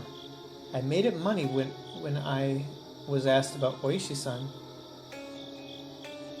That's why Rena corrected me. I was simply shocked because Rena acted so differently from usual. That's all. That's absolutely natural to think that way. I feel like my brain has become a bowl of spaghetti. If I squeeze my head, maybe red meat sauce will ooze out from my ears and nose. When I think that, all of a sudden I feel nauseous and a headache. I'm afraid that really happened, so I stopped holding my head. I don't understand who's saying what. When I'm with them, I have fun. I don't feel their two sides. I truly think they're nice people. They're so nice to me when I first moved. But Rena's very kind and caring. As long as she's healthy, she's a cute gal. Mian is the best.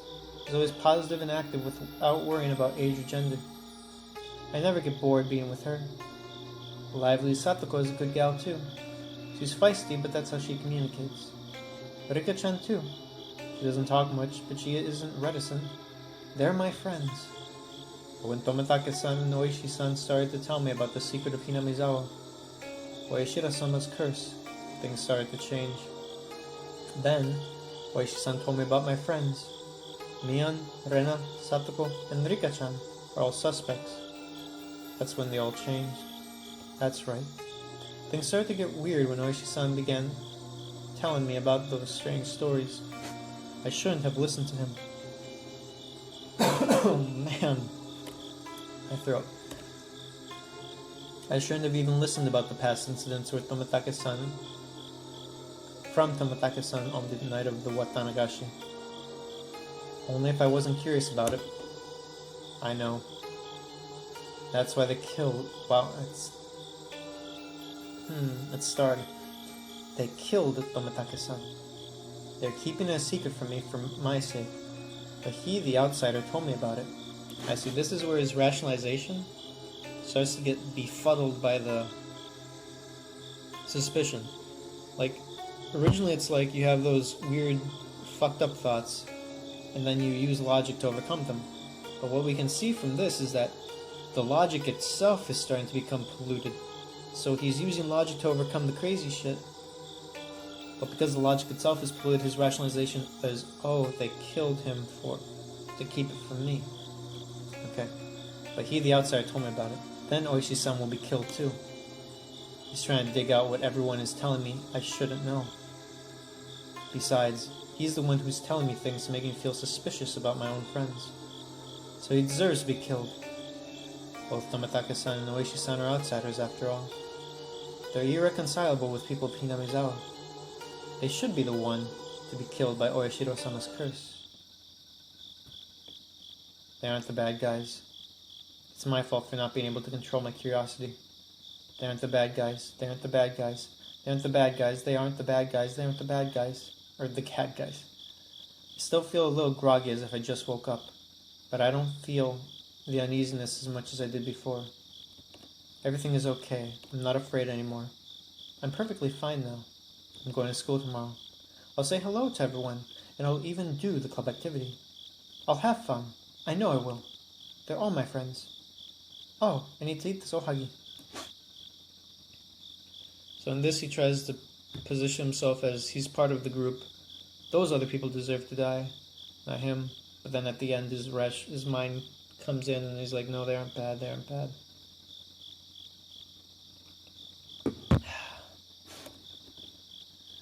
Oh, I need to eat this ohagi. I have to find out which one is made by Rena. I remember the homework they gave me, but what club would deliver the club activity? I pick up the ohagi package and take it into the living room. It'll go well with a cup of tea. Oops. Homemade ohagi and a cup of tea. Wow, what a tasty situation. I open the newspaper wrapping. I find 5 ohagis inside. There are letters from the left to the right on the newspaper. One of them is made by Rena. Which one is it? I don't see much of a difference between them. They all smell and look pretty much the same. What a tough question. If there's a difference, it would be the shape. I don't know Mion's grandma, but her ohagi must be different from Rena's.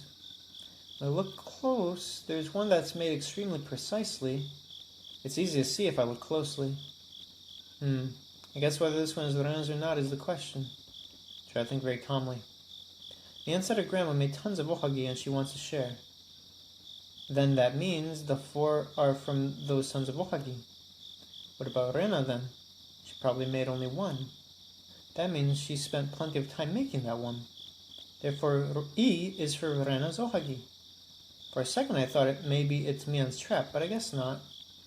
If Mion made it, it's one thing, but Rena's the one who said she made it, so this can't be the trap. Okay, the cup of tea is ready. First I'll taste Mion's grandma's ohagi, the defending champion. Not bad. The smooth bean paste and the volume, it's hard to beat. The sip of tea makes it even tastier. What a wonderful job she did. Okay, let's try Rena's. Its delicate structure reminds me of expensive Japanese sweets. Though I'm a little worried about the volume, I take a bite. Oh boy. It is a difficult decision to make. They made it with exactly the same ingredients, so they taste almost the same. The only difference is the last step of shaping. That means the artistic impression and the volume will decide victory. As ohagi with good volume, made by the champion, versus a well-balanced sized ohagi made by Rena, the challenger. If I want to take a bite of Rena's, I should finish hers before I decide. Maybe there's some kind of hidden trick which might turn the table. Munch, munch. Huh? I was right. My tongue touches something. It feels like it's not edible. I use my fingers to take it out. This is... What?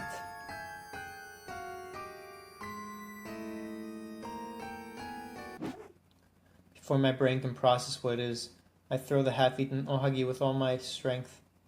When it hits the wall, the bean paste splatters apart. Then after a pause, it falls to the floor. I'm stunned. What am I doing? How could I do this to Rena's homemade ohagi? As I look at the violent hand of mine in blank amazement, I remember what I pulled out from my mouth.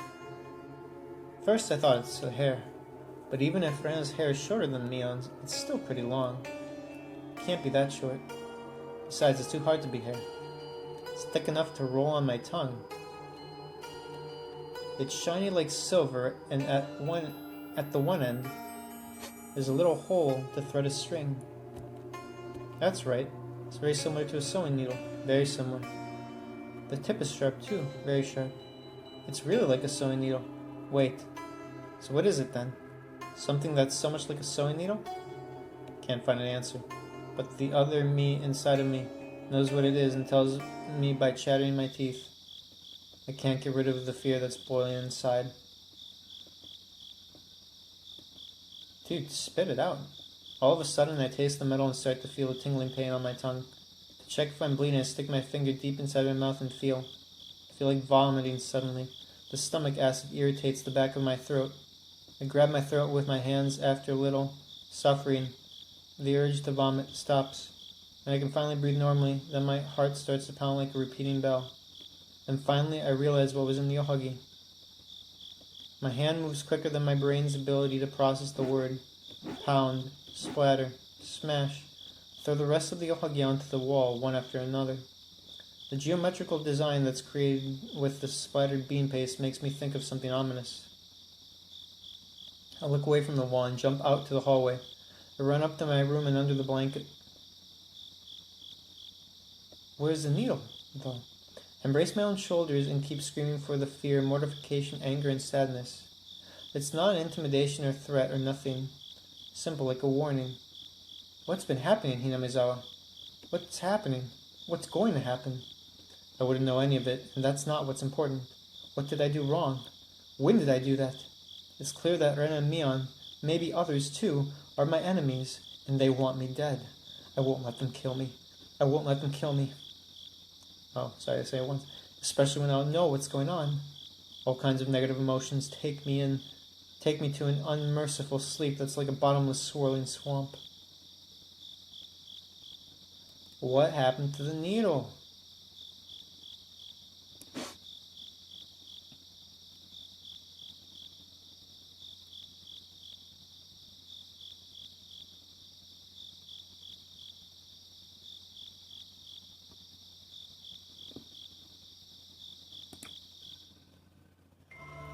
I think this will be a useful tip.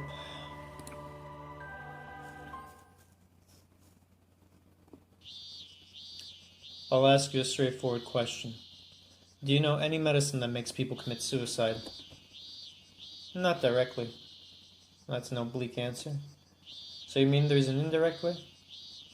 I meant there's a way to induce people to be in a mental condition to want to commit suicide. It sounds complicated.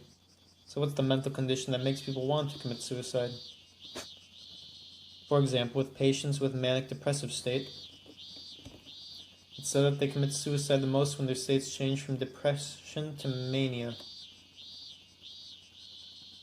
Mania is different from depression. Depression only causes a severely negative mental state, but mania causes both this negative state of depression and a very active manic state in turn. Patients with depression lose confidence and they're very pessimistic, but they don't commit suicide. They don't even have the energy to commit suicide. Ones in the manic state don't do it either.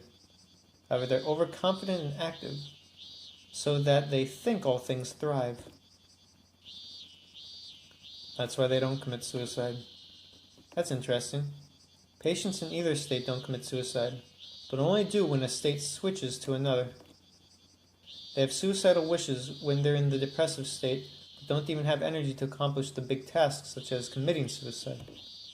However, when the manic state switches in, they gradually gain their energy and their control back.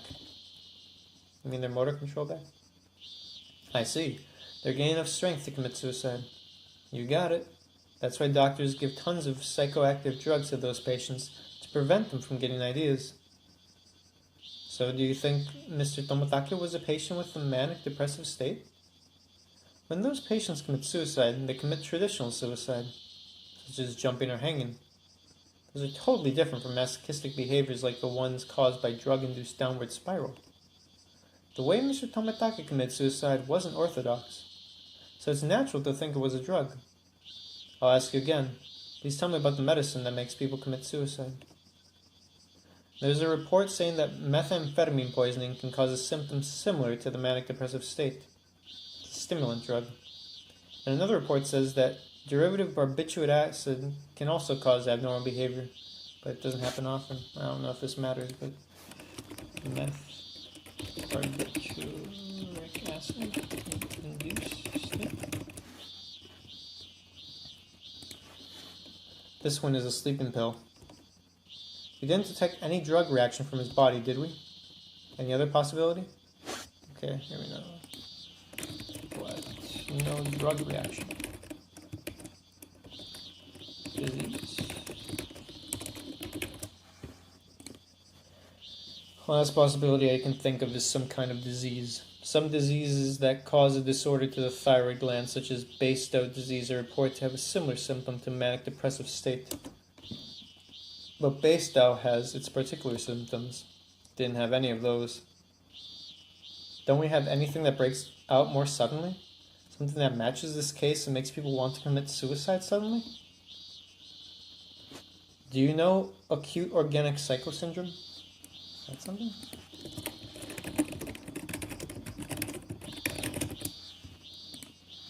To make it short and simple, it's a mental disorder that people can get when they damage their brains. Not only drug poisoning can cause it, but brain injury, encephalitis, cerebral vascular incidents, or brain tumor can cause it too. Okay. Induced by brain injury. But does Tomotaka-san have a brain injury? They were saying that there's a possibility that people can get into abnormal mental states without drugs. He was surrounded by the suspects, his life at risk. It might be possible that he took masochistic action due to extreme tension that produced abnormal secretions, plus trauma to his brain. Can you explain that again in layman's terms? In other words, he might have hit his head during the battle and become insane. That means the perps didn't mean to kill him.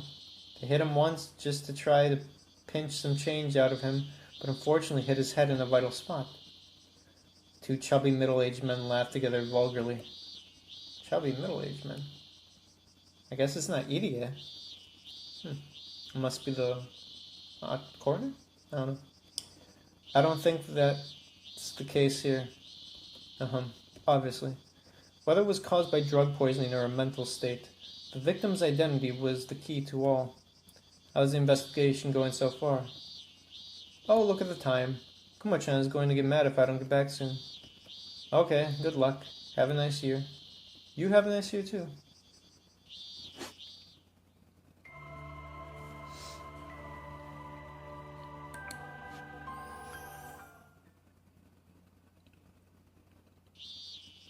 Wait a second. Those people were. Two of them had a badge which makes them assembly members. So they're the Prefectural Assembly Sonozaki and the City Assembly Sonozaki. That's interesting. Two relatives are serving both the Prefectural and City Assembly. Here's the cunning trick. They do pre-election campaigns using their names without any hesitation. While one is in the election, the other holds lectures, and they do that vice versa for each other, which is a double election campaign.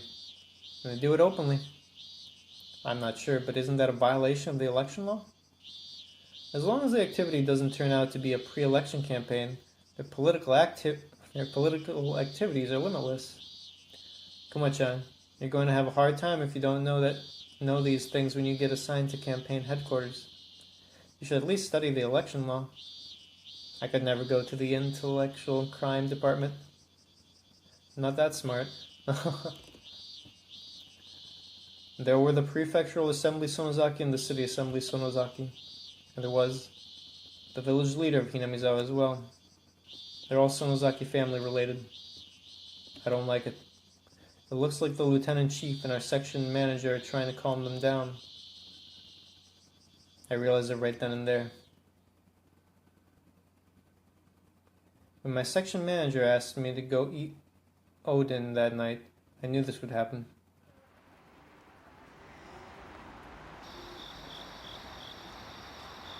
Oishi-san, you might have already heard about this since you have many friends, but have you heard this?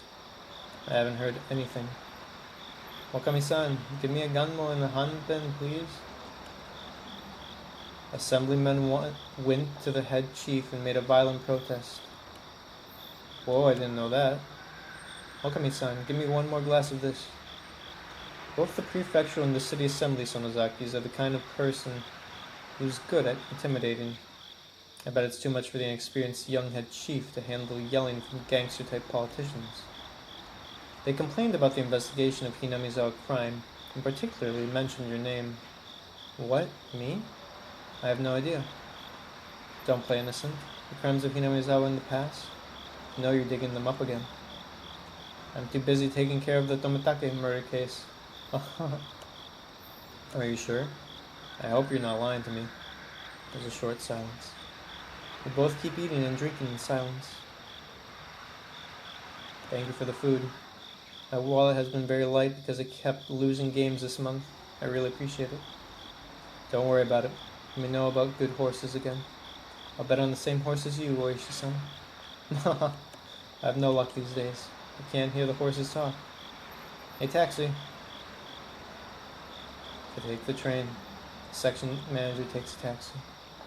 He drove his car here, and it sucks because he has to take a taxi home.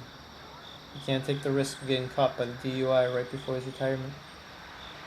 For a DUI. He can still talk without a lisp, but looks like his body below his waist is completely weak. I push him into the taxi and tell the driver his home address. I'll see you tomorrow. Have a nice year. Oishi-san. Yes. Each of the cases in the past is closed, so don't try to relate them to this case. People in this village seriously believe in the curse, you know? I don't believe in curses, so don't worry. Oishi-san, you're retiring next year, right? I remember you told me you're going to pay off your mortgage with the retirement money and move to Hokkaido with your mother. Yeah, she cries and tells me she really wants to go back to Hokkaido where she was born. So it'll be my last devotion to my mother. I'm going to enjoy the rest of my retirement money in Susukino. I heard that the chief is going to review the special raise before retirement. Retirement money for government and other public offices are calculated by multiplying the monthly salary that the person was getting at the time of retirement. It's the kind of custom around here to give a special raise for the last 2 years right before retirement and pad the retirement money.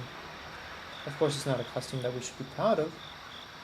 Just for the record, it makes a lot of difference in retirement money when the salary for the last 2 years is raised. It's so textbook perfect of the egghead young chief to say. But oh well. I guess it's just the changes of the times, considering that we get paid with taxpayer money. It's nothing to laugh about at all, but I laugh out anyway. I don't think it's the right thing to do either. But Oishi-san, you've made huge accomplishments that deserve that extra for your retirement money. So I really want you to get it. I'd love to get it if I can. I'm sure you'll get it, if you're mature. Hey driver, I'm sorry for keeping you for so long. Please take care of him. I close the door with a big swing to cut the conversation in a slightly rough way. It seems like the section manager still wants to say something. He smiles wryly and waves instead. I reply by waving as well. The taxi accelerates and disappears into the stream of lights. Oh dear. I wonder if I can pay off my mortgage. What I can get from that is just that the Sonozakis have a lot of freaking control of everything.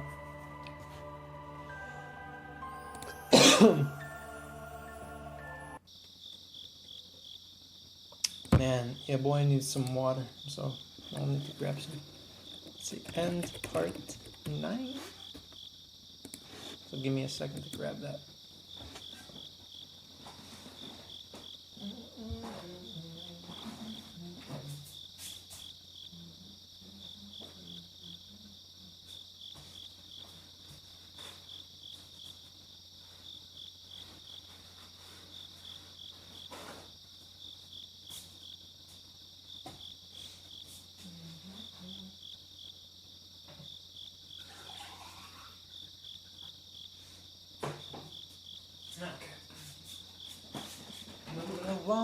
Moving along.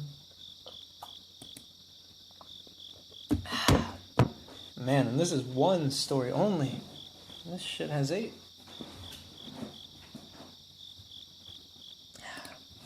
Let's do it.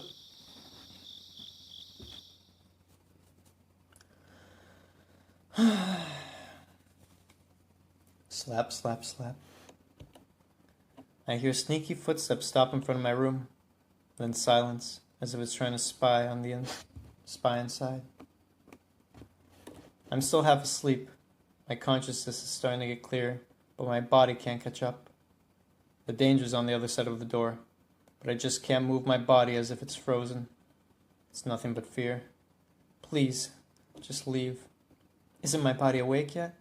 What am I going to do if it comes into the room? Wow. I jump out of the bed and throw the blanket to my mom, who opens the door. Hey, what's wrong with you, Keiichi? What happened? Ah, sorry. I was still dreaming. I thought it's still 1 or 2 in the morning, but the bright morning sun is shining from the cracked open drapes. What a morning. I just fell asleep after what happened yesterday. That means I must have slept for at least 10 hours. Damn, didn't something say something about causing deep sleep?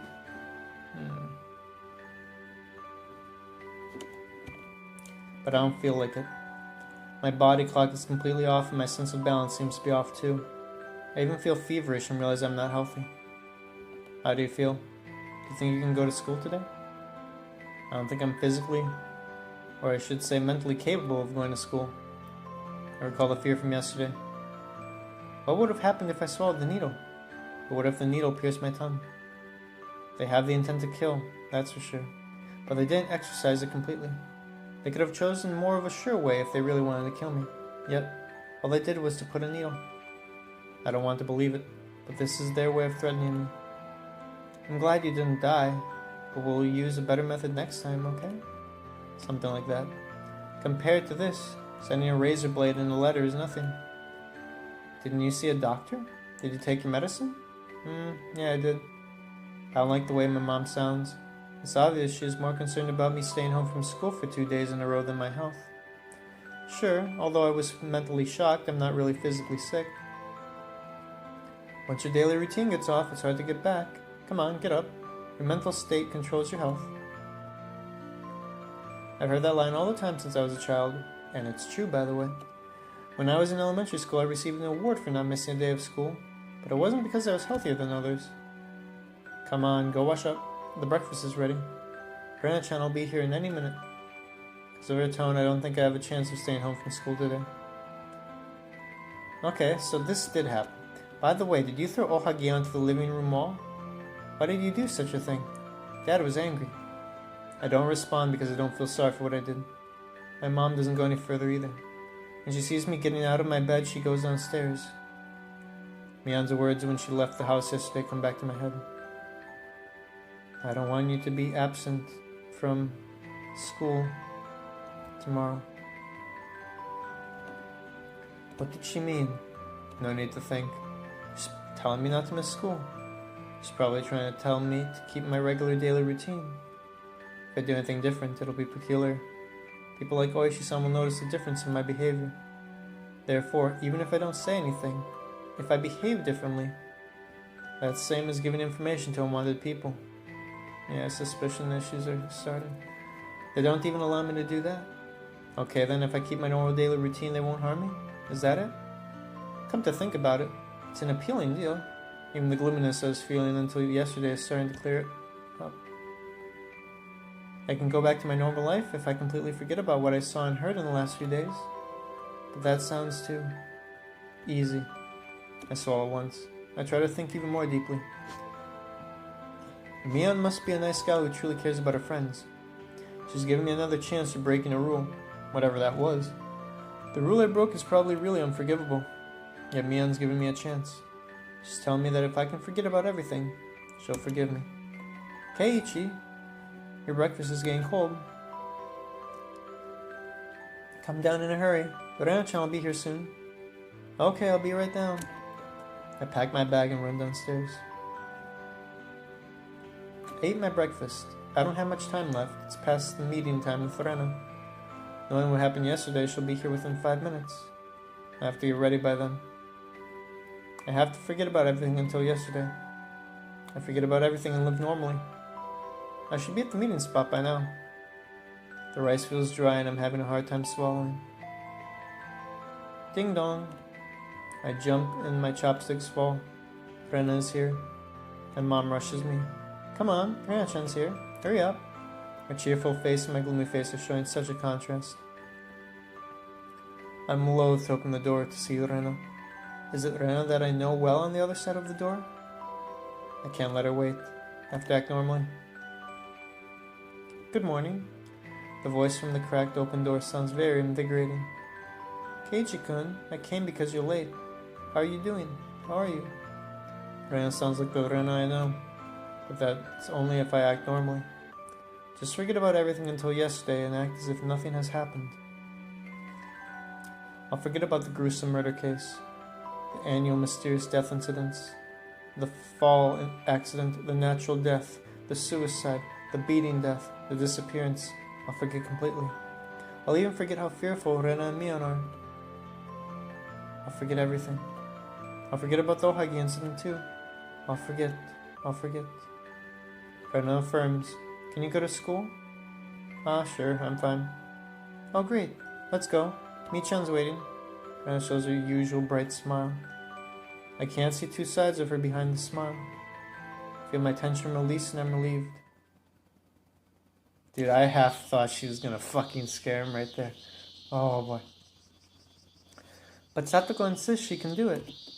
As we walk, Rena talks about different things. And? But Satoko-chan is so clumsy. No matter how many times she tries, she can't do it. She's so adorable. Things that Rena talks about are all silly stuff. All I need to do is to respond and smile once in a while. My neighbor passes by and greets us. Oh, Keiichi-chan. Chan? Okay. It can be used on a male, but still. And Rena-chan, are you running late today?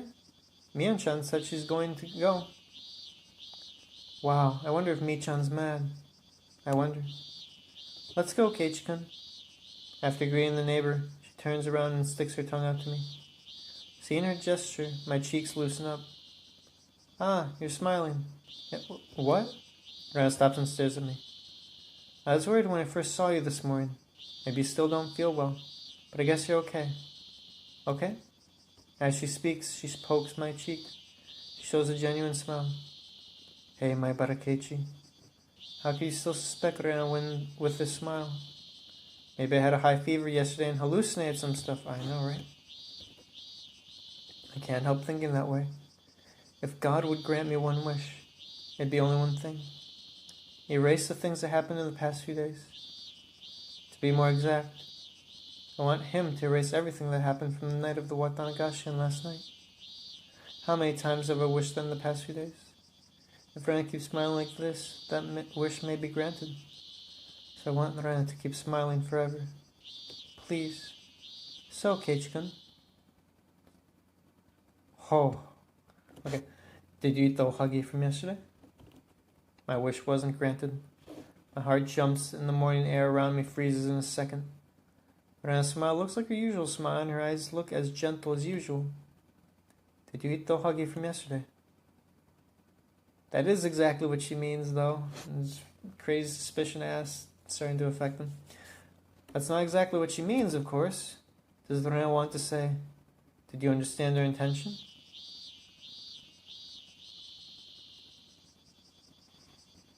Keiichi-kun? Rena stops and looks into my eyes while I hesitate to answer. My Barakeiichi, don't hesitate. Rena's acting normal. I have to respond normally too. Be natural. But my throat and lips are so dry and my lips are stuck together. I've got to answer her. Not that much time has passed yet. I can still respond naturally. I have to say something. Oh? Rena repeats what I finally squeeze out of my mouth. Rena's reaction is within a normal range. I guess I responded quickly enough. I finally spilled some words. It was tasty. But Rena doesn't show a change in her expression. For a moment I thought maybe I said the wrong thing. But after a few moments, Rena breaks into a smile and laughs lively. Her laughter makes me laugh too. I see. So did you eat them all? Did you? My laughter freezes again. Is she asking if I didn't have to swallow a needle? If I did, how could I be here? No, I couldn't eat them all. I have some left over. Answer fearfully. Hey, what happened to the homework? Did you figure out which one is made by me? Is that homework due today? Yeah, it's due today. Mi-chan will be mad. There'll be punishment. We laugh together again. The scene won't look unusual to others. Even I'd think that if I'm not careful. But I can't misunderstand. There's something unimaginable hidden inside of Rena who's laughing so lively in front of me. That's a lie.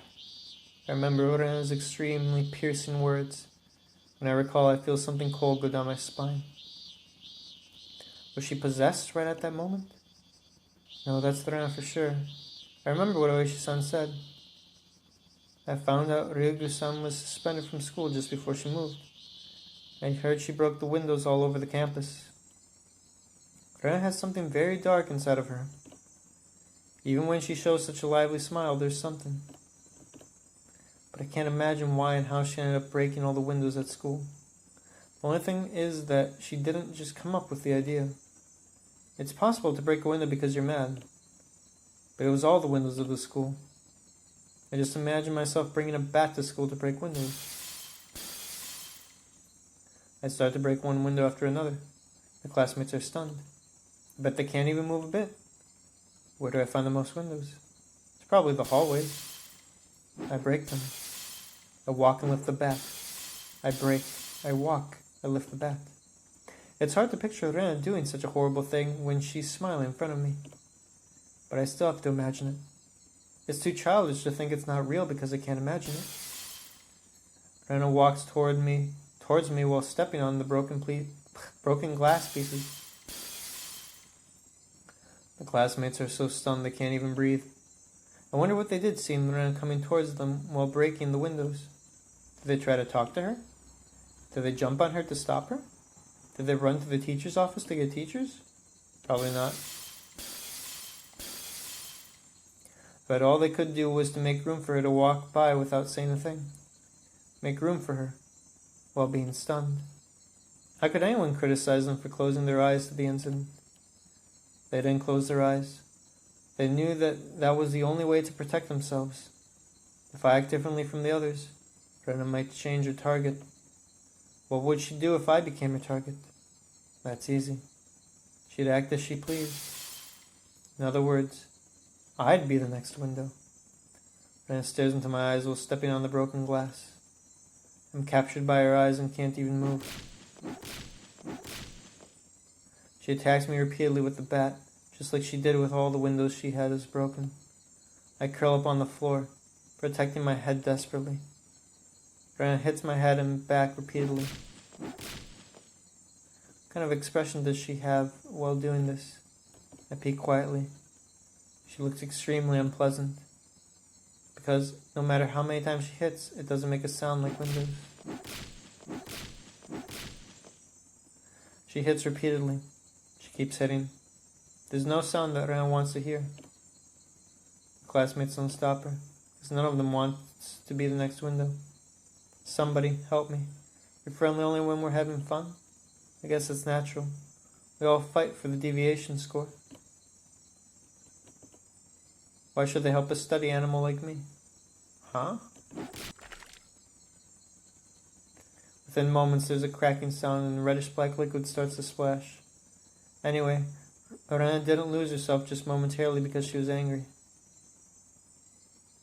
I take a big breath and start to remember what Oishi-san said.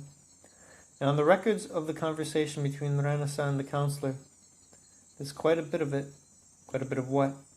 It shows up repeatedly. The word Oyashiro-sama.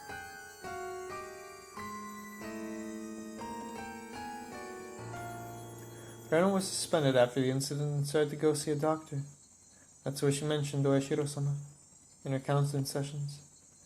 She says Oyashiro-sama, something like a ghost, comes to her house every night and looks down at her while she sleeps. It's just a part of the conversation between Rena and her doctor, so I don't know the whole story, but it's still a bit creepy. Did she confess that she did what she did because she was possessed by Oyashiro-sama? I never wanted to admit the curse of Oyashiro-sama, so I tried to convince myself that the annual mysterious death cases were done by humans. And the more I talked to Oishi-san, the more certain I felt that they were works of humans, not the curse. However, my friends were deeply involved in those cases. The compensation for not admitting the curse was to find out my closet friends were involved in the cases. Why? For what? Why, Rena?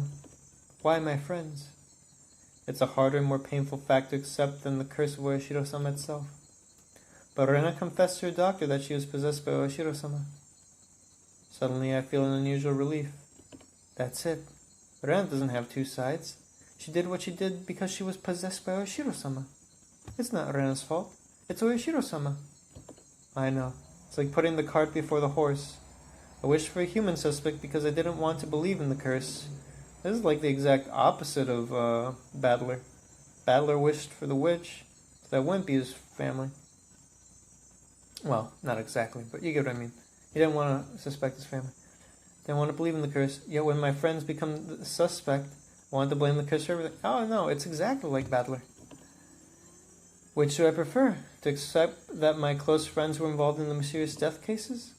Or the existence of the curse of Orishiro-sama? I don't want to think.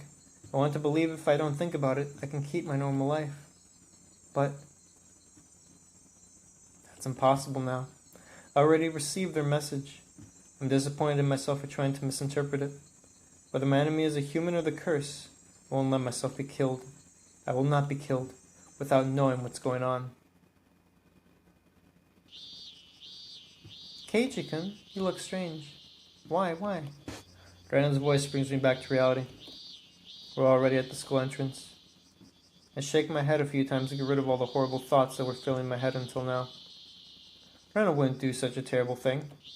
I try to convince myself.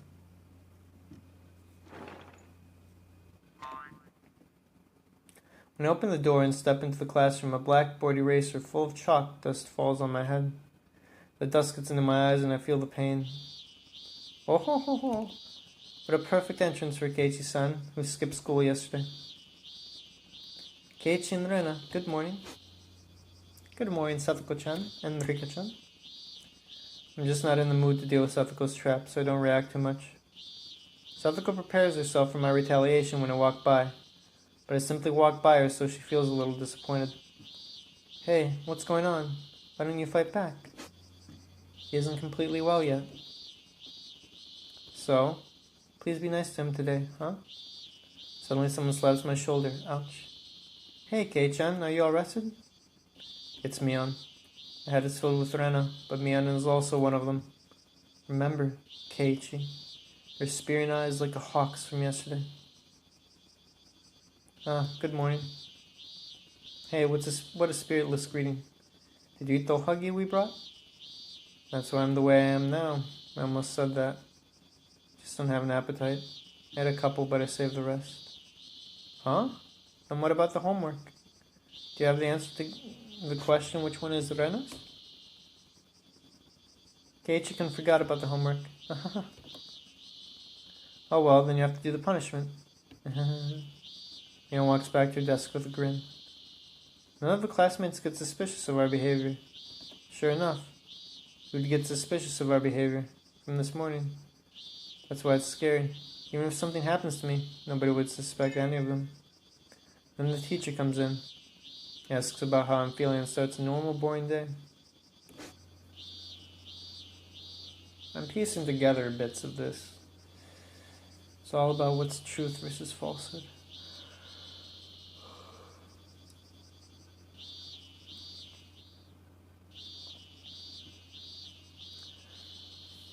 I do wonder how much is Lego Mineko. Like, can I trust the story in this thing? Like, who's speaking?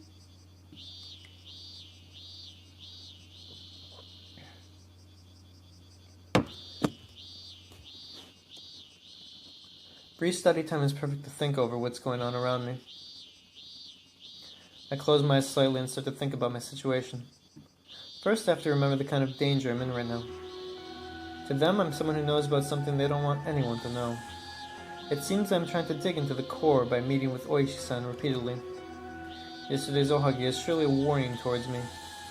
Or maybe a warning is too much of an effeminate way to call it. The ohagi was simply their way to atrophy my will and gain some time for themselves. Time to find the perfect way to dispose of me. Even if I cave into the warning, I'm still someone who knows too much. The coldness of the desk reminds me of Hojo Satoshi, who was using this desk and disappeared last year. Was he in my position? Did he know too much and was removed? Shit, I won't let them do that to me. Never. Well, dude, you should realize that's bullshit because Hojo Satoshi was Satoko's brother and, Satoko wouldn't let that be. Just saying. But, am I really in danger? I find myself trying to protect them as I suspect them at the same time, even after seeing such suspicious behavior. When we're in the morning sun, I try to convince myself that everything is a lie. Am I suspecting my friends? Am I protecting them? Is my life at risk? Or not? The point of the question is so off. If I think about where I am standing now, it's just an old point of question. Hey, are they really trying to take my life? As I think, the other me inside me yells at me. Are you stupid, my Barakeichi? Of course they are. But maybe the needle was just an accident, right? To be fair, you talked about needles earlier and how she sews. It's possible. Unlikely, but possible. And there's the issue of perception. How could a needle get into an ohagi by accident? Get real. Let me just see. Yeah.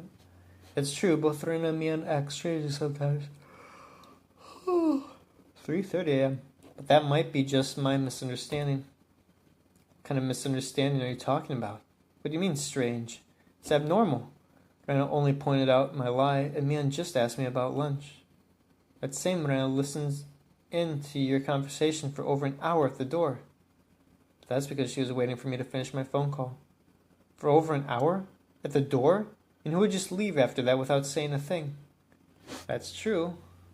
But she probably heard you being suspicious of them. And probably felt like, oh boy.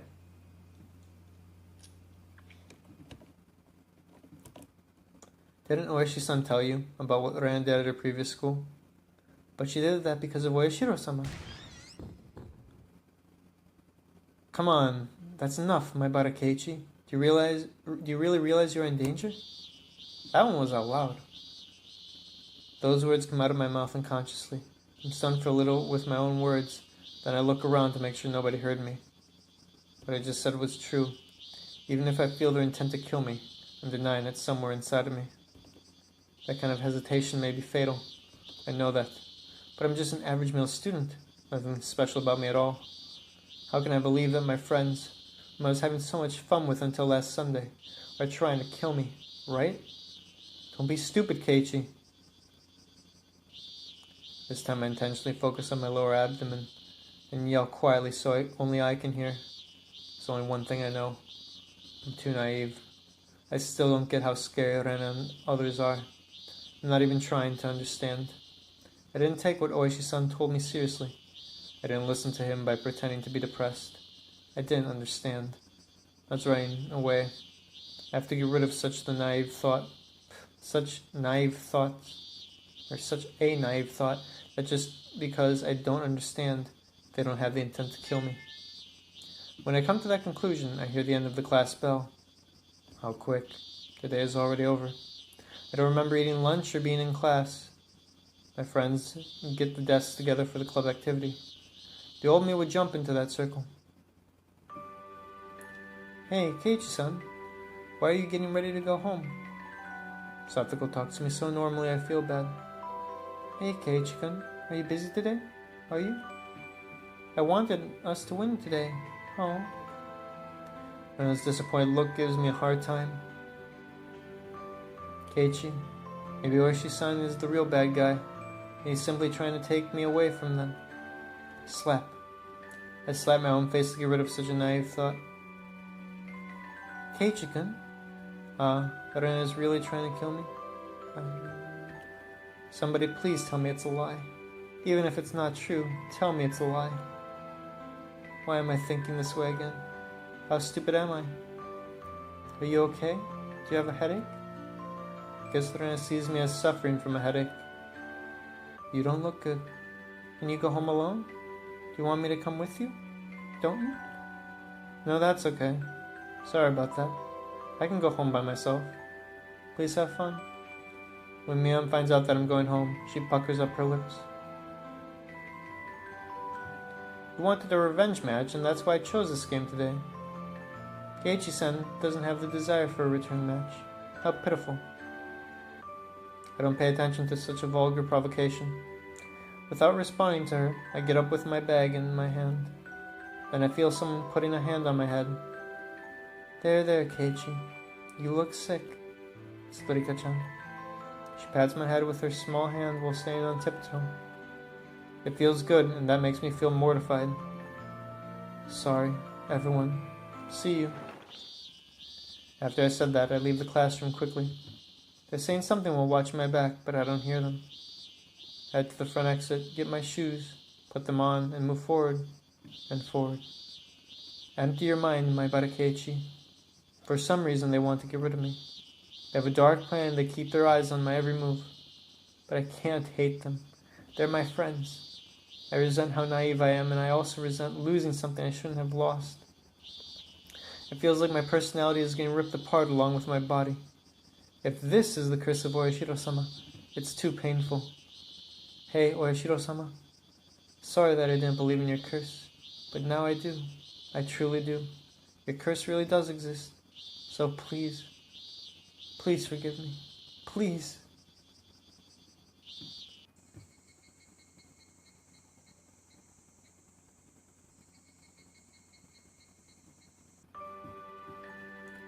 Dinner doesn't taste good. I don't taste anything or smell anything. Even the steam from the hot miso soup, which is usually appetizing, feels like water vapor. My dad's at the table tonight. Table 2 tonight. It's unusual at our house. Once he gets into his work, he doesn't care about food or sleep. Sense of time disappears in him. So for him to be at a dinner table, that means either he just finished his work or he's in a slump. Anyway, he just doesn't understand the writer's motivation. Even the tie-up was done verbally, right? If you don't get along, why don't you decline the offer? I know we need to help each other out, but if things are like this, I don't know. Judging by the conversation, they aren't talking about anything good. No wonder the food doesn't taste good. As I watch my parents, I continue on with my thoughts. Now, I can no longer trust the people whom I thought were my friends, and obviously, I'm lacking allies. I don't have anyone I can trust or depend on. I'd feel so much better if I had even one ally. I put down my chopsticks and look up to my parents who are still talking. I thought about telling everything to my parents at first, but I can't trust anyone here in Hinamizawa. My parents are the only ones I can trust. But would they understand? For instance, about Rena. Ever since we moved, she's been taking care of me by coming over every morning before school, and also, she shares things as good as a good neighbor. How can I explain that she is trying to kill me? No matter how I explain it, it'd be something very hard for them to understand. My dad, who's rather unworldly, wouldn't understand. My nervous mom would probably take me straight to a mental clinic. Sadly, this is how our relationship is. Even if they understood, what can they do anyway? Can't expose the truth or protect my life. Instead, by hearing too much from me, they may become at risk themselves. I have to think very seriously since the past victims were often husband and wife. It's very possible that all the members of the Maibara family might get into an accident or disappear. Hearing too much is the important thing. How did they find out that I now know? That makes me feel scared. In other words, as long as my parents know nothing, they won't be at risk, right? At least that's how it was in my case. When I found out, things started to get strange. So this is it. If my parents don't know anything, nothing will happen to them. That means, as long as they're here in this house, this will be a safety zone. I know this is only a sophistic hypothesis. It's my selfish wish for at least this house to be a safety zone. I still have to realize that though it's safer than the outside world, it's not completely safe. I can't count on my parents. No, I can't get them involved in this. That means Oishi-san is the only ally I have. He's the only one who understands what's going on around me. Although he isn't too concerned about my safety, he's passionate about solving this case, that's for sure. I'm mortified a little. This is all because of Oishi-san, and now I have to ask him for help. In other words, this is exactly how Oishi-san planned it. I'm just bait in the middle of an ocean. My mission is to float around looking tasty. When a bunch of fish are lured around me, Oishi-san catches them all. I don't want to admit it, but that seems to be the best thing to do. So what do I need to do? The fast rule of fishing is to wait. Just wait patiently until a fish takes the bait. But I'm not bait. I can do so many things just before I'm eaten. Somehow, I have to avoid their attack and let Oishi-san take over. Of course, it's not an easy task. The timing to let Oishi-san take over is crucial. Oishi-san is in town, not Hinamizawa. So even if I call him in an emergency, it'll take him at least half an hour to get here. I must get away from them for at least half an hour. For example, we set a meeting spot ahead of time, and I just stay there in hiding until Oishi-san gets there. Good. It's starting to look good.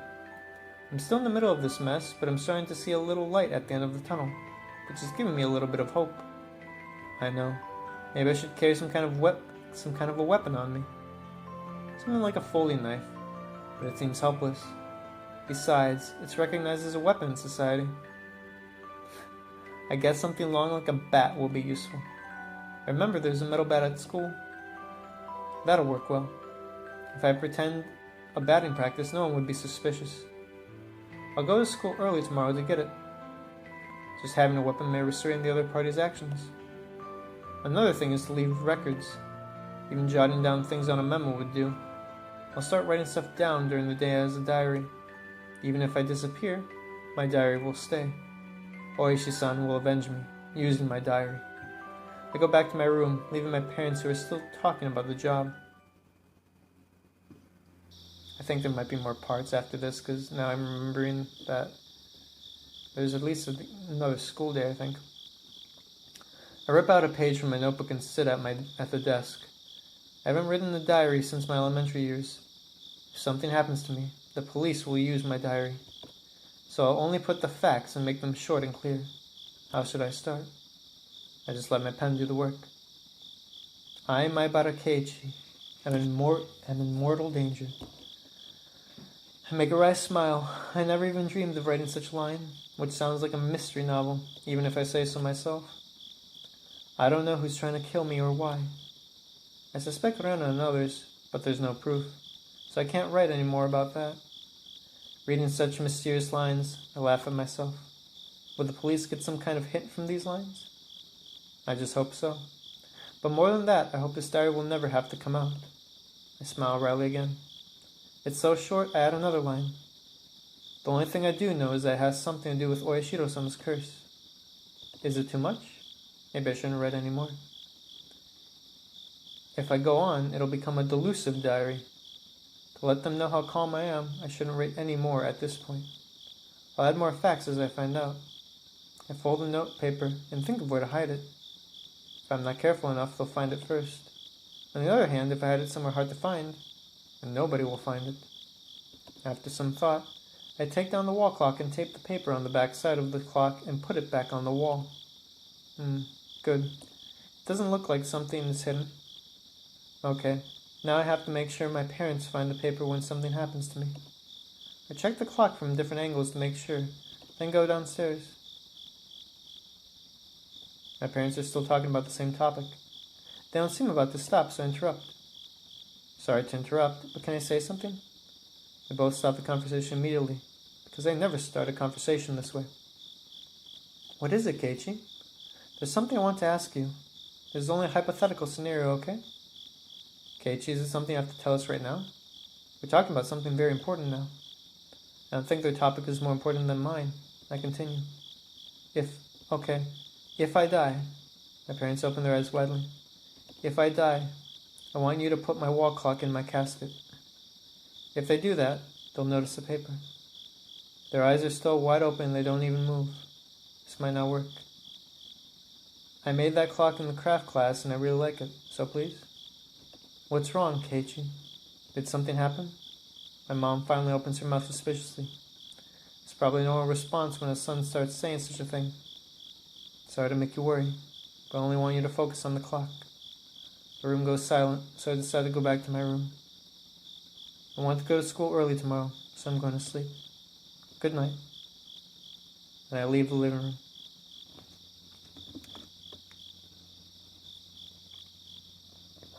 I'll get to school early and get the bat as my weapon.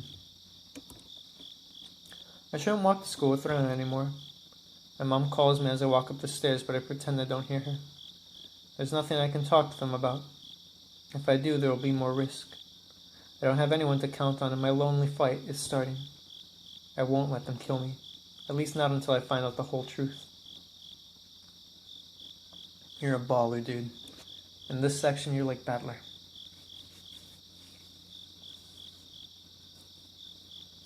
Tips? Dude, if you tell me there's 2 more parts, I could believe that.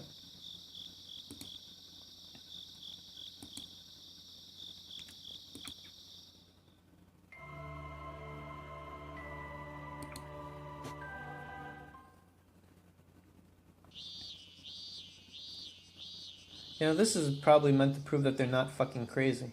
Or evil, rather. Because from the tip, right, I'm seeing that their perspective, they do care about how he feels and yada yada yada. Keiichi-kun doesn't look so good these days. He may be having bad moods. I don't know about that. Maybe that time of the month. Me-chan, that's a cute thing to say. What do you think? I don't know. Kei-chan, maybe. Do you think? I can't tell. The person Kei-chan was talking to in the car that day was a middle-aged, chubby guy, right? Yes, I'm sure of that. I wonder what Oishi has been filling Kei-chan's head with. They looked serious. Keiichi-kun looked as white as a sheet. Well, you don't know this, Rena. But he actually is a servant of Oishiro-sama. What? What do you mean? Whenever he comes around, someone gets demoned away. Okay, so the group actually thinks... Okay. The group, Mion at least, thinks Oishi is the cause of the curse. Since when he comes around, someone gets demoned away. Interesting. It's true. What? Really? 2 years ago, Rika-chan's mother drowned herself, remember? Oishi questioned her right before the incident.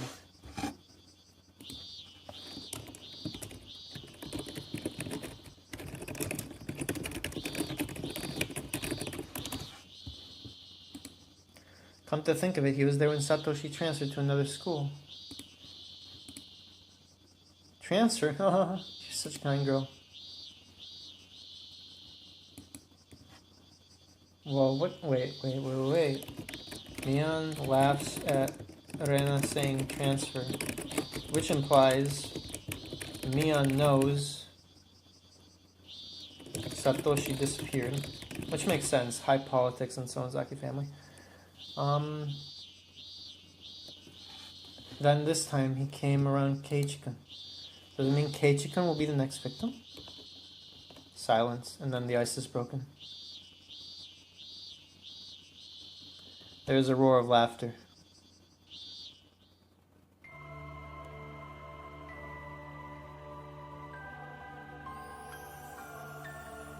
I guess you could interpret it differently. You'd be like, oh, they laugh because they're gonna kill him, but that's if you're delusional. What I'm gathering here, especially from the first half, is obviously they're good. They're not actually trying to fuck with him. Or kill him, rather.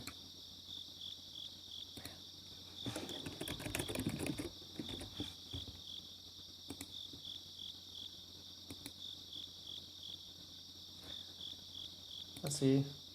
3 hours. Jeez. I hope this is the last one. I like the game, but lengthy. This is the first time for me to wake up with such a clear conscience. It's 5:59 a.m. and the alarm I set off will go off in a minute. I'm surprised at how precise my body clock is.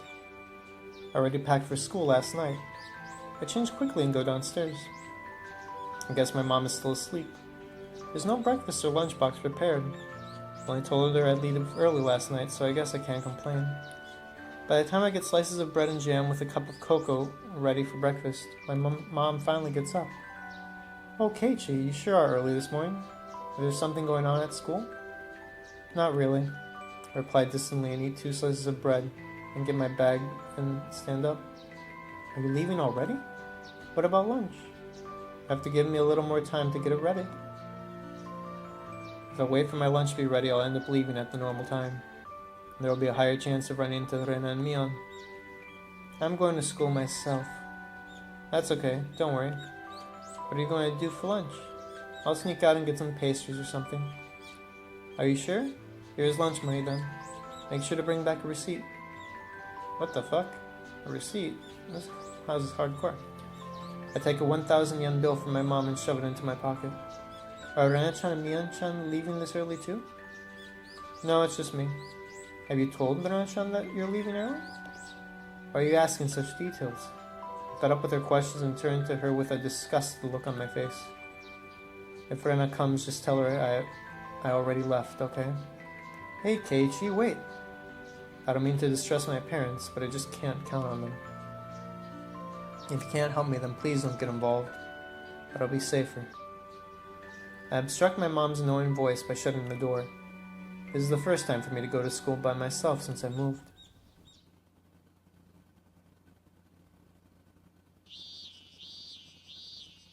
I always walked the same route at the same time until now, so I always met the same people at the same place. But it's different today. I don't run into the person I'm supposed to run into, and the person who should be there isn't there. Of course, Ren isn't at our meeting place, and there's nobody at Mion's meeting place. The length of the shadows of the trees, the morning air, and the strength of the sun are all so different from what I know. It sure is strange. Because I tore away from the scenario that was prepared by the whole of Hinamizawa, all the characters to deceive me aren't ready in their places. That's the impression I got. Oh, Keiichi-kun, you're early today. Are you meeting with your friends this early? The person I always pass by when walking by the field talks to me. Her name is... I can't remember. Of course we pass each other at a different spot than usual. I woke up unusually early, so please don't mind too much. I dodged the question. Where are Ren-chan and Mion-chan? Are you alone today? Ah, yes. She asked me the same kind of questions as my mom, so I replied vaguely. I don't like people asking me about Rena and Mion, but I guess it's only natural. We're always together for such a long time. Even now, I can get along with them. Stop, Keiichi. Don't think anymore. I already thought all day yesterday about how dangerous being so naive was.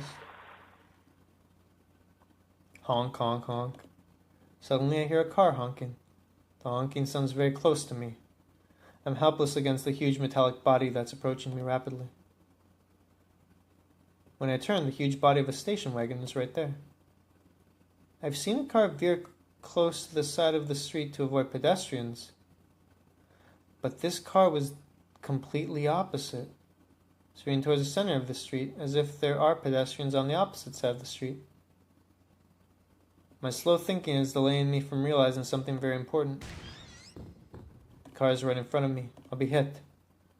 Instantly, a cold liquid fills my head. The next moment, the sight in front of me. No, time itself freezes.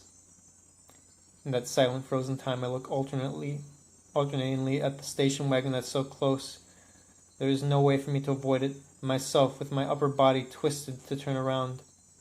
It's impossible to escape in this situation. If I let it, the frozen time will start moving, and the car will hit me in an odd position. I have to bend my body forward, my body toward the rice field on the side of the street. If I do it right, maybe I'll be hit just by the side mirror. At that moment, the roar of the car shatters the frozen time. The side mirror strikes my shoulder, and the impact throws me and makes my body spin like a top. Smash. I'm thrown into the rice field on the side of the street while spinning. I'm all soaked and muddy, but I guess I made the right move. Although I'm muddy all over, if I think about being hit by a car, I'm lucky I'm almost unharmed. I get up and glare at the station wagon. I'm still able to cuss at it. I don't know if the driver saw me get up and cuss, but the car drives away in a hurry. Hey, you idiot. This is called a hit and run, isn't it? I can't help cussing. The mental damage of being muddy all over is far bigger than the physical damage. I walk in the muddy rice field and crawl out to the street. Shit, this is a crime. Shit, I'll sue. It'll be easy to find a station wagon in this small village. The road I was on has rice fields on both sides, and it's such a narrow one that only one car can be on it at a time. It's hard to even pass a pedestrian, and definitely not a kind of road you drive at full speed. Furthermore, this car actually veered toward me when it was trying to pass me. While cussing, the dark shadow I was trying so hard to suppress starts to fill my mind. That wasn't a hit and run. Did that car actually try to hit me? Thinking back, I think a car was following me slowly. It was following me since I met the person who's taking a walk. He had plenty of chances to pass me. Normally I'd have turned around, but I was deep in thought. I didn't notice, which I regret. Then, when the road narrowed, I made sure there was nobody around and stepped on the gas. If I didn't make the right move, I wouldn't be here now. Now that I've calmed down from the shock of being hit, I finally realized how scary the incident was. That car was there to hit me, that's for sure. Cold, slimy liquid spills from my brain and trails down to my back. I try to control myself from falling into an insane state. It could have been a simple coincidence. Maybe it was just a simple accident. Calm down, Keiichi, but don't be naive either, or you'll be dead next time. I have to be alert all the time. I can't let them have a chance. If they truly want to kill me, they'll use a more reliable way the next time. And when that happens, I can't be like now. Being muddy is the compensation for being too naive. Although I'm muddy, I'm unhurt. I didn't even sprain. I have to admit, I'm extremely lucky. Then I start to walk very cautiously, staying on my guard. I've been only suspecting Ren and the others. Actually, by suspecting Ren and the others, I wanted to believe there's no other enemy. Oishi-san was saying, the suspect was very possibly the whole village. Do I have to lead my normal life even in that situation? Isn't it the safest to just stay home? But once I gave up my normal life, wouldn't everyone else give up theirs too? That's such a scary thing to imagine. Well, here's the thing. I don't know what the hell actually happened here, but the car did try to hit him.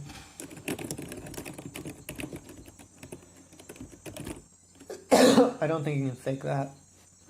I remember the folktale of Inagafuchi, the old name of Hinamizawa. The demons chase around their prey and eat them. What a scary story. We must not interfere with the demons' hunting. We must pretend we don't see anything.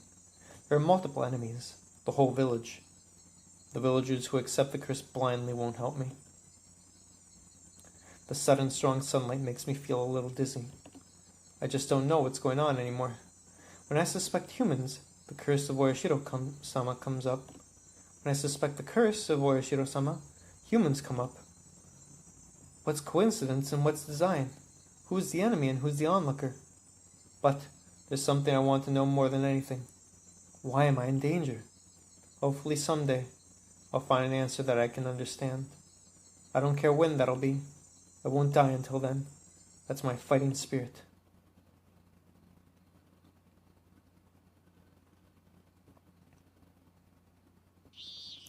I remember seeing a metal bat in the supply shed in the gym, but there's a lock on the door, so I couldn't get in. I want to get it before everyone else comes. I walk around the campus rather impatiently. But all I can find are things like squared timber, and there's no way I can bring that into the classroom. Okay, then I'll look for something in the classroom. If it's something that's already there in the classroom, there will be no problem. At the shoe boxes at the entrance, I can see everyone else's slippers are still there. Good thing I came early. There's nobody else yet. What's in the classroom, though? Can't imagine a powerful weapon like a bat would be there. But I have no other choice. Till the supply room in the gym opens, I need a replacement. Till now, I thought I'd be safe at school. Can't be that naive to protect myself. They're stepping in deeper and deeper into my life, it seems. Pretty soon, my house may not be safe anymore. That's a very scary thought. But to try and look away from the worst-case scenario seems to be even scarier. I have to survive. As long as I'm alive, I can get out of this unreasonable maze. I hope. I get stuck in my search of the classroom quickly. Naturally, how could any type of weapon be sitting around in a classroom? If something happens, maybe the only thing I can do is to swing around my chair. Then I stop at the lockers that are being used as cubby holes for personal items. One of them is Mion's, where she keeps all of her games, saying they're for the club activity. All the classmates' lockers are there. Of course, mine is there too. I have my sweatsuit in my locker. Can't stay muddy like this. Maybe I'll go change later. But first, a weapon. If someone comes, I can't search the lockers. Open one locker after another in order, while I steer gym clothes, personal items, and umbrellas. An umbrella? That might work if I can't find anything else. I'm about to give up, but that's when I find what I'm looking for. It's a metal bat. It's probably well used. It's very dirty, but that's no problem for my purpose. In the moldy locker, I see a baseball uniform, but the owner of this locker belongs to a baseball team somewhere. Then I wonder if he'll ask me to return the bat. That's when I hear voices of students. Among them are Satoko and Rika-chan. Good morning. Boy, you sure are early this morning, Keiichi-san. I hide the bat behind me. Oh my gosh, what happened to you? You're muddy all over. Ah, well, it's nothing. I'll go change right now. When I start to undress, Satoko blushes as expected. Would you mind? Have some manners. How could you change in front of a lady? What are you talking about? What are you talking about? A lady who'd watch while I'm changing is the one who has no manners. There's no changing room for guys, so what can I do? Satoko walks out to the hallway with a blush on her face while pretending to be astonished. On the other hand, Rika-chan is staring at me. If you're a lady too, you shouldn't watch this either. I'm not a lady, so that's okay. She looks up to me. Okay, then you're a lady from now on. If you say so. Rika's a weird one. Rika-chan feels satisfied being called a lady, and she follows Satoko out to the hallway. I feel so relieved. Then Rika-chan stops and turns around. Are you starting to play baseball? I guess Rika-chan noticed the metal bat. Well, I feel out of shape, so I thought I'd swing the bat. It's a good thing to be concerned about your health. She sounds like an old lady. As she leaves, she stops and turns around again. Don't lose that bat, okay? Okay, that all makes sense, yes. I guess she knows I took it from someone else's locker. There's no name on the locker door. I don't know whose bat this is, but I'll use it until the owner says something. I only need it until the supply room in the gym opens. I change quickly and check the watch. Still plenty of time before the first class begins. I walk out to the school ground with the bat in my hand. Of course I'm going to swing for a little. I have to establish the fact that I always carry a bat and swing whenever I have time. The sunshine is already stronger. Disregarding the other classmates, I take a shaded spot to the side of the building. I'm not really an academic person, but I'm no athlete either. I'm a loser. Maybe I'll suffer from muscle pain for starting something like this all of a sudden. I guess I'll start with a warm-up exercise. I must look so wholesome and healthy. On the contrary, I feel completely the opposite inside. I grab onto the bat and swing it lightly. It's not that light. But on the other hand, this weight assures me that it'll be a reliable weapon in an emergency. Of course, I hope I never have to use this as a weapon, though.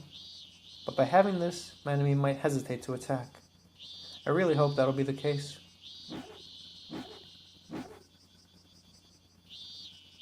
What? Kei-chan? What in the heck are you doing? Her yell startles me. Wow, Keiichi-kun, are you on a baseball team? Are you?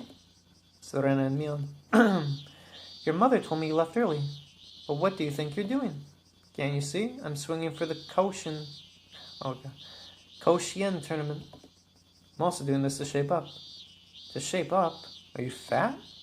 Yeah, haven't you noticed? I have a few rubber tubes around my waist. I'm soft and squishy.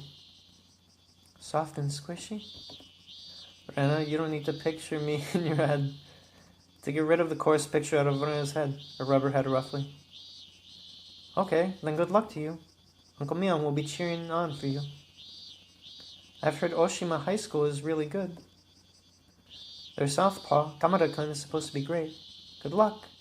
I guess I'm a baseball player now. Oh well. Oh, goodness. For sure, if I participate, I'll be great. The pitcher and the catcher are both me. I throw the bat and catch it myself. I'm quick like lightning. Wait, I throw the ball and catch it myself. I'm quick like lightning. I smile, wryly imagining such a stupid picture. Then when I come to my senses, I hit the ground with the bat with full force. Damn it, what am I smiling for? I hit the ground repeatedly. Every time I hit, I feel the pain from the impact. If they smile like that, no matter how many times I tell myself to keep my guard up, and I can't trust anyone, when I see such a smile, I already know there's evil behind those smiles of my friends' faces, but I still can't believe it. Do double personalities really exist? Just like Rena told her doctor, maybe it was the work of Oyashiro-sama. In other words, Oyashiro-sama really exists, and my friends are controlled by it, And that's why they're trying to kill me. It'd be great if that were true. They're all my good friends, and everything is Orishiro-sama's fault. You stupid Maibara Keiichi! Wake up already! Oh, that's himself. I yell from the bottom of my soul and lift the bat up. Don't be naive. I yell as loud as I can and smash the ground with the bat repeatedly. I try to destroy my naivety. Every time I smash, forget about it. Smash, don't be naive. Smash, know your enemy. Smash, I won't let them kill me. When I calm myself down while breathing heavily, I hear the bell for the first class.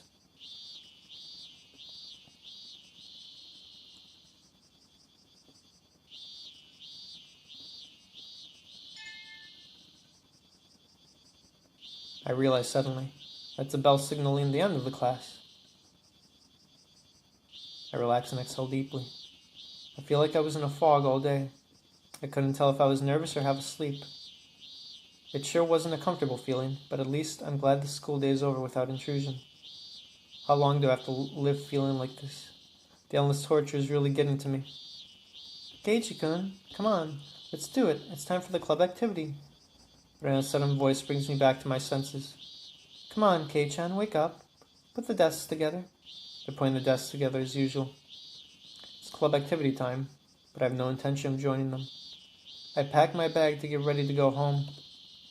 I'm too chicken to tell them I'm going home, so I'm hoping they'll get the idea. Hey, Kei-chan, are you skipping the club again? Mian doesn't sound happy at all. I'm just not in the mood. Could you leave me alone for a while? I sound as unhappy as Mian did. The air feels dry. Satoko almost said something, but noticing the mood, she remained silent. Nobody says anything, so I can leave from this classroom. But their eyes are pinning me to stay as if I'm an insect sample. Rena breaks the silence. Keiichi-kun, I guess you really didn't want to hang out with us girls, huh? The tone of her voice really gets to me. If her voice could really kill, I wish it'd kill me for being bothered by her voice. I roughly tear off the pins from my chest that are holding me in the spot. That's not it. If I say anything else, I end up hurting myself, so I don't. I turn around and leave the classroom. Nobody says anything. Damn, this is just getting more tragic to me. It's a long way home, but I don't let my guard down. The handle of the metal bat is all sweaty. When I realize that, I wipe it with my sleeve so it won't slip when I need to use it. Since what happened this morning, I'm responsive to cars. So when I walk, I listen carefully to suspicious noise and signs. That's why I notice. I hear footsteps. The footsteps have been following me for a while. From what I can feel, it's one person. But I still won't let my guard down. Like the car this morning, is it going to follow me into a good spot to attack me? If that's the case, then I shouldn't continue walking. I stop and turn around. The forest path is silent as if there was never anybody to begin with. But that won't deceive me. The footsteps were following me. When I stop, the footsteps stop at the same time. Are they your own? That means whoever it is wants to keep a certain distance from me. Obviously, that proves he's aware of me. I hold my breath and wait for him to start moving. The breeze bustles the trees. The cicada's chorus disrupts my concentration. Has it been 5 minutes or 30 minutes? I feel like I'm suffocating, so I'm the one who moves first. I know it's behind the bush, holding a breath and spying on me. Fine, then I'll come to you. I grip the handle of the bat once again, put it on my shoulder so I can swing down any time. You! I know you're there! I yell as loud as possible to the person who's hiding behind the bush. But it doesn't move a bit. So it won't come out until I find it? I know you're there. I yell once again, but again there's no movement. Then I'll come to you. I take one step at a time very carefully. When I go around, I see human shape. It's curled up like a small animal. Rena? When she realizes I found her, Rena gives up and looks up at me. She looks sorry but doesn't say a word. What do you want? I don't want the silence, so I yell at her. Well, nothing really. She has tears in her eyes. It's obvious she was following me. What happened to the club activity? You skipped, so I skipped too. Why? Don't mind me. But I'm worried about you, Keiichi-kun. I've been acting weird lately, so I don't blame her for thinking something is wrong with me. So Rena's worried. That sure sounds natural. But I still have to be careful about letting my guard down. If she's truly concerned, she doesn't have to shadow me. She could have said something and walked out with me. But she didn't. She kept a certain distance from me and shadowed me. She even matched her footsteps with mine so she could hide herself. And when she realized I noticed, she hid and held her breath. Well, that's 'cause you look fucking scary as shit with that bat, nigga. Rena looks at me, begging for mercy. However, what she did was definitely shadowing. Dude, then ask her, why did you shadow me? Don't follow me anymore. Oh. I start to walk while glaring at her. After I take a few steps, Rena starts to walk, ignoring my commands, so I yell at her one more time. I told you to stop following me. Hey, but my house is in that direction too. Okay, then why don't you go first? When I can't see you anymore, then I'll go. I step aside and swing the bat to let her go. I want to go home with you. She shows a pitiful look and begs, knowing that would get me. That makes me mad, because it's a lie. If she wanted to go home with me, all she had to do was to say it. How could you tell such a lie at this point? Sorry. My furious anger must have shown on my face. Even without words, Lorena understands what's going on inside me. Here, go on. I swing the bat again and make her go. Lorena looks at me and the bat alternatingly and starts to walk slowly, then stops. Hurry up, go! Okay, I will. Please stop swinging the bat. That's scary. Lorena points at me and the bat alternatingly as she tries to protect herself. Maybe she realizes this bat isn't for playing baseball. I put the bat down and step aside, still being very careful. Go. This is fine, right? Rena has nothing else to say. She walks by me hesitatingly, trying not to provoke me.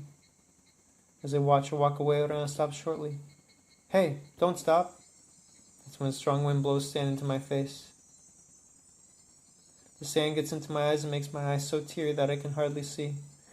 I rub my eyes with my left hand and swing the bat recklessly to protect myself. But Rena didn't take the opportunity to attack me. Instead, she didn't even move an inch. Her skirt is swaying, telling me the direction of the wind.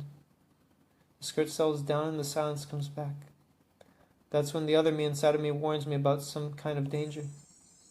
I gasp. Does the air smell different? The strange air fills the world, which makes me think anything could happen. The air seems to be made of clear concrete, and it hardens the space between Rena and me. Rena doesn't move. I can't move while glaring at her back. Rena breaks the silence first. I stand ready, because it feels like Rena, who is in front of me, is changed into someone who looks like her, but is a completely different person. But the voice is a very familiar one, and it's filled with confusion. I shouldn't, but I feel relieved hearing that voice. Sorry, can I ask you something? Does this prove that all his other things are delusions? Because he's like, it feels like she's possessed now. But then she obviously isn't, right? I'm sorry, can I ask you something? Rena squeezed the words out while shaking, without turning around. What? Why do you have a bat? It's not a trick question. What do you care? But you didn't have it until yesterday. Why all of a sudden? None of your business. What's wrong with me having a bat? But you don't play baseball, Keiichi-kun. That's strange. I don't know exactly what she wants to know, but I don't want to bother explaining details to her. I want to play baseball suddenly. What's wrong with that? That's strange. Her immediate answer makes me annoyed. I want to play baseball suddenly. I want to swing a bat so I carry a bat. What's so strange about that? Strange. Weird. Definitely. Why you too? You too. There you go. I already know, but oh, shut up. Why is it so weird for me to want to play sports? I tried to intimidate her by talking rather violently. As long as Rena is suspicious, I don't need to explain to her. Sorry, please don't be angry. Rena apologizes fearfully without turning around. But, please tell me one thing. I don't have anything else to say, just go. When I yell, she jumps and starts to shake. She feels so harrowed, I start to feel bad. However, although she's afraid, she's still there. When I start to yell again, she starts to speak. Why the same bat? This bat is same as what? I don't understand what she's trying to say. What are you talking about? I'm asking, why are you using the same bat? What the hell are you talking about? Be more specific. Rena still doesn't turn around. She swallows once and then yells.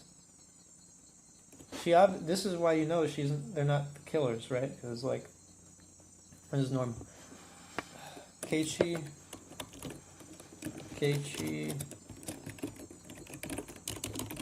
didn't swap bats.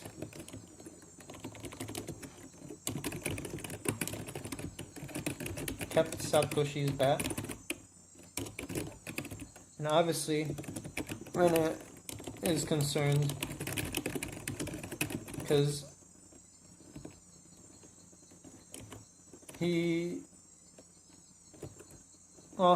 how to put this? I'm trying to think of what wouldn't be spoilers, right? So it's like, well, Satoshi disappeared, so I'll put it that way. Though it's more so just Satoshi also fucking went like this. Why are you using the bat Satoshi used? Satoshi? What? The unexpected name takes me off guard. Is Satoshi the student who transferred last year? No, it's not. Rena told me he transferred. Boishi-san said he disappeared. He's a student who was using my desk until last year when he disappeared because of the curse of Oyashiro-sama. I don't know anything about his disappearance. The aunt he was living with was killed by a drug addict. And a little after that, he disappeared. Satoshi and I are... What? I look at the bat that's in my hand. Perhaps. Hojo Satoshi. It's hard to read, but there's a white tape on the handle of the bat, and it did say that. I see. This is Satoshi's bat. Ah, I see. This is Satoshi's bat, huh? I just borrowed it because nobody was using it. Is there a problem? That's not what I mean. Rena sounds like she's trying to say, as if this bat is something nobody should touch, as if it's a sacred offering or a relic. Rena continues while I'm confused and speechless. It's just like Satoshi-kun. Why? Why is it so similar? Is she trying to say something more than this bat belongs to Satoshi? Satoshi was the same way. He was on a baseball team, but he didn't like baseball. What does that have to do with me? Satoshi-kun started to carry a bat suddenly too. He was a ghost member of the team. He didn't play sports. So what? As I start to speak, I shut my mouth. Listen well, Keiichi. Rena is trying to tell us something very important. Satoshi-kun started to go to school alone suddenly. Just like you, Keiichi-kun. Then he started to swing a bat suddenly. Just like you. Then he started to carry a bat suddenly. Just like you. Then suddenly... Suddenly what? Rena swallows her words. When Rena stops, silence comes back. And finally, I understand what she's trying to say. The series of my behaviors are exactly like Satoshi's behaviors. What does that mean? I completely forget about Satoshi until this moment. I was never even aware of him. On the contrary, I don't even know what he's done. The series of my behaviors from today are all what I came up with after many hours of thinking. And she's telling me they are exactly like Satoshi's? And Satoshi is no more than that. If we're going through the same path, then does that mean there's a very good chance I'll end up like him? Rena, what did Satoshi do suddenly? Rena knows. She knows what happened to Satoshi. But never mind the guy from the past. She knows what will happen to me. Answer me, Rena. What did Satoshi do? As I say it, I grab Rena's shoulder and turn her around violently. She's gonna look creepy, isn't she? When I turn Rena around forcefully, electricity goes through my whole body. I already told you, Keiichi-kun. That's someone else. Okay, so is possessed as he thought, but same voice. So then, but is it perception? I feel it has to be perception. No, it must be right, because he still believes he was talking to her, even though he felt it earlier. There's no way that's the same Ryugu Ren I was talking to until just now. There's no fright or tumult in her voice. I regret about forcing her to turn around more than anything. Her eyes are cold and sharp, and her mouth shows a sly smile which reminds me of a cut of a sharp blade. My spine freezes and my thoughts start getting lost in the frost. Ren's eyes are spearing my eyes and I can't even look away. As if she's trying to remind me of the frightening experience I had before. She puts her face close to mine. My field of vision is filled with Rena. Then she shapes her mouth like a solitary moon and smiles meaningfully. I already told you, Keiichi-kun. After a few breaths, Rena repeats the same words. Satoshi-kun transferred. Transferred? There's no such word in Rena's dictionary, in my dictionary. Definition in my dictionary. What we know from the tip, I guess, though, is that she really believed that, right? Because Mion knows, but she's like, you're such a kind girl. I assume. My throat and lips are so dry, I can't even respond. All I can do is to swallow. I guess Rena thought I nodded. She releases from her gaze and takes a few steps back. Yeah. At that moment, I lose strength in my knees and kneel down on the ground. Rena wears an emotionless smile, and I'm kneeling down blankly in front of her. We must look very strange. Rena doesn't ridicule me or help me. That's the weird part, to be honest. But she stares into my eyes and doesn't let me stand up or run away. I still have the metal bat, but it is of no use to me right now. I'm pinned down by her glare. I can feel the sweat beads run down my body. You won't, will you, Keiichi-kun? Rena finally lets me go free from the cage of an eternity. But a question is too abstract. I swallow once and ask, won't what? Oh, when I do. Transferred. That's with that glare, but I feel it's sincere.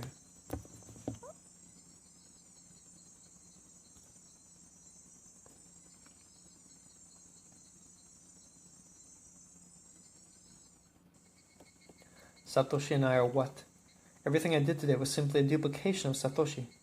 Was Satoshi in the same situation as I am? Close friends change drastically and become murderers for no reason. At least I don't think there's a reason. Then he suffered like me and picked up a bat to protect himself and carried it around, pretending to practice the swing. And suddenly one day, he transferred. Something numbing goes through my body and the bloodstream. It starts from closest to the heart and then all over my body. I'm frozen from head to toe. What does she mean, transferred? So is Satoshi still there at the school he transferred? Would he be the only one who can understand me? Would he tell me everything about why things are happening? Anyway, what did he transfer to? What does it mean to transfer? What does it mean? I'm in front of my front door. The cold doorknob feels heavy. Is anyone home? This isn't unusual, so I search my pocket and pull out the key on the keychain. I go inside. When I take off my shoes, my spine freezes. Oh, shit. There's someone who came inside with me right behind me. Just like when a classmate does a joke, it is standing right behind me. You've got to be kidding. It's my imagination. To stay so close to me and for me to not notice until we're inside of the house? How could that be possible? But it's not a mistake. It's behind me. Hey, Keiichi, if it's behind you, how can you be so sure? Because I heard its hair move. How could you hear such a noise? You just imagined it. Because I heard it blink. How could you hear such a noise, my Barakeiichi? My wildest sense warns me about what's behind me, and my most rational common sense denies it and tells me it's just my imagination. It stirs up an eerie image by telling me it's just my imagination. There's nobody behind me. But at the same time, if it's not there, then what is it that's behind me? Another eerie feeling overwhelms me. Isn't it better that someone's actually there? Could you accept the fact that there's nobody when you turn around? Everything will be clear once I turn around, but I'm not brave enough to do it. I know I'll say something. Whoever it is behind me may answer. My wandering brain comes up with the idea, trying desperately to find a way so I don't have to turn around. If I thought calmly, I'd realize that's no solution. Who are you? An unrecognizably husky voice comes out from deep inside my throat. It seems that whoever it is behind me is having a hard time coming up with an answer. What do you mean, it seems? Calm down, Keiichi. This is just an imagination. Then I hear it for sure. I hear it inhale to answer my question hesitantly. I heard it. I heard it. I heard it clearly. It's a female. A young female. I don't know who it is, but my last bit of braveness, the brute courage giving me the power to scream, which is rather primitive, but the perfect way to respond to the situation. All the power from my body and soul is freed from my lungs and throat and cuts off all the thoughts in my brain. As I shut off all of my thoughts and emotions, I crumbled down while twisting my body to turn around. I'm sure it was there. Somebody was there. Somebody was there until I turned around. I fall backwards and look at the empty space. Maybe it's invisible. I don't see it, but it's still there. With a scream, the waves of my emotions pour out. But I am extremely calm. I carefully handle the overflowing waves of emotions and convert them to offense. I need to do that to be able to find a way out from the extraordinary situation I am in right now. I let the tumult control me extremely calmly. The metal bat is still in my right hand. I remember reading in a kendo book or something that it's extremely difficult to avoid the attack to the eye level. Whoa! I shout. The silver metal chunks move from left to right in the entry hall. The bat hits the right side of the wall and bounces back with the impact. I calmly control the impact and change it to the attack to the left side. I break the door of the shoebox.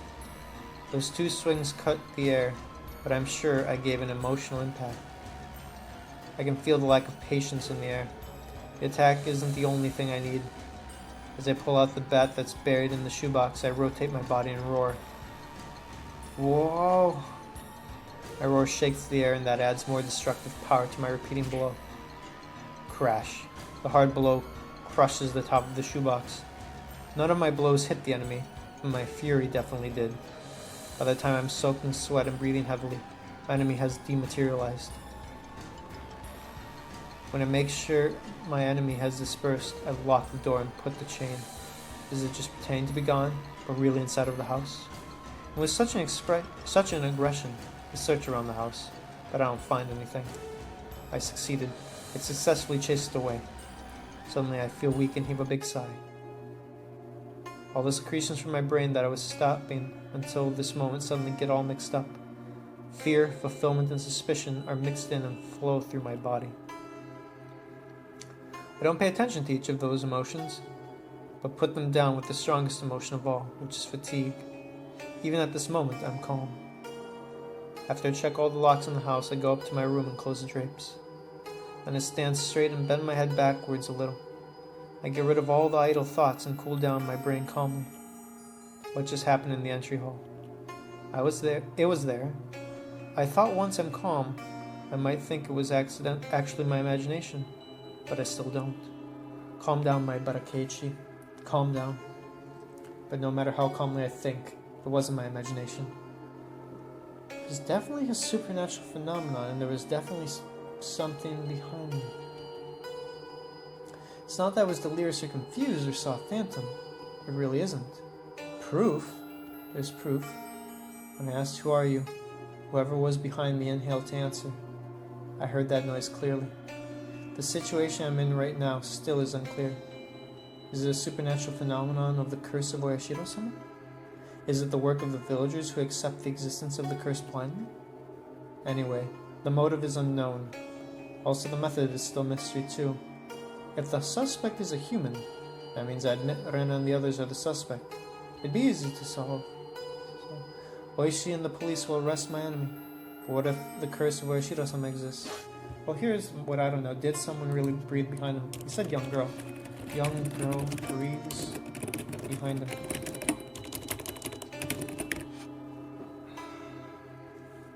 But if the curse is Oyashiro-sama, Oishi-san declared the curse doesn't exist.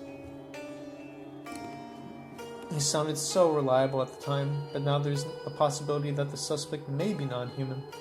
He seems unreliable all of a sudden. What would happen if I told Oishi-san that this is caused by the curse of Oyashiro-sama? Well, they'll think you're freaking nuts. I can't imagine his reaction, but I know the distance between us will become huge rapidly. Yeah, you won't be a reliable witness. I won't gain anything by doing that, especially when I don't have any allies and I don't even know if it's the curse or not. I probably will keep the facts from the entrance hall incident to myself. I shouldn't write down anything about today on the paper behind the clock. There's a small chance that even when I think I'm calm, I'm actually delirious, and that's why I had the rage in the entry hall. It'd be great if that's true. I can deny the curse of Oishiro-sama.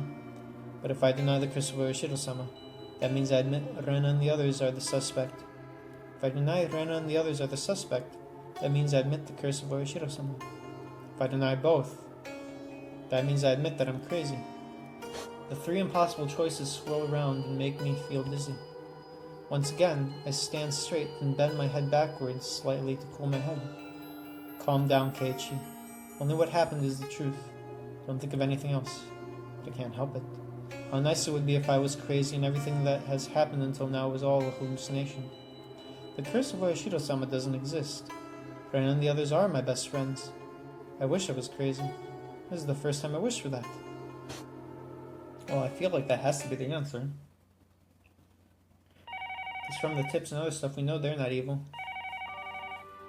And obviously the ghost doesn't exist. The phone downstairs starts to ring. I hardly ever receive a call, so I never race to answer. But my parents are gone, so I have to answer it. I crawl out from the bed and go downstairs. Hello, Maibara residents. Keiichi, it's Mom. I have a bad feeling. I think she's gonna ask me to go grocery shopping. So I speak first. What? I don't mind eating instant noodles. There's still plenty of it, right? The whole family went shopping the other day. We bought a case of it. I wanted to get many different kinds, but my mom said it'll be more expensive that way. So we bought a dozen of pork-flavored noodles with ginger. But I guess my parents don't like that kind, so they don't eat it. So there's still plenty left. So there's no need to go grocery shopping, right? No, that's not why I called. Dad and I have to go to Tokyo for our business. What? Right now? This truly is unexpected. Well, actually, we're already here. We left around lunchtime. From here to Tokyo is not a short distance. It'll take at least 6 hours driving fast on a freeway. If you left at lunchtime, that's... My dad has a license, but he doesn't like to drive on a freeway. So they usually use trains, which take even longer. You were probably there when we were talking about it, so you probably already know, but Dad's business contract isn't going well right now. Now I remember them talking about the business not going well last night. Dad is such a sensitive person, so if we don't do something about it, it'll affect his work too. My dad is a typical artist. His mood changes as quickly as the sky in fall. It can also be said that he's weak. Why can't you do the business over the phone? Keiichi, come on, it's your dad's job. Please be a little more understanding, okay? Anyway, it's a lot quicker to discuss in person than over the phone. Yeah, but it's also 12 hours there and back.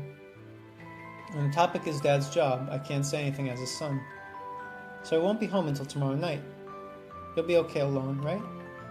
I won't die. Keiichi, don't say that so casually. If there's something you're concerned about, please talk to me. I know I can help you. She's concerned as a parent because I said, if I die suddenly last night.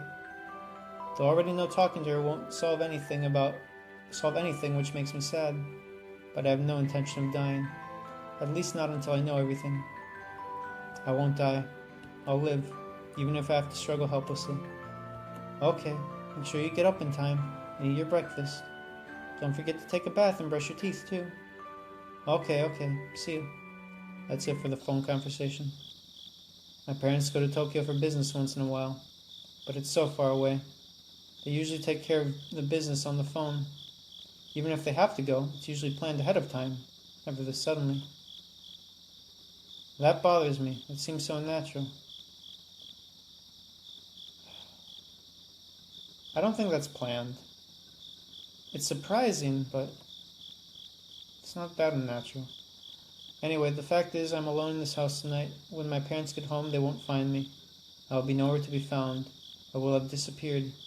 When I think about what happened in the past 5 years because of the curse of Oishiro-sama, it's very possible. Yes, but that was always on Watanagashi, so this can't be the curse, even if it was the curse, right? So that's bullshit from the beginning. It's getting late. Maybe I'll look odd if only the lights in my room are on. It'll be like letting my enemy know my parents are gone and giving them a chance to attack me. Smart move. I run down to the living room and turn the lights and the TV. I turn the volume up a little. Then I go to Dad's study and turn the lights and music on. This will look like my parents are home. I go around the house to make sure all the doors and the windows are locked. When I look out the balcony, I turn pale to find the laundry on the line. This is an easy giveaway. I have to bring them in. I bring the laundry in to make it look as if my mom is home. Is everything okay? Ah, the garage. My parents don't go to Tokyo in the car, but they drive to Okinomiya Station. An empty garage says they aren't home. I run outside and close the garage door, which is usually left open. Damn, this nigga going outside in the dark? Despite feeling this scared? Wow. Okay, is that everything? Ah, the newspaper. My mom usually brings in the newspaper. She said they left around lunchtime, so the evening paper's still out there. As I expected, bring everything that was in the mailbox inside and spread in the entry hall. Okay, this should be everything. The destroyed shoebox, I can't leave it like this. Maybe I'll say I fell and hit it with the bat I had in my hand or something like that. But I can't just leave it like this.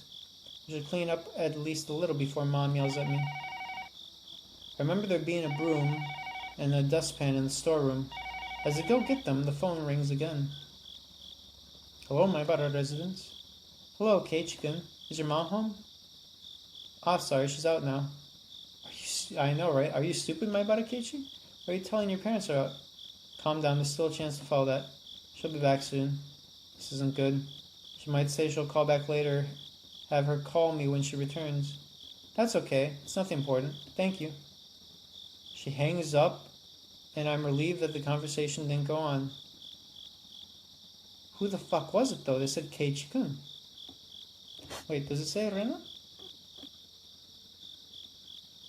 No, it's just someone. I guess Kun. Okay. It's nothing important. She hangs up, and I'm relieved that the conversation didn't go on. I'm lucky. I have to handle calls from my parents tonight. This last one was okay, but such an ad-lib won't work again. I have to think of a lie to tell. My parents are home, but can't come to the phone. My mom is deep frying, so she can't leave the kitchen. No. She's in bed, not feeling well. Maybe. As I go back to my room, the phone rings again. It seems like it's ringing because it knows that I'm going to tell a lie. I don't want to answer, but I have to suspect the absence. I could have let the phone off the hook and say I didn't notice the phone was off the hook. But at least I have to answer this one. I get ready and pick up the phone. Hello. I stop naming myself. I don't need to be nice to a stranger by telling my name. But on the contrary to my unfriendly voice, there's such a cheerful voice on the other end. Sorry to call you this late. I'm Oishi from Okinomiya Bookstore. Ah, Oishi-san. Are you Maibara-san? Good evening. I'm glad you sound well. Hold on a second. Pick up the cordless phone and run up to my room. Nobody else is home, so it doesn't make a difference. But when I talk to Oishi-san, I want to do that in a safe place. Thank you for waiting. So how have you been? How have I been? I have to admit that I'm a little upset about the hypocritical way he's talking. The last time I talked to Oishi-san was the day before yesterday. That day I missed school and I ran into him on the way home from the clinic. We went into town for lunch and talked. After that, Rena and Mian visited me and cross-examined me. Every time I talk to Oishi-san, they find out. Maybe that's how it has been since the first time we met.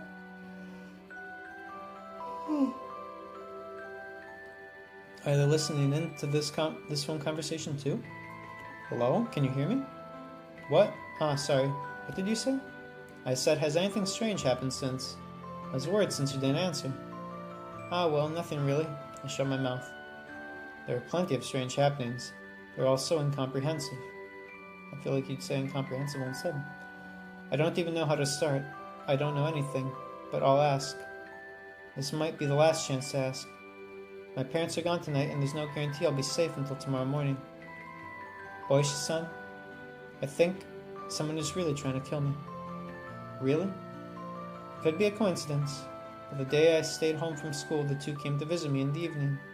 The two? Rena and Mion. They knew about us having lunch together, and they brought ohagi for me. There was a needle in it. I caught it before I swallowed it, though. Do you think it's a threat? What about the needle? Ah, just like any sewing needle, there's a hole for the thread. No, Maibara-san, the needle, the evidence. Maybe I can prove it's a threat with it. Do you still have the needle? Ah, that's right. I throw the phone and run downstairs. When I threw a Huggy to the wall, I was so scared I didn't even want to look at it. That's important evidence. I threw the needle with a Huggy, so if it's still there, it's on the living room wall. However, the living room wall was cleaned by Mom. There's no trace of a Huggy being thrown onto the wall. Did it fall into the gap between the wall and the rug? I rub my hand roughly, but I don't feel anything. I move the desk and the sofa and pull the rug to shake. But there's no needle. Did Mom throw it away with the Ohagi? It was the day before yesterday. I don't know the garbage day, but maybe it's still in the trash bag in the kitchen. I run into the kitchen, open the trash can to check inside. But when I look at it, I realize it'll be almost impossible to find a needle in this pile of trash. Nigga, you joking? It's just one trash bag. For that evidence, I'd do it. It'd be like trying to find a salt grain in a sandbox. No, it wouldn't. I know, maybe I'll hit it. It's dirty, but I'm looking for a needle. If it's there, it might sting. It's a rough way, but a quick way. I hold my breath and hit the pile of trash with my hands. The garbage scatters and it's sickening, but this isn't the time to be concerned about that. I work on it for a while, but I don't feel anything. I want to check more carefully, but I'm still on the phone. I can't keep Oishi-san waiting. When Mom gets home, I'll need to ask her if there was a needle. I write roughly on a magnetic memo on the refrigerator with a red pen. I jot down, "Did you see a needle?" And I run upstairs to get the phone. "Hello? Did you find it?" "No, I didn't. I was so stunned then." "I see. Only if you find it. Please keep it, okay?" "Oh, not just the needle incident. I should tell him about the hit-and-run incident from this morning too." "Oishi-san, that's not all. Something happened this morning. The car was targeting me, and also because of the circumstantial evidence. Did you see the plate number? I'll look for it at this end too." Shit! I was so mad I kept yelling, but I didn't look at the number plate. What a blunder in both incidents. I was infatuated and protecting myself. I missed such important things. I hit my pillow because of chagrin and disappointment. Sorry, all I remember is it was a white station wagon. Don't worry, Maibara-san. You're almost hit. Of course you were stunned. You don't think these are coincidental, do you? Oishi-san starts to mow on the other side of the phone. I can picture him folding his arms. Also, Rena is acting strangely. How so? On the way home today, Rena said to me, "Why are you and Satoshi the same?" Satoshi-kun the same. I can affirm it now. Rena knows what happened to Satoshi. She knows more than that he simply disappeared. Rena knows. She knows something about Satoshi who deemed away last year. What do you mean exactly? According to Rena, Satoshi and I are alike. If I continue on, I'll end up like Satoshi. She said something like that. End up like him? Did she say anything more specifically? Transfer. Transfer? Rena says Satoshi transferred. I'll be transferred too if I go on. That's not what she actually said. She just doesn't want him to transfer.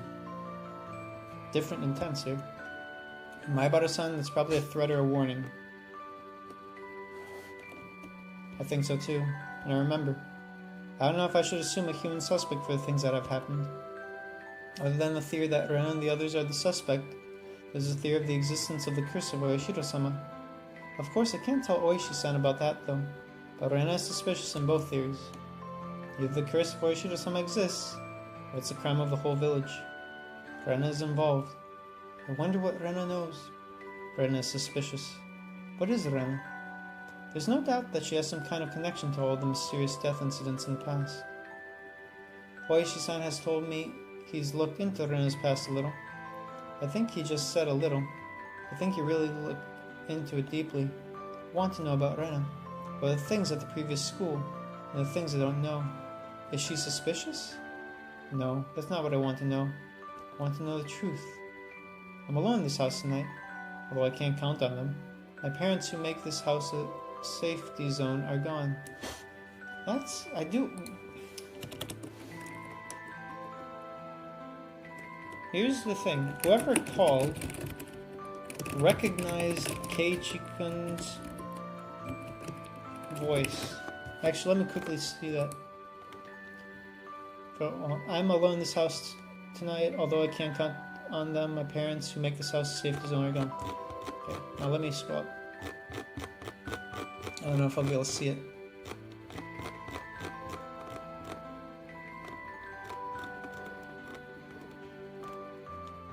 No, I can't go that far back. Oh well. The house isn't a fort or a castle. If someone evil really wants to break in, it won't be hard. There are no houses around ours.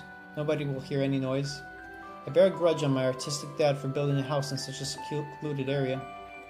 Am I going to be here tomorrow morning? So I'll ask. I'll ask now. I might not have another chance to ask him. Oishi-san, there's something I want to ask you. Please don't hold back. Sure, ask me anything. Although he is on the other end of the phone, he seems so reliable. I'll ask. I'll ask about Rena. I'll ask about what happened at our previous school. About Rena. I've been hearing it for a while. I'm into the phone conversation, so I've been disregarding it. It's the doorbell. It's 7 p.m. It can't be a mailman or our neighbor. I think of ignoring it, but I shouldn't. I don't want my effort to pretend my whole family is home to go to waste. I have to answer the door. Hello, my Bara-san. Sorry, somebody's at the door. I'll go get it. Do you have company? I'm sorry. Should we end our conversation? No. I'll be right back. Can I keep you on the phone? Sure, that's fine. I throw the phone on the bed and run to the front door. I have to somehow get rid of whoever it is. I have a feeling it's the lady who called before Oishi-san. That's my mom's friend or neighbor. My mom went to sleep early because she wasn't feeling well. That'll do. Nobody would insist on waking her up if she went to sleep early because she wasn't feeling well. The doorbell continues to ring with the same intervals. If nobody answers after this many rings, wouldn't you give up and leave? Crack open the door with a chain to see who's out there. I feel a chill down my spine. I know. I was prepared for this somewhere inside of me. I was simply trying to run away from this by talking myself into thinking it's Mom's friend. Good evening. Rena. There's no reason why she has to come over at this time of the day. The timing is eerie, too. I was about to ask Oishi-san about Rena. It can't be a coincidence. And I remembered what Mian said in this entry hall the other day. Well, Uncle Mian knows everything. It's bullshit, dude. There's no way she'd know. Unless they wiretapped your phones, but no. Are you alone? Yeah. I guess Mian isn't with her. But that doesn't make any difference. What are you here for?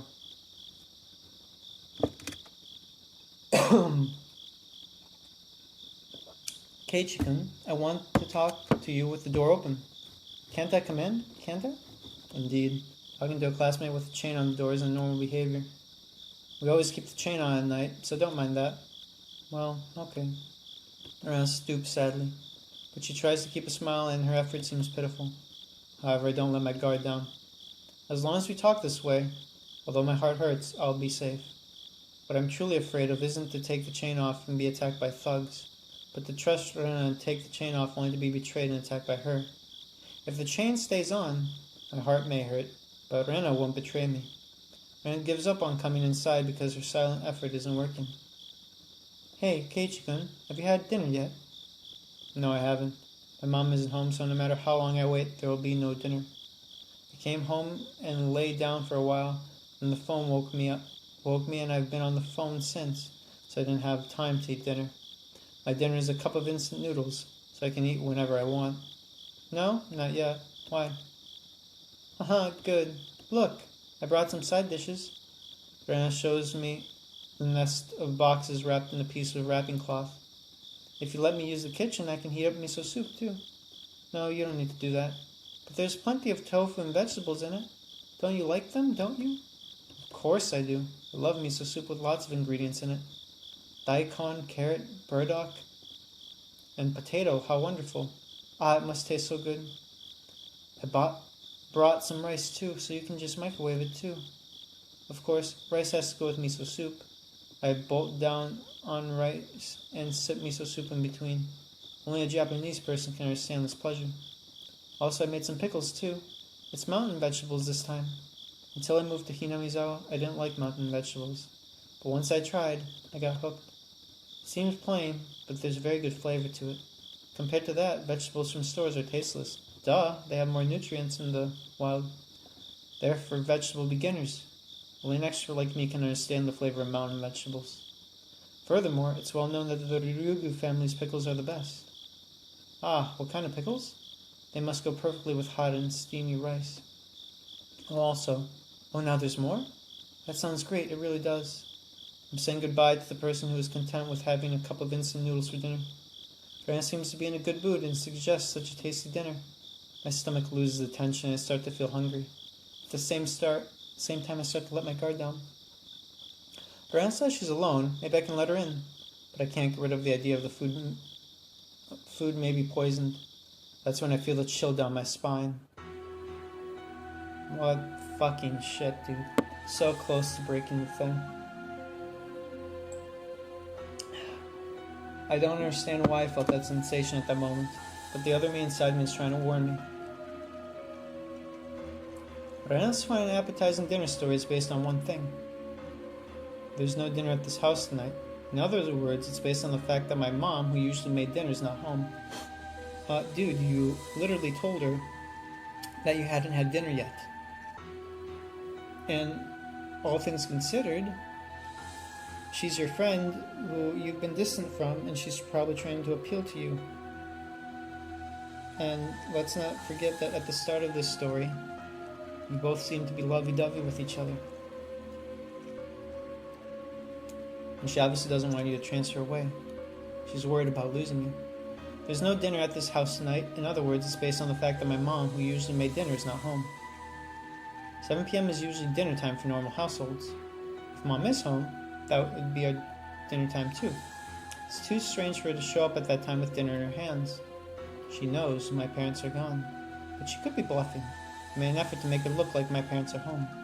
But I may not be sure if my parents are gone either. Let's see. The laundry, the garage door, the evening paper. I took care of it in such a hurry. There was a chance for her to know that my parents are gone. But why do I need to tell her the truth? I'm going to try as long as I can. Besides, I have the chain on. Until I take it off, Rana can't do anything to me.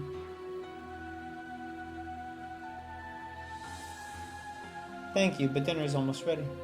Eh? Really? Really? I appreciate it, but can't think of a good way to decline. But you still can eat the side dishes though, don't you think? Sorry, but we've got plenty. My mom always makes lots of side dishes, so... Huh? You have side dishes? I try to dodge her with a wry smile on my face. But the thought I'm trying so hard to forget, ignoring creeps up my spine. I make it sound like my mom is preparing dinner and setting the table as we speak, but Rena's talking about something completely different. Rena's talking based on one condition. Something I already know myself. So you make some side dishes too, huh? What did you make? I didn't. Rena's assuming the side dishes I'm talking about are made by me. She isn't trying to say I made them, but she's positive that my mom didn't make them. Did you really make the side dishes? You did? No, I didn't make them. My mom made them. No, is making them right now. So thank you, but I can't eat what you brought. Ren closed her mouth. At the moment I felt her eyes showed a dark shadow. Do you want me to guess your dinner? What do you care? Let's see. The conversation seems natural, but Ren is taking the initiative. I feel like I'm being cross-examined. Could your dinner be made of only boiling water?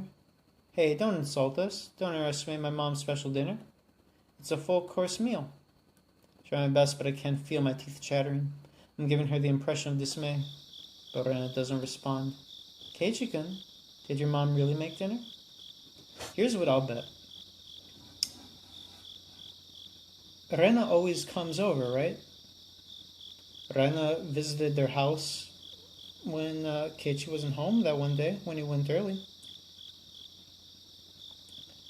It's possible the mother told Rena that they were leaving, and Rena brought food for that reason, right?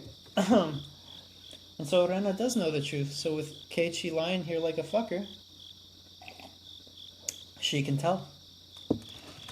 What would be weird is that the mother didn't tell Keiichi this, but maybe it was meant to be a little date, right? So I'm sure she's making it right now. It's almost dinner time. Ren completely ignores the fact I'm trying to convince. Tell her to try the colder Ren gets. And that's why she gets cold, because She doesn't get why Keiichi's lying to her and being weird and shit. From her perspective, he's getting all fucking weird like Satoshi. Hey, Keiichi-kun. I feel the cold air coming in from the opening. Is your mom home? Home? I can't act like a fool anymore. Rena's here because she's sure that my parents are gone, but I can't admit it at this point. I've already told her that my parents are home and the dinner is almost ready. So I answer. I give her the answer, my mom is home. Sure, she's here. I can feel the air become dry. Rena's eyes get even colder and spear me with a frozen look. Why? At what? I try to joke around. When I see Rena's eyes, my joke gets blown away in a second. Her eyes give me the answer before she speaks. Why do you lie? Why? Lie? What do you mean? You're lying, aren't you? It's not a lie. It's a lie! Then Rena shouts, shock runs through my body. There's only 10 centimeters between us with the chain protecting me, but I'm being cornered. It's more like I'm stuck on a dead-end street without anyone to help me than being protected in the safe house. Okay, I'll guess your dinner. Let's see. I know Rena knows my parents are gone tonight. But wait a minute, something's odd. She somehow found out my parents are gone. How can she guess what I'm thinking of having for dinner? But Rena says she will.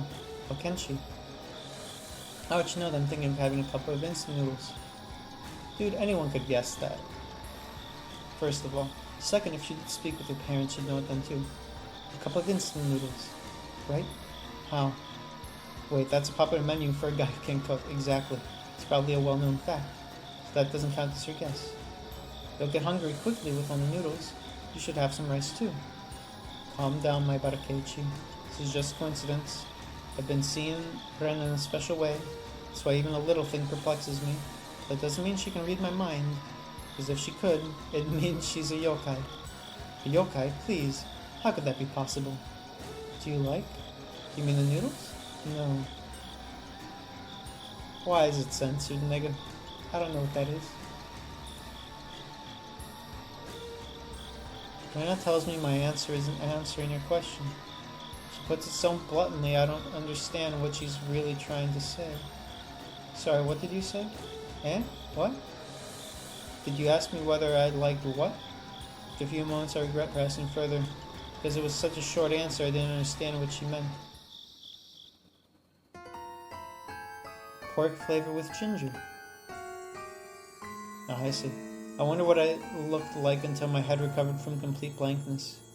My view warps and twirls counterclockwise, then confuses my sense of balance. How do you know that much? I don't deny anymore. This is frenzy. How can Rena know that much? I glare at Rena with my face right on the door. But Rena doesn't hesitate at all. Sure, we bought it. We bought a case of it. I did. How do you know that? I don't know. That's strange. Strange. Why are you dodging at this point? The chain isn't protecting only me anymore. How? Why do you know? Answer me. You bought it at 7th Mark, right? I feel a chill crawl up my spine. I deceive her with superficial anger. So why do you know?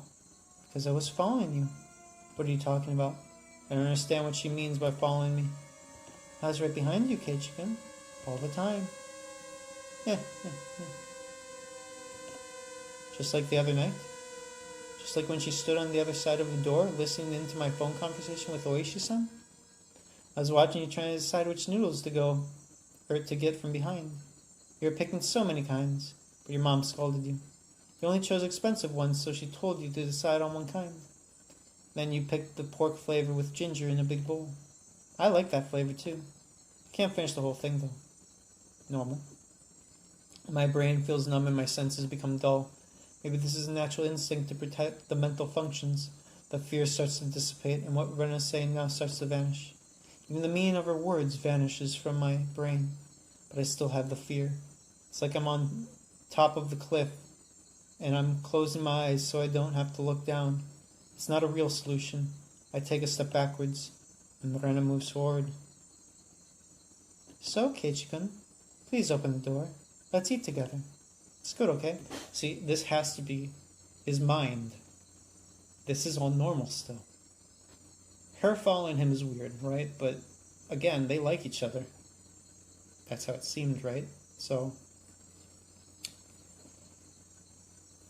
And she was concerned about him. Like, it's not actually that creepy considering all of this, to be honest. And so she wants to actually feed him. She is like a little housewife.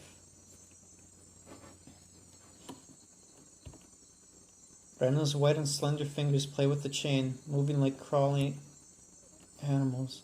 If she rips the chain, then I can actually face the fear. But Rena doesn't do that. She wants me to take the chain off. I tried to light the soggy gunpowder with the light inside of me. I try repeatedly, but it doesn't light. It doesn't. Could you open it, Keiichi-kun? Go home. Please, go home. Why are you being so mean? Why? Go home, go home, go home. The gunpowder gets lit and explodes at once. Man, this depresses me. I give a body blow on the door. I think Rena lost her balance a little. I can't hesitate. I grab the doorknob with my hands and pull it at once, but it doesn't make the shutting noise. I feel something strange and I can't close the door. There are Rena's fingers. Each finger wiggles like insectivores or tentacles. Ouch, it hurts, Keiichi-kun, it hurts. Oh. She doesn't scream but moans rather quietly. Go home, go home, go home. Pull the door harder. I don't even realize I have to let go of Rena's fingers first before I can close the door. It really hurts, Keiichi-kun. I'm sorry if I was too mean. Oh. I don't care about her apology. No matter how much she apologizes, what she has done doesn't change. It hurts, it really does. Sorry, sorry, I'm so sorry. Go home, go home, go home. Even if she wants to go home, she can't go unless I let go of her fingers. Her white fingers become red and they don't even wiggle anymore. I'm sorry, I'm sorry. Sorry. Go home, go home, go home. I'm sorry, I'm sorry, I'm sorry, I'm sorry. Sorry. Rena repeats her apology like a broken tape recorder as she distorts her face from pain. Go home, go home, go home, go home. Stop, stop, stop. I pull the door even harder. Then for some reason her fingers get loose at once. Then the door shuts and I hear Rena fall on her buttocks. I lock the door immediately. The sound of the lock declares the refusal of Rena. I'm sorry, I'm sorry, I'm sorry, I'm sorry. Sorry, I'm so sorry. I'm so sorry. Please, Keiichi-kun, I'm so sorry. Please open the door. Rena repeats her apology as she leans on the door. Dude, this hurts. I'm like... Imagine you love someone, right? Which is what Rena feels for Keiichi. You see them fucking going crazy, acting weird. You try your best to stretch yourself out, and you do that, then destroys your hand, and even then it's like, please forgive me. Please let me help you. As I make sure that I shut the space between us, I step backward slowly. I hear Rena's continual pitiful apology from the other side of the door. I don't feel sorry at all. It's not because I'm heartless. I'm just glad that I was able to get away from Rena. Yuna has threatened me before in the Sentry Hall, but there's nothing she doesn't know. And now Rena taught me the same thing in the same place. All the effort I made to make it look like my parents are home was a waste. And I shouldn't have opened the door. I should have just ignored the doorbell. My plan was worthless. I can't outwit them here in Hinamizawa. Although the door is closed, I want to get away from Rena. Step by step, the pitiful apology gets further and further. I run up the stairs and jump into my room. I can't hear Rena anymore. I jump on the bed and startled to feel something hard. There's something in my bed? The phone, you idiot. It's the phone. Now I remember. I was on the phone with Oishi-san. When I look at the clock, not much time has passed since I went downstairs. Is my clock out of batteries? After spending so much time talking with Rena, this can't be possible. But the second hand keeps ticking as usual. I pick up the phone, and then the frozen time starts to melt away slowly. Hello, Oishi-san. Thank you for waiting. Oh, don't worry. I wasn't waiting for that long. It's clear that we have a different sense of time. Hearing the sound of the sports broadcast he's watching on TV reminds me how far he is. Rena just came. Did she come to visit? I don't think I can explain the situation clearly enough to Oishi-san. But what I need to do now isn't to explain what just happened. Our conversation was interrupted because Rena came. But I was about to ask about Rena. I don't know what's true and what's false. The only thing I know is that Rena is suspicious. That's a fact. Maybe I'll know something by asking Oishi-san about Rena. Until now, I've asked so many things and regretted it often, but I've already hit the bottom. There's nothing to regret anymore. Actually, if there's actually something else, I want to know. I'm in the place where anything can happen tomorrow or even tonight. I want to know everything. I can't die like this. I can't die until I find out everything. About Ryugu Renasa? Sure, I looked into her, a little. What he means is that he looked into her so deeply that he can't tell that to her friends. I want to know everything of the little you found out. There's nothing you'll be interested in, though. Oishi-san, speak to him very calmly while he tries to dodge the subject. And I declare, Ryugu Ren is suspicious. Even if the past cases were the curse of Oishiro-sama, Ryugu Ren is involved. Do you have any evidence to prove that Ren-san is suspicious? Oishi-san sounds serious suddenly. Do you have evidence? That's a police thing to say. Only the circumstantial evidence, though. I see. I can tell he's disappointed on the other end of the phone. He feels something, so he pulls the fishing pole. But there's nothing on the bait, me, so he throws in again. Something like that. Oishi-san, can you do nothing unless there's visible evidence? What I really mean is, can't you help me even without evidence? As may be expected, he understands what I mean. Don't worry, my Abara-san. I'll protect you. It doesn't sound reliable. He's only using me for the investigation. Even if I get killed, he thinks my body is a good material for the investigation. Your investigation isn't life or death, but if I get killed, that's it for me. Oishi-san becomes silent.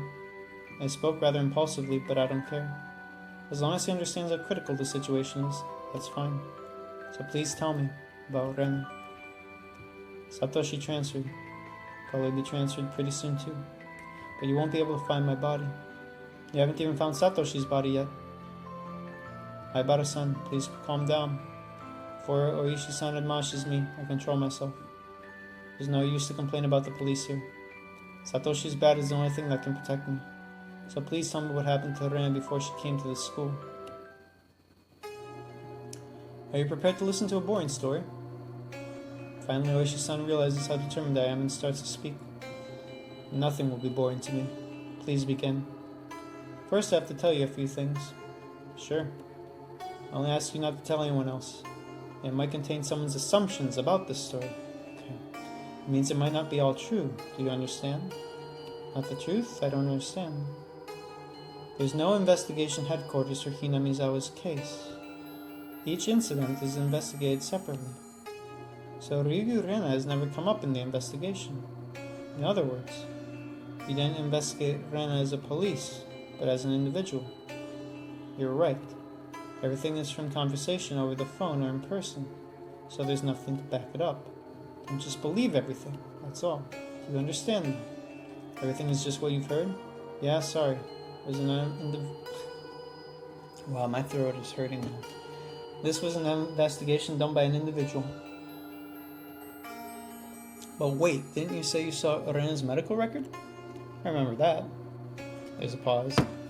Did I say that? Pretend you imagined that. I don't care about his problem. I don't need any evidence. Even if it's a rumor, there won't be a smoke unless there's a flame. Please talk to me, Oishi-san. Okay. Oishi-san finally begins. Rena used to live in Hinamizawa. When she entered elementary school, she moved to Ibaraki. Then, just before she transferred, there was the incident at the school. She broke all the windows. Then she confessed to her doctor. There's Oyashiro-sama. That's all I know. What you know isn't too far from what I know. And what else did you investigate? No need to ask. He investigated the incident before she transferred. It's the incident and her confession to her doctor, right? Yes. You're suspicious of Ren and the others because you know that, right? Yeah, I'm suspicious of them. Are they suspects? Oh no, that's not what I mean by suspicious. Oishi-san usually talks confidently, but he doesn't sound confident now. Then what are you suspicious about? Oyashiro-sama. What? Does the curse of Oyashiro-sama really exist? His dry laugh doesn't make me want to laugh with him. Oishi-san continues slowly.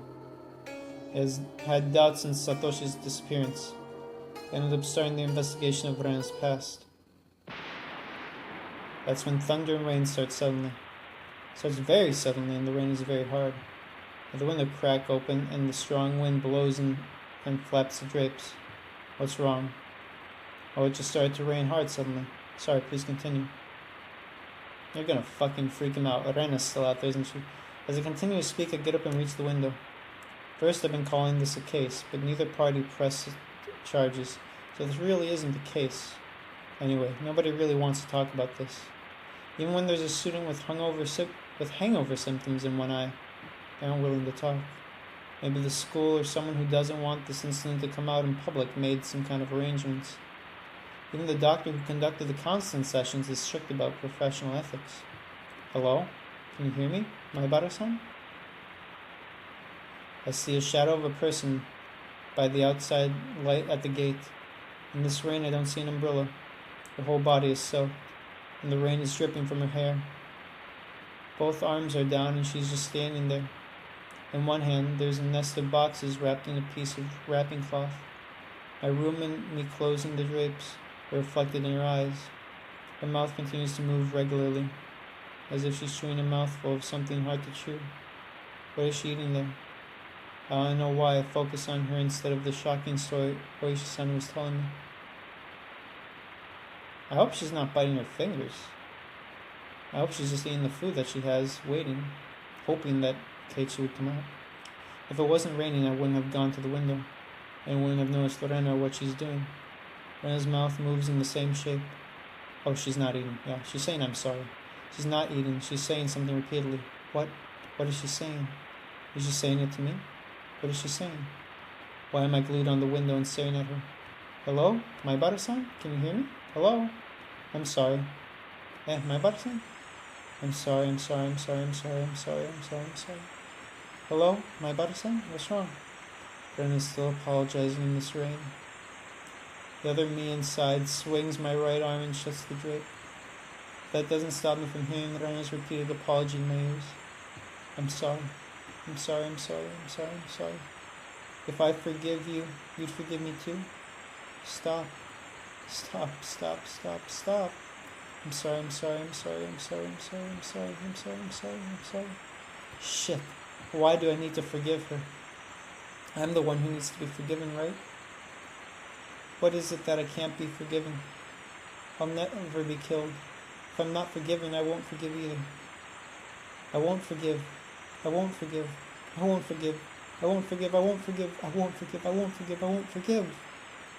Maibara-san, if you can hear me, please say something. Hello?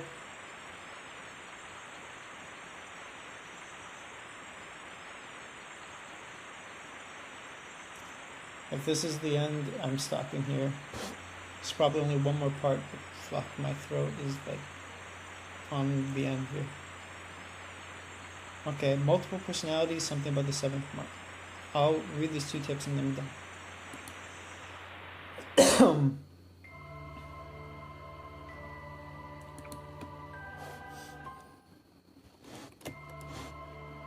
I've seen it in movies, but what is it exactly?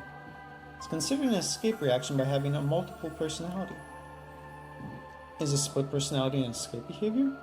That's right. Its mechanism hasn't completely been understood yet, but it's considered that it's one of the defensive behaviors the brain performs to protect its body mentally. For example, poor people tend to push their reality away and imagine themselves being rich, right? Is this a split personality? I can't say for sure, but it can be interpreted as such. It's a phenomenon that can happen to anybody. So a person has a split personality when the person loses the line between reality and imagination? There's no clear answer. Some say that's the reason why, and others say that it's not. The opinions are divided. So split personalities in the psychiatric world still are an unknown phenomenon that hasn't been clearly defined yet. I'm afraid so. I hope further research will reveal it. But I think it's kind of cool to have a split personality. Who can have a split personality? I don't know if I should say who can, or who tends to. Recent research indicates that it's a complicated combination of both genetic and psychogenetic reasons. Especially, it's said that abuse during childhood has great effect on it.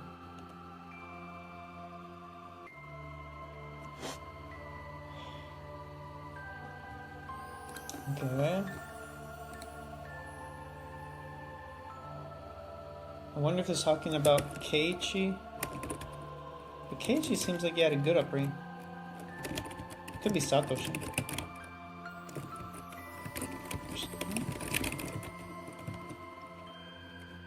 Talking about a boy. A boy who has 7 personalities. Oh, this is just a news story, okay. It's not necessarily talking about anything.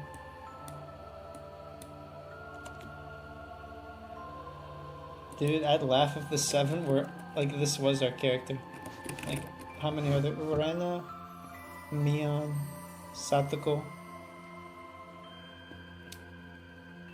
Rika, Keiichi, of course, Satoshi, Shion. Hey, 7 personalities is 7 characters, right? And with the Zoichi and Iria and the rest, but that's after we come back from commercials.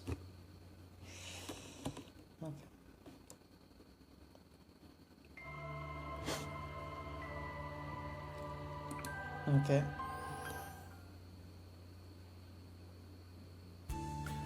Seventh Mart is a mass discount store in the city. What are you doing, Keiichi? Look at those. You don't have to buy every different flavor. I put tons of cup noodles with different flavors in the cart. Cup noodles these days are very good and they have all kinds of flavors. I want to try them all. I know I'm being selfish, but challenging my mom anyway. Keiichi, get a carton of those, they're cheaper. My dad's being cheap. I sort of knew this was going to happen. There's nothing I can do when my dad steps in. I can only eat one kind if I buy the carton. I'll get bored eating it. It's just a mockery of resistance. In my heart, I quickly gave up and was already thinking about which kind of carton I was getting. If you can't choose one, I'll do it for you. Don't rush me like that. I'll quickly go to find the one I like. Pork flavor with ginger? Mega cup? Hey Keiichi, can you get a more normal flavor? If I let Mom choose, she always ends up with getting a boring flavor like soy sauce or salt. Pork flavor is really good. It's a mega cup, but it doesn't mean it has less flavor. I see myself defending my decision in my memory.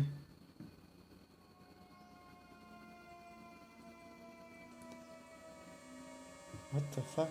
I can't return to the past, which is already wrapped in a laminated bag. So, what I can do is to be perceptive to my vision, hearing, and sense of presence of that time. No matter how hard I try to look in my sight, I can't find Rena. I go back in time and look for her, but of course I can't find her. So, was she peering at me outside of my sight or in a blind spot? I use my hearing and seek for a sign of presence to find her again. There is the presence of the other shoppers. They're just a mixed crowd of people, and doing their own things. There's no one who peers at me or a sign of anyone who's following me. No one. There's definitely no one, probably no one. Even though I wasn't cautious back then, I definitely should have noticed it when someone was following right behind me. I smile wryly at myself for using a vague expression like probably, with an adjective such as definitely. Right then I feel a chill run through my back and pause the replay of that time. I feel a shadow behind my back for sure. It's a horror that I can't describe with words. I could turn around and check what it is, but I can't turn around because I'm in a time that's already passed. With that scary shadow on my back, I was looking for a carton of cup noodles, happily running around in the store. I was running around the instant food area, bickering with my mom. But the shadow was falling right behind me the whole time. I didn't know how horrifying and hideous it is to realize that now, but not to be able to find out what it is. I'm running happily through the world of the past, with a carton box in my arms, noisily running around. But as I listen to the sound of the footsteps carefully, there's definitely something other than my own footsteps. Tap, tap, tap, flap, flap, flap. Tap, tap, flap, flap, tap, tap, tap, flap, flap, flap. Just like the way I run, the footsteps that sound like bare feet on the floor are following me. Okay, now you're fucking with me. This is Oishiro-sama, isn't it?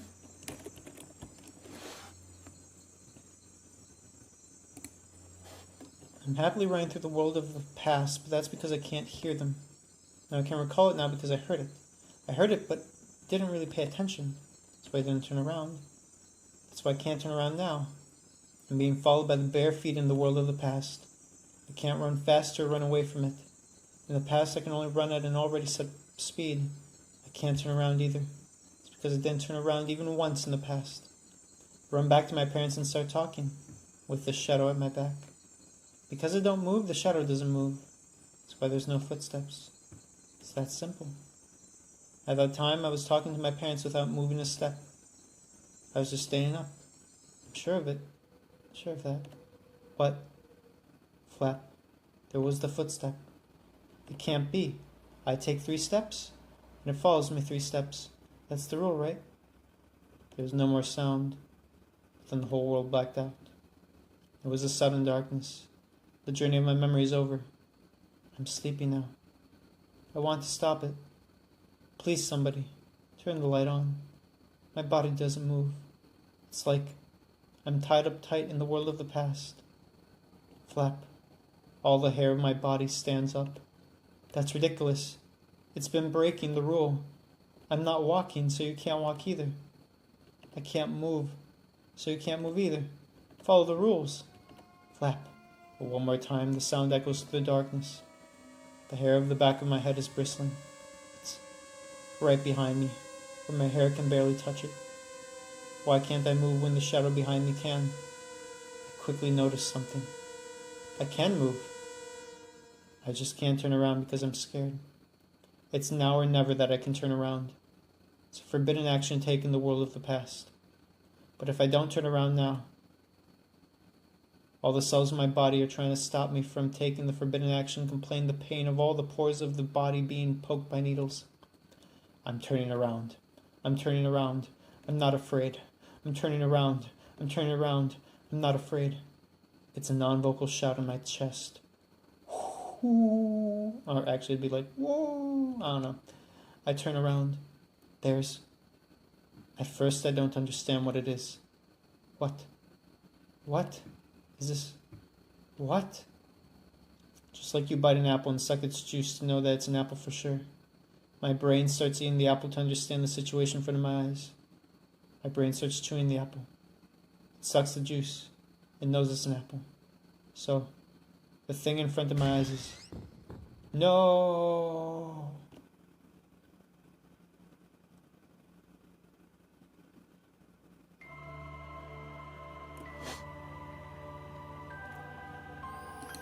What do we get from that? Split personalities? I think it's just that he's going nuts, right? Of course we can take... I don't know how much this is like Mineko, magic route. Oyashiro-sama exists, so... He obviously saw Oyashiro-sama, right? But, We're done for now, though. This is page 2, we go here, we save. No, don't save, actually. Go here. 11, okay. And part 11. And we're done for now. Take care. I'll do the rest later.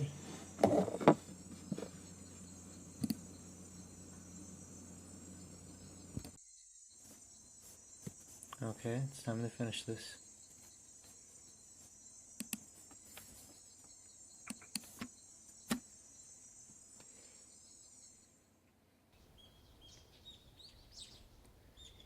It'd be a lie if I said I didn't get any sleep at all. I think I was up all night, but my memory has some missing moments. I guess I repeatedly got up with a jerk every time I fell asleep. I blocked off the door of my room with my futon like a barricade, sat tight on the futon, holding a metal bat in my arms, and just kept an eye on the windows that intruders might have come through all night.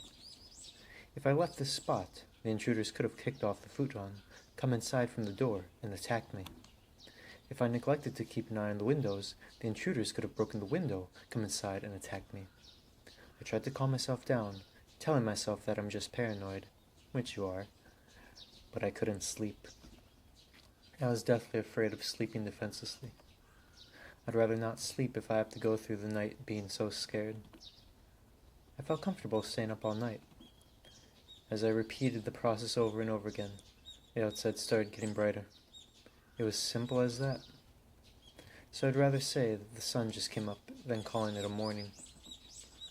I peek at the front of the house through the curtains. Rena's gone. I look around carefully but can't see her anywhere.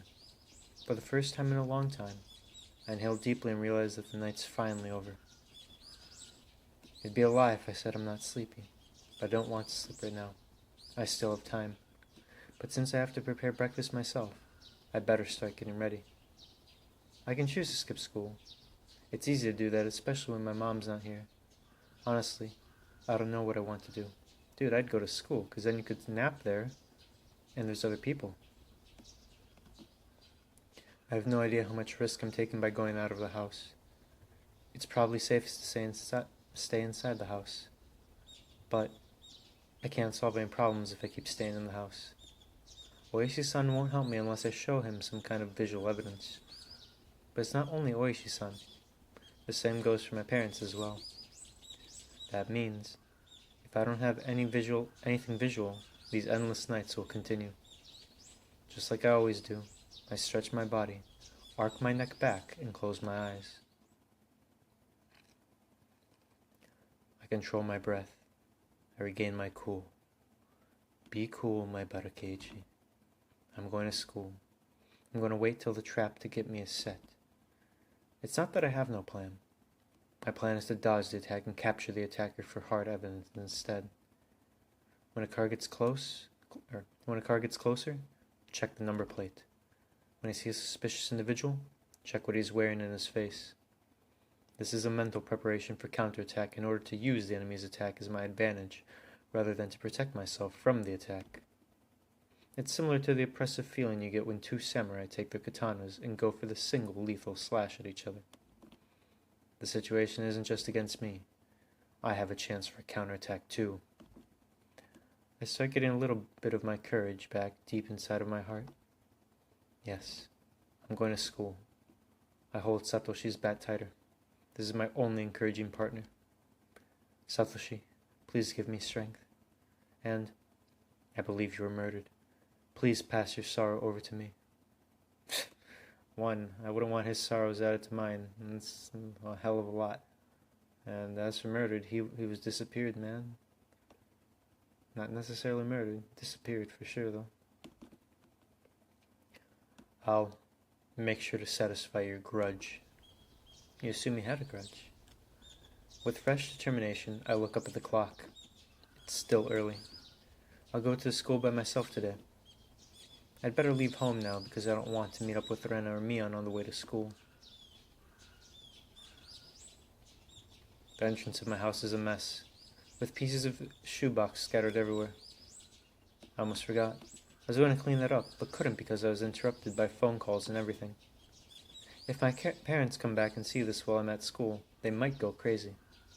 But I don't want to waste time by cleaning it now and take a chance to bump into Rena or Mion. So I'll clean it up when I get back from school. I lock all the doors very carefully and leave home. Oops, a bit loud. My school uniform is in the washing machine because I covered it with dirt yesterday. So I'm wearing a pair of jeans today to school. Wearing different clothes from the one I used to wear in the morning until yesterday makes me realize that this morning is definitely different. I sense instinctively. I might get killed today. Don't lower your guard, my Barakeiichi. It'll be nobody but myself who will decide whether today is my last day or not. No runaway trucks this time?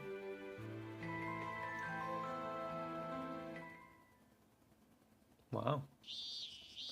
Uneventful. I spend the morning by practicing my swing as if it's my daily thing to do. After a while, Rena walks into school. Our eyes meet, but we don't say good morning.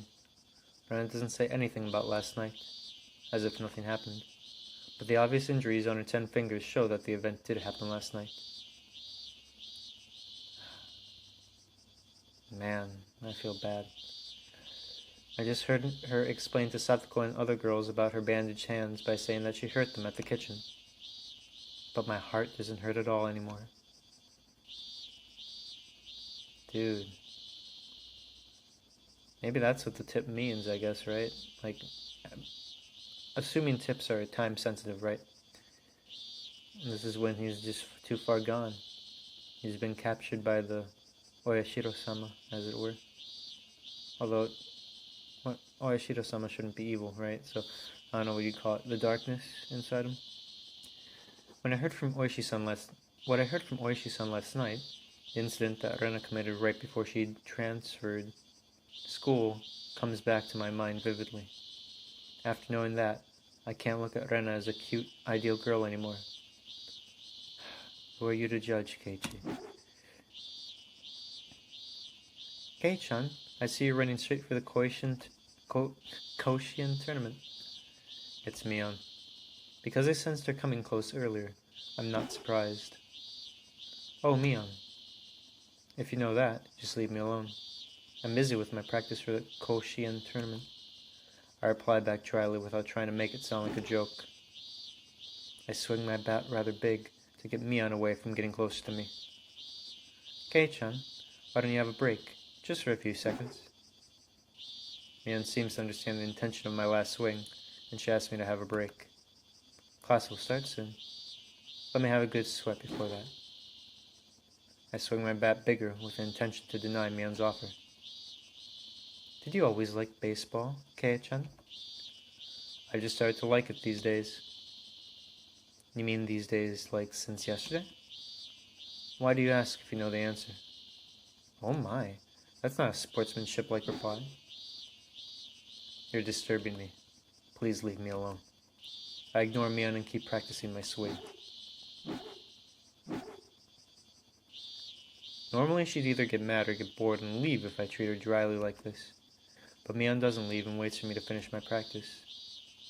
I don't feel any murderous intention from her. We're in the schoolyard, which has an open view. I guess she won't attack me here. Or am I being optimistic? I'm getting a little tired. I can take a break and listen to what she has to say. What do you want? What is it? As I stop practicing my swing, sweat oozes out. I notice myself breathing hard. I can't believe my lack of exercise. I'm worried I won't have full control of my body when the chips are down. I should continue practicing my swing, not only for a reason to carry the bat, but also for my fitness training.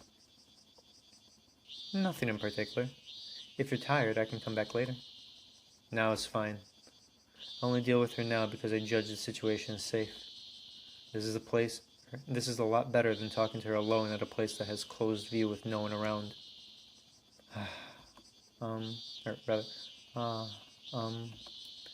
She's choosing her words carefully. It seems like the topic isn't something I'd hesitate to listen to further like I did with Oishi-san's story. What does that mean? Like you would want to hear more or wouldn't want to hear more? Isn't something I'd hesitate. Mion looks like she's having trouble finding the appropriate words. After a while, she starts laughing hard, as if she wants to break free from her trouble. I can't do it. Uncle Mion's very poor at choosing words. What's wrong with you? If you have something to say, just say it. Stop it. Stop practicing your swing. It's too straightforward. I don't understand what she means because it's such an honest request. I'm listening to her without practicing my swing. I'm not doing my practice now. That's not what I mean. I don't want you to practice your swing anymore. I'm sorry. It takes time for me to understand what she's trying to say. What's wrong with me practicing my swing? Why? It's none of your business. I'm not causing any trouble to anybody. Yes, you are, Mion says strictly. I have no idea what's going on, and I find it very annoying. When did I cause trouble? Mion hesitates to speak. She finally opens her mouth with a determination, but she slurs her words. But because, that's not your bat. It's rude to use things without asking. I know the student who transferred had left it, so I'm just borrowing it until he comes back to get it. What? Oh, yeah. He transferred. She's out of her character and panics a little bit. Well, yeah, we're talking about the sensitive topic of Satoshi. It's so obvious that he didn't transfer. But don't you think it's strange? He was the only one who transferred. His sister hasn't. Oh shit. Mion blatantly reacts to my attempt to stir things up. Kei-chan, you knew? Ojo Satoshi. He's Satoko's brother, right? He was deemed away last year. Mion doesn't have a retort and shuts her mouth. Rena also asked me why. She asked me why I started practicing my swing. She told me Satoshi used to do it, practice swinging, right before he went missing. Is this some kind of sign of getting cursed by Oshiro-sama? It actually is, surprisingly. Shh. Mion gets panicky and frantically looks around. Please, Kei-chan, please don't mention Oshiro-sama so easily. I'm fine because I don't believe in that so much, but other people truly do. Well, that's weird though. During the tip they spoke of it. Or maybe it was like just gossipy shit where it's like they got cursed and they got whatever. Oh, she is talking to Rena though, and Rena does believe it sincerely. Yeah, but other people truly do, especially Rena. She believes it to an extreme degree. There you go, see, I didn't spoil it. To an extreme degree. Anyway, they're all scared. If this is your prank, stop it right now. Please don't imitate Satoshi. Dude, that's when you tell her, bitch, I never knew Satoshi. Then everyone gets really fucking scared. Because it is creepy. It's me who's scared. I ended up practicing my swing because of you guys. But I still don't understand why I act just like Satoshi did. It's not like I was encouraged to do it, but I chose this action by my own will. Let me tell you this. I don't know anything about Satoshi. Everybody hid it from me. We didn't mean to hide it. You didn't tell me about the crime that happens every year. Ah, that's because we didn't want to. You didn't want to scare me? Just because of that you leave me out? No, we didn't mean to. Has to be for, Mion, if there is a crime at the damn construction site. You told me there is none, and there was a dismembering lynch murder. You're a liar. I'm sorry.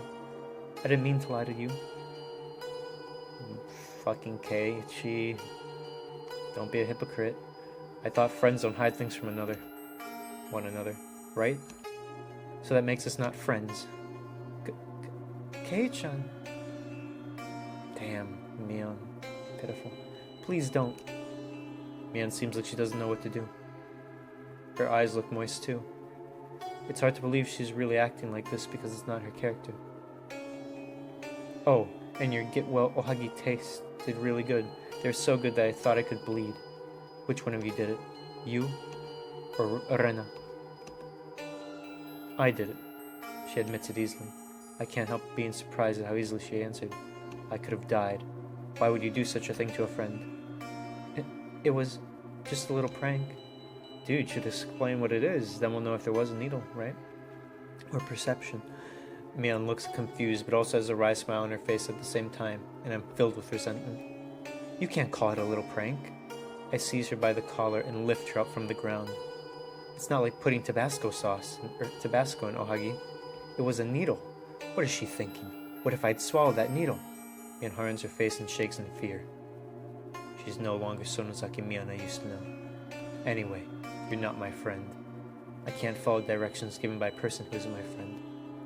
Just leave me alone for a while. Do you understand? Mion doesn't say anything back. You can't erase me easily. All of you have been the suspect from the very beginning. Don't you think you can erase me as easily as you did Satoshi? I say strictly. This is a declaration of war. I also think you have something to do with the cases in the past. I know that the police have taken care of you since the anti-dam movement. Don't think that I don't know anything about it. Okay. How come you know all that? Without any expression on her face, Mion stands rooted to the spot. Just then I hear the school principal ringing the bell from a distance. Class is about to begin. We have to go. They need their class rep. At that time, for the first time, I noticed that Mion's moaning with tears running down on her cheeks.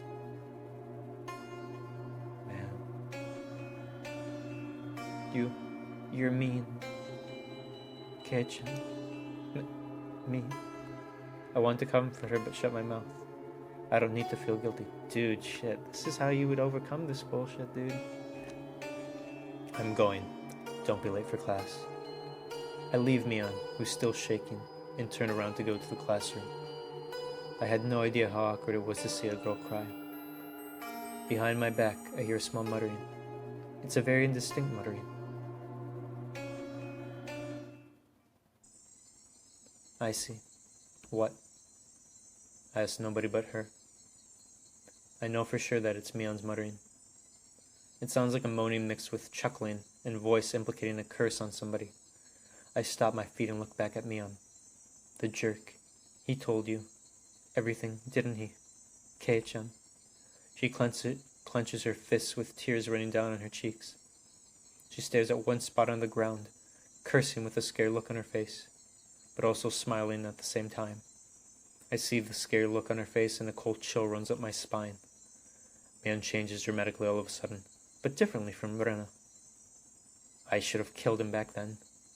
He's forgotten that he owes us for sparing him because he's retiring this year. Oh boy. See, that's the tricky part. They are like fucking devious.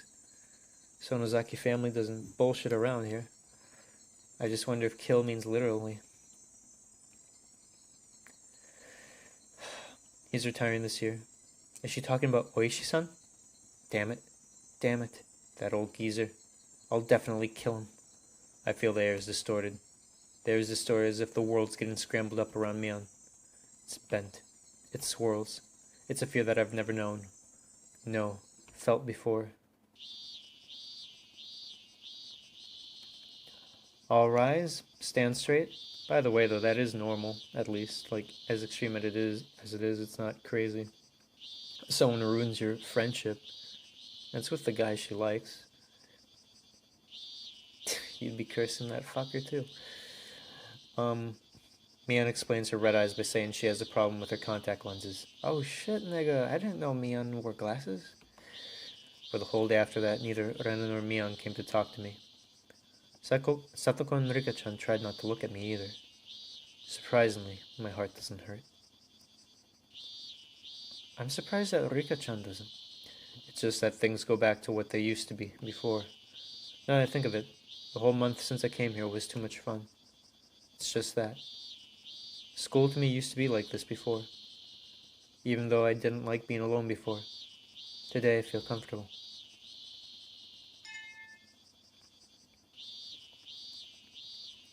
The school bell rings and tells me that the tense and boring class is over. I quickly prepare to go home and avoid making eye contact with the girls because I don't want to feel awkward if I was asked to attend the club. I shove my books into my bag, grab Satoshi's bat, which now fits comfortably in my hand, and walk to the door. I'm struck by a feeling that I'm glad nothing's happened today, and a feeling of weakness that I have to repeat the same thing again tomorrow. But deep and deep down in my body, deep down in my heart, something tickles and tells me. It tells me that it'll be over today. Oh shit. Here's the question though, is that related to the dream he had in the car? It's just weird though for premonition to be in this if it's a mystery.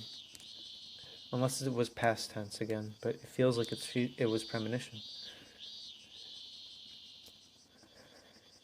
I wonder if the ending is going to be the way I wish it to be. Or it'll be the way I don't wish it to be. I don't know. But there's something more important for me than knowing how it's going to end. There's something I want to know. Why do I have to die? Why? Why? For what? The sunshine outside is still strong. The sun, the heat, and the air. They don't tell me the answer to my question. Or they're maybe using the cry of the cicadas to try to tell me something. Tomataka-san and Satoshi must be trying hard to tell me something. But their voices are mixed with the cry of the cicadas. And I still can't hear them. When I find that out, will I also repeat the pathetic effort, trying to tell it in the mixed voice of cicadas to the next victim? As I look at my feet, cicada is shaking its body weakly on its back. Bzz, bzz. The real summer hasn't come yet, but the cicada is already about to die and squeezing out its last sound. No matter how hard I try to listen to it, I don't understand what it's trying to say. But I have to try. I have to try to listen to the voice that's trying to tell me something. At that moment, all the cicadas stopped crying all of a sudden. It's as if they shrink in dread because of the appearance of the one who made them have a dreadful time. It's not a mistake. The sense of its appearance is getting closer. Its footsteps are as quiet as it can make.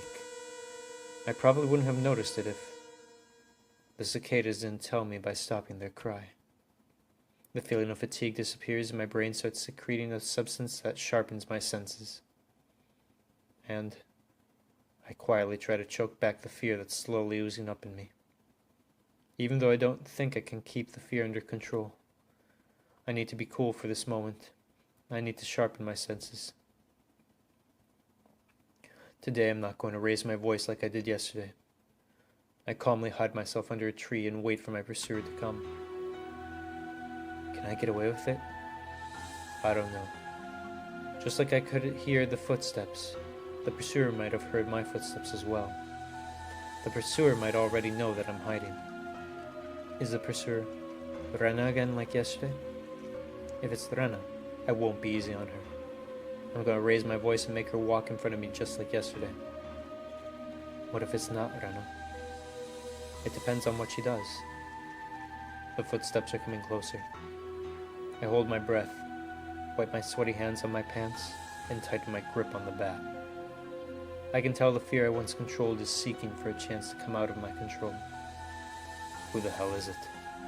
I peek at my pursuer from the trees. It's Rena, as I guessed. I feel ease to know that it isn't a complete stranger, but the ease is gone in a moment. It's because Rena looks different.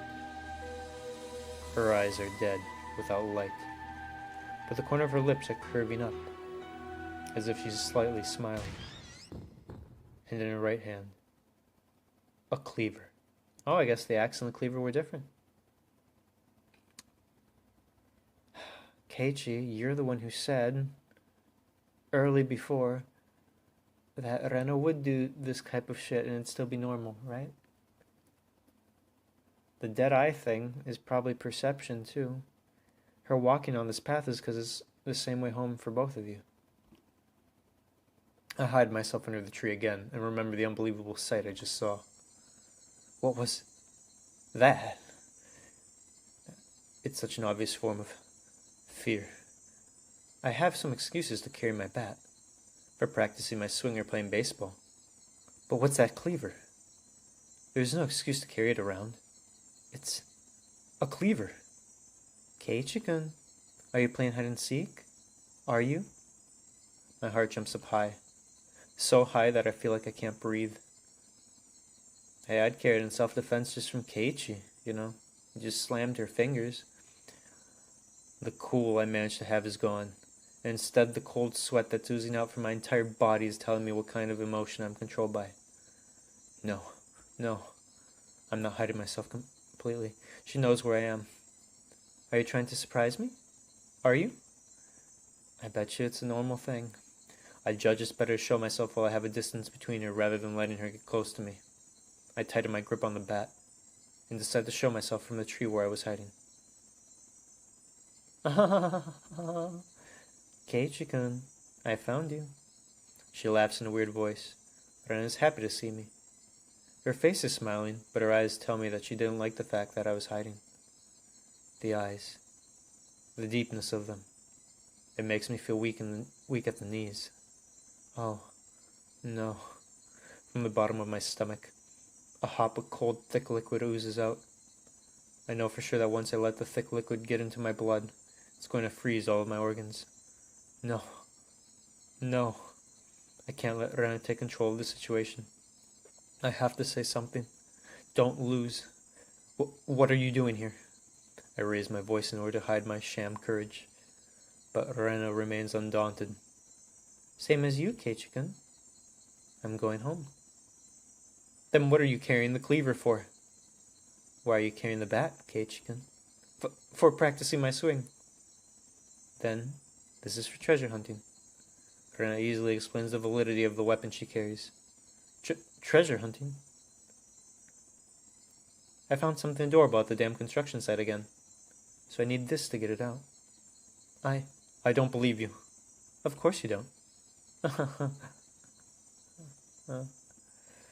Oh boy, I can't fake that much laughter. I did, like, it sound retarded. It's better in the mind anyways. The way she laughs today is apparently strange. I've seen her sudden change several times before, but the one today is definitely different. It's not suggestive or with a stronger look in her eyes. It's not a misleading laugh like those. I don't know how to describe it, but it's so obvious. Wait for me, Keiichi-kun.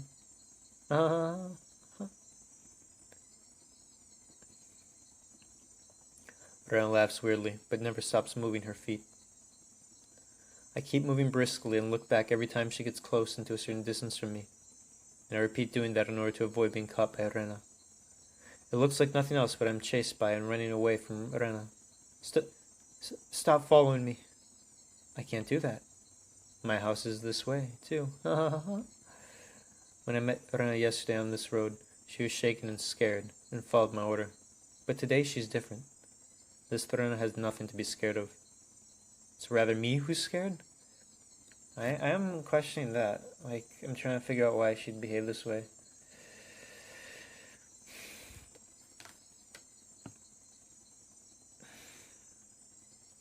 Well, if my friend is behaving crazy... Oh, it's because she has a weapon, maybe? And she feels safe? And she's not going to put up with his bullshit, maybe? I'm just trying to also contextualize it with what I know of the ending. And so that makes that not make sense.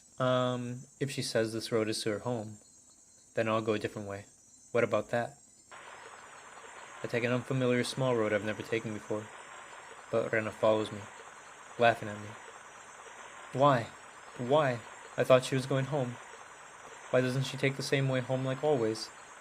Why does she follow me all the way to this strange side road? Wait a second. No, is she trying to protect Keiichi? I don't know. My thought comes right out from my mouth. Why are you following me? My voice is colored by fear. Because I want to talk to you, Keiichi-kun. I think you want to talk to me too, don't you? I have nothing I want to talk to you about. You're lying, aren't you? I know you have something you want to talk about. No, I have nothing to talk about. You're lying, aren't you? No, I'm not lying. You're lying. Rena's scream echoes and makes scared birds fly away. I'm paralyzed by fear and can't do anything but just keep my feet going faster. Let's talk, Keiichi-kun. Talk.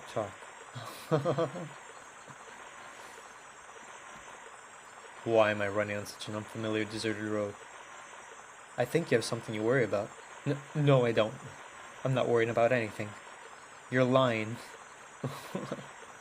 Well, I guess she knows about him thinking the Yashiro-sama stuff, right?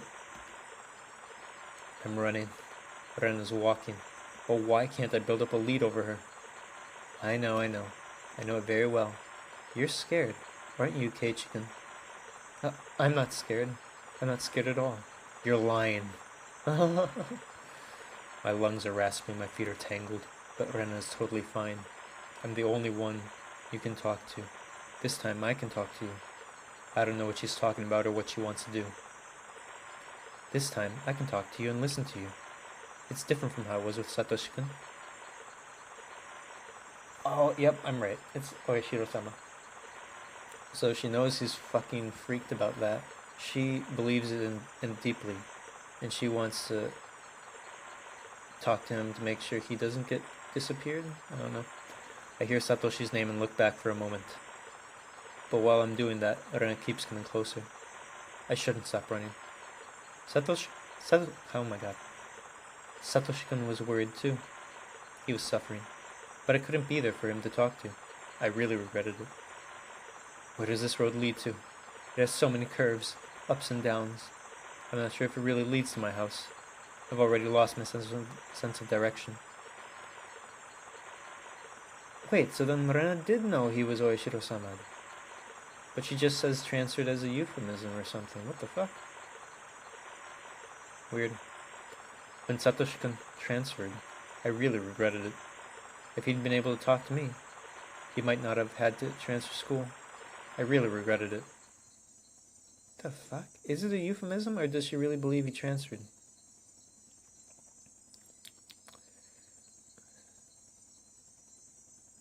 The road leads me deeper into the forest. The more I run, the farther I'm getting from the town. I think. The more I think, the more I lose my cool. I have just enough cool left to understand that I'm losing my cool. That's why I promised to myself.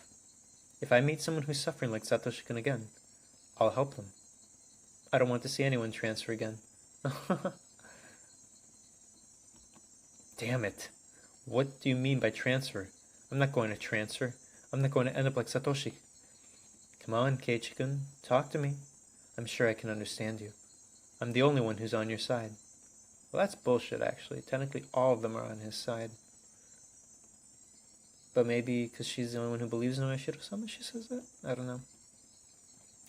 I can't breathe. My lungs are hot, as if they're about to explode. Training and running might have been better than practicing my swing, I know, right? I have no time even to laugh at my stupid escapism. If your concern's gone, you can go back to who you used to be. You can be friends with us again and do the club activity with us. You and me can work as a team and fight with Mi-chan next time. Yeah, she really wants that to happen. I wonder how much fun it'd be if that happened. Rena has no idea how badly I've wished to be able to rewind times these past few days. You can be friends with me again, for sure. I want to go treasure hunting with you again. I'll make you a lunchbox next time. If you want, we can go right now. Let's go to the dam site. I'll show you the adorable thing I just found. You'll like it for sure, Keiichi-kun.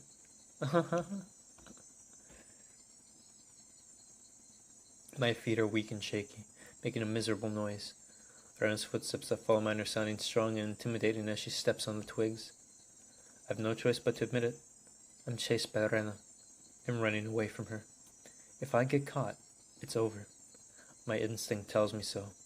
That's some bullshit instinct. I have no idea how exactly this is going to end. But once I get caught, it's over. I know that for sure.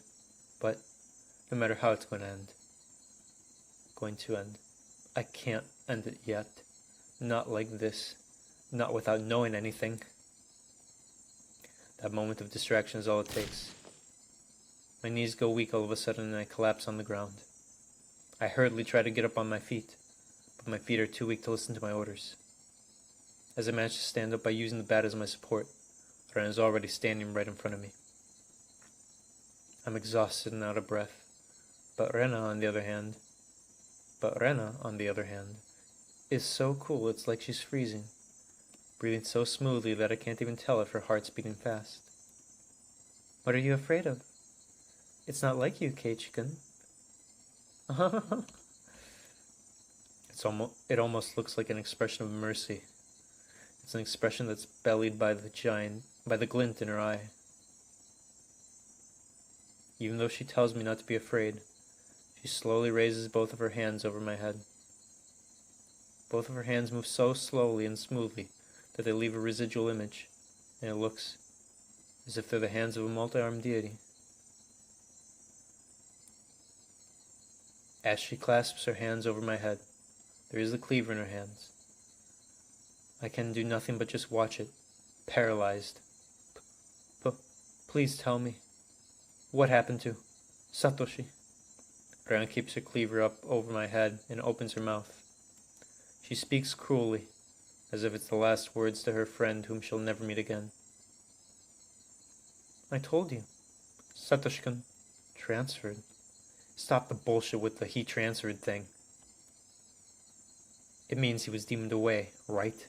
Am I right? You can tell me now. Who erased Satoshi? Is that you, Rena? Or Mion? Or someone from this village? Answer my question. The harder I scream, the colder Rena smiles. I have no idea what you're talking about, Keiichi-kun.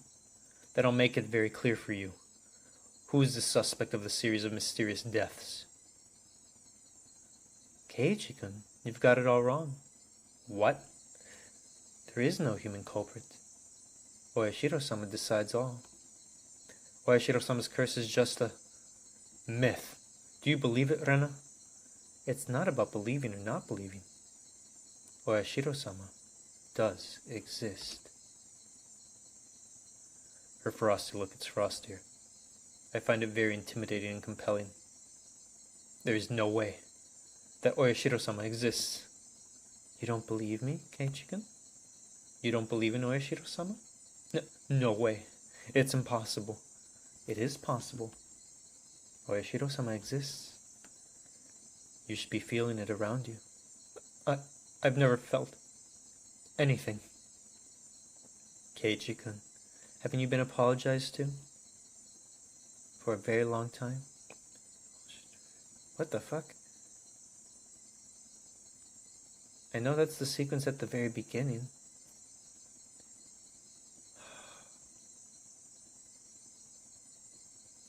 Trying to figure that out.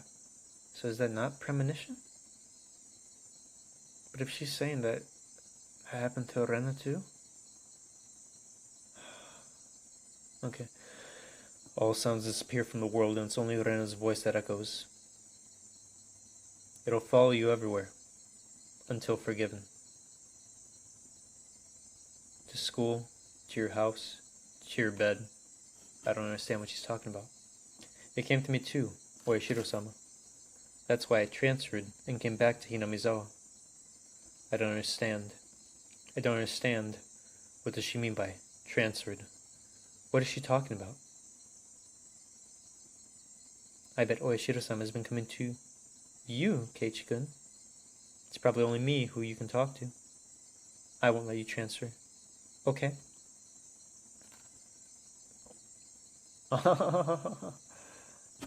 Let me I hope the translation's right, because it says apologize to. Like, let me just type that out. Like, is it saying Oyashiro-sama is apologizing to the individual? It feels that way. Rena's frantic laughter echoes crazily in my head. Is she saying that Oyashiro-sama came to her before? That's right. Oishi-san told me about that when he was talking about Rena last night. I only ask you not to tell anyone else, and it might contain someone's assumptions about the story. It means it might not be all true. Do you understand? Oishi-san started to talk. I don't know the details because neither the school nor the victims pressed charges. That means police didn't get involved. That's why the things I know are what I heard from the victims. So it's not highly credible. Did you say victims? I thought Rana just broke all the windows in her school. No, she assaulted 3 male students with a metal bat. 2 of them got away with just bruises, but one of them was hurt badly enough to have lasting effects in one eye. That'd be a case of assault, wouldn't it? Why wouldn't the police arrest her? For some reason, the victims don't want to press charges. If they don't report it to the police, you know, they're beaten by a metal bat and injured badly. Usually they go straight to the police. Why on earth don't they want to press charges? I met directly with the 3 male student victims, but none of them said much. I don't know how to put it, but they're scared. Even now after she transferred. Oishi-san, can you tell me everything from the beginning again? Rena broke the windows of her school and used the opportunity to beat up some students? Or did she beat them up and then go around breaking the windows because beating them up wasn't enough? She did both, but it means something totally different. One day, Ryugu Rena was talking with 3 male students she was closely befriended with near a pool warehouse. Who were those 3 students? I'll keep them anonymous, but they were all very close to Ryugu Rena, and they were her friend group. She was the only girl in that group. And it makes sense why she was with the 3 boys. And what happened? I don't know the reason, but Rena took a metal baseball bat that was left on the side of the pool warehouse, and she started beating the 3 students one by one. What? There is no witness. The following is what we assume would happen. What we assume happened by the information gathered from people who remember the case. One day after school, Rena was talking with 3 male students near the pool warehouse. It wasn't like she needed to talk to them, but they were just hanging out, enjoying the conversation as usual. Then, Rena suddenly changed. The change was so sudden that those 3 didn't understand what was happening. She took a metal bat and started beating them up one by one. She left her friends there, who were covered with blood from the cuts on their foreheads, and she went into the school building. She started breaking all the windows in the school. In a few minutes, teachers came and held her down. What was the change that happened to Rena? All of the 3 said, her character suddenly changed. She did a complete turnaround. A complete turnaround. I remember her personality changing completely all of a sudden. I've seen Rena do that several times myself. She became so different that I had to think she was someone else who looked like Rena. Did that personality thing happen before? No. They said they'd never seen anything like that before the accident. I investigated by going through her past and medical history, but I couldn't find anything either. Does it happen a lot? You know? People's personalities changing suddenly just like Rena? Of course it does. There are many cases from psychological to personality-related reasons. So, did Rena have a hidden element that changed her personality suddenly? I can't say for sure, but from the testimonies of her close friends, it's hard to believe she had such an element. She's a very kind and cute girl. I bet she was an ideal girl who was liked by everyone at her old school. Who could imagine? A girl like her would change all of a sudden and attack you with a metal bat. No one. Even I still think that I mistook Rena for someone else. And what happened next? There was a hospital right across the school, and those 3 boys were carried into the hospital and were treated. What about Rena? What about the police? Why didn't the police get involved? The police can't get involved unless someone asks them to. One of the boys was hurt badly enough to have lasting effects, right? Why didn't he press charges? And that bugged me too. Yeah, it bugs me too. I suspect that he was under some kind of pressure or threat, or he had a reason to not press charges even though he wanted to. Like, did they try to rape her? Of course you investigated that. Didn't you, Oishi-san? Yes, I did. But I told you earlier, the victims don't say much. They keep their mouths shut as if they don't want to touch the subject, as if they don't want to get involved. They don't say much. They don't want to touch the subject. They don't want to get involved. It's somewhat similar to the relationship between the villagers in Oishiro-sama. Couldn't you get anything from the teachers of the school?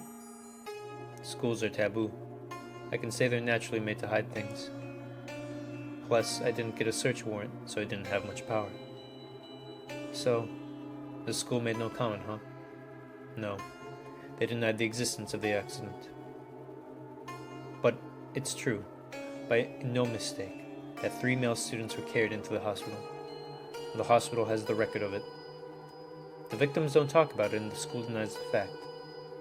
There is no way to find out the truth.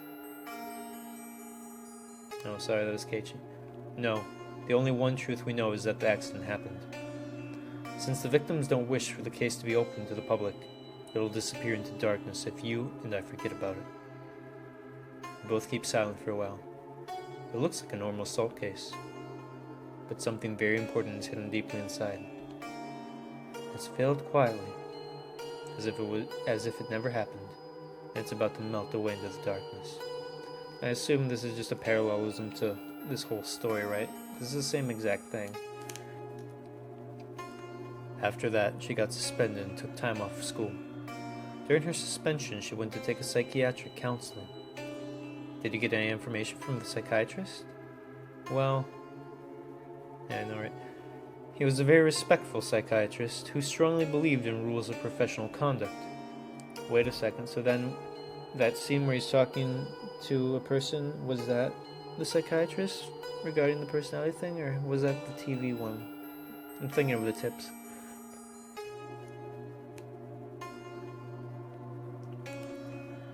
Well, he was a very respectful psychiatrist who strongly believed in rules of professional conduct. He didn't say much. Very difficult man.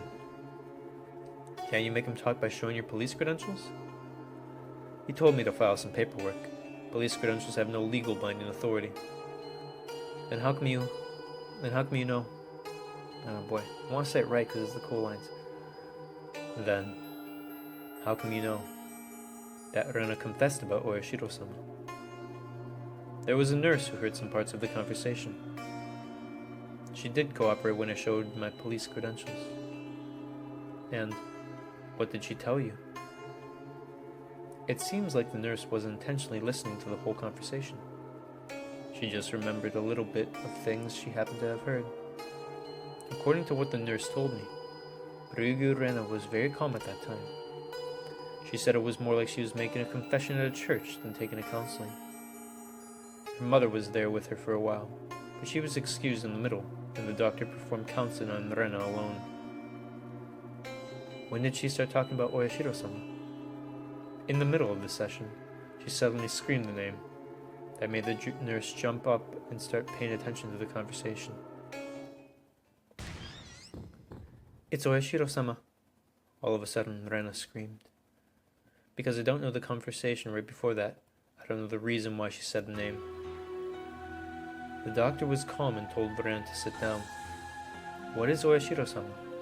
He asked her very softly. Counseling is basically all about listening. Those who abandon Hinamizawa will be followed by Oyashiro-sama without fail. And Oyashiro-sama has finally come to me. That's where you used to live before you moved here, right? I didn't want to move here, but because of my parents, I had to. But Oyashiro-sama didn't forgive me. I bet you had a lot of friends back in Hinamizawa. Do you still miss them? I want to go back. I want to go back to Hinamizawa. No, I have to go back. I should have returned sooner, but it's too late. Oyashiro-sama has arrived. Is Oyashiro-sama a deity of Hinamizawa? Everyone knows. He's the protective deity of Hinamizawa. If anybody tries to abandon Hinamizawa, they get the punishment. It's been a long time since you moved here, right? So why do you think the deity came to you now? You may not believe it, but Oyashiro-sama exists. The nurse was asked to do something by another nurse and left the room. That's all she remembered. Oyashiro-sama, huh? Hinamizawa actually does have the superstition. People get punished by Oyashiro-sama if they leave and abandon the village. You already know these things, don't you? I know very well about the punishment to people who do ill by their village. A manager of the dam construction site was cursed and murdered in order to stop the construction. And the next year, Satsuko's parents who promoted the dam to be constructed were cursed and killed. But I've never heard that people get cursed because they leave and abandon their village. I've never heard of that. I understand the outside enemies of the village get cursed. But why do the villagers who leave the village get cursed too? Usually people who leave won't get cursed, right? It sounds weird when I say this, but I think it's a rule of cursing to curse people who try to enter the village.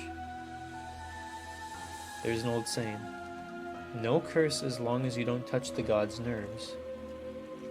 Isn't the curse supposed to not curse people who leave? Koichi-san lightly moans at the end of the line and opens his mouth again. I told you before that Hinamizawa was called Onikakushi long time ago. I think I remember something like that. Long, long ago, Hinamizawa used to be feared, but also honored as a village where the demon lived. The villagers used to worship the demon. Capital. And Onikakushi was a sacred place where people didn't enter at all. It was said that anyone who tried to enter got cursed by Oeshiro-sama. It curses people who try to invade Onikakushi, that is, Hinamizawa. I understand that. But why does it curse people who leave, too? Oeshiro-sama watched demon as well as humans very closely. Nigga, what? Demons separate from Oeshiro-sama? No, that's interesting. Wait. Mr. Fair is a village where the demon lived. They worshipped the demon, and it was a sacred place where people didn't enter at all. It was so that anyone who tried to enter got cursed by Oeshiro-sama. So there's a demon and a curse.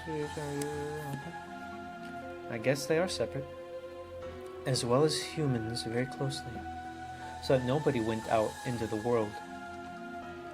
Oeshiro-sama prohibited any relations between Onikakushi and the world. I see. I finally understand who Oeshiro-sama is. You're saying that Oeshiro-sama is more like an observer than a protective deity, right? He's the one who tries to isolate this village from the rest of the world. Something like that, I guess. I'm sorry, but I don't know all the details either. What I know is the second-hand knowledge of my elders, you know? I understand better now. It curses both outsiders who come to Hinamizawa and people who try to go out from Hinamizawa. Rena fulfills the condition to get cursed because she used to live in Hinamizawa and moved out. So Rena's saying that she was cursed by Oeshiro-sama because she had to move from Hinamizawa? In summary, I think that's what she believes. In fact, she moved back to Hinamizawa after that. It curses people who try to leave and abandon Hinamizawa. But why only Rena? What about her parents who moved with Rena?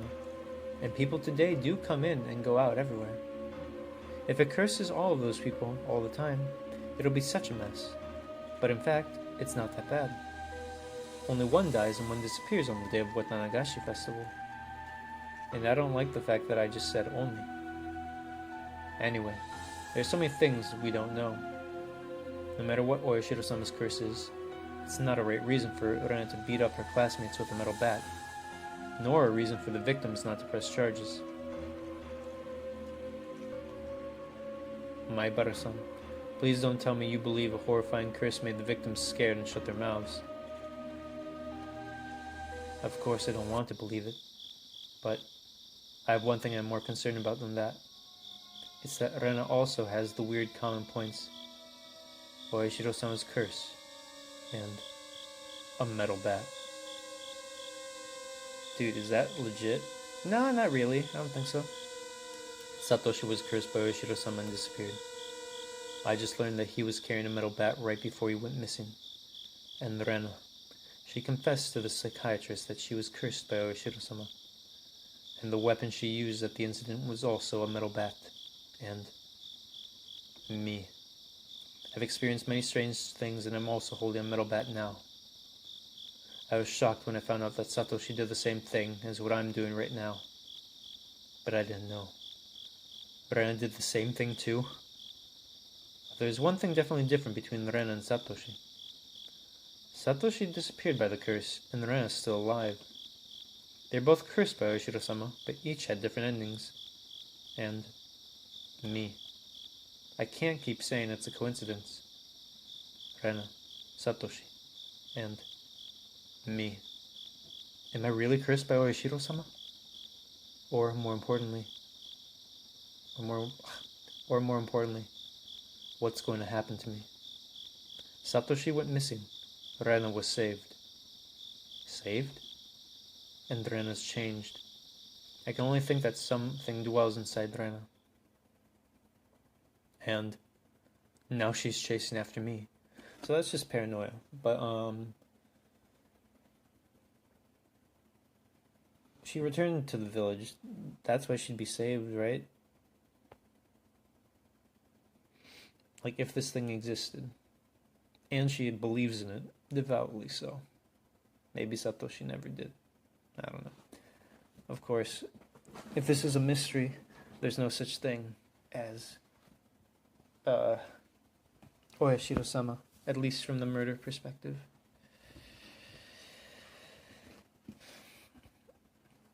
Just like how the witch doesn't exist. Numineko.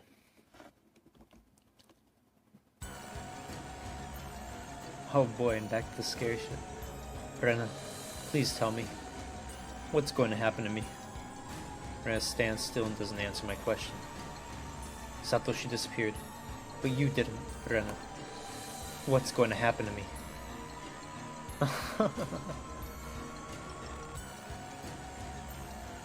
I've never heard such an unpleasant laughter. It's like a series of yeah, not a good translation, I guess. It's like a series of sounds of breathing.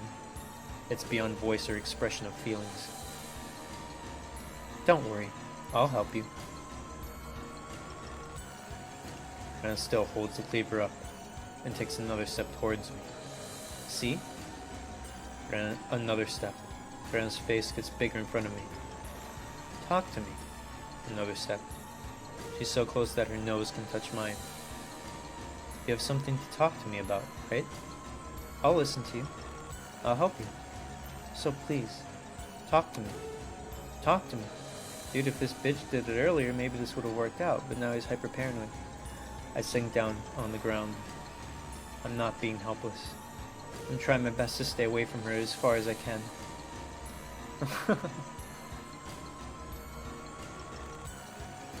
I wonder if the laughter is real. I wonder. I do think I would believe that he's paranoid, even if I didn't know everything already for the most part. I think I would just question how much is real versus not, which is what I'm doing anyways, because I don't know. I have an intuition I shouldn't stop her laughter. Once her laughter stops, the moment I sense it, my body moves reflexively. I get up unbelievably fast and flick Rena with both of my hands. Rena seems light like a feather. The heaviness of the cleaver swings her body and easily knocks her off as if she floats in the air. I see it from the corner of my eyes and do nothing but run. I run as fast as I can. I have to run away from Rena. I need to run. I want to live. I can't think of anything else but that. While I'm running, I remember I've been holding the bat the whole time. What a useless weapon. At the most critical moment, I totally forgot it was a weapon. I know, right? I keep running through the winding path.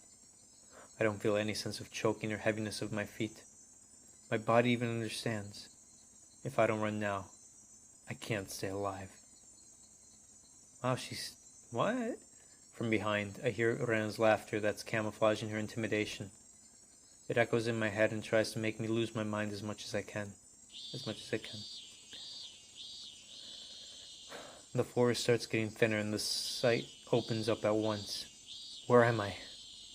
I get confused for a moment as I see a sight that looks familiar, but unfamiliar at the same time. I notice it right away. It's the damn construction site. It's creepy that I ended up running to a place like this because I feel like I was forced to follow somebody's storyline. It has an open view, but there is no presence of people. It's a cruel place for an invader and the best place for a chaser. My heart is about to explode. The muscles of my feet are screaming in pain, but I don't care. If I stop here, I may not be able to scream in pain anymore. But I look back to find a reason to stop for a second.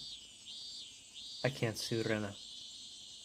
Instead, I see two villagers walking towards me. I'm about to release a sigh of relief because I don't see Rena and I see some people.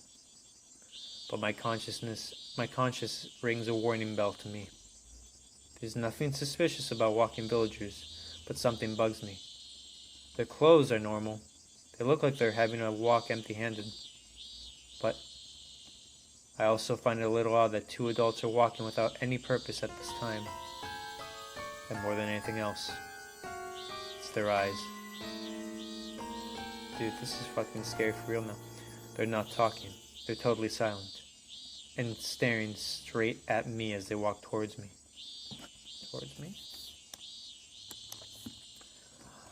Are my high-strung nerves making me see them in a strange way? I should run away from them. It's probably the best choice. If they have nothing to do with me, I can easily run away from them. If they're after me, they'll run as well and chase after me. Either way, Rena's going to catch up if I stay here. That's right. I need to run. Holy shit. Okay, so what do we know? Keiichi is chased by 2 adults at the construction site. Unknown.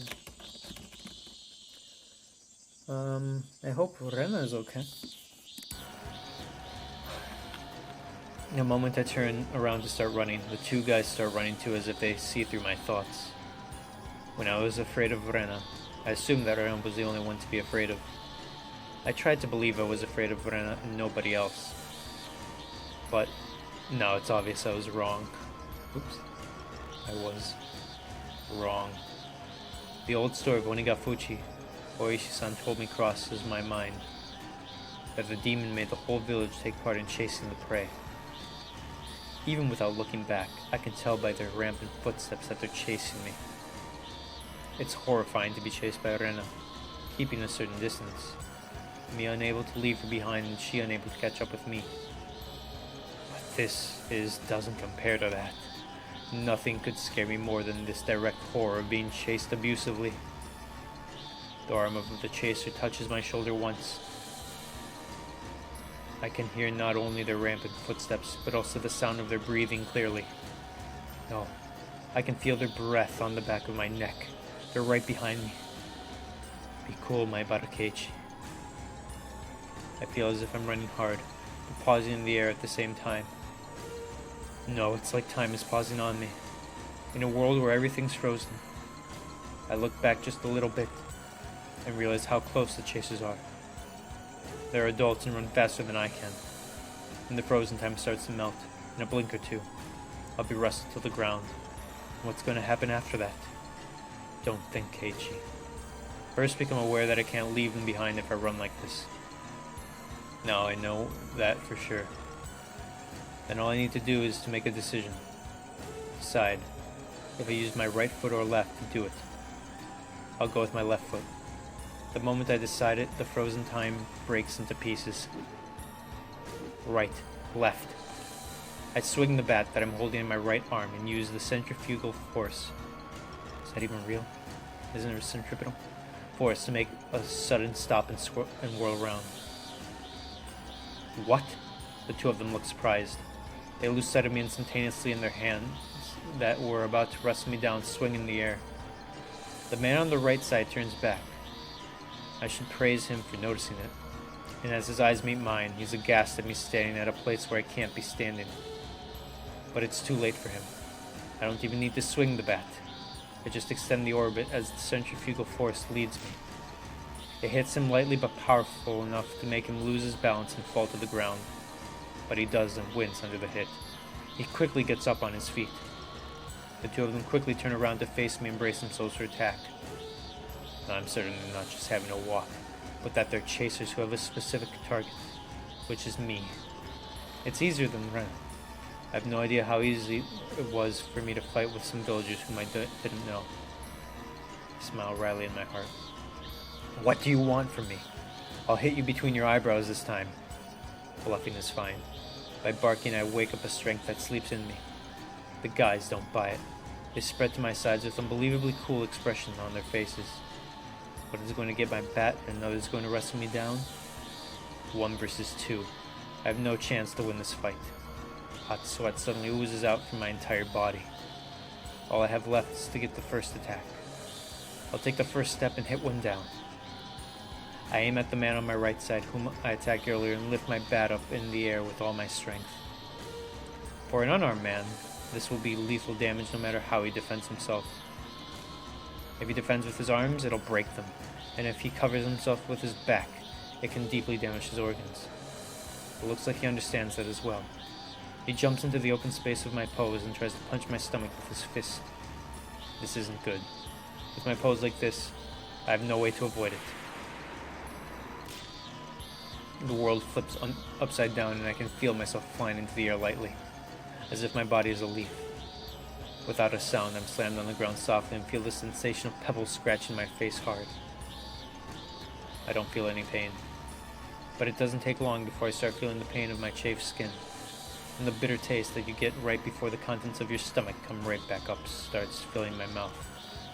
I understand very clearly that I don't have time to enjoy that kind of pain right now. I quickly get up on my feet. I quickly get on my feet, but the other guy is already right in front of me. I hate that I calmly understand I have no chance to avoid that as well. One more time, he punches my stomach with all he's got, comes around to my back, and locks my neck with his big arm. My throat is smashed by his great brute strength. I can't even wonder if I'm going to get choked to death or fall unconscious. My sight gets darker and I just hear a slight buzz in the back of my head. I can only try to keep my consciousness with me. While I'm struggling like this, I'm pretty sure the other guy's standing right in front of me. I can't open my eyes to see it, but I can feel it. I can do nothing. I can't get his arm free, run away, or counterattack. I'm so desperate that I don't even know how to spell the word desperate.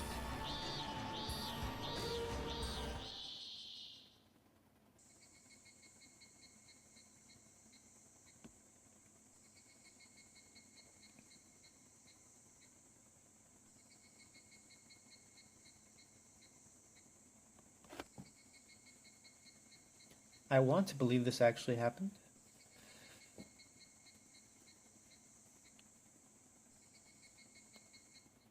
There's no way this is the end of the story.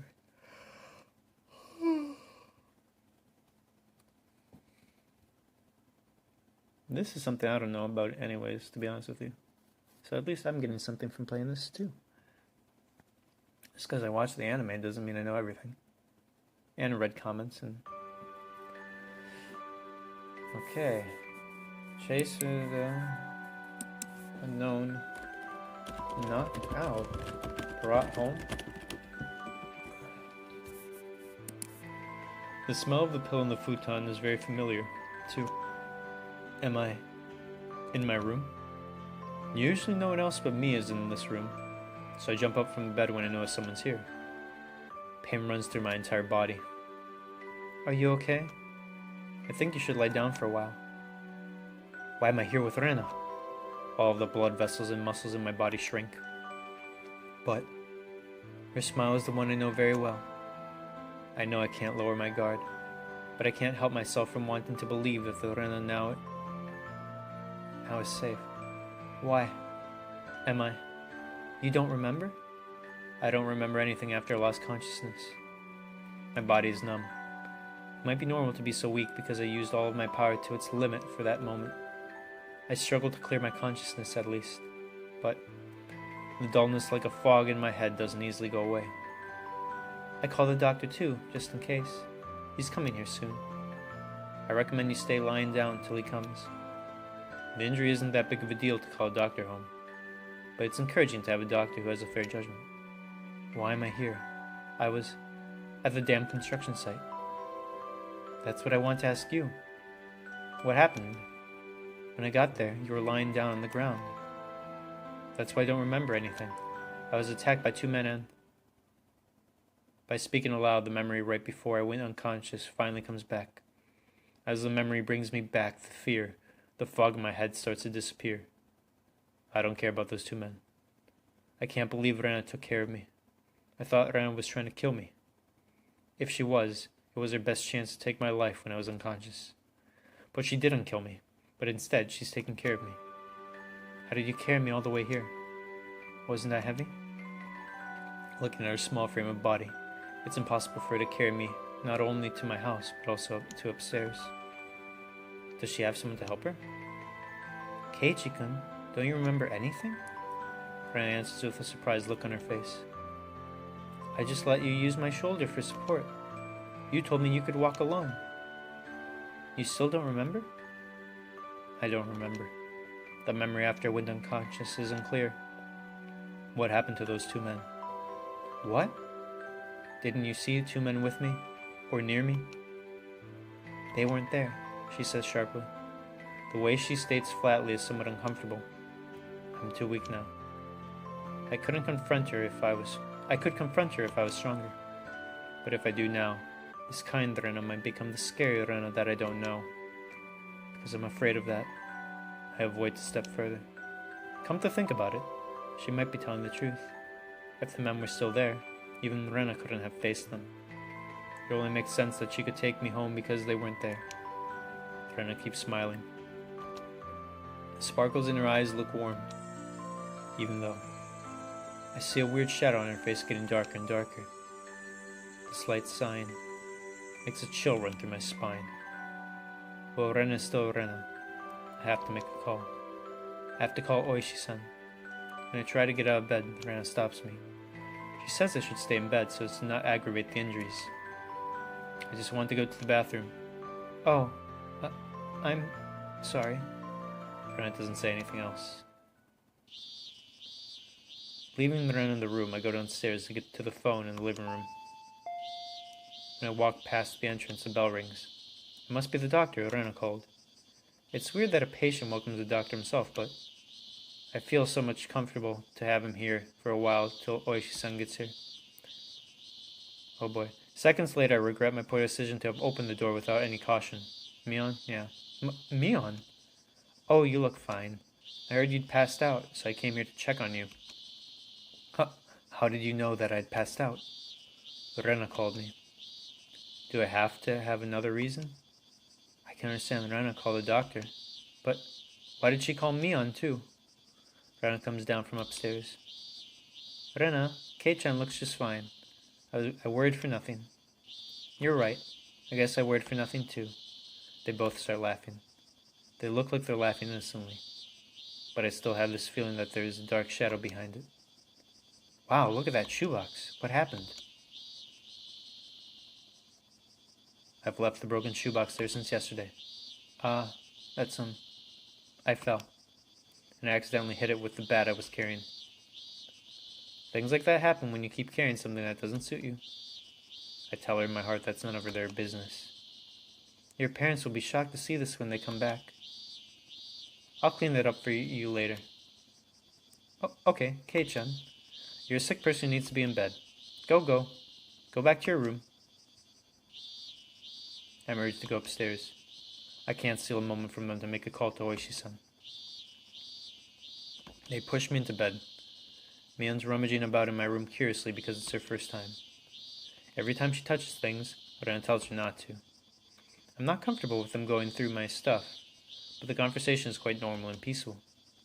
In the middle of such a normal conversation, Mion says something as if there's nothing unnatural about it. Rena, did you call the manager? Yes. I did right after I called you. He said he'd be here right away. Manager? I feel odd with the awkward word. Rena made a phone call to bring a doctor here. She also called Mion. And she called a manager? Who's this manager? Because Rena and Mion talk about it like it's nothing special, I feel only slightly odd. What are you two talking about? Who is the manager? Don't you know, Kei-chan? When we say the manager, it means the manager. You know, like a stage manager. Or the manager of the construction site. Of the construction? Man, you know how to creep him the fuck out. You shouldn't have said that. Rena contacted Doctor, Mion, and the manager. Who the fuck is that? Yeah, I don't even know who the fuck that is. My mind goes through all of the managers that are related to me. There's only one that applies.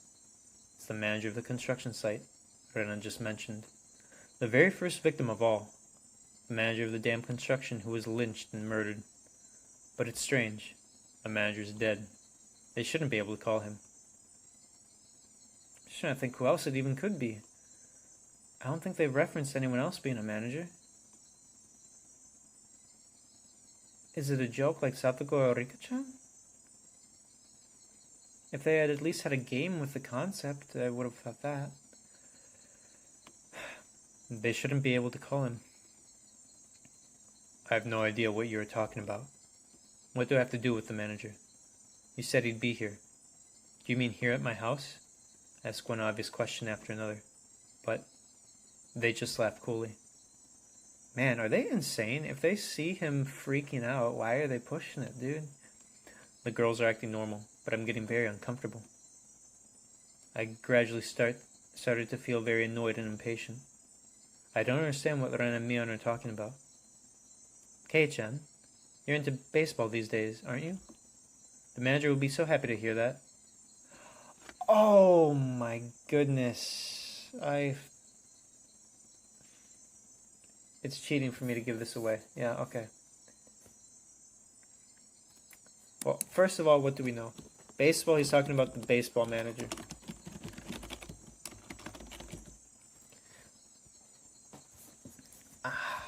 I'm just trying to act as if, like, is this deduction something you would reasonably guess? Okay, here's what I'll say.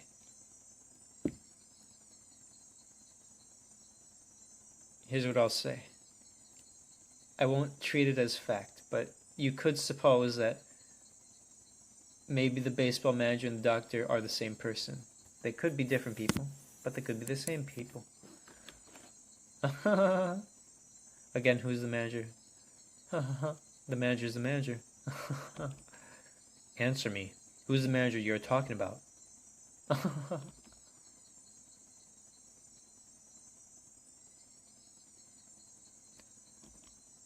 Rena and Mion look at each other and start laughing. It's the most annoying and unpleasant chorus of laughter I've ever heard.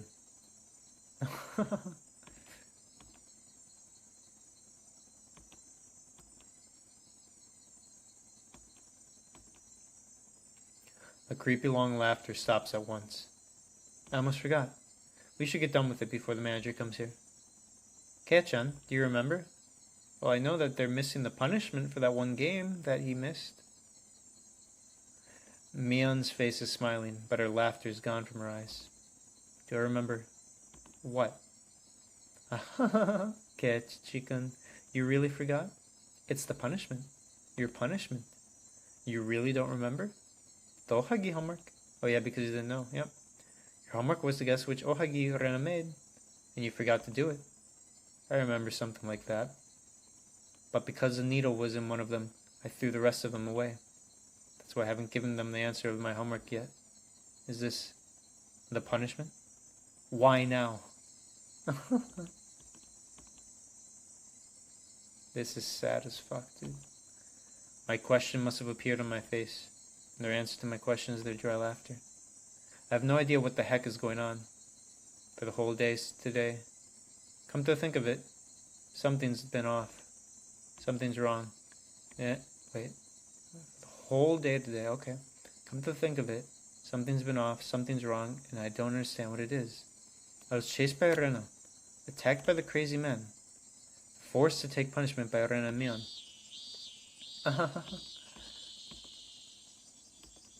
Yeah, I can't fake that much laughter. Ooh. What do they find so funny to laugh about? It doesn't take too long for me to recognize that I've already been drawn to a strange space. Who the heck are they? They look like Rena and Mion, but who really are they? Or rather, who are they? Yeah. Before I know it, Rena's standing behind me. Without a moment to think why, she gets a full Nelson on me. Man, this is sad as fuck. What are you doing? Don't move. This is your punishment.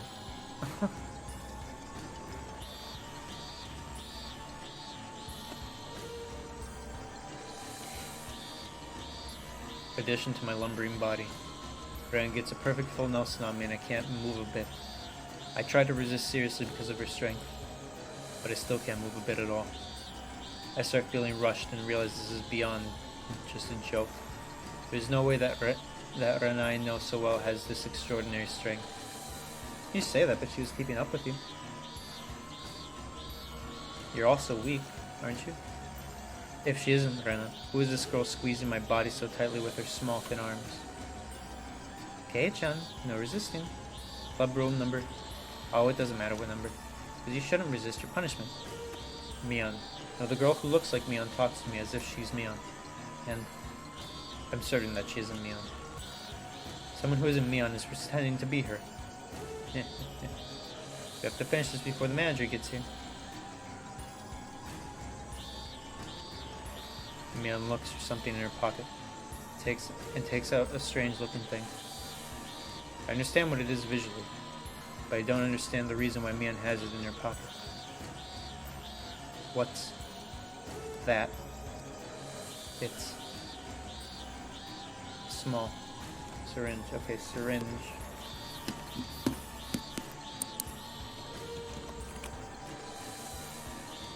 Syringe.